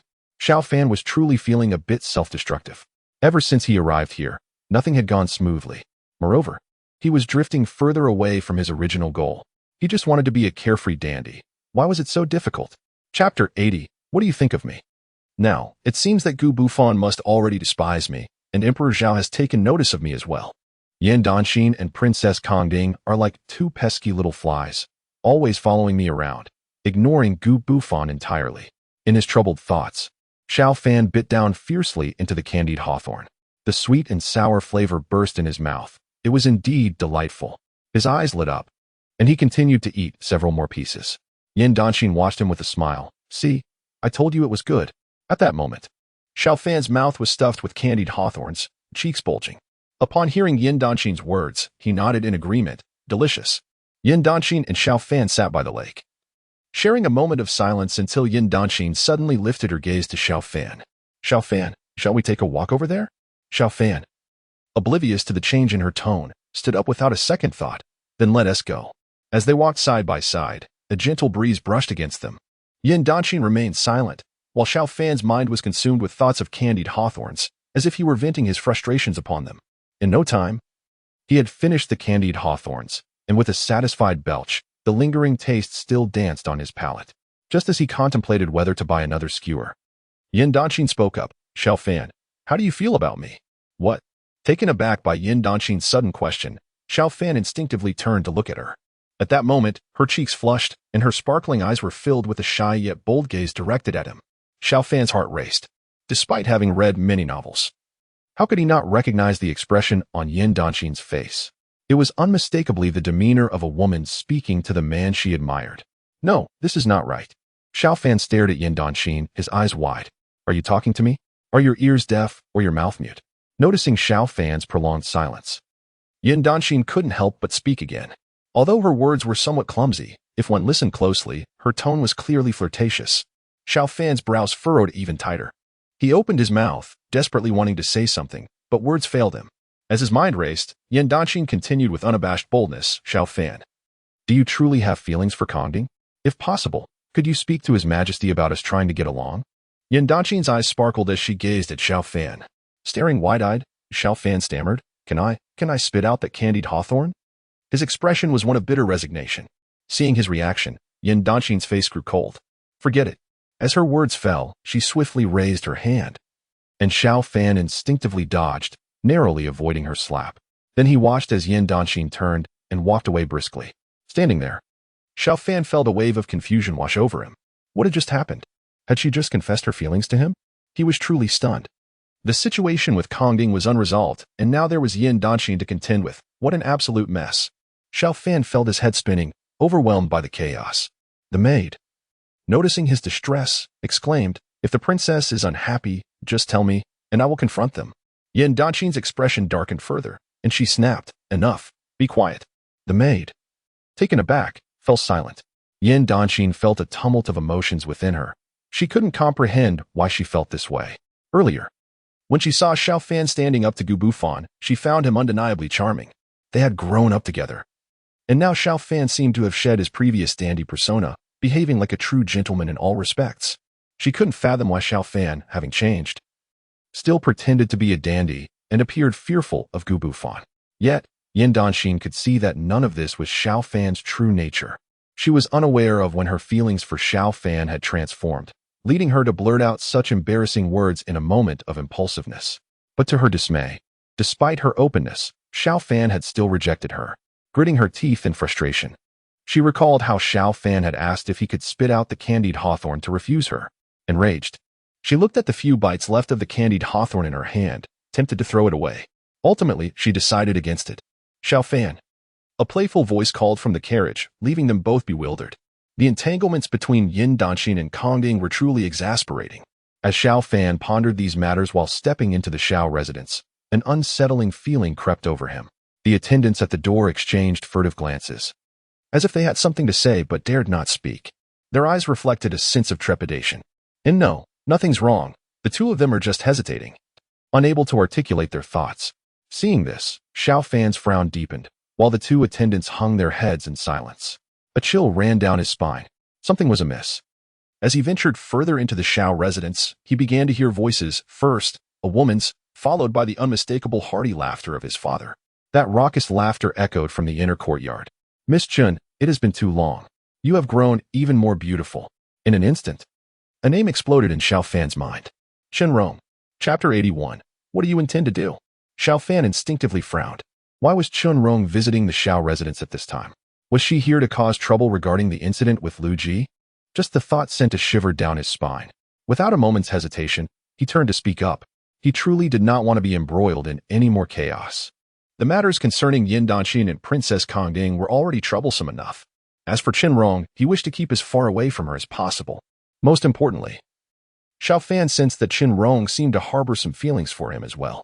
Why can't these women connected to Gu Bufan show a little awareness? Just leave me alone. I genuinely cannot take it any longer. Xiao Fan, where are you going? As Xiao Fan contemplated making a hasty retreat, a sudden, furious shout pierced the air behind him. He turned to find his father, Xiao Qingshan, standing there with an expression of displeasure.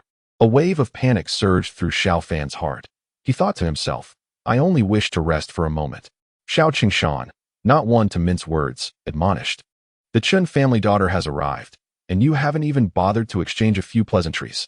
Xiao Fan awkwardly smiled, only to find Chen Rong sitting upright inside, a steaming cup of tea before her. At that moment, clad in a striking red outfit, she appeared particularly dignified, as if she had prepared specifically for this encounter. Chen girl, what brings you here? Xiao Fan managed to utter, his smile tinged with embarrassment. Hello there, he heard her reply, his heart racing with anxiety. Surely, Chen Rong wouldn't come seeking trouble. While I did assist her in confronting Kongding at the Yamen, I certainly didn't offer her any kindness. Given her personality, it seemed unlikely she would confront him directly. Could it be that something had transpired? A jolt of fear struck him as he pondered the corruption case. Had Emperor Zhao discovered something? Xiao Fan instinctively glanced around. What kind of attitude is this? He scolded himself. Is this not akin to waiting for a husband who is yet to return? If Gu Bufan catches wind of this, it would surely not end well. He mentally berated himself. You are, after all, Gu Bufan's woman. Do take care to maintain your dignity. What are you looking at? Xiao Qingshan snapped, observing Xiao Fan's distracted demeanor. Chen Rong is here, and you don't even offer a greeting. With those words, he seemed ready to kick Xiao Fan into action. Oh, it's been a while, Chen Rong, Xiao Fan stammered, feeling increasingly awkward as he gazed at her, a wry smile on his face. Did we not just see each other yesterday?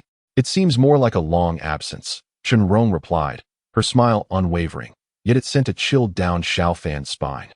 Rest assured, Uncle Xiao, I merely came to speak with Xiao Fan for a moment, she continued. Speak for a moment? Xiao Fan's eyes widened in disbelief. What could we possibly have to discuss? Please, do continue your conversation, Xiao Qingshan interjected, his demeanor courteous. The previous incident involving Xiao Fan and Chen Rong had stirred quite a commotion, and he recognized that Xiao Fan owed her an apology. As he considered this, Xiao Qingshan couldn't help but feel a surge of frustration, yet simultaneously marveled at his son's charm. Look at that. The young lady has come all this way. Although the emperor had promised the Princess Kong Ding to Xiao Fan, enhancing the Xiao family's standing, it did not imply that the Qin family would simply back down. With their father, Qin Ping, serving as the commander of the palace guards, they were not to be taken lightly. The Qin family wielded considerable influence in the capital. If they could unite Qin Rong with the Xiao family, it would be a tremendous boon. Xiao Qingshan and his wife departed swiftly, leaving only Xiao Fan and Qin Rong in the room. Xiao Fan, feeling awkward, struggled to find words, while Qin Rong's cheeks flushed a vibrant red. As if lost in thought, her captivating gaze frequently assessing Xiao Fan. Under her scrutiny, Xiao Fan's heart raced. What if she is concocting some scheme against me? Panic surged within him. Qin Rong's nature contrasted sharply with that of Kong Ding.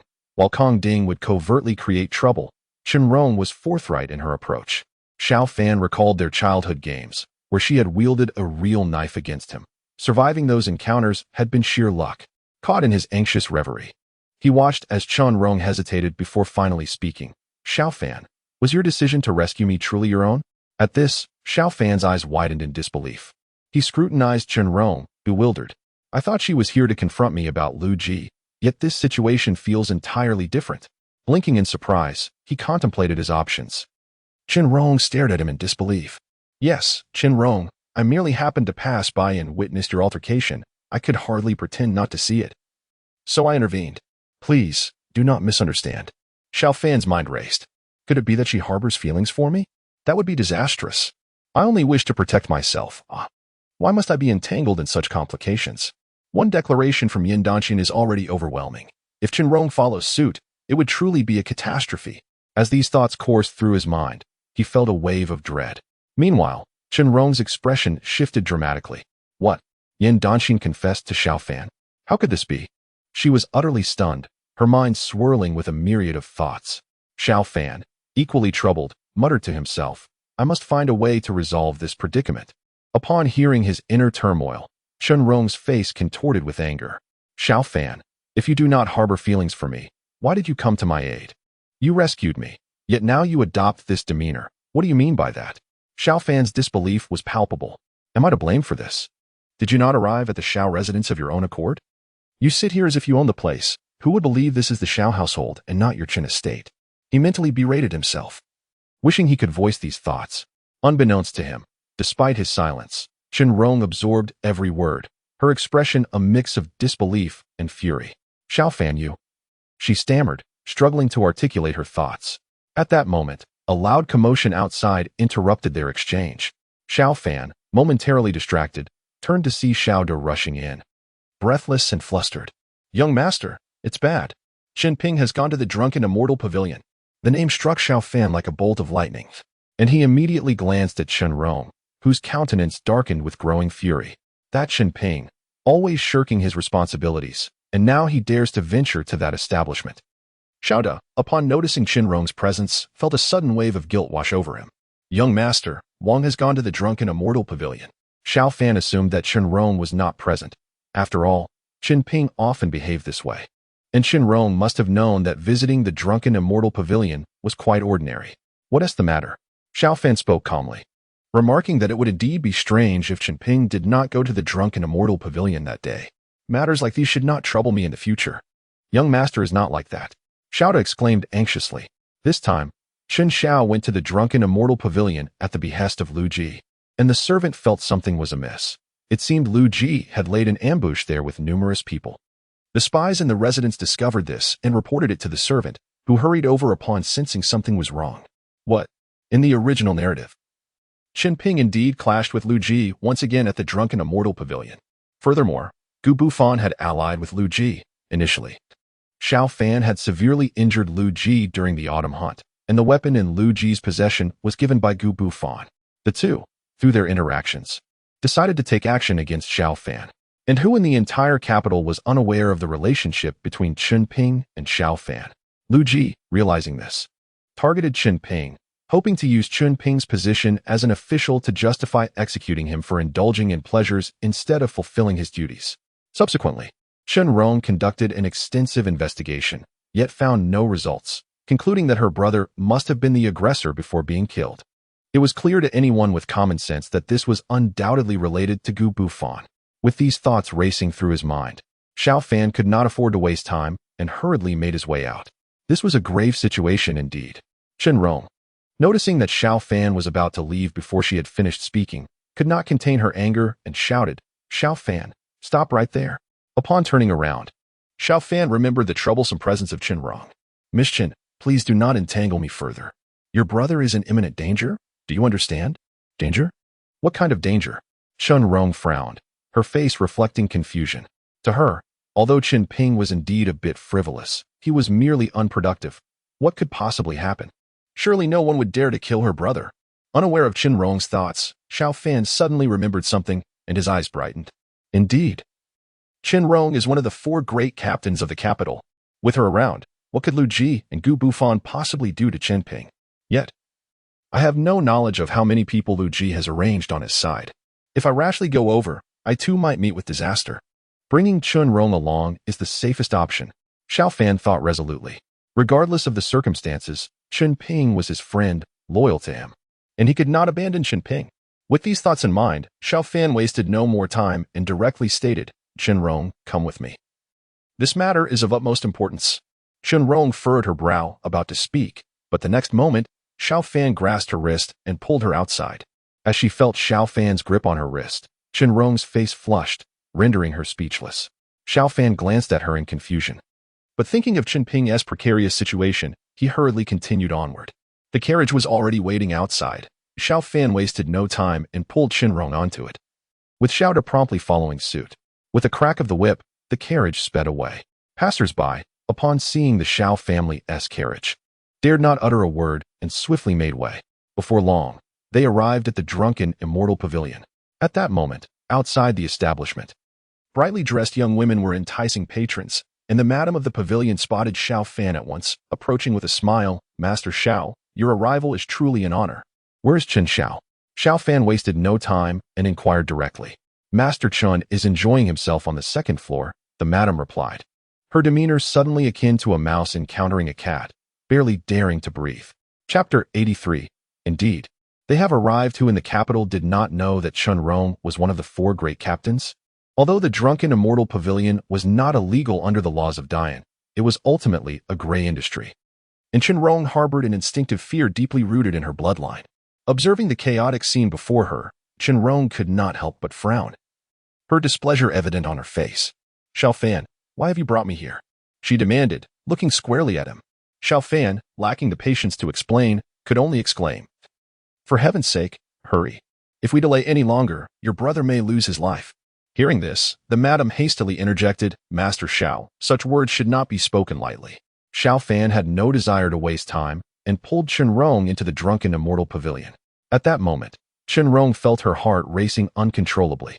She understood Xiao Fan well.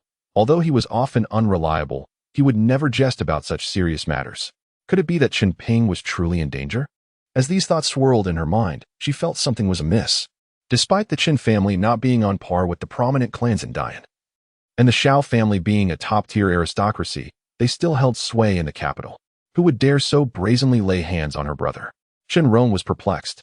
Inside the drunken immortal pavilion, people from all walks of life gathered. Upon seeing such a stunning beauty as Chen Rong, some could not resist making lewd remarks. "What a beautiful lady! Why not come and share a drink with this young master?" Hearing the crude remarks, Xiao Fan's expression darkened, and he shot a cold glare at them, yet the offenders paid him no mind. Chen Rong's face hardened at this sight. She promptly revealed her badge, with the official seal glaringly visible, causing everyone to gasp in shock. "Goodness, it's someone from the authorities." Instantly, those who had been the loudest fell silent, pretending not to have seen anything. Xiao Fan, unwilling to linger, grasped Chen Rong and continued up the stairs. Having already inquired about Chen Ping's room, they headed straight for their destination. Upon reaching the door, Xiao Fan heard Wang Hu's anguished cries. His heart raced. Thankfully, he had arrived in time. With these thoughts in mind, he kicked the door open without hesitation. Chen Rong's heart tightened at this action. She was well aware that her brother, despite being unlearned, was indeed their father's lifeblood. If anything were to happen to him, having grown up together, Their bond was not something to be trifled with. She would not stand idly by while Xiao Ping faced danger. Without hesitation, she rushed in alongside him. Amidst the cacophony, a woman's shrill scream pierced the air. "Who is there?" Immediately, several disheveled women hurriedly adjusted their clothing. Xiao Fan stood at the doorway, utterly stunned. Qin Rong's face turned crimson as she gritted her teeth and spoke. "Xiao Fan, is this the important matter you spoke of?" At that moment, Xiao Ping lay in a state of undress, clad only in his undergarments, comfortably lounging on the bed, his face flushed with enjoyment. The women, cowering in a corner, stared at Xiao Fan and Qin Rong with wide eyes, their reddened faces betraying the activities that had just transpired. Xiao Ping, finally coming to his senses, propped himself up and spotted Xiao Fan. "Brother Xiao, what brings you here? Come quickly. The girls at the Drunken Immortal Pavilion are truly delightful." Xiao Fan's expression darkened as he glared at Xiao Ping, who was still reveling in his indulgence. So, in his frantic rush to rescue, he found Xiao Ping merely enjoying himself. Xiao Fan felt a wild surge of anger rising within him. However, as his thoughts shifted, Xiao Fan sensed something amiss. According to the original storyline, Xiao Ping was invited here by Lu Ji, and his purpose at the Drunken Immortal Pavilion was to take advantage of Xiao Ping's inebriation to commit murder. Could it be that he had arrived prematurely? Contemplating this, Xiao Fan couldn't help but scrutinize his surroundings. Beside him, Qin Rong's expression was exceedingly grim. She was well aware of her brother's reckless nature. Typically, as long as he didn't stir up anything too significant, she chose to remain oblivious. But now, Xiao Fan had brought her here, claiming that her brother's life was in jeopardy. Did this rascal harbor some peculiar obsession? As these thoughts raced through her mind, Qin Rong's face grew increasingly flushed. She fixed her gaze on Xiao Fan, her eyes gleaming with an intensity that suggested she could easily kill him. Seeing her reaction, Xiao Fan was taken aback and hastily interjected, "Please allow me to explain. This is not as you perceive." While speaking, he couldn't help but cast a fierce glare at Xiao Ping. At that moment, he truly felt tempted to eliminate Xiao Ping himself. This encounter was turning out to be a complete disaster. Day after day, his mind was consumed by such matters, leaving no room for anything else. Just as Xiao Fan pondered these thoughts, a voice echoed from outside. "Surround this place. I want to see just how resilient Xiao Ping is today. I refuse to believe he can escape." Upon hearing this, Xiao Fan's heart soared with delight. Indeed, they had arrived. Qin Rong, upon hearing the commotion, also darkened her expression and turned to look outside. Although she had yet to see anyone, the intent behind the words was unmistakably to take Xiao Ping's life. As she gazed outward, two figures appeared in her line of sight, one following the other, their demeanors equally arrogant. These two were none other than Lu Ji and Gu Bufan. They had conspired together, and now Xiao Fan had become quite the eyesore in the capital. Seeking vengeance, Lu Ji allied with Gu Bufan to eliminate Xiao Ping, who served as Xiao Fan's primary lackey. Afterward, they planned to shift the blame onto Xiao Fan, ensuring that the emperor, in his fury, would imprison Xiao Fan in the dungeons. At that point, they could act with impunity. Gu Bufan was currently in a state of frustration. Ever since arriving in the capital, nothing had gone his way. He sought to win over Yan Dynasty, yet she offered him nothing but disdain. He pursued Princess Kongding, but her heart was entirely set on Xiao Fan.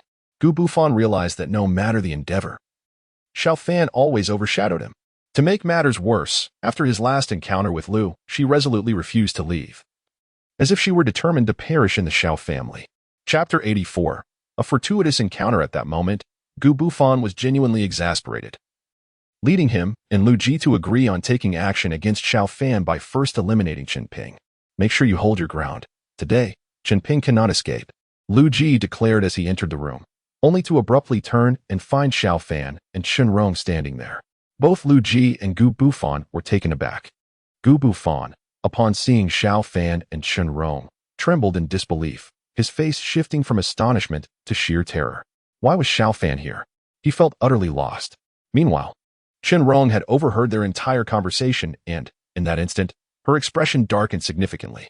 "You two, in this capital, who do you wish to kill?" As she spoke, a fierce glint flickered in her eyes.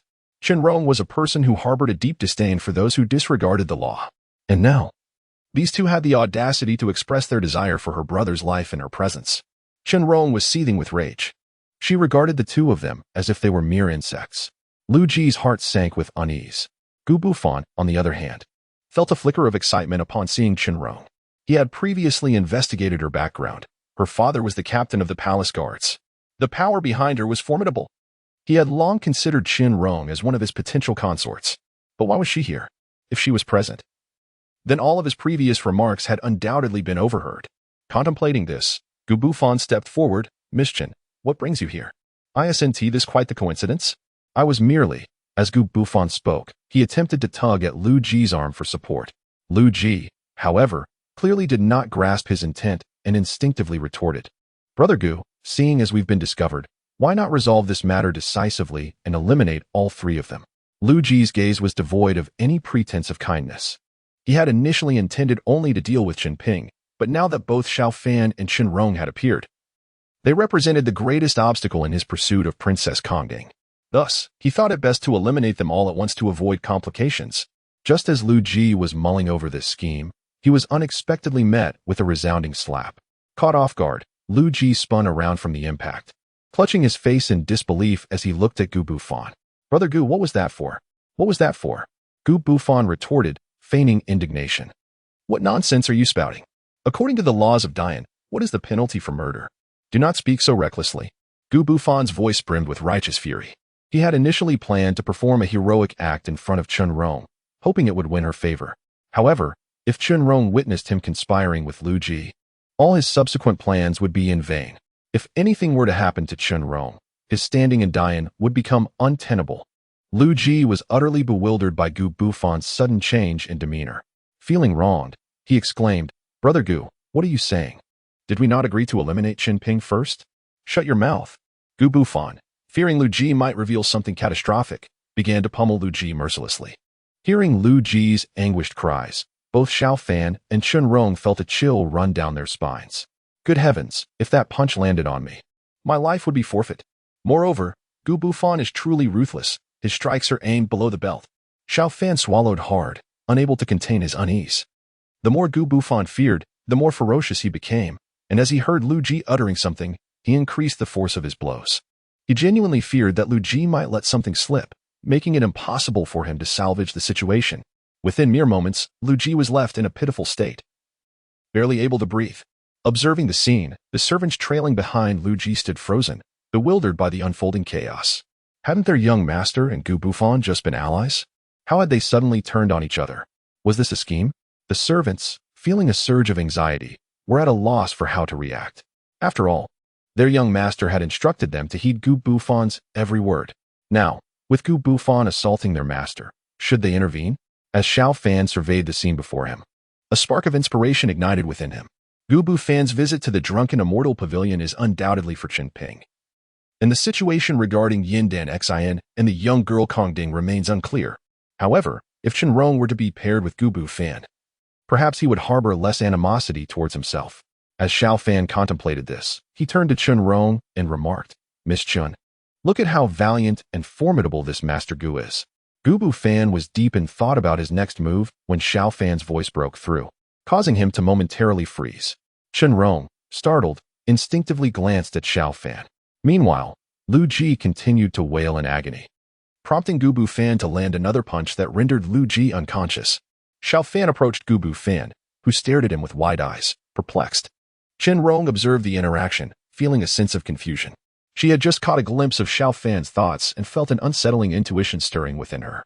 It seemed that this firefighter had an inexplicable fear of Gu Bufan, and even in his discourse, was advocating for him. Most troubling was that Xiao Fan's previous thoughts clearly indicated a desire to offer her to Gu Bufan. With this realization, Qin Rong felt her teeth clench in anger. Xiao Fan, is this truly how you perceive me? Inwardly furious, she instinctively wished to curse him, but before she could voice her thoughts, an idea abruptly struck her. Xiao Fan, since you are so terrified of Gu Bufan that you would consider handing me over to him, do not blame me for my lack of courtesy. At that moment, Xiao Fan had already positioned himself beside Gu Bufan, who gazed at him with an appreciative smile. Brother Gu, I can see from your demeanor that you are indeed a paragon among men. Look at Lu Ji, reduced to this state in mere moments. You are a true standard-bearer for our Great Yan. Listening to Xiao Fan's flattery, Gu Bufan instinctively straightened his posture, pride radiating from him. He regarded Xiao Fan with increasing fondness. Not long ago, Lu Ji had been clamoring for Xiao Ping's life, and now, having dispatched Lu Ji in front of Qin Rong, had he not inadvertently achieved his aim? The thought filled Gu Bufan with joy. I am truly a genius. He could not resist glancing at Qinrong, eagerly anticipating a look of admiration from her.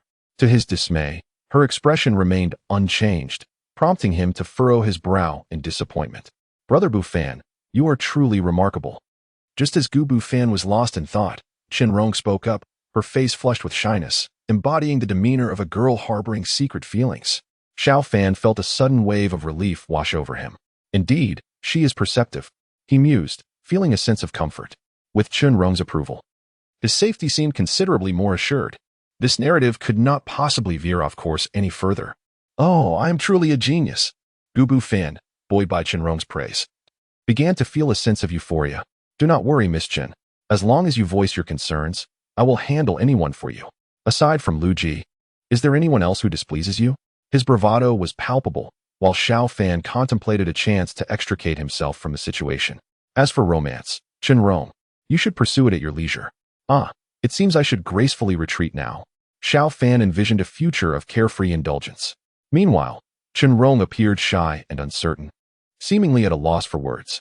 Gu Bufan, noticing her hesitation, promptly reassured her, Miss Qin, rest assured that whatever you need, I will assist you. Xiao Fan, now unable to contain his curiosity, turned his gaze toward the two.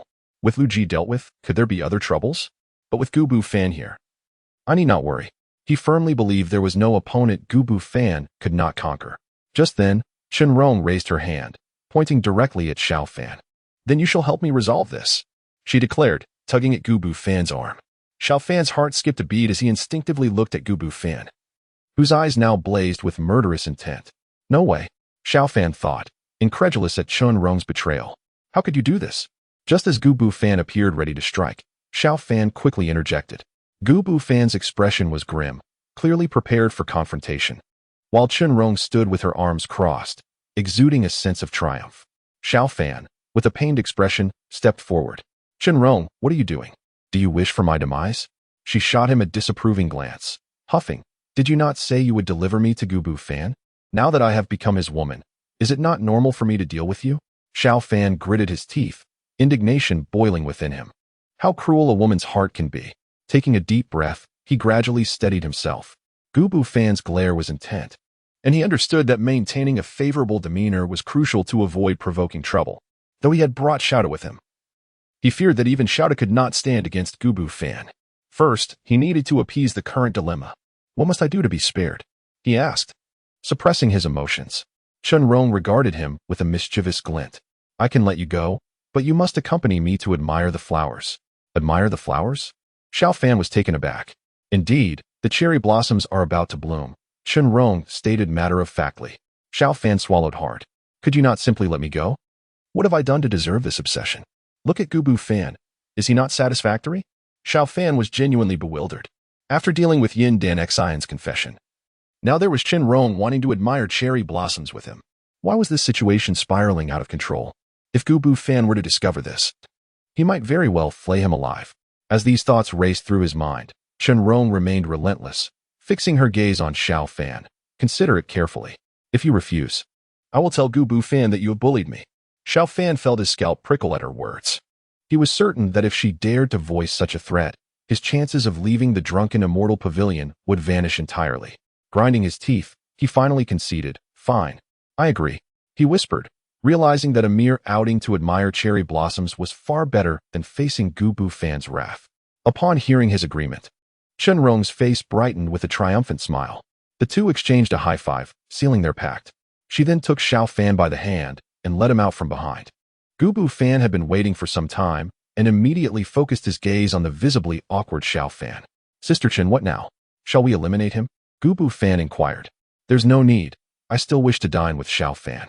We must take our leave now, Qinrong replied with an air of nonchalance. Gu Bufan stood there in shock. How can you just turn around and go out to eat with Xiao Fan? What about me? His urgency was palpable. Qinrong waved her hand casually, saying, Not now, brother Gu. I have matters to attend to. I must take my leave. With that, she grasped Xiao Fan's arm and headed toward the exit, leaving behind a lifeless Lu Ji on the ground. The servants, upon witnessing Qinrong leading Xiao Fan away, instinctively parted to create a path for their departure. It was well known that Rong was one of the 4 esteemed captains of the capital. Who would dare to obstruct her? Moreover, with Gu Bufan yet to utter a word, any attempt to confront them would only invite trouble upon themselves. Chapter 86. A certain defeat. At this moment, the true decision-maker, Lu Ji, lay unconscious, oblivious to whether he could be saved. Gu Bufan stood there in a daze, unable to grasp the situation. The more he pondered, the more he felt something was amiss. Hadn't Rong just expressed her affection towards him? How could she leave with Xiao Fan in such a manner? Leaning on his arm, Gu Bufan contemplated the matter when he suddenly heard footsteps.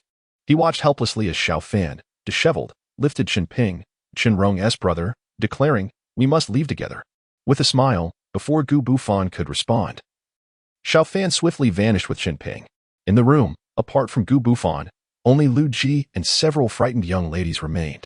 By the time Gu Bufan finally realized the gravity of the situation, Xiao Fan had long since disappeared.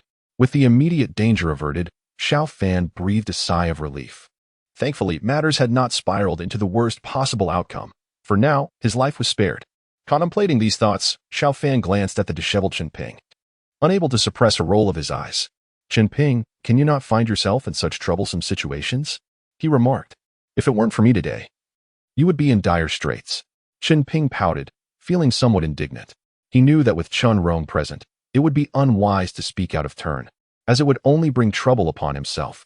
If only Rong were not there, he would have certainly retorted against Xiao Fan, asserting that it was perfectly normal for him to indulge himself at the drunken immortal pavilion given his status.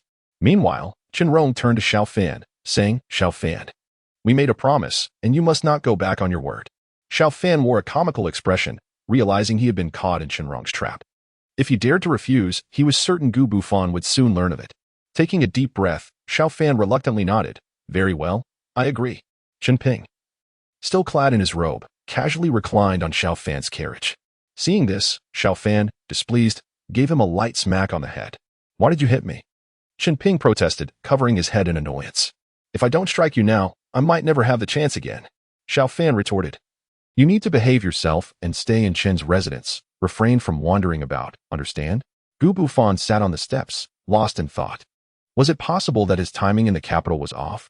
As he pondered, a figure clad in black, a Qi, stood respectfully beside him. "Young master, the task has been accomplished. What shall be our next course of action?" As Gu Bufan contemplated this, he found the situation increasingly troublesome. Feeling as though he was losing control, after much deliberation, he came to a startling realization. He had been manipulated by Rong. Although she sweetly referred to him as brother, it seemed her intentions were solely to exploit him for her own ends. Curse be it, he had been outwitted. Enraged, Gu Bufan rose abruptly, exclaiming, "That's Rong." As he strode forward, a Qi hurriedly followed. "Young master, what will be our next plan?" "Plan? There is no plan," Gu Bufan replied, his frustration palpable. Yet, as he spoke, another thought struck him, and he quickly added, "A Qi, if I recall correctly. Don't we have someone within the Ministry of Justice?" A Qi nodded affirmatively. "Indeed, young master. We have an undercover agent named Lu Ping, who is currently investigating the corruption case of Xiao Qingshan." Upon hearing this, Gu Bufan's eyes brightened. "In that case, let the ministry continue its investigation into Xiao Qingshan's corruption, and instruct Lu Ping to entice Xiao Fan.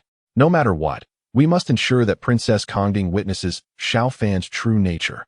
With a cold snort, Gu Bufan continued, "I refuse to believe that I cannot deal with you." "Yes, young master," a Qi responded eagerly. Observing a Qi's handsome visage, Gu Bufan couldn't help but smile wickedly. "Xiao Fan, I shall see what resources you bring to this contest. Once I sabotage your engagement to Princess Kongding, the Xiao family will no longer hold sway in the capital." In just this brief moment, Gu Bufan had already devised his subsequent strategies. Among Yin Danqing, Princess Kongding, and Rong, it was unequivocally Princess Kongding who held the most significance, being the favored daughter of the Zhao Emperor. If Gu Bufan wished to seize control of the Great Yan Dynasty, he must first act against Princess Kongding. Moreover, the Emperor had decreed that Princess Kongding would wed Xiao Fan next month. This could not be allowed to succeed. Otherwise, Gu Bufan would be left with no hope whatsoever. Setting aside the matter of corruption, the case alone could see the Xiao family face dire consequences. This time, he must strike decisively, ensuring that Xiao Fan would never rise again. Damn, Gu Bufan was truly a formidable adversary. His influence seemed to permeate every aspect of life. On several occasions, Xiao Fan even awoke from nightmares, unable to shake off the unease. Now, that man had assumed a new identity and was wandering the capital as Wang Bufan. Master. It's bad. Xiao Fan was lost in thought when suddenly, Xiao rushed in, panting heavily. Chapter 87. A grave situation. Upon hearing Xiao Da's urgent tone, Xiao Fan's scalp prickled with dread. Seeing Xiao enter in such a fluster, Xiao Fan quickly rose, asking, "What is it?" Fear gripped Xiao Fan. He dreaded that either Yin Danxin or Princess Kongding had come seeking trouble. He felt utterly exhausted, as if he were on the brink of collapse. Master. Someone from the Ministry of Justice has arrived. Xiao Da exclaimed breathlessly, finally managing to convey the message. Xiao Fan furrowed his brow, his heart sinking. The Ministry of Justice. My father has been embezzling for years. Moreover, if Xiao Qingshan were indeed under investigation, the timing of the ministry's visit was exceedingly precarious. Who is it? After taking a deep breath, Xiao Fan forced himself to remain calm. Xiao Da pondered for a moment before responding. It's someone I haven't seen before. I believe her name is Lu Pingping. Lu Pingping. Xiao Fan's mind raced as he sought to recall her identity. Soon, he confirmed Lu Pingping's connection. She had infiltrated the Great Yan's Ministry of Justice and was someone he had encountered multiple times in the past. Xiao Fan thought to himself. Lu Pingping was indeed a captivating figure. Anyone who had laid eyes on her would surely be entranced. He truly did not expect that Gu Bufan would bring Lu Pingping into the picture. As Xiao Fan pondered, he couldn't help but reflect. He recalled that Lu Pingping should not have appeared at this juncture. However, upon reconsideration, given the current chaotic state of the plot, the timing of Lu Pingping's entrance seemed inconsequential. Indeed, Xiao nodded eagerly. Observing Xiao Da's departing figure, Xiao Fan began to contemplate. Regardless of the circumstances, he needed to meet Lu Pingping first to ascertain the situation. As for the matters concerning his so-called father, they too must be resolved promptly, otherwise, it would remain a lurking peril. Merely entertaining these thoughts caused Xiao Fan considerable agitation. One trouble after another. He sighed deeply, expressing his frustration. Meanwhile, Lu Pingping followed Xiao through the Xiao residence. Clad in a moon-white dress, her features and movements were irresistibly alluring. Upon arriving before Xiao Fan, Lu Pingping gracefully seated herself, her enchanting eyes akin to deep autumn waters, capable of ensnaring a man's very soul. Many servants in the Xiao household couldn't help but admire Lu Pingping. Even Xiao Da, who often lacked discernment, found himself stealing glances. To put it plainly, she was simply breathtaking. Xiao Fan smiled as he regarded Lu Pingping, exclaiming, "It is a rare honor to have you here, esteemed Lu. Young Master Xiao is too kind." Lu Pingping replied, her gaze intently fixed on him, even casting a flirtatious glance his way. Unable to resist, Xiao Fan swallowed hard. Lu Pingping was undeniably stunning. Her beauty, however, was not merely a matter of striking features. When compared to the likes of Princess Kongding or Yin Danxin, she fell short. Yet, it was her overall aura that could effortlessly captivate any man. Such innate charm was indeed formidable. It was no wonder that the plot later depicted Lu Pingping as effortlessly alluring men. Yet, he understood that the more beautiful a woman, the more perilous she could be. She opened her mouth as if to speak, but ultimately refrained. Over the years, she had encountered countless men, and Xiao Fan was the first who remained unmoved by her looks. Contemplating this, Lu Pingping raised an eyebrow and decided to address the matter at hand. I wonder if young Master Xiao is aware that our Ministry of Justice is currently handling a significant case. Xiao Fan was well aware of the implications. This significant case was undoubtedly related to his so-called father. During his last visit to the ministry, he sensed they were already investigating his father. But the prolonged silence had somewhat eased his worries. However, Lu Pingping's sudden visit could only spell trouble. Despite his thoughts, he maintained a smile in response to Lu Pingping's gaze, acknowledging, "I have indeed heard whispers." As Lu Pingping raised an eyebrow, she chose not to speak further. Instead, she subtly lifted her skirt, revealing a long, snow-white leg that tantalizingly brushed against Xiao Fan's calf. Xiao Fan stiffened, instinctively straightening his posture, disbelief evident in his eyes. This was it. She was clearly attempting to seduce him. Calm down, Xiao Fan. Consider what is truly important, your life or a woman. He admonished himself. Taking a deep breath, he redirected his gaze toward Lu Pingping, donning a smile. Since you have come to discuss this matter, why not accompany me to the Ministry of Justice? With that, Xiao Fan stood up and strode toward the exit, disregarding any reactions. Xiao Da, standing nearby, could only widen his eyes in astonishment. He had witnessed the scene unfold clearly. This ethereal beauty was undoubtedly attempting to entice the young master, yet the young master showed no response. What was going on? This was not characteristic of him. Meanwhile, Lu Pingping's expression darkened. Her seductive prowess was well honed, and she had never failed before. Why then did her charm seem utterly ineffective against Xiao Fan? It was as though he was deliberately avoiding her. Could it be that he had seen through her intentions? Lu Pingping furrowed her brow, her mind swirling with uncertainty.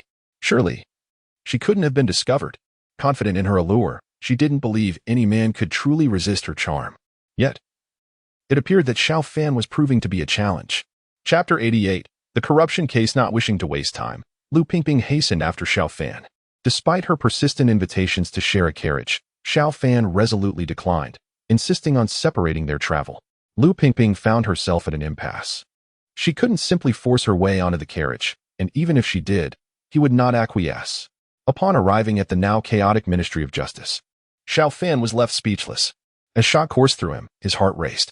What a frenzy! Something significant must have occurred, given the turmoil. What else could it be but his father's corruption case? Anxiety gripped him, and at that moment, Lu Pingping floated beside him like a ghost. Xiao Fan remained silent. He could not believe that the chaos had no connection to his father. But what could he do in this situation? Upon sighting Xiao Fan, the officials at the ministry were momentarily taken aback. This ancestor has returned, they thought, knowing that his father, Xiao Qingshan, was the Minister of Justice. Though they were secretly investigating Xiao Qingshan's case, as long as the matter remained unresolved, they could not afford to offend him. Consequently, they hurried to greet Xiao Fan.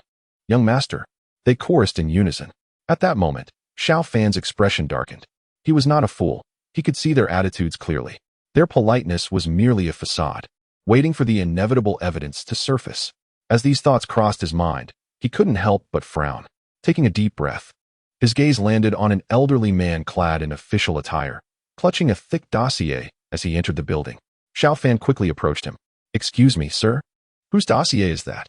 Upon seeing Xiao Fan, the old man transformed as if a mouse had encountered a cat, his expression shifting dramatically. "Young master, I don't know," he stammered, attempting to flee, his hands nearly dropping the dossier in his haste. "Wait," Xiao Fan called out, but the man quickened his pace. Xiao Fan stood frozen in place. It was clear now, they were undoubtedly investigating the case against Xiao Qingshan. This realization made Xiao Fan's head spin. It was truly a disaster. Just as he was lost in thought, Lu Pingping once again approached him. "Young master, given the current situation, perhaps you should accompany me? I have matters to discuss with you." Xiao Fan turned to her, furrowing his brow. While he recognized Lu Pingping's enchanting allure, he was also acutely aware of her treacherous nature. Could it be that she intended to exploit the situation regarding his father for her own gain? Although Xiao Fan had such thoughts, he felt compelled to follow Lu Pingping aside. Lu Pingping gazed at him, her smile becoming more pronounced. "Young Master Xiao, you have seen the current situation. The Ministry of Justice is investigating the embezzlement case of Minister Xiao. Why don't we work together to suppress this matter? I can assure you that this case will quietly come to an end." As she spoke, Lu Pingping subtly leaned closer to Xiao Fan, her faint fragrance enveloping him. Xiao Fan's eyes widened. At that moment, Lu Pingping's alluring figure and her fair, rounded shoulders made him swallow hard. It must be said, Lu Pingping was indeed audacious. Even in such circumstances, she still sought to entice him with her beauty. Regrettably, Xiao Fan quickly regained his composure after a fleeting moment of temptation. He took a deep breath, forcing himself to remain calm, and his gaze returned to Lu Pingping. She was backed by Gu Bufan. If he got involved with her, it would only lead to greater troubles. As Xiao Fan pondered these thoughts, he fell into deep contemplation. Seeing him silent, Lu Pingping assumed he was intrigued. She covered her lips and let out a soft laugh, her eyes swirling with charm as they met Xiao Fan's. Yet, looking at this woman, Xiao Fan felt only unease. This woman was perilously dangerous.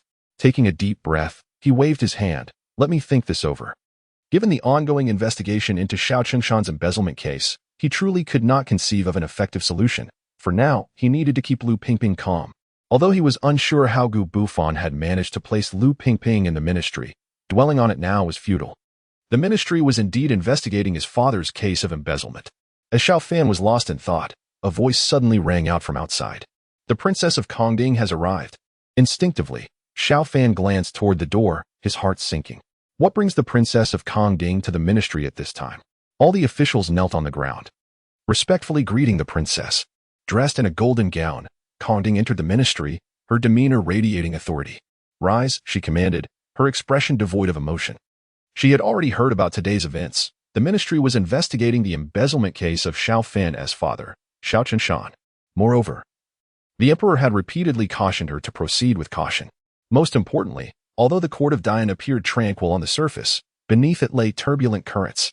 The reason for Kongding's presence here was the emperor's command to personally oversee this matter and report any developments immediately. Upon seeing Kongding, Xiao Fan instinctively wanted to hide. However, after only a couple of steps, he halted. No, he had come precisely for the case concerning Xiao Qingshan. If he avoided the encounter, how would the case be handled? Not addressing it was akin to waiting for death. Furthermore, there was the ever-looming threat of Gubu Fan. Lu Pingping observed Xiao Fan's indecision and, believing he was concerned about the case, leaned closer and whispered, "Rest assured, young Master Xiao, as long as I am here, Minister Xiao will be fine." Her voice was soft, almost ethereal. Yet, to Xiao Fan, it conveyed an entirely different sentiment. He felt an impulse to rebuke her. This woman, did she think he was unaware of her intentions? Trusting her would surely spell doom for the Xiao family. Chapter 89. Exhausting family wealth, he had to devise a plan. Since he could not escape now, he mustered the courage to face the princess. With this resolve, Xiao Fan stepped forward, fixing his gaze on Princess Kongding. A smile swiftly adorning his face. Without hesitation, he knelt. "I, Xiao Fan, pay my respects to the Princess of Kongding." Hearing his voice, Kongding turned toward him. Momentarily taken aback. Why was Xiao Fan here? Kongding felt puzzled, but deemed it inappropriate to inquire further at that moment. Behind her, Lu Pingping squinted her eyes. Fully aware of the dynamics between Xiao Fan and Princess Kongding, she recalled the orders given to her. She must create a rift between them. This was the perfect opportunity. Without wasting any time, Lu Pingping sashayed over to Xiao Fan. "Young Master Xiao, did you come to the ministry for me?" Her voice dripped with seduction. Her demeanor almost pressing against him. Goodness, is she not shameless? Xiao Fan could see through her intentions. She aimed to provoke Princess Kongding. He recalled her earlier tone had been entirely different. His heart raced with anxiety. This woman, while I indeed wish to irk Princess Kongding, is this the right moment?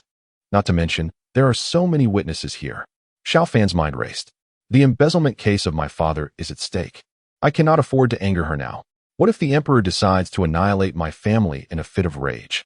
Furthermore, if I still have a betrothal with Kongding, even if I need to act against my father, I must tread carefully.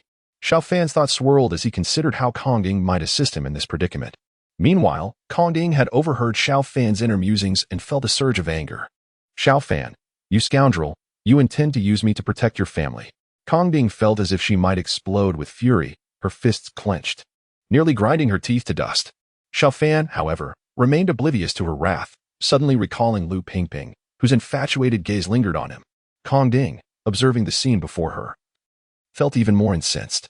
This woman was a master of seduction. Was she still entangled with Xiao Fan? Did they truly share some clandestine connection?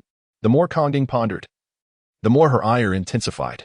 Just as she debated whether to confront them, a sharp slap resonated through the air. This unexpected commotion drew the attention of many. Their expressions a mix of curiosity.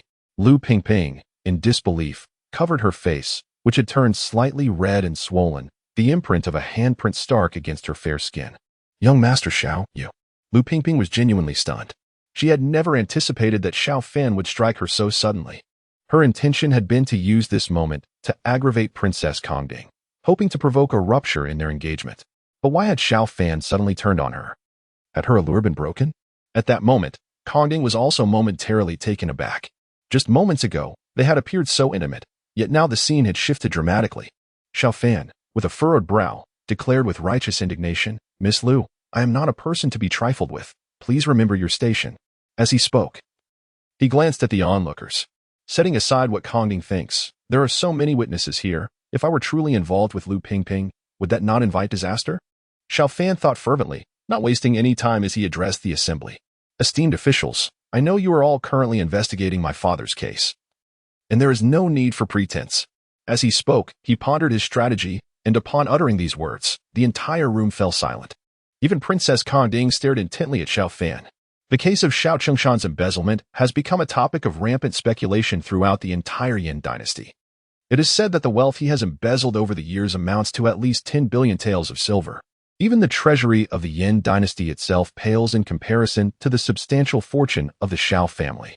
At this moment, Xiao Fan is surprisingly aware that the Ministry of Justice is investigating Xiao Qingshan's case.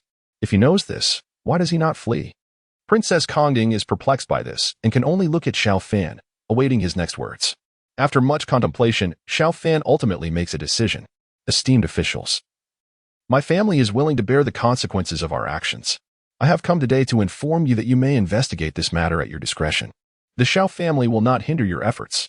However, I must also announce that from now on, the Xiao family will contribute funds to aid the refugees, assuming full responsibility for their expenses, as well as the costs of labor and provisions for the northern defense works.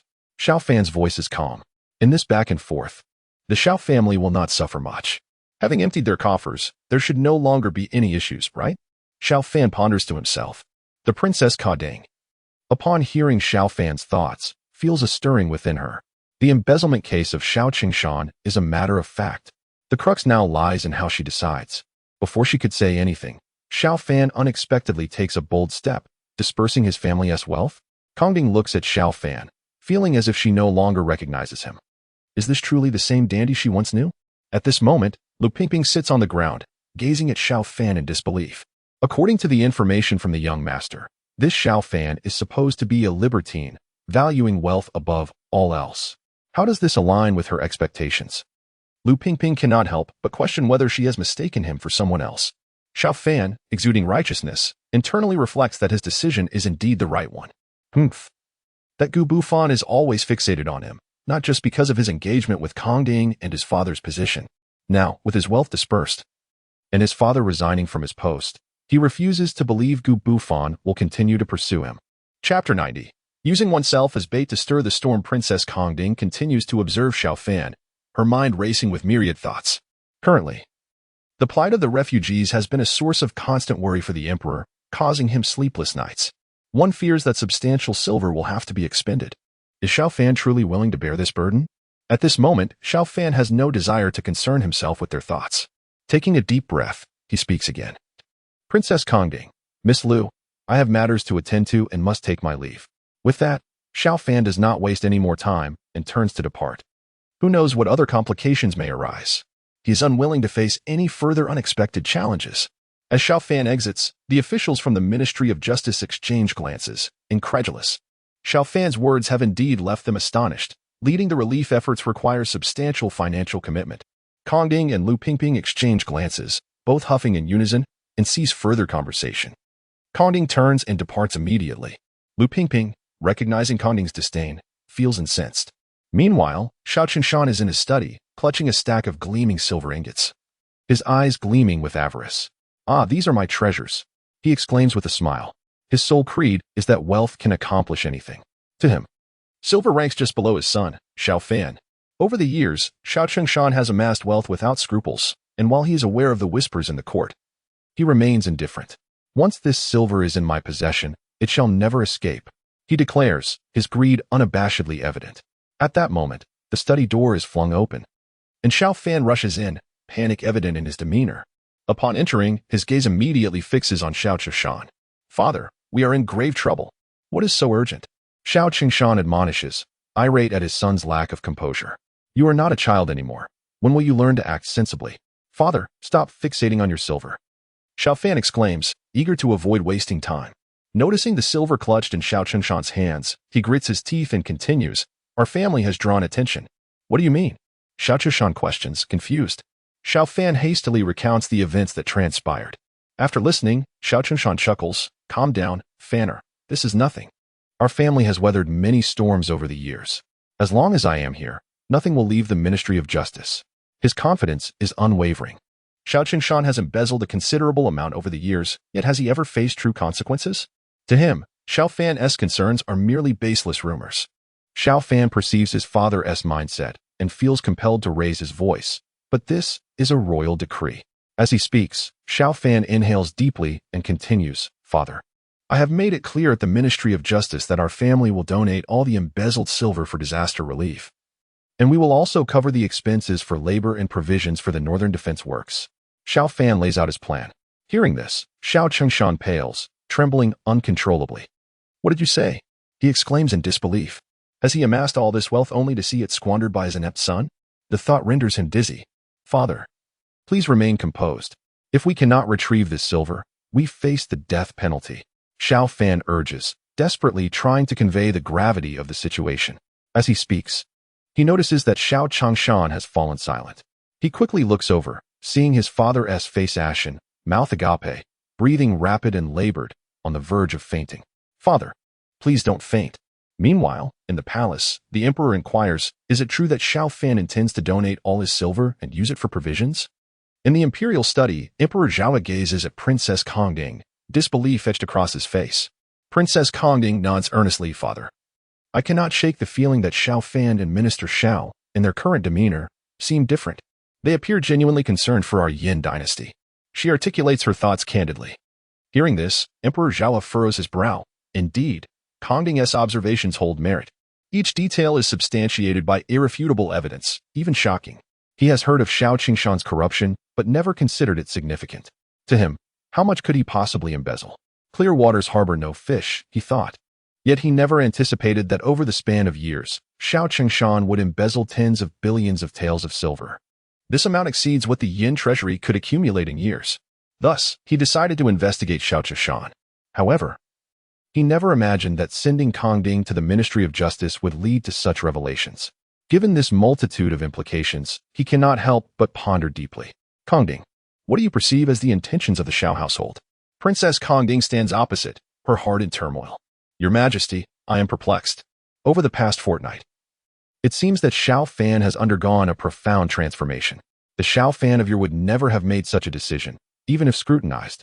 I wonder, could it be that the Xiao family is deliberately concealing something? Are you suggesting they are hiding their true capabilities? The emperor raised an eyebrow. Princess Kongding lifted her gaze earnestly and replied, as the saying goes, the greatest concealment lies within the court. The emperor felt a jolt of realization. Could it be that Xiao Qingshan and his son Xiao Fan are sacrificing themselves to save our great Yin from peril, stirring up a tempest? I believe so, Father. The princess asserted with a resolute nod. Chapter 91. Bestowed titles. The emperor fell into a contemplative silence, struck by this revelation. Yet, the actions of Xiao Qingshan and his son seemed to be explicable solely through this lens. In that instant, he felt as though all his previous uncertainties were suddenly rendered comprehensible. Everything Xiao Qingshan has done over the years was for the sake of the Great Yan Dynasty, waiting until the final moment to summon the resolve to lend a hand. The alleged corruption and Xiao Fan's supposed debauchery were merely facades to obscure their true intentions. Such selflessness could not possibly belong to treacherous subjects. The father and daughter exchanged glances, each recognizing the significance in the other's eyes. Without hesitation, the emperor declared, "Summon the courtiers. I shall issue an edict." At the Xiao residence, Xiao Qingshan lay in bed, his complexion pale as a sheet. Fanner, have you truly donated all our family's assets? And are you also assuming responsibility for the northern defense provisions? Xiao Qingshan gazed at Xiao Fan, incredulous. Even now, he could scarcely believe this reality. He felt disoriented, overwhelmed by a powerful sense of unreality. All his years of hard work had culminated in this. Only for Xiao Fan to donate it all away. He was unable to accept it. He could not fathom what his dear son was truly thinking. Meeting his father's gaze, Xiao Fan sighed. He was well aware of his father's sentiments. Indeed, such matters are not easily accepted by anyone. This thought had crossed his mind. However, retaining that money would be akin to holding a death warrant. He did not wish to live each day under the watchful eye of Gubu Fan. In truth, Xiao Fan was already contemplating his next steps. Taking a deep breath, he refocused his attention on Xiao Qingshan. Father, we can no longer hesitate on this matter. We must not retain that money. Today, I visited the Ministry of Justice, and everyone is watching us closely. Father, you know how much you have embezzled over the years. Hearing these words from Xiao Fan, Xiao Qingshan's heart sank. As Xiao Fan had said, he was all too aware of the extent of his corruption. It would not be an exaggeration to say that even 10 deaths would not suffice for his misdeeds. At that moment, observing Xiao Fan's righteous demeanor, a sense of pride welled up within Xiao Qingshan. Yet, the thought that all his years of toil could be squandered in a single night at the hands of Xiao Fan was painful to bear. Father! Father!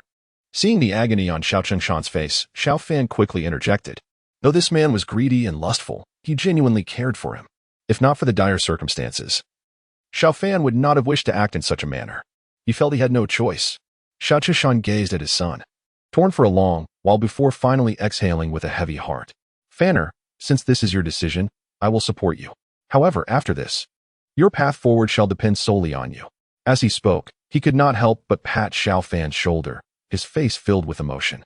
In response, Xiao Fan's expression became serious, his gaze fixed on Xiao Ping, resolute. Father, we have nothing to fear. As long as the Green Hills remain, we can make a comeback. The Xiao family had operated for so many years with numerous allies. Once the embezzled funds were donated, their lives would remain secure. At worst, he could resign from his post and find a remote place to rebuild. Xiao Fan had confidence in himself. Seeing Xiao Fan's determination, Xiao Ping sighed. Since you have made up your mind, I shall not say more. By the end, his voice even quivered with emotion. Do not worry, father. I will strive to support you in your old age. Hearing this, Xiao Ping felt a wave of sentimentality. His son had truly grown up. To witness such growth, sacrificing even their family fortune seemed a trivial matter. Xiao Fan, observing his father, could not help but feel a surge of irritation. Gu Bufan was relentless. Despite his efforts to yield, Gu Bufan continued to press forward. For a fleeting moment, Xiao Fan genuinely considered disregarding everything and confronting Gu Bufan head-on. In a true confrontation, the outcome was uncertain. Though Gu Bufan was the protagonist, he too had traversed time and space. He possessed a system. While it may not be particularly useful, it was still an asset. While Xiao Fan was lost in thought, a voice interrupted from outside. The imperial edict has arrived. The door burst open as Xiao De entered, exclaiming, Master, young master, the edict is here. Startled, Xiao Fan and Xiao Ping quickly rose, with Xiao Ping even neglecting his blankets to kneel on the floor. Together, they awaited the edict. A eunuch clad in court attire entered, holding the edict. After a quick glance at Xiao Fan and Xiao Ping, he began to read, By the mandate of heaven, the emperor decrees, the father and son of the Xiao family have voluntarily undertaken the responsibility of aiding the refugees, and have taken on the provisions for the northern defense works, rendering meritorious service to the Great Yan. They are hereby bestowed the title of Duke of National Protection. So decreed. Upon finishing, the eunuch's gaze lingered on Xiao Fan and Xiao Ping, filled with significance. Xiao Ping, originally the Minister of Justice and head of the 6 ministries, had many allies. Not long ago, Xiao Fan had been granted a royal marriage to Princess Kongding. Now, having been conferred the title of Duke of National Protection, the Xiao family's status in the Great Yan had elevated immensely, placing them just below the emperor. Such royal kin were not to be trifled with by a mere eunuch. At this moment, the eunuch tucked the edict away and turned to Xiao Fan, beaming with a radiant smile. Master Xiao, you are becoming increasingly distinguished. Though the eunuch spoke, the atmosphere was eerily quiet. Xiao Fan was still striving to exhaust their family fortune to secure a safe exit, only to have the emperor bestow upon him the title of Duke of National Protection. What was the meaning of this? Chapter 92. Entering the palace in the hierarchy of Great Yan's official titles, the ranks are divided into dukes, marquises, earls, viscounts, and barons, with dukes being the highest, and marquises coming a close second. In fact, throughout the history of the Great Yan Dynasty, the number of dukes is exceedingly limited, with marquises being scarcely more than a handful. Xiao Fan was incredulous. Had he truly saved the emperor? Just like that, he was granted the title of Duke of National Protection? This was absurd. Amidst his bewilderment, he quickly thought of Gu Bufan. If Gu Bufan were to learn of this, who knew what troubles might arise? Yet, contemplating such matters now seemed futile. The priority was to accept the edict. With that thought, Xiao Fan assisted Xiao Ping to rise and courteously address the eunuch. I apologize, esteemed eunuch, my father's health is not well, and he is unable to receive you properly. Not at all, not at all. The imperial official has already discerned that Xiao Fan's future achievements will be significant. At this moment, he is exceedingly cordial towards Xiao Fan. Your Excellency and the Minister of Justice should rest well. I shall take my leave now. Safe travels. After bidding farewell, the Xiao residents once again fell into silence. At this point, Xiao Fan and Xiao Ping exchanged glances, uncertain of how to react. What on earth have you done? Xiao Ping exclaimed, his voice laced with disbelief. Weren't we supposed to be relinquishing our fortunes to evade punishment? Yet why has His Majesty not only refrained from holding us accountable, but has instead conferred an honor upon us, and a title of Duke of the Protectorate at that? In truth, this title elevates Xiao Fan's official standing above my own. This decree felt less like a royal edict and more like a death warrant looming over him. Father, Do not concern yourself with this matter. I must step out, Xiao Fan declared as he rose abruptly. What? Xiao Chengshan barely processed the information before witnessing Xiao Fan hastily stride toward the exit. Be careful, he called out, unable to restrain himself. Understood, came Xiao Fan's voice in response. Watching his son depart, Xiao Chengshan was filled with a mix of admiration and resignation.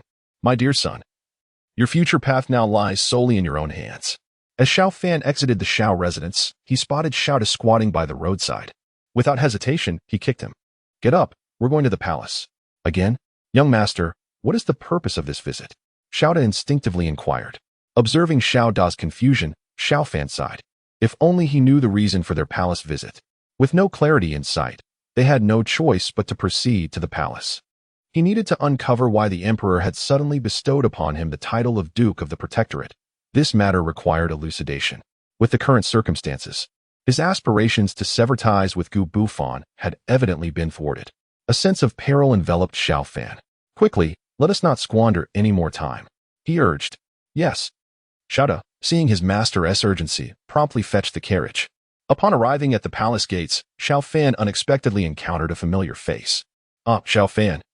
Returning to the palace? Here to see Princess Kading? A playful voice chimed in.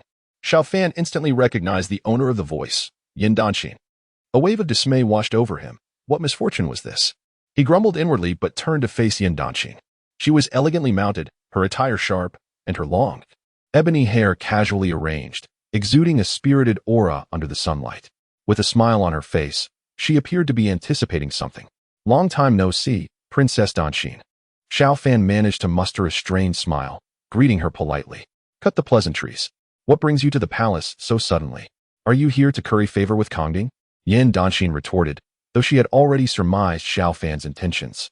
She had received news of his statements at the Ministry of Justice and was genuinely curious. Had he truly changed?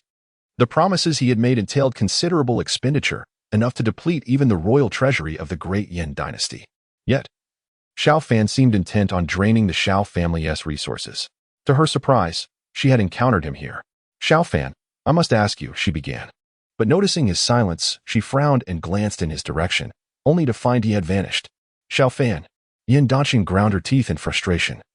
How could he dare to flee while she was trying to converse with him? One of her maids, observing her agitation, whispered, My lady. Young Master Xiao has entered the palace. I see, Yan Dynasty replied tersely, her irritation palpable. She glared at the palace's entrance, inhaled deeply, and resolved to pursue him. I must see what this fellow intends to do. Xiao Fan, filled with anxiety, instructed Xiao Da to remain outside while he ventured into the palace alone. His inner garments were damp with sweat as he considered the possibility that the emperor intended to ensnare him. But why? Although his father had indeed misappropriated funds over the years, he had also squandered much of their wealth. Xiao Chengshan had labored diligently in the court. Could it be that no leniency would be afforded? With these thoughts racing in his mind, Xiao Fan hurried toward the imperial garden. Along the way, numerous eunuchs and palace maids regarded him, instinctively wanting to greet him, but Xiao Fan paid them no mind, pressing forward. His stature was unremarkable, dwarfed by the vastness of the palace, akin to a drop in the ocean. The palace attendants exchanged glances, puzzled by Xiao Fan's urgency. What could he possibly be in such a hurry for? Let us not speculate. This matter does not concern us, lest we invite trouble, they murmured among themselves. At that moment, Princess Kongding sat in the imperial garden, accompanied by her personal maid, adorned in a striking pink gown with elaborate accessories, her willow leaf brows enhancing her charm. Xiao Fan. Upon spotting him, she called out, her expression brightening. Hearing her voice, Xiao Fan instinctively turned toward her. The sight of Princess Kongding struck him with a jolt. Her transformation in recent days was remarkable. Instinctively, he tensed at her presence. Taking a deep breath, he forced a smile. Greetings, Princess Kongding. As he spoke, he noticed the peculiar gaze she directed at him. What is she staring at me for? Is she plotting something mischievous? Or could it be that the emperor's elevation of me to Duke of the Protectorate is indeed a conspiracy? Xiao Fan mentally berated them. Though his exterior remained composed, he gazed at Princess Kongding, even managing a hint of a smile. It has been quite some time, Princess Kongding. The weather today seems particularly delightful. He spoke nonsensically. Princess Kongding, hearing his thoughts, couldn't help but smile, her lips curving into a grin. She was not angered by his musings. Instead, a sense of joy welled within her. Clearly, Xiao Fan had misunderstood her father's intentions. The emperor's decision to elevate Xiao Fan stemmed from the contributions he had made to the Great Yan. However, if Xiao Fan believed otherwise, it was of little consequence. After all, she had indeed invested effort into this matter. Observing Xiao Fan's demeanor, Princess Kongding found it amusing, causing her tone to soften. Xiao Fan, this is the imperial palace. You cannot be so reckless. Do not presume that just because my father has promised our engagement, you can act without restraint. Her voice was gentle yet feigned annoyance, adopting an air of playful arrogance. Xiao Fan, witnessing her demeanor, felt exasperated. What a time to be acting like this. If I do not hurry, the Xiao family may very well be extinguished. In these turbulent times, I feel as though I am on the brink of exhausting the resources of the Xiao family, even contemplating urging my father to resign from his post. What do you truly desire from us? Do you wish for our demise? Xiao Fan silently screamed within, teetering on the edge of despair. Yet, upon meeting the gaze of Princess Kongding, he inhaled deeply and spoke up. Princess Kongding, this is my fault. I merely wish to see His Majesty. May I inquire where he is currently? Seek my father, replied the princess, her expression darkening. But I fear he is not in a position to meet with you at the moment. Hearing this, Xiao Fan's eyes widened in disbelief. What do you mean, not convenient? What are your ancestors plotting? Taking a steadying breath, he continued, Princess Kongding, my visit bears great urgency, and I implore your assistance. Xiao Fan discerned that Kongding's current stance was an intentional obstacle. To persuade this noble family member, he resolved to present the matter as more dire than it was. After all, he had labored tirelessly to convince Xiao Qinshan to relinquish their fortune. If Xiao Qinshan, after much effort, agreed only for the situation to remain unresolved, it would lead to significant trouble. As Princess Kongding listened to Xiao Fan, her captivating eyes widened slightly, casting a questioning glance towards Xiao Ping. Are you speaking the truth? Indeed, I speak only the truth, Xiao Fan replied earnestly. Contemplating his sincerity, Princess Kongding recalled Xiao Fan's previous contributions to the Yan Dynasty, which were undeniably beneficial. Although she remained perplexed as to why he feared Gu Bufan so greatly, if his purpose in visiting the palace today was genuinely to discuss serious matters with her father, then so be it. Come with me. With a deep breath, Princess Kongding ultimately chose to relent. Upon witnessing her acquiescence, a smile illuminated Xiao Fan's face. Thank you, Your Highness. His joy was palpable. In the imperial study, Emperor Zhaohe was diligently inscribing characters, his expression reflecting satisfaction as he crafted the words national pillar in an elegant script, a gift intended for Xiao Fan. After lengthy discussions with Kongding, he had come to appreciate the sacrifices made by the Xiao father and son for the good of the Yan Dynasty. They had even risked their reputations for the realm's benefit. It dawned upon him that he had misjudged them. At that moment, a knock echoed from outside. Father, I seek an audience with Xiao Fan. Kongding's voice resonated.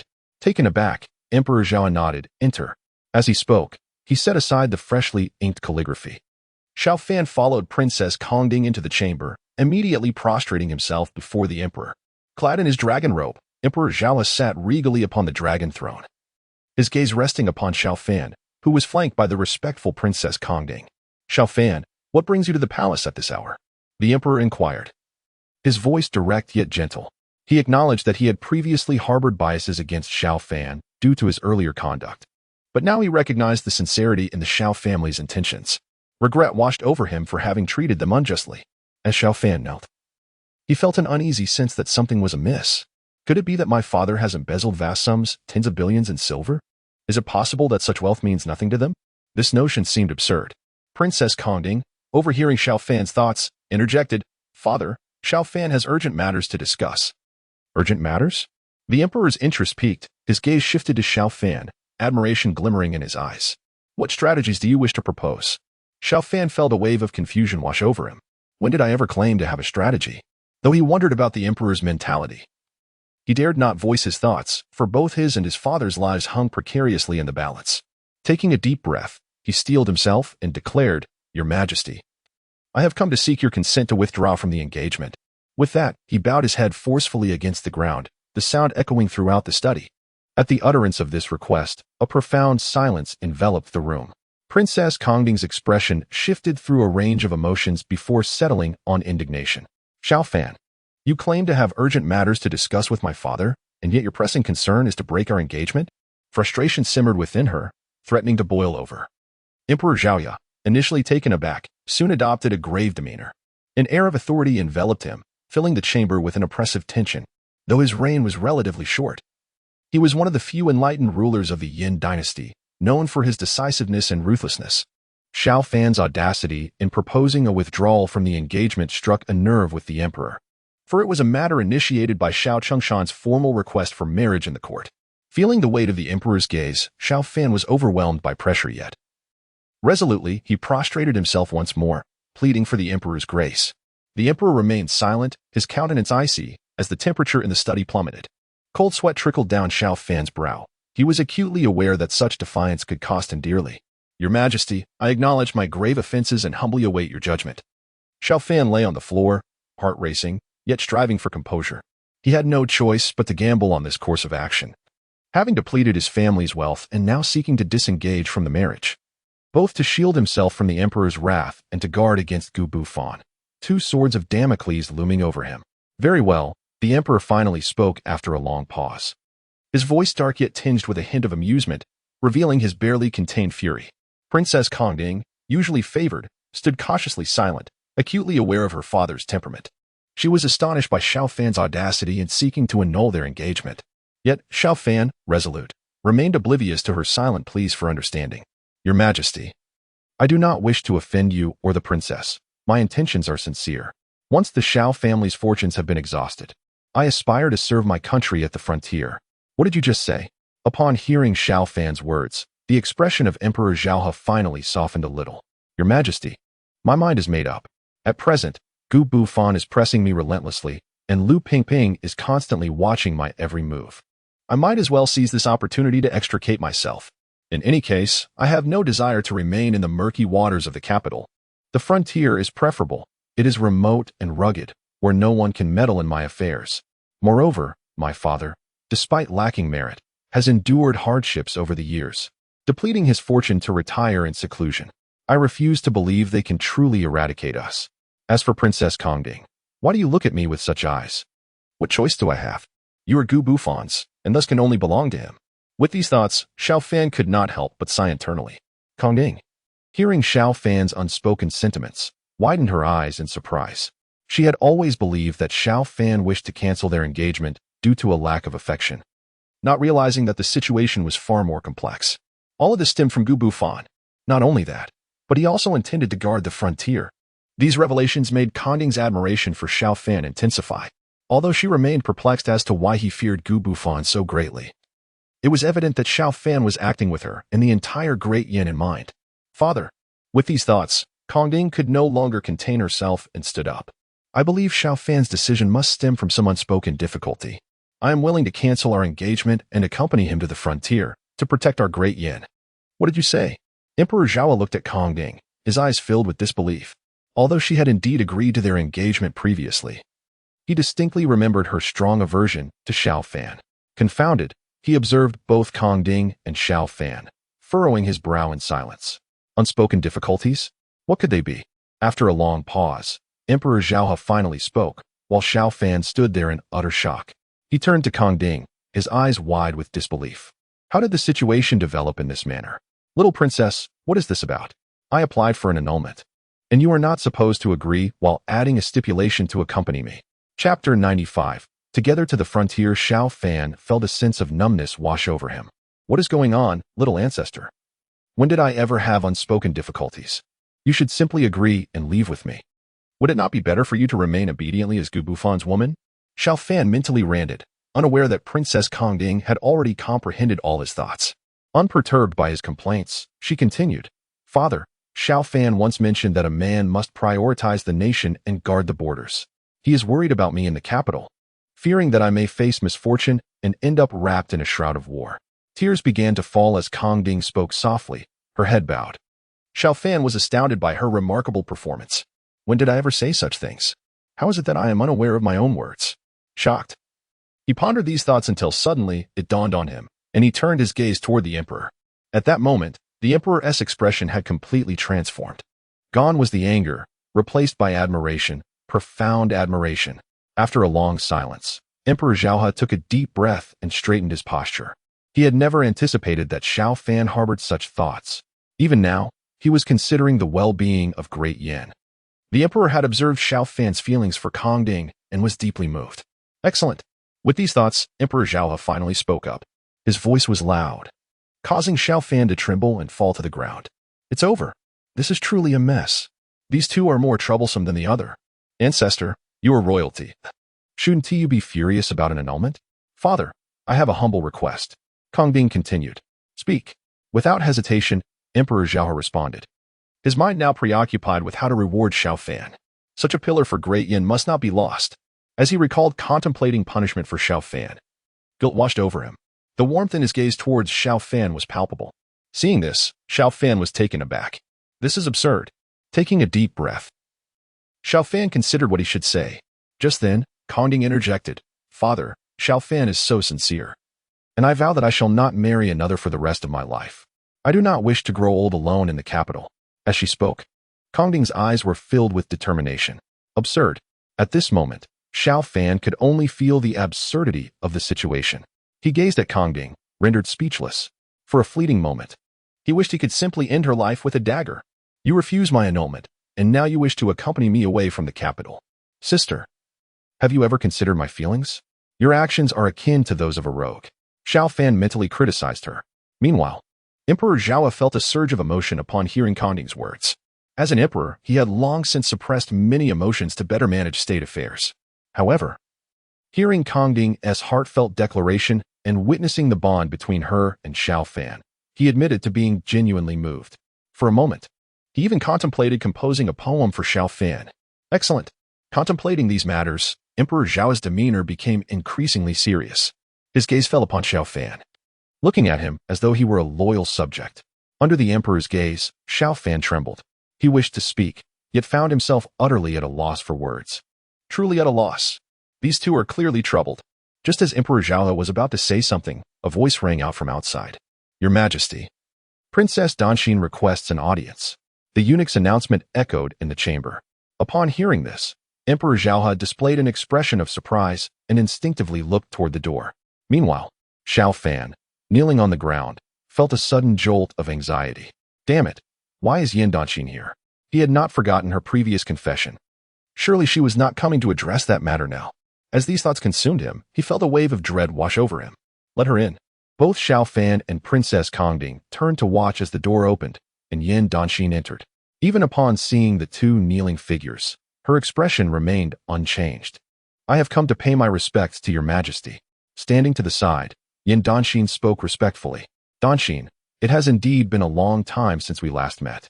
You have blossomed into an even more beautiful young woman, Emperor Xiao remarked, gesturing for her to rise, a gentle smile gracing his face. It is evident that at this moment, Emperor Showa is in good spirits.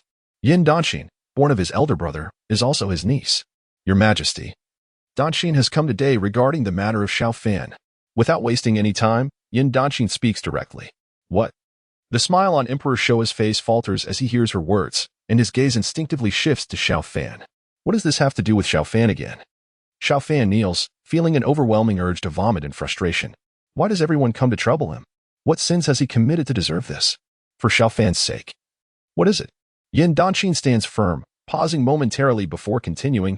I have heard that Lord Xiao has exhausted his wealth, even willing to guard the borders in loyalty to Great Yan. Your Majesty, I wish to accompany Xiao Fan to the frontier and contribute to our Great Yan.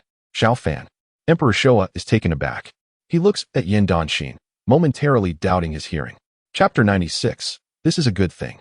He knows Yan Danxin's character well, kind yet mischievous, utterly ignorant of Great Yan's affairs due to her concern for the ailing 10th prince. Now, she is requesting to go to the borders with Xiao Fan, which is hard to believe. Contemplating this, Emperor Showa's expression turns serious as he gazes at Yan Danxin. Danxin, this is no small matter. Have you considered it carefully? Your Majesty, I am aware. Yan Danxin's resolve remains unwavering. As her words resonate, silence envelopes the room. The sound of a pin dropping can be heard. Kneeling on the ground, Xiao Fan feels as if he can even hear the beating of his own heart. Damn it. He genuinely wants to explode. If he could, he would love to knock some sense into Yan Danxin and Princess Kongding to see what madness they are concocting. Are they out of their minds? As the partner of Gubu Fan, she wants to accompany him to the borders? That's insane. Your Majesty, I believe this is unwise. Taking a deep breath, Xiao Fan hesitantly voices his concern. What do you wish to say, Xiao Fan? Emperor Shoa's gaze turns inquisitive. Your Majesty. The borders are harsh and fraught with danger. Princess Kongding and the noble Lady Jean are invaluable. Should they suffer harm, I could not bear the responsibility. Xiao Fan is genuinely anxious. Your Majesty, we are willing to go together. Just as Xiao Fan finishes, Kongding and Yan Dynasty speak in unison. Our great Yan is formidable, but has long been constrained by the threats of the Xiongnu. We are willing to shed our last drop of blood for our great Yan. Their voices are impassioned, leaving both Emperor Showa and Xiao Fan astonished. Incredible. How could he fathom what these two are thinking? All right, very well. Emperor Showa, somewhat exasperated, gives an order. Leaning back in his chair, he stares blankly ahead. Terrifying. It is truly terrifying. Xiao Fan feels a suffocating force tightening around his neck. He wishes to resist, yet finds himself utterly helpless. Yan Dynasty and Princess Kongding must be doing this on purpose. They want him dead. What a cruel heart they possess. Suddenly, a jolt of realization hits Xiao Fan, and he sits upright in his chair, his face filled with indignation, countless curses swirling in his mind. His gaze shifts to Xiao Qingshan, who appears increasingly anxious. How is it now, Fana? Xiao Qingshan's expression betrays his concern. Xiao Fan looks at him, his heart heavy. At this moment, Xiao Qingshan's face reflects his own panic. Having spent his life in service, he has never attained noble rank. Now, the Emperor has conferred the title of Duke of the Nation upon Xiao Fan, leaving him worried about potential schemes. Hearing Xiao Fan's words, Xiao Qingshan is momentarily stunned. Who is silent? He asks, suddenly embracing Xiao Fan, tears streaming down his face. My son, do not frighten your father. You are the sole heir of our Xiao family. Xiao Qingshan is genuinely distressed. Xiao Fan is his only child, raised with utmost care, cradled in his hands like a precious gem. If anything were to happen to Xiao Fan, all his years of effort would be in vain. Dizzy from his father's embrace, Xiao Fan pleads, Father, please stop shaking me. If you continue, I will truly faint. How can you speak such nonsense? Xiao Qingshan scolds, slapping Xiao Fan lightly. Yet, seeing his son's despondent expression, he cannot help but chuckle awkwardly. Apologies, Fanner. I did not mean to. As he speaks, Xiao Qingshan examines Xiao Fan closely. Fanner, are you truly all right? Seeing that Xiao Fan appears to be unharmed, he breathes a sigh of relief. Observing his father's demeanor, Xiao Fan cannot suppress a sigh. This situation is genuinely troublesome. Originally, he had planned to deplete his father's resources to create an excuse for heading to the borders, distancing himself from everything here. But now, the Emperor has directly conferred the title of Duke upon him. Who could have anticipated this? Xiao Fan ponders for a moment, unable to decipher Emperor Showa's intentions. Oh, right. Besides Princess Kongding, there is also Yan Dynasty. Contemplating these matters, Xiao Fan feels numb. These two, he is certain they are doing this on purpose. They are intent on his demise. Son, what is troubling you? Xiao Qingshan's expression grows serious as he observes Xiao Fan's increasingly grim demeanor. Returning to the present, Xiao Fan exhales deeply, deciding to share the entire sequence of events. This is how things stand, he states, rising from his chair and walking toward the room. Xiao Qingshan reflects on his son's words, and his eyes brighten. Isn't this a good thing? He exclaims, moving toward Xiao Fan. Although he remains puzzled as to why his son wishes to break off the engagement with Princess Kongding, having previously pursued her fervently. What matters now is that the Emperor has not mentioned any withdrawal from the betrothal. While the notion of depleting their wealth is certainly distressing, the fact that both Princess Kongding and Lady Yan Dynasty are willing to accompany Xiao Fan to the borders is significant. This can only mean one thing. They have feelings for his son. As he considers this, Xiao Qingshan's heart races with excitement. This is an unprecedented opportunity. He must seize it without fail.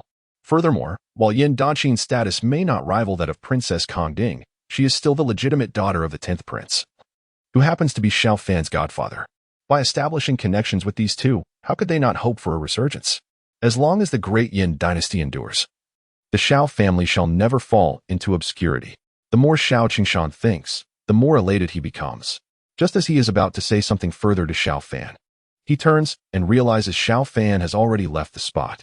Chapter 97. The Rise of the Xiao Family. I'm a bit tired and wish to rest first.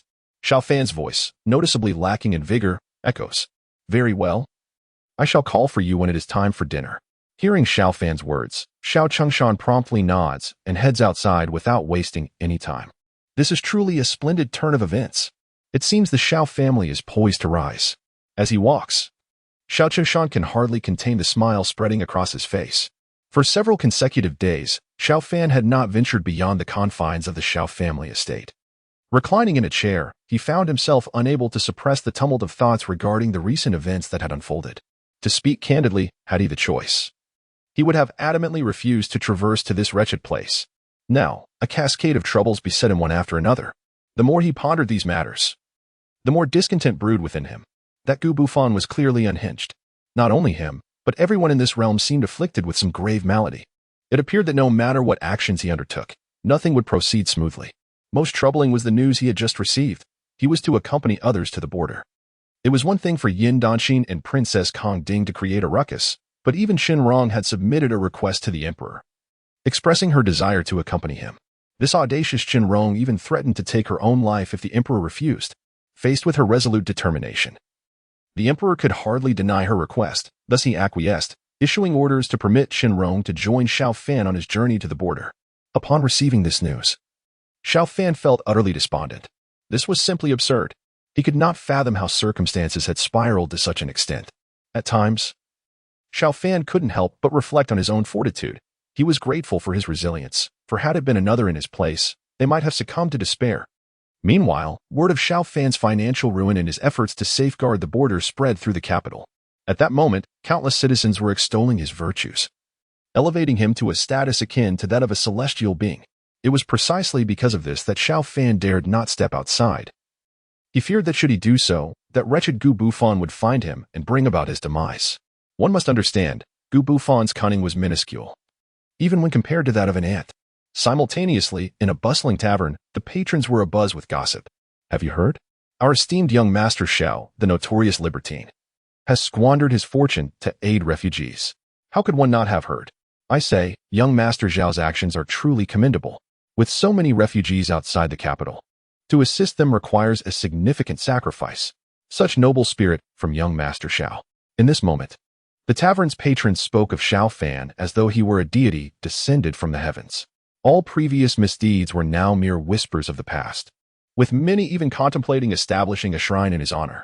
Seated by the window were a man and woman, both wearing equally grim expressions. The man raised his cup and drank deeply, only to crush it in his grip. Alarmed, the woman beside him quickly interjected, "Young master, we still have opportunities." "What opportunities?" Gu Bufan retorted, his face contorted with rage. "That damned Xiao Fan. I had intended to tarnish his reputation, but Lu Pingping's investigations yielded nothing. And now, Xiao Fan has gone and donated his entire fortune. To make matters worse, he intends to journey to the border. This position of marshal should rightfully belong to me." Gu Bufan, consumed by his ire, was oblivious to the fact that the Princess Kong Ding, Yin Danxin, and Shenrong had all expressed their intentions to accompany Xiao Fan to the border. These were all women who ought to have been his. Yet now, they had all chosen to follow Xiao Fan, leaving him humiliated. The mere thought of this drove Gu Bufan to fury, and he slammed his fist onto the table, shattering it into pieces. The surrounding patrons fell silent, their gazes drawn to Gu Bufan's furious countenance. Amidst the tense atmosphere, a nearby attendant hastily offered, "Fear not. Today is a day of great benevolence from young Master Xiao. We shall procure you a new table on the house." Despite the attendant's attempts at flattery, each word served only to exalt Xiao Fan further. Gu Bufan's anger escalated, his complexion shifting as his breaths grew rapid. The woman beside him sensed his agitation and urged, "Notify our people, summon them here." Gu Bufan commanded through clenched teeth. Days later, in a rather peculiar temple, several imposing deities, covered in dust, loomed in the shadows. Under the moonlight, a few figures emerged. "Have you heard about the young master's predicament? He is currently experiencing trouble and requires our assistance. This matter must remain discreet. It is astonishing that the usually unassailable young master has encountered such adversity in the capital." As the words were spoken, a heavy silence fell over the gathering, the air thick with an oppressive chill. "What should we do now?" "I propose we send the 4 great kings. They could genuinely assist the young master." A splendid idea. Xiao Fan had secluded himself for a fortnight, and after enduring this confinement, he could no longer restrain himself. He was not one to remain cooped up indoors. And 2 weeks had reached the limits of his patience. If he continued to linger at home, he feared he might go mad. In recent days, Chen Ping had sought him out several times, but each time, Xiao Fan had resolutely declined his invitations. To him, this was a precarious moment. Venturing out now would be akin to courting disaster, for who could predict when Gu Bufan might ensnare him in a trap? Chapter 98. A stroll outside. After enduring a fortnight of confinement, Xiao Fan could no longer resist the urge to step outside. Yet, just as he was about to leave his courtyard, he heard a voice call out, "Young master, Lady Danxin has arrived." At once, Xiao Fan halted, cold sweat trickling down his brow. Why is she here? The timing is peculiar. Although the emperor has consented to let Yan Danxin accompany me to the border, this moment seems premature. Contemplating these matters left his mind in disarray. He could not fathom what mischief Yan Danxin might have concocted to trouble him anew. Especially perplexing was his inability to grasp Yan Danxin's motives. While it was understandable for Princess Kongding to accompany him, given their betrothal, what claim did Yan Danxin have? "I shall not see her," he declared, unable to contain himself. However, as soon as the words left his lips, a figure clad in white appeared before him. Yan Danxin entered, her countenance adorned with a faint smile. "Are you trying to dismiss me?" Faced with her serene smile, Xiao Fan felt as if he were ensnared by a devil, cold sweat pouring down his brow. "And no, that's not it," he stammered, panic rising within him. Yan Danxin regarded him silently, her expression calm and composed. Merely gazing at Yan Danxin's countenance, one could discern nothing of her thoughts. Time drifted by, and eventually, a smile reappeared on her face. "What did you just say?" he inquired. Observing Yan Danxin's demeanor, he felt an overwhelming sense of numbness. Attempting to divert the conversation, he asked, "Is there a reason for your visit, Princess Danxin?" Although he spoke with a serious tone, despair filled his heart. In truth, he found himself utterly powerless against Yan Danxin and her companions. Despite his unfriendly demeanor, Yan Danxin did not appear offended. In fact, her smile grew more pronounced as she remarked, "What? Do you truly wish to avoid seeing me, to the point of unhappiness at my arrival?" Princess Danxin's teasing tone left little room for denial. With a deep breath, he replied, "Please, Princess, do come in." As he spoke, he ambled into the room in a trance-like state. Noticing his despondent posture, Yan Danxin raised an eyebrow and smiled, choosing not to say more as she followed him inside. Once in the room, he instructed his servants to prepare tea. Although he genuinely wished to avoid her company, he understood the importance of maintaining etiquette. After Yan Danxin took her seat, he positioned himself at a deliberate distance, clearly intending to create space between them. "Now, what brings you here, Princess?" he asked after sipping his tea. Yan Danxin glanced at him, her expression unfazed. "Is there no pressing matter for which I cannot come to seek you, Your Highness?" "I merely seek to understand your intentions," he replied, trying to maintain composure. "Quite simply, I wish for you to accompany me on a stroll," she declared. He nearly choked on his tea at this unexpected request, coughing violently and reddening under the strain. After a moment, he managed to respond. "What would we possibly discuss on such a walk?" His bewilderment was palpable. Yet, Yan Danxin remained composed, asserting, "The Emperor has granted me permission to venture to the border with you. Is it too much to ask for a simple stroll?" Her gaze fixed on him, her expression earnest. Growing impatient, she decided to enter uninvited.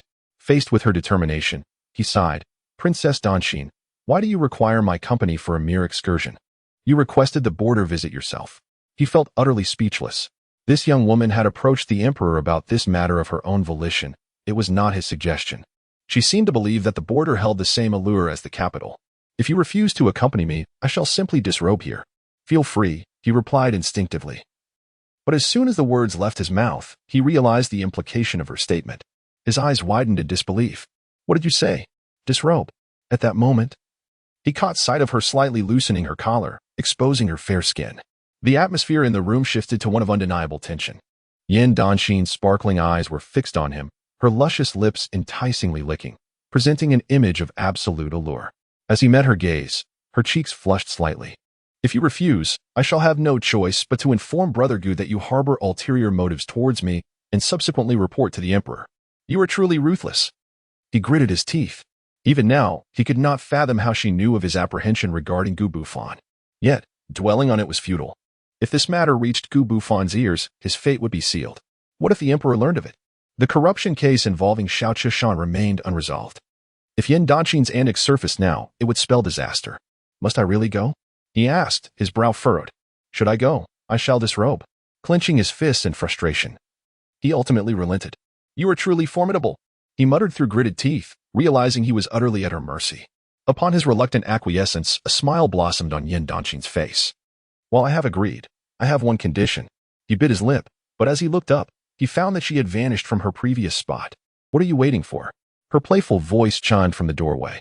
Following the sound, he saw her standing at the entrance, her attire now neatly arranged, devoid of the earlier seductive allure. "Stop wasting time. Hurry up." Her urgency was palpable, as though she would whip him into motion if he dawdled further. He stared at her in disbelief. "This girl is intentionally provoking me. If you continue to delay, I shall disrobe," she warned, her eyes glinting. All right, I'm coming," he quickly retorted, eager to avoid her threat. As they departed from the Xiao residence, he remained on high alert, apprehensive of being targeted by Gu Bufan. Thus, he opted to walk alongside Yan Dynasty instead of riding in a carriage. However, she had arrived by carriage, adorned in the finest fabrics, clearly indicating her noble status. The striking combination of a handsome man and a beautiful woman drew numerous gazes as they strolled, particularly from the ardent male admirers of Yan Dynasty. "Must you truly dress so extravagantly for an outing?" he questioned, amused. "Why not?" she replied, her tone matter-of-fact. "A girl must always look her best when venturing out." He sighed inwardly, wishing to avoid drawing Gu Bufan's attention, but Yan Dynasty's striking appearance made that nearly impossible. As they walked, he silently prayed, "Oh, Guanyin, please spare me from an encounter with Gu Bufan." Gradually, as they conversed, his earlier tension began to dissipate. The streets of the capital were undeniably vibrant, bustling with vendors and townsfolk. Unable to resist, he surveyed his surroundings. Since his arrival, he had never taken the time to truly explore the streets, and now he marveled at the prosperity of Dian. The streets were lined with an array of goods, including a dazzling variety of delicacies. With such abundance, one could likely eat for an entire year without exhausting the options. Moreover, the streets were not limited to mere food. Even the more dubious pleasures of his former world found their expression here, albeit in different forms. These were reminiscent of the alluring courtesans of the Zui Xianlu, leaving him captivated. In that moment, he felt as though he finally comprehended Xiao Ping's perspective. Such beauty, no wonder Xiao Ping yearns to visit the drunken immortal pavilion daily. However, frequenting this place incurs quite a hefty expense. Contemplating this, Xiao Fan could not help but sigh. How reluctant I am to be sent to the border like this. Yet, what can be done? After all, that fellow Gu Bufan has been keeping a close watch on me. The sooner I leave, the sooner I can extricate myself. Damn that guy. With these thoughts swirling in his mind, Xiao Fan couldn't refrain from cursing. He realized that his plight was indeed quite unfortunate. Had it not been for Gu Bufan, he would have roamed freely in this place without a care. As he pondered, he casually engaged in conversation with Yan Dynasty. The two strolled down the street, stopping occasionally, appearing like a couple deeply in love. Along the way, they could even hear the townsfolk discussing Xiao Fan's generous act of spending his fortune to aid the refugees. Ultimately, the consensus was that Xiao Fan was a true saint. Hearing these remarks, Yan Dynasty turned to Xiao Fan with a smile. "Did you hear that? Everyone is singing your praises, saying you are unparalleled. What do you think?" Xiao Fan felt a pang of helplessness and remained silent. "I had no idea I was so admirable. If it weren't for the need to preserve my life, who would want to do this? That was all silver. With so much silver, what else could I not do?" Truly, often, Xiao Fan wished to forget these burdens and flee with the money. Yet, he could never bring himself to do so. When weighed against the lives of families, that silver seemed trivial. Just as Xiao Fan was lost in thought, a sudden scream from Yan Dynasty pierced his ears. He instinctively shuddered, shielding Yan Dynasty while scanning the surroundings with vigilance. He thought Gu Bufan had arrived. Where is he? Where is he? Xiao Fan's expression was tense. Yet the street bustled with ordinary townsfolk, showing no signs of anything amiss. Confused, he turned to find that Yan Dynasty was no longer by his side. Looking aside, he spotted her at a stall, gleefully selecting from an array of exquisite trinkets. Upon noticing Xiao Fan's arrival, Yan Dynasty's gaze lit up. "Xiao Fan, look at this. Isn't it beautiful? Just this? Must you make such a fuss?" Xiao Fan silently scoffed. Following her gaze, he saw she was holding a jade hairpin, intricately carved with a lifelike little fox. Yan Dynasty spoke, her admiration evident. The stall owner, a middle-aged man, chimed in. "Miss, if you like it, it's not expensive. Just take it." However, Xiao Fan couldn't help but frown. Yan Dynasty, oblivious to Xiao Fan's change in demeanor, casually placed the hairpin in her hair, her eyes now drawn to a hanging bronze mirror. "Xiao Fan, how does this hairpin look on me?" Hearing her voice, Xiao Fan scrutinized Yan Dynasty. He had to admit she was indeed a stunning beauty. The jade pin against her raven locks was truly elegant and pure. A veritable beauty. Xiao Fan couldn't help but click his tongue. One had to acknowledge that Gu Bufan had good taste. With such beauty, it was no wonder he was captivated by Yan Dynasty. Chapter 100. Trouble approaches young master. Since the lady likes it, why not buy it? Just then, the stall owner, smiling broadly, interjected. Upon hearing his words, Yan Dynasty's smile brightened even more. She looked at Xiao Fan with a feigned innocence. Brother Fan, could you buy it for me? In doing so, she deliberately lowered her head, embodying a shy demeanor. Anyone unaware would think their relationship was incredibly intimate. This girl is clearly stirring trouble. Xiao Fan exclaimed inwardly. He had no idea where Gu Bufan was in the capital, but if he heard Yan Dynasty openly call him brother, that would be disastrous. Buy it. Immediately, Xiao Fan blurted out. Upon this, Yan Dynasty beamed with delight. The stall owner, genuinely believing they were a couple, remarked, "Ah, youth these days certainly know how to have fun." Xiao Fan dared not waste time, quickly pulling out 5 taels of silver and placing it on the stall. No need for change. Such a lovely young lady deserves jewelry from her brother. Just as he was about to retrieve the jade hairpin, a lewd voice interrupted. The voice dripped with an unmistakable, loathsome mirth.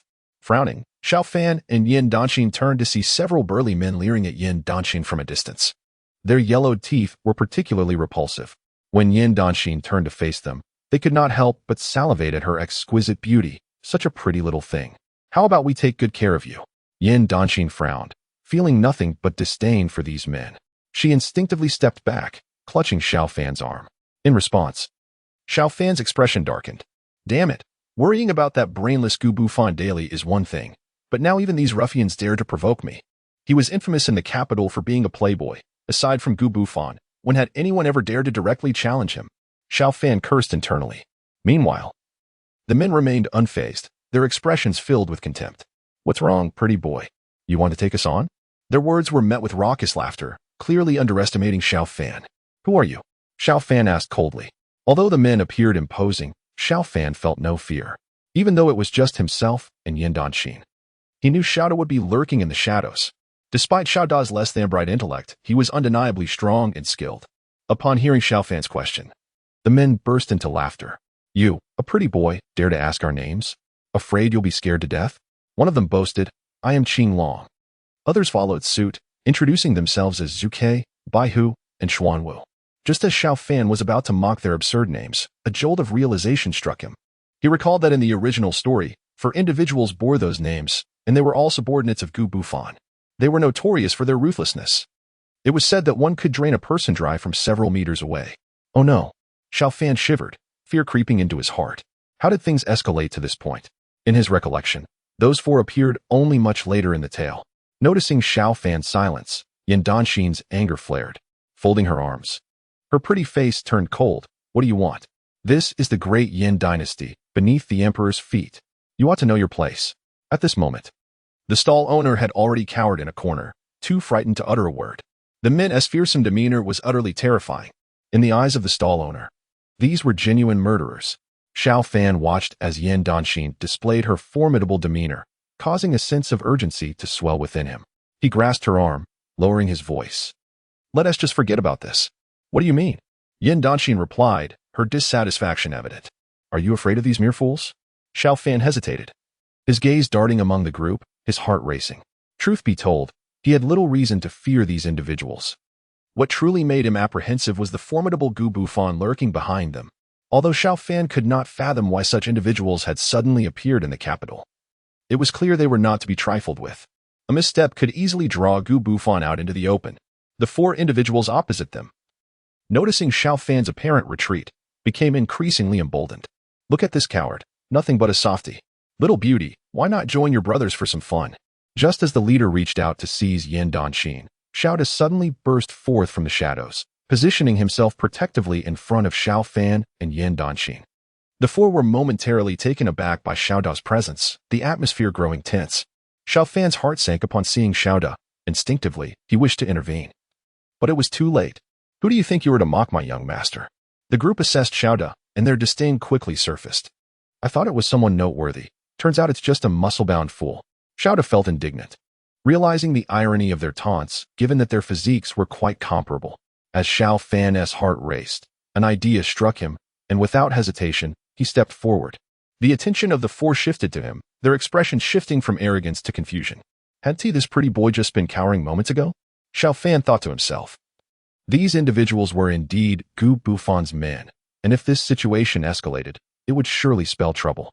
He needed to resolve this quickly, primarily to prevent Yan Dynasty from continuing to provoke these brutes. Although these four were undoubtedly simple-minded, they could easily overpower Xiao Da. And what if Gu Bufon were to arrive? Just the thought made Xiao Fan extremely anxious. Yan Dynasty, catching Xiao Fan's unvoiced concerns, felt a shift in her demeanor. Her gaze fell upon the four, her irritation palpable. Once again, it was that Gu Bufon. These four were indeed his subordinates. Observing Xiao Fan's expression, she began to understand why he was so wary of Gu Bufon. That man seemed not only to be a threat himself, but likely commanded a considerable network of power. As these thoughts raced through her mind, a realization dawned upon her. This was the Yan Dynasty. Despite the frequent incursions from the Xiongnu, the Yan remained internally peaceful and prosperous. No matter how formidable Gu Bufon's influence, could it truly surpass that of the Yan? With that thought, her expression darkened. Just as she prepared to voice her concerns, Xiao Fan spoke up. I know who you are. He fixed his gaze on the four before him. You are the four great guardians, are you not? The once cocky demeanor of the four vanished, replaced by bewilderment. Their eyes narrowed on Xiao Fan, now filled with curiosity. How could this young man recognize them? They had only just arrived in the capital, and even the elders were unaware of their presence here. The leader's gaze turned wary as he regarded Xiao Fan. Who are you? Recognizing his opportunity, Xiao Fan straightened his posture. Who am I? You come to the capital without purpose, only to bully the weak? His tone hardened as he continued. And you dare to act so brazenly? The shift in Xiao Fan's demeanor took the four by surprise, rendering them momentarily speechless. They were perplexed as to how this young man knew of their identities, and their hearts raced with trepidation. With only the young master privy to their arrival, the implications of Xiao Fan's knowledge sent a chill down their spines. The young man before them was indeed striking, exuding an air of confidence. Xiao Fan seized the moment, declaring loudly, by Lian's sect, the four great guardians. The four felt a jolt of realization, their respect for Xiao Fan deepening. You are correct, Xiao Fan interjected. Suppressing the rapid beating of his heart, striving for composure, the guardians felt a wave of panic. Their mission in the capital was to assist the young master. Yet they had inadvertently clashed with him, and over a woman, no less. Fear gripped them, for insubordination was strictly forbidden within the Lian sect. Young master, we were unaware. Silence. Xiao Fan cut them off, his voice commanding. The guardians fell silent, their eyes wide with apprehension, nearly begging for mercy. Seeing his strategy succeed, Xiao Fan felt a surge of relief. That was perilously close. I almost revealed my true identity. Fortune favors me today. Thankfully, they refrained from attacking, for a confrontation would have exposed me.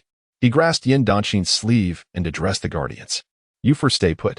Do not stir trouble unless I call for you, understood? Yes, understood. They replied in unison. Xiao Da, witnessing this unexpected turn of events, stood in astonishment. The four great guardians in the Lian sect, what could this mean for their family? Had the Xiao family inadvertently gained a new influence in the martial world? Puzzled, Xiao Da decided not to dwell on it further and hurried to catch up with Xiao Fan and Yan Dynasty. Meanwhile, the vendor, hidden in a corner, watched in a state of panic as Xiao Fan departed, glancing nervously at the guardians. His stall was in utter disarray. Suddenly, a realization struck him, and he called out towards the direction Xiao Fan had left. Pay up. Silence. The guardian snapped, causing the vendor to go mute. Fearful, he swallowed hard, forcing a sycophantic smile. I can forego the payment. The guardians contemplated silencing the vendor for good, but then recalled Xiao Fan's earlier instructions. Do not cause trouble. After a moment of deliberation, they ultimately handed over 2 gold ingots. This should cover everything here. The vendor's face lit up with disbelief. He had never expected these 4 to part with money. With just these 2 ingots of gold, one could not only purchase everything here, but could buy it 10 times over. Wealth has come. Wealth has come. The stall owner thought to himself, hurriedly kneeling in gratitude. Observing the stall owner's demeanor, the others felt a pang of regret once again. They had initially intended to revel in the delights of the capital. After all, the renowned Zui Xian Lu was a place of great repute. Alas, their funds had vanished in an instant. The weight of their footsteps was heavy, mirroring their spirits. Boss, was that person really our young master? At last, Zhuke could not restrain himself and whispered his query. Who else could it be but our young master? Qinglong replied curtly. Do you think anyone else knows our identities? With Qinglong's words, the other 3 began to ponder deeply. Reflecting on the matter, it indeed seemed as Qi Long had stated. Their identities were certainly unknown to others in the capital. The only one who could recognize them at first glance was their young master. Yet, why had he acted in such a manner? Bai Hu interjected, unable to contain himself. Are you foolish? Can't you see our young master is still courting that lady?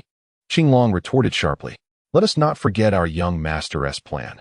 The best way to ascend is to leverage the identities of those women. This was established beforehand, and our young master is merely executing the plan we laid out.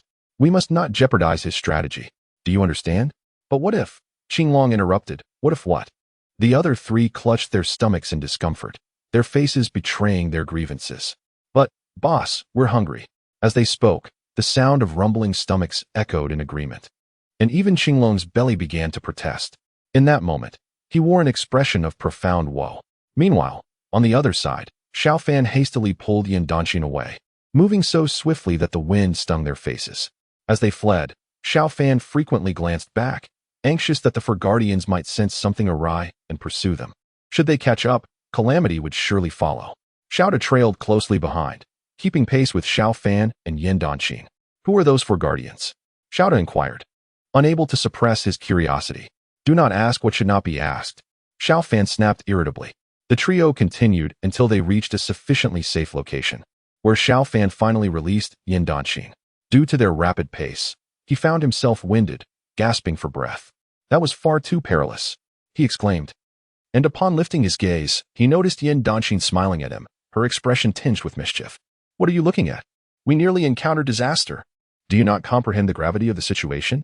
How dare you insult anyone? Seeing her like this, Xiao Fan felt a surge of frustration. Thank heavens my wits were quick. Otherwise, we would have been doomed. At that moment, she finally understood why Xiao Fan had been avoiding her. He was genuinely afraid of Gu Bufan. But was that individual truly so formidable? Pondering this, Yan Dynasty fell into deep contemplation, unaware of Yan Dynasty's thoughts. Xiao Fan merely felt relieved that they had escaped unscathed. Yet, Yan Dynasty regarded him with a troubled expression. While she understood his fears, she could not help but feel that his recent behavior was excessively cowardly. He seemed almost like a timid child. Enough. If the princess has no further matters, let us part ways here. The most pressing concern is how to deal with Gu Bufan and those four guardians. Otherwise, I must hasten to disperse my wealth and leave. Yes, I must leave quickly. Xiao Fan contemplated. He felt an increasing sense of urgency, realizing that remaining any longer would be perilous. Xiao Fan, do you truly wish to part from me so soon? As Xiao Fan was lost in thought, Yan Dynasty gazed at him, feeling an indescribable sadness and anger. Despite understanding his reasoning, she felt hurt. She had put herself out there to ask him to come, and she had even confessed her feelings. Yet now, he seemed so eager to send her away. Do you truly despise me? Is Gu Bufan really that terrifying? The more she thought, the more resentment brewed within her.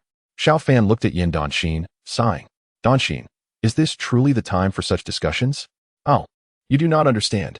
Even if I explained the situation regarding the four guardians and Gu Bufan, you likely would not comprehend. What more is there to say? With that thought, Xiao Fan ruffled Yan Dynasty's dark hair, his expression one of exasperation. Princess Dynasty, I have felt quite fatigued these past few days and wish to rest, not because I do not wish to accompany you. After speaking, he did not linger.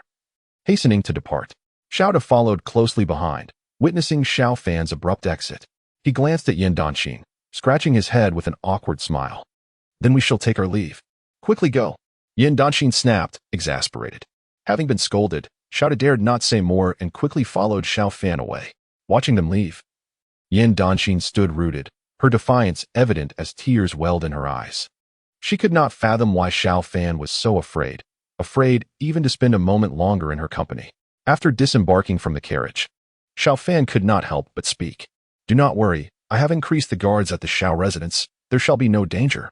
With Xiao's assurance, Xiao Fan felt a measure of relief. He cautiously surveyed his surroundings, ensuring no one was present before truly relaxing. This situation had been exceedingly perilous. Exhaling deeply, he stepped into the residence. Chapter 103, An uninvited visitor. The deafening noise startled Xiao Fan. Upon realizing it was merely the family servants of the Xiao household, he could not help but scold. What a ruckus! Are you trying to summon spirits? As he berated them, he made his way inside, feeling unjustly reprimanded. The servants exchanged glances, feeling aggrieved. They had only been a bit loud. Why was the young master upset? Witnessing Xiao Fan's ire, Xiao's expression darkened. Without hesitation, he stepped forward and slapped one servant. From now on, keep it down. If you frighten the young master again, you will regret it. Yes. The servants nodded. Feeling wronged. Finally seated, Xiao Fan's racing heart gradually calmed. Rubbing his sore shoulders, he could not help but lament. That was truly dangerous. Fortunately, those four did not follow. Otherwise, I would have surely met my doom. Nearby, Xiao listened to Xiao Fan's mutterings, curiosity gnawing at him. Who exactly are those four guardians? Why does the young master seem so terrified of them? Though they appeared quite robust, they could not possibly be his match. The more Xiao pondered, the more confused he became. He could not fathom that if a confrontation were to occur, he would be utterly outmatched. As Xiao Fan was lost in these chaotic thoughts, he unexpectedly spotted Xiao Qingshan entering his line of sight. Xiao Fan caught a glimpse of Xiao Qingshan's figure. Startled at first, but soon calmed down upon recognizing him. Father, what brings you here? Xiao let out a sigh of relief, though a tinge of annoyance brewed within him. You shouldn't wander about aimlessly when there's no need. It's quite dangerous, you know? Xiao Qingshan had intended to say something but was taken aback by Xiao Fan's words. His eyes widened in disbelief. What do you mean I can't move around in my own home, you little rascal? Despite his words, there was no real anger in Xiao Qingshan's demeanor. Leaning closer and lowering his voice, he said, Son, it seems a few individuals claiming to be your friends have arrived at our residence. Would you like to meet them? Upon hearing this, Xiao Fan's eyes widened in surprise. Friends? What friends? In the capital, how could there be friends of his that Xiao Qingshan did not recognize? Observing Xiao Fan's reaction, Xiao Qingshan slowly replied, Not quite familiar, just four burly men, sounding rough and looking nothing like residents of the capital. Xiao Fan's mind went blank. For burly men, not from the capital, he knew immediately who they were. Why had they sought out the Xiao residence? Had they recognized him? The mere thought sent waves of panic through him, and his vision blurred momentarily. Instinctively, he considered fleeing, but Xiao Qingshan's voice called him back. Son, where are you going? They're in the living room. Father, I have other matters to attend to, so I want to be going. Xiao Fan hurriedly replied, Not going. Xiao Qingshan frowned, observing the unease etched on Xiao Fan's face, puzzled by his son's behavior. They claim to be your friends. How can you not go? Your mother is entertaining them, and it's against our family's customs. Where is my mother? Xiao Fan's voice rose in agitation. His mind raced as he contemplated the unfolding situation. Despite the trouble his adoptive parents had caused him since his arrival, he could not bear to watch them meet a disastrous fate. Taking a deep breath, he steeled his resolve. Whatever comes, I shall face it. With that determination, he trudged toward the living room. Xiao Qingshan watched his son's defiant demeanor with confusion. Xiao, Lord Xiao is here. Xiao exclaimed. What is wrong with the young master? Seeing Xiao before him, Xiao Qingshan wasted no time in questioning him. Xiao Fan had indeed been acting strangely lately, and it was only natural to inquire with someone close to him. In the spacious front hall of the Xiao residence, a formidable table seated four imposing bodyguards. Their expressions tense. Beside them sat Xiao Fan's mother. You are all here to see Fan, I presume? Why are you dressed so lightly in this frigid weather? Xiao Fan's mother inquired with concern, noting their inadequate attire for the approaching late autumn chill. Auntie, we're fine. It's not cold, they replied, stifling their doubts about the young master's newfound familial connections. Hadn't they been told he was an orphan? As they pondered this, a sense of unease settled over them. Could it be that the young master had deceived them? Auntie, when did this young master arrive? Qinglong asked, turning his gaze toward Xiao Fan's mother. They had previously learned the name of the individual they encountered, Xiao Fan. This prompted their search for the Xiao residence. And upon entry, they noticed that Xiao Fan was absent, leading them to feign friendship to gain access. Meanwhile, Xiao Fan stood outside, contemplating their ignorance of his true identity. If that were the case, an opportunity presented itself. Resolute, he stepped inside. I'm here. Upon seeing her son, Xiao Fan's mother beamed with joy.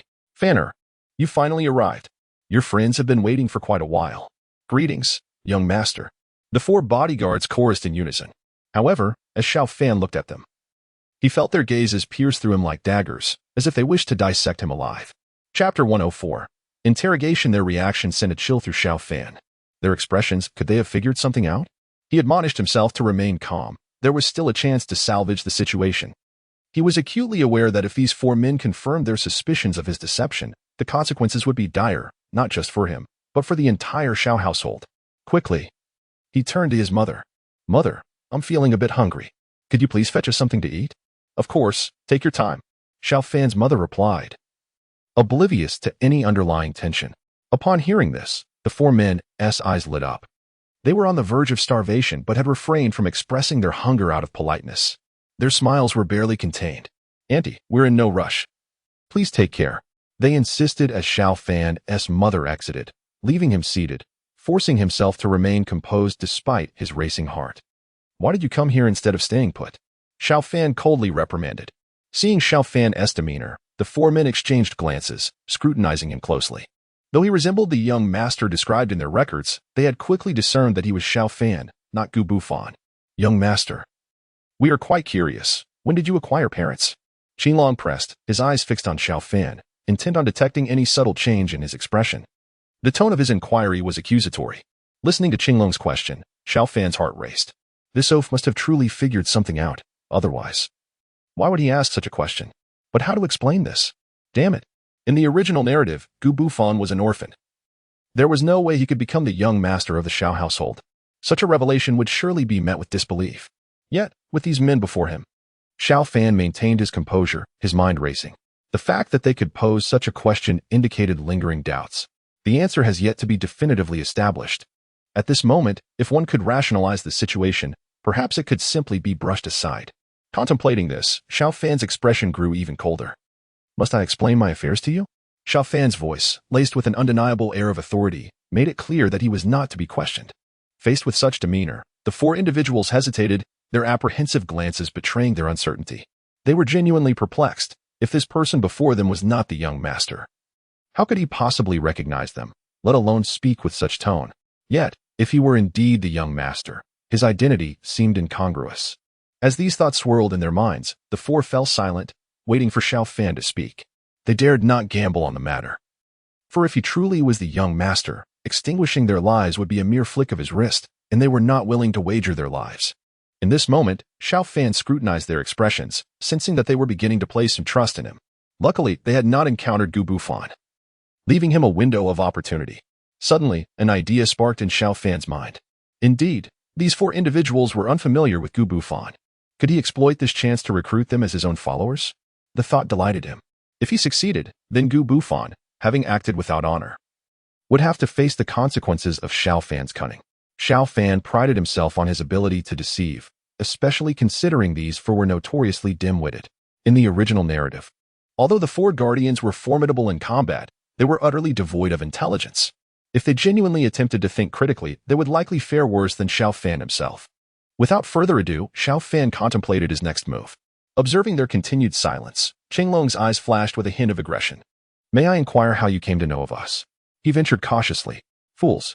Xiao Fan retorted with a derisive scoff, causing the previously probing Qinglong to flinch. You shall address me as young master. Xiao Fan's gaze turned icy, exuding a menacing aura. Yes, young master. Qinglong hastily acquiesced, while the other three displayed expressions of sheer terror, although they were bewildered by the sudden appearance of the young master's parents. No one in this world dared to speak to them in such a manner aside from the young master. As they pondered these revelations, Xiao Fan suddenly slammed his hand on the table with such force that it shook violently, causing the teacups to rattle. The four men were left trembling in fear. Xiao Fan's expression revealed no hint of mercy. Do you comprehend the magnitude of your folly? You nearly thwarted my grand scheme. Was I not clear in instructing you to hide? What are you doing here? Qinglong fell to his knees, pleading, Young master, we did not understand your intentions. The others followed suit, kneeling in submission. Standing tall, Xiao Fan looked down upon them, his expression one of disdain, as though they were mere refuse. This posture was one he had learned from Gu Bufan, who had a penchant for regarding others with such disdainful eyes. In contrast to the unaffected demeanor of Xiao Ping, Qinglong's heart raced. Yes, this was indeed the young master. Only the young master could regard them with such contempt. Chapter 105. A series of deceptions. Seeing their evident fear, Xiao Fan felt a surge of relief. The scene before him indicated that he had successfully intimidated them. Yet, this alone was insufficient. Tell me, do you remember your mission? He coldly inquired. Why, yes. Qinglong stammered. We are here to assist you, young master. As he spoke, a sense of trepidation gnawed at him. Observing their response, Xiao Fan could not suppress a mocking smile. Excellent. Now tell me, why did you choose to come to the Xiao residence? Do you have any notion of the effort I expended to gain entry there? His voice crescendoed, punctuated by another forceful slap against the table. The four men trembled, unable to articulate a response. We are doomed, young master. We were unaware of your grand design. Please spare us. They were now frantic, bowing their heads in desperation. Xiao Fan felt a sense of satisfaction. They were nearly subjugated. However, he remained vigilant. Let me be clear. I have gone to great lengths to assume this identity, for the true Xiao Fan is outside masquerading as me. You cannot comprehend the intricacies of this matter. From now on, you will heed my every command. Should you jeopardize my plans, the consequences will be dire. Xiao Fan articulated these words, deliberately withholding explanations, as he himself could not devise a plausible rationale. The guardians were left bewildered by his declarations. Young master. What do you mean? Their confusion was palpable, and Xiao Fan felt a sense of satisfaction. This was precisely the reaction he desired. If they grasped the situation, it would surely lead to complications. You need not understand the details, simply follow my directives. He commanded. As for Gu Bufan and his name, should you encounter it, strike him down without mercy. Do you understand? The four remained perplexed. The instruction to strike upon hearing Gu Bufan's name felt decidedly irregular, instilling within them a sense of being duped. As they exchanged glances, Xiao Fan's heart skipped a beat. Could these four simpletons have realized that he was deceiving them? He masked his unease, continuing with an icy tone, in matters concerning me, ask no questions. If the elders inquire, none of you shall escape. The elders had already informed him via secret missive of their arrival in the capital to assist him. He would not hold their previous actions against them. But the exchange of identities between him and Xiao Fan was not to be disclosed. Understood? Xiao Fan delivered this tirade, while Qi Long and the others could hardly grasp the intricacies of his words. The concept of identity exchange echoed in their minds. Despite their confusion, they could not deny the truth of Xiao Fan's claims, including the directives from the elders. At that moment, they were convinced of his identity as the young master. As this conviction took root, Qinglong's heart sank. He recalled his earlier confrontational demeanor towards the young master, and a wave of anxiety washed over him. How could he have dared to question the young master so boldly? The realization struck him with the weight of impending doom. The atmosphere grew tense, and the group appeared increasingly restless. Xiao Fan noted their reactions with a mix of intrigue and bemusement. He pondered the extent of the White Lotus sect's influence over them, wondering what mental torment they had endured to instill such fear. Yet, despite his curiosity, he chose not to dwell on it. Regardless, having successfully ensnared these four individuals was a boon. Whatever plans he harbored henceforth would undoubtedly be facilitated by their assistance. They may be simple-minded, but their prowess was undeniable. If they united their strength, perhaps they could indeed contend with Gu Bufan. Curiosity blossomed within Xiao Fan. At that moment, Zhao's mother entered from outside, holding a food box filled with delectable treats. Upon witnessing the scene before her, she was utterly stunned. The four burly men had knelt before her son. What in the world was happening? Was this the new fashion of forging friendships? Xiao Fan, realizing the absurdity of the situation, quickly stood up, declaring that such peculiar practices should be abandoned, as he certainly lacked the audacity to assist them in their training. He swiftly spoke up, ensuring that neither Zhao's mother nor Xiao Chengshan discerned anything unusual. Upon hearing Xiao Fan's words, the four men immediately understood and rose to their feet, exclaiming, "Yes, young master." Qing Long, while speaking, felt his heart skip a beat, narrowly avoiding the slip of calling him young master. You are correct, Xiao Gongzi. This technique is indeed of no practical use, Zhao's mother remarked, her expression one of bewilderment as she placed the food on the table. What kind of practice is this? I have never heard of it before. Her gaze settled on Xiao Fan, prompting her inquiry. Xiao Fan, wishing to avoid further entanglement in the matter, wasted no time responding. It's not a particularly renowned technique. They simply mentioned that it could be beneficial for health. I see. Do be cautious. Do not let it adversely affect your well-being. Zhao's mother replied, her face etched with concern.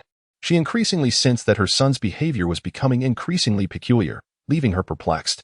If this continued, she might truly suspect that Xiao Fan had lost his senses. Do not worry, mother. Everything is fine. Xiao Fan chuckled lightly, urging her, we have matters to attend to. So please step outside. Reluctant to leave, Zhao's mother yearned to understand what her son was engaged in. However, Xiao Fan offered no opportunity for her to linger, gently pushing her towards the exit. Rest assured, we are merely reminiscing. Very well, do enjoy your conversation, but do not forget to eat, she reminded him. After ushering Zhao's mother out, Xiao Fan promptly closed the door behind her. Watching the door slam shut, she sighed heavily. Chapter 106. Staying at Zhao's residence once the door was closed, Xiao Fan's expression reverted to that of the arrogant Gu Bufan. His gaze fell upon Qing Long. Seriousness etched across his features. I must inquire, what have you brought with you this time? Xiao Fan was genuinely curious. Gu Bufan would not have summoned the 4 formidable guards to the capital without reason. It was implausible that they arrived empty-handed. It was essential to note that these 4 were not particularly bright. While their martial prowess was formidable, Gu Bufan was no weakling either. Summoning them only invited complications.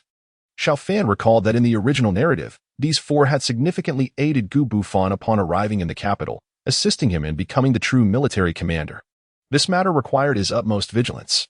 In response to Xiao Fan's inquiry, the 4 men remained silent, their eyes fixated on the food before them, saliva nearly pooling in their mouths. Young master, one of them began, but Xiao Fan, observing their eagerness, interrupted, please, help yourselves to some food. Instantly, their eyes gleamed with delight as they sprang into action, devouring the food voraciously, as if fearing that even a morsel might elude them. In mere moments, the table was cleared, and the 4 sat back, visibly satisfied, with grease smudged around their mouths. Xiao Fan couldn't help but feel a twinge of disdain. Truly, they were the epitome of brawn over brains. Even a pig might not match their capacity for consumption. With his worries dissipating, he noted how the 4 now regarded him with unwavering belief in his identity as Gu Bufan. Youth master, we have brought a secret letter. Qing Long wasted no time. Speaking directly. A secret letter? Xiao Fan raised an eyebrow, intrigued. Qing Long cautiously glanced around before securing the doors and windows, then returned to face Xiao Fan. The letter is here, he stated, producing a wrapped item from his robe. Unfolding the embroidered cloth, Xiao Fan's eyes widened as a secret letter revealed itself. He quickly seized it, and as he read its contents, a wave of shock washed over him. The document contained damning evidence of Lu Ji's father, Lu Ming'an, colluding with the enemy. It clearly outlined the defensive strategies of Dian. Xiao Fan's heart raced with trepidation. This was the very catalyst behind the Xiongnu turmoil. With this strategic blueprint, the Xiongnu would have an intimate understanding of Dian's defenses, which had led to the overwhelming influx of refugees in the capital. Damn it, those scoundrels! Xiao Fan inwardly cursed. The Lu father and son dared to betray their country. Their selfishness had cost countless lives. Consumed by rage, he slammed his palm onto the table, startling Qing Long beside him. What troubles you, young master? Qing Long inquired, puzzled, as if this were not a matter for him to be concerned with. Xiao Fan's heart sank. Could this involve Gu Bufan as well? He swiftly concealed the note, realizing the magnitude of Gu Bufan's potential involvement. Treason was a crime deserving of extermination for entire clans. In comparison, Xiao Qingshan's corruption was trivial. Should Emperor Zhao discover this, it would surely incite his wrath. He recalled that in the original narrative, Gu Bufan had garnered the emperor's favor through his prowess in court, subsequently receiving command of an army to quell the Xiongnu. Yet, unbeknownst to all, Gu Bufan had secretly conspired with the Lu father and son, leaking Dian's defense strategies.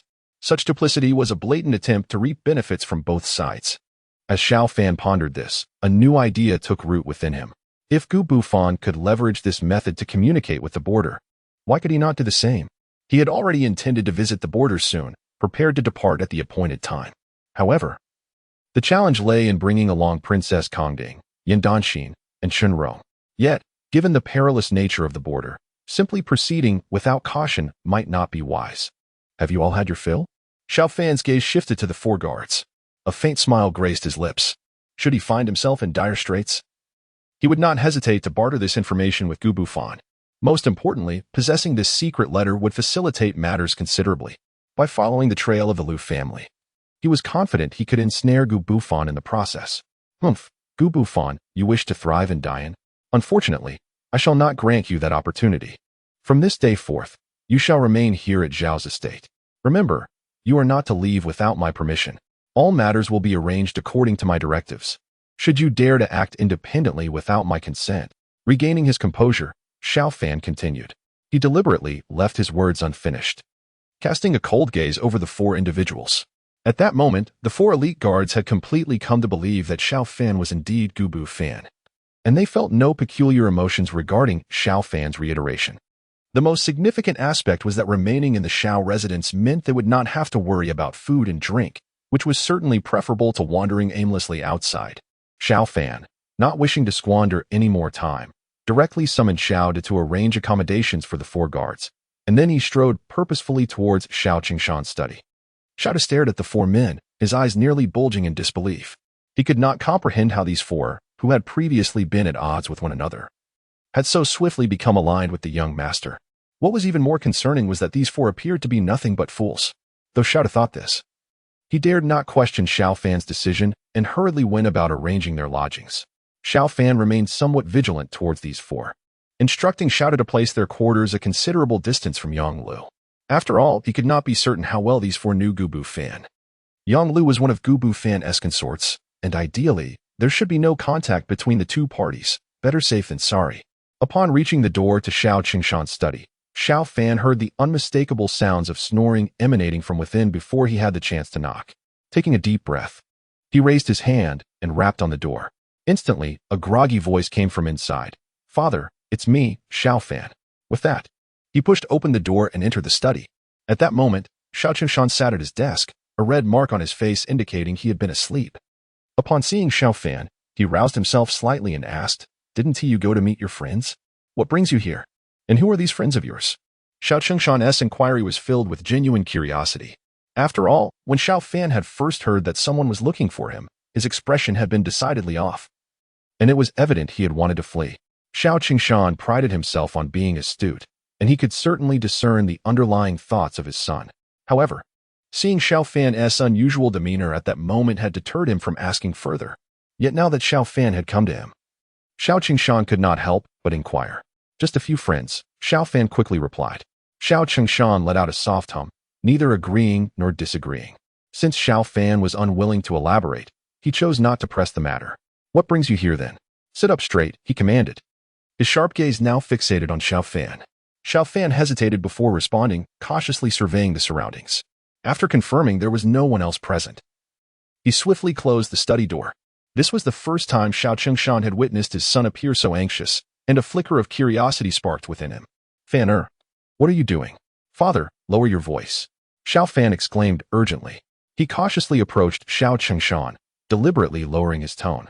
"Father, I have discovered something monumental." Xiao Qingshan regarded him with concern. "What is it?" Though he asked, his eyes revealed a growing worry.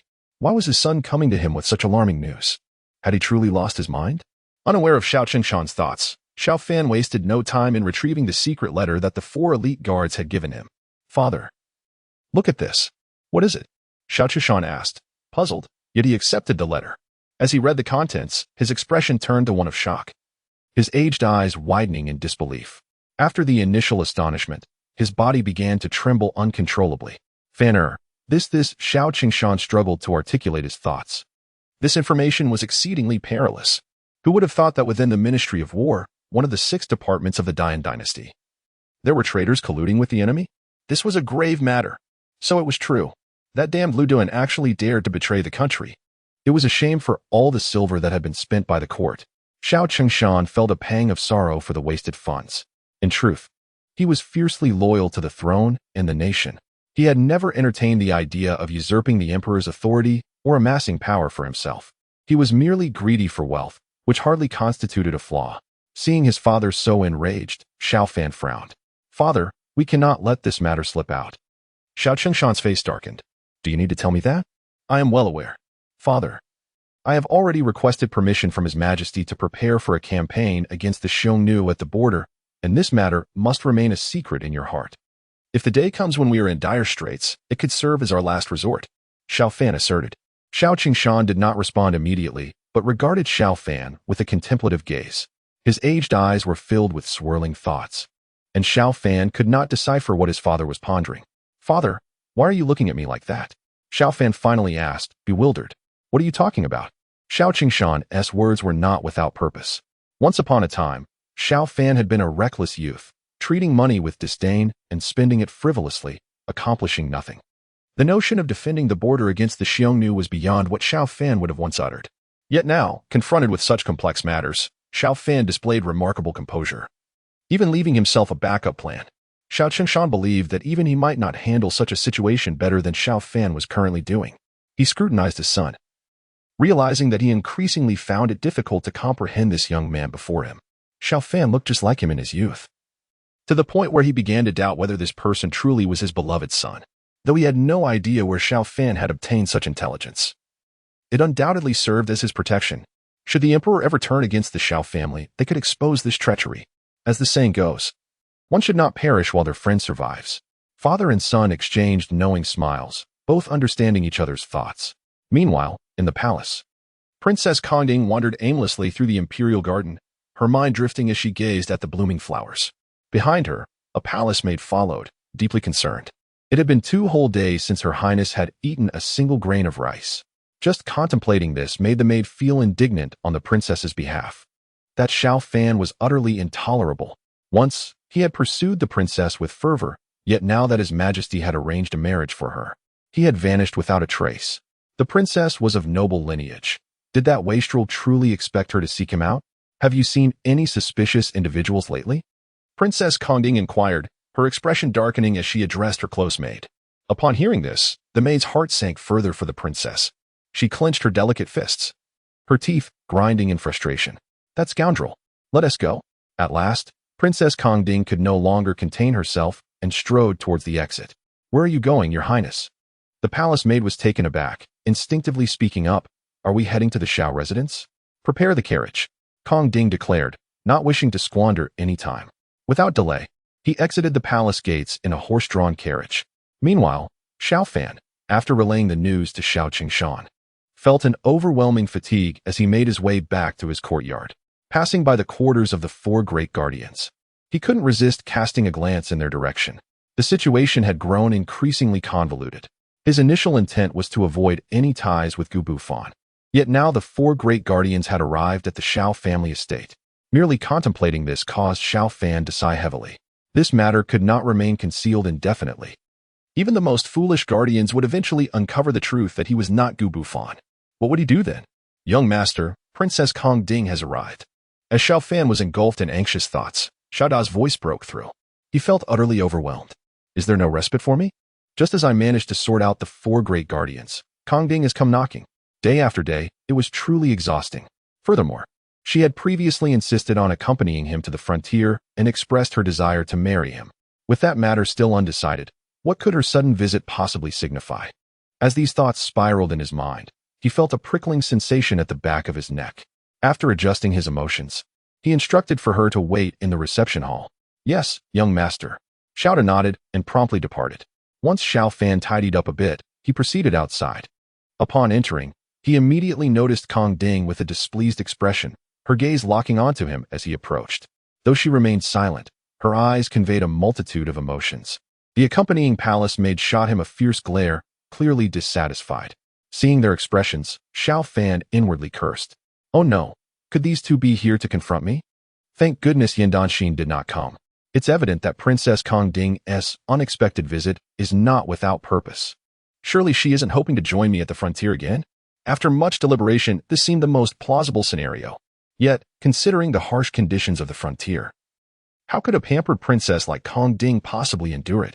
If she cannot withstand the struggles of the frontier, it may actually work in my favor. Then I might have a chance to be with Gu Bufan. Xiao Fan mused. It's truly baffling why this little princess is so insistent on pursuing me. However, if she could agree to remain in the capital, that would be ideal. I would be completely liberated. Kongding's beautiful eyes remained fixed on Xiao Fan, and upon sensing his thoughts, her anger intensified. How dare this insufferable Xiao Fan wish to deny her companionship? As the most esteemed princess of Dian, she had never endured such indignity. Throughout her life, numerous noble suitors had sought her hand in marriage, and she distinctly remembered being proposed to since the age of 3, only for her father to refuse. Now, she had deigned to marry Xiao Fan, yet he seemed displeased and was insistent on her marrying Gu Bufan. Who did Gu Bufan think he was, to dare aspire to the likes of her? Xiao Fan did not respond immediately. Instead, he sat down and picked up his teacup, hoping to sip some tea. However, Kongding, observing his demeanor, slammed her palm onto the table. The sudden action startled Xiao Fan, causing him to look up at her in confusion. What is the meaning of this, princess? He asked, bewildered. Kongding, what are you thinking? She demanded, no longer wishing to beat around the bush. She gazed intently at him, speaking directly. Upon hearing her words, Xiao Fan felt utterly perplexed. What was the princess implying? I who should be asking you what you're thinking. If you're inquiring about my thoughts, I wish you would just go and enjoy a sweet romance with Gu Bufan instead of bothering me. Xiao Fan thought, though he would never voice such sentiments aloud. Unbeknownst to him, Kong Ding could hear his innermost thoughts with clarity. Her anger surged, causing her body to tremble slightly. And she appeared on the verge of losing her composure. Concerned, Xiao Fan wondered, what is with that look? Why is she staring at me like that? And why is Kong Ding reacting as if I have committed some egregious offense? He was utterly baffled, unable to grasp the current situation. Most alarmingly, the four great guardians were still within the Xiao residence. If Kong Ding were to encounter them, it would spell even greater trouble. As these thoughts raced through his mind, his heart began to pound uncontrollably. Kong Ding, absorbing Xiao Fan's turmoil, fixed her furious gaze upon him. Her eyes sparkled with indignation, and her delicate, fair face flushed a shade of crimson. Xiao Fan. At long last, she spoke, her tone laced with barely contained frustration, as if she were gritting her teeth. Faced with her demeanor, Xiao Fan felt a sense of trepidation.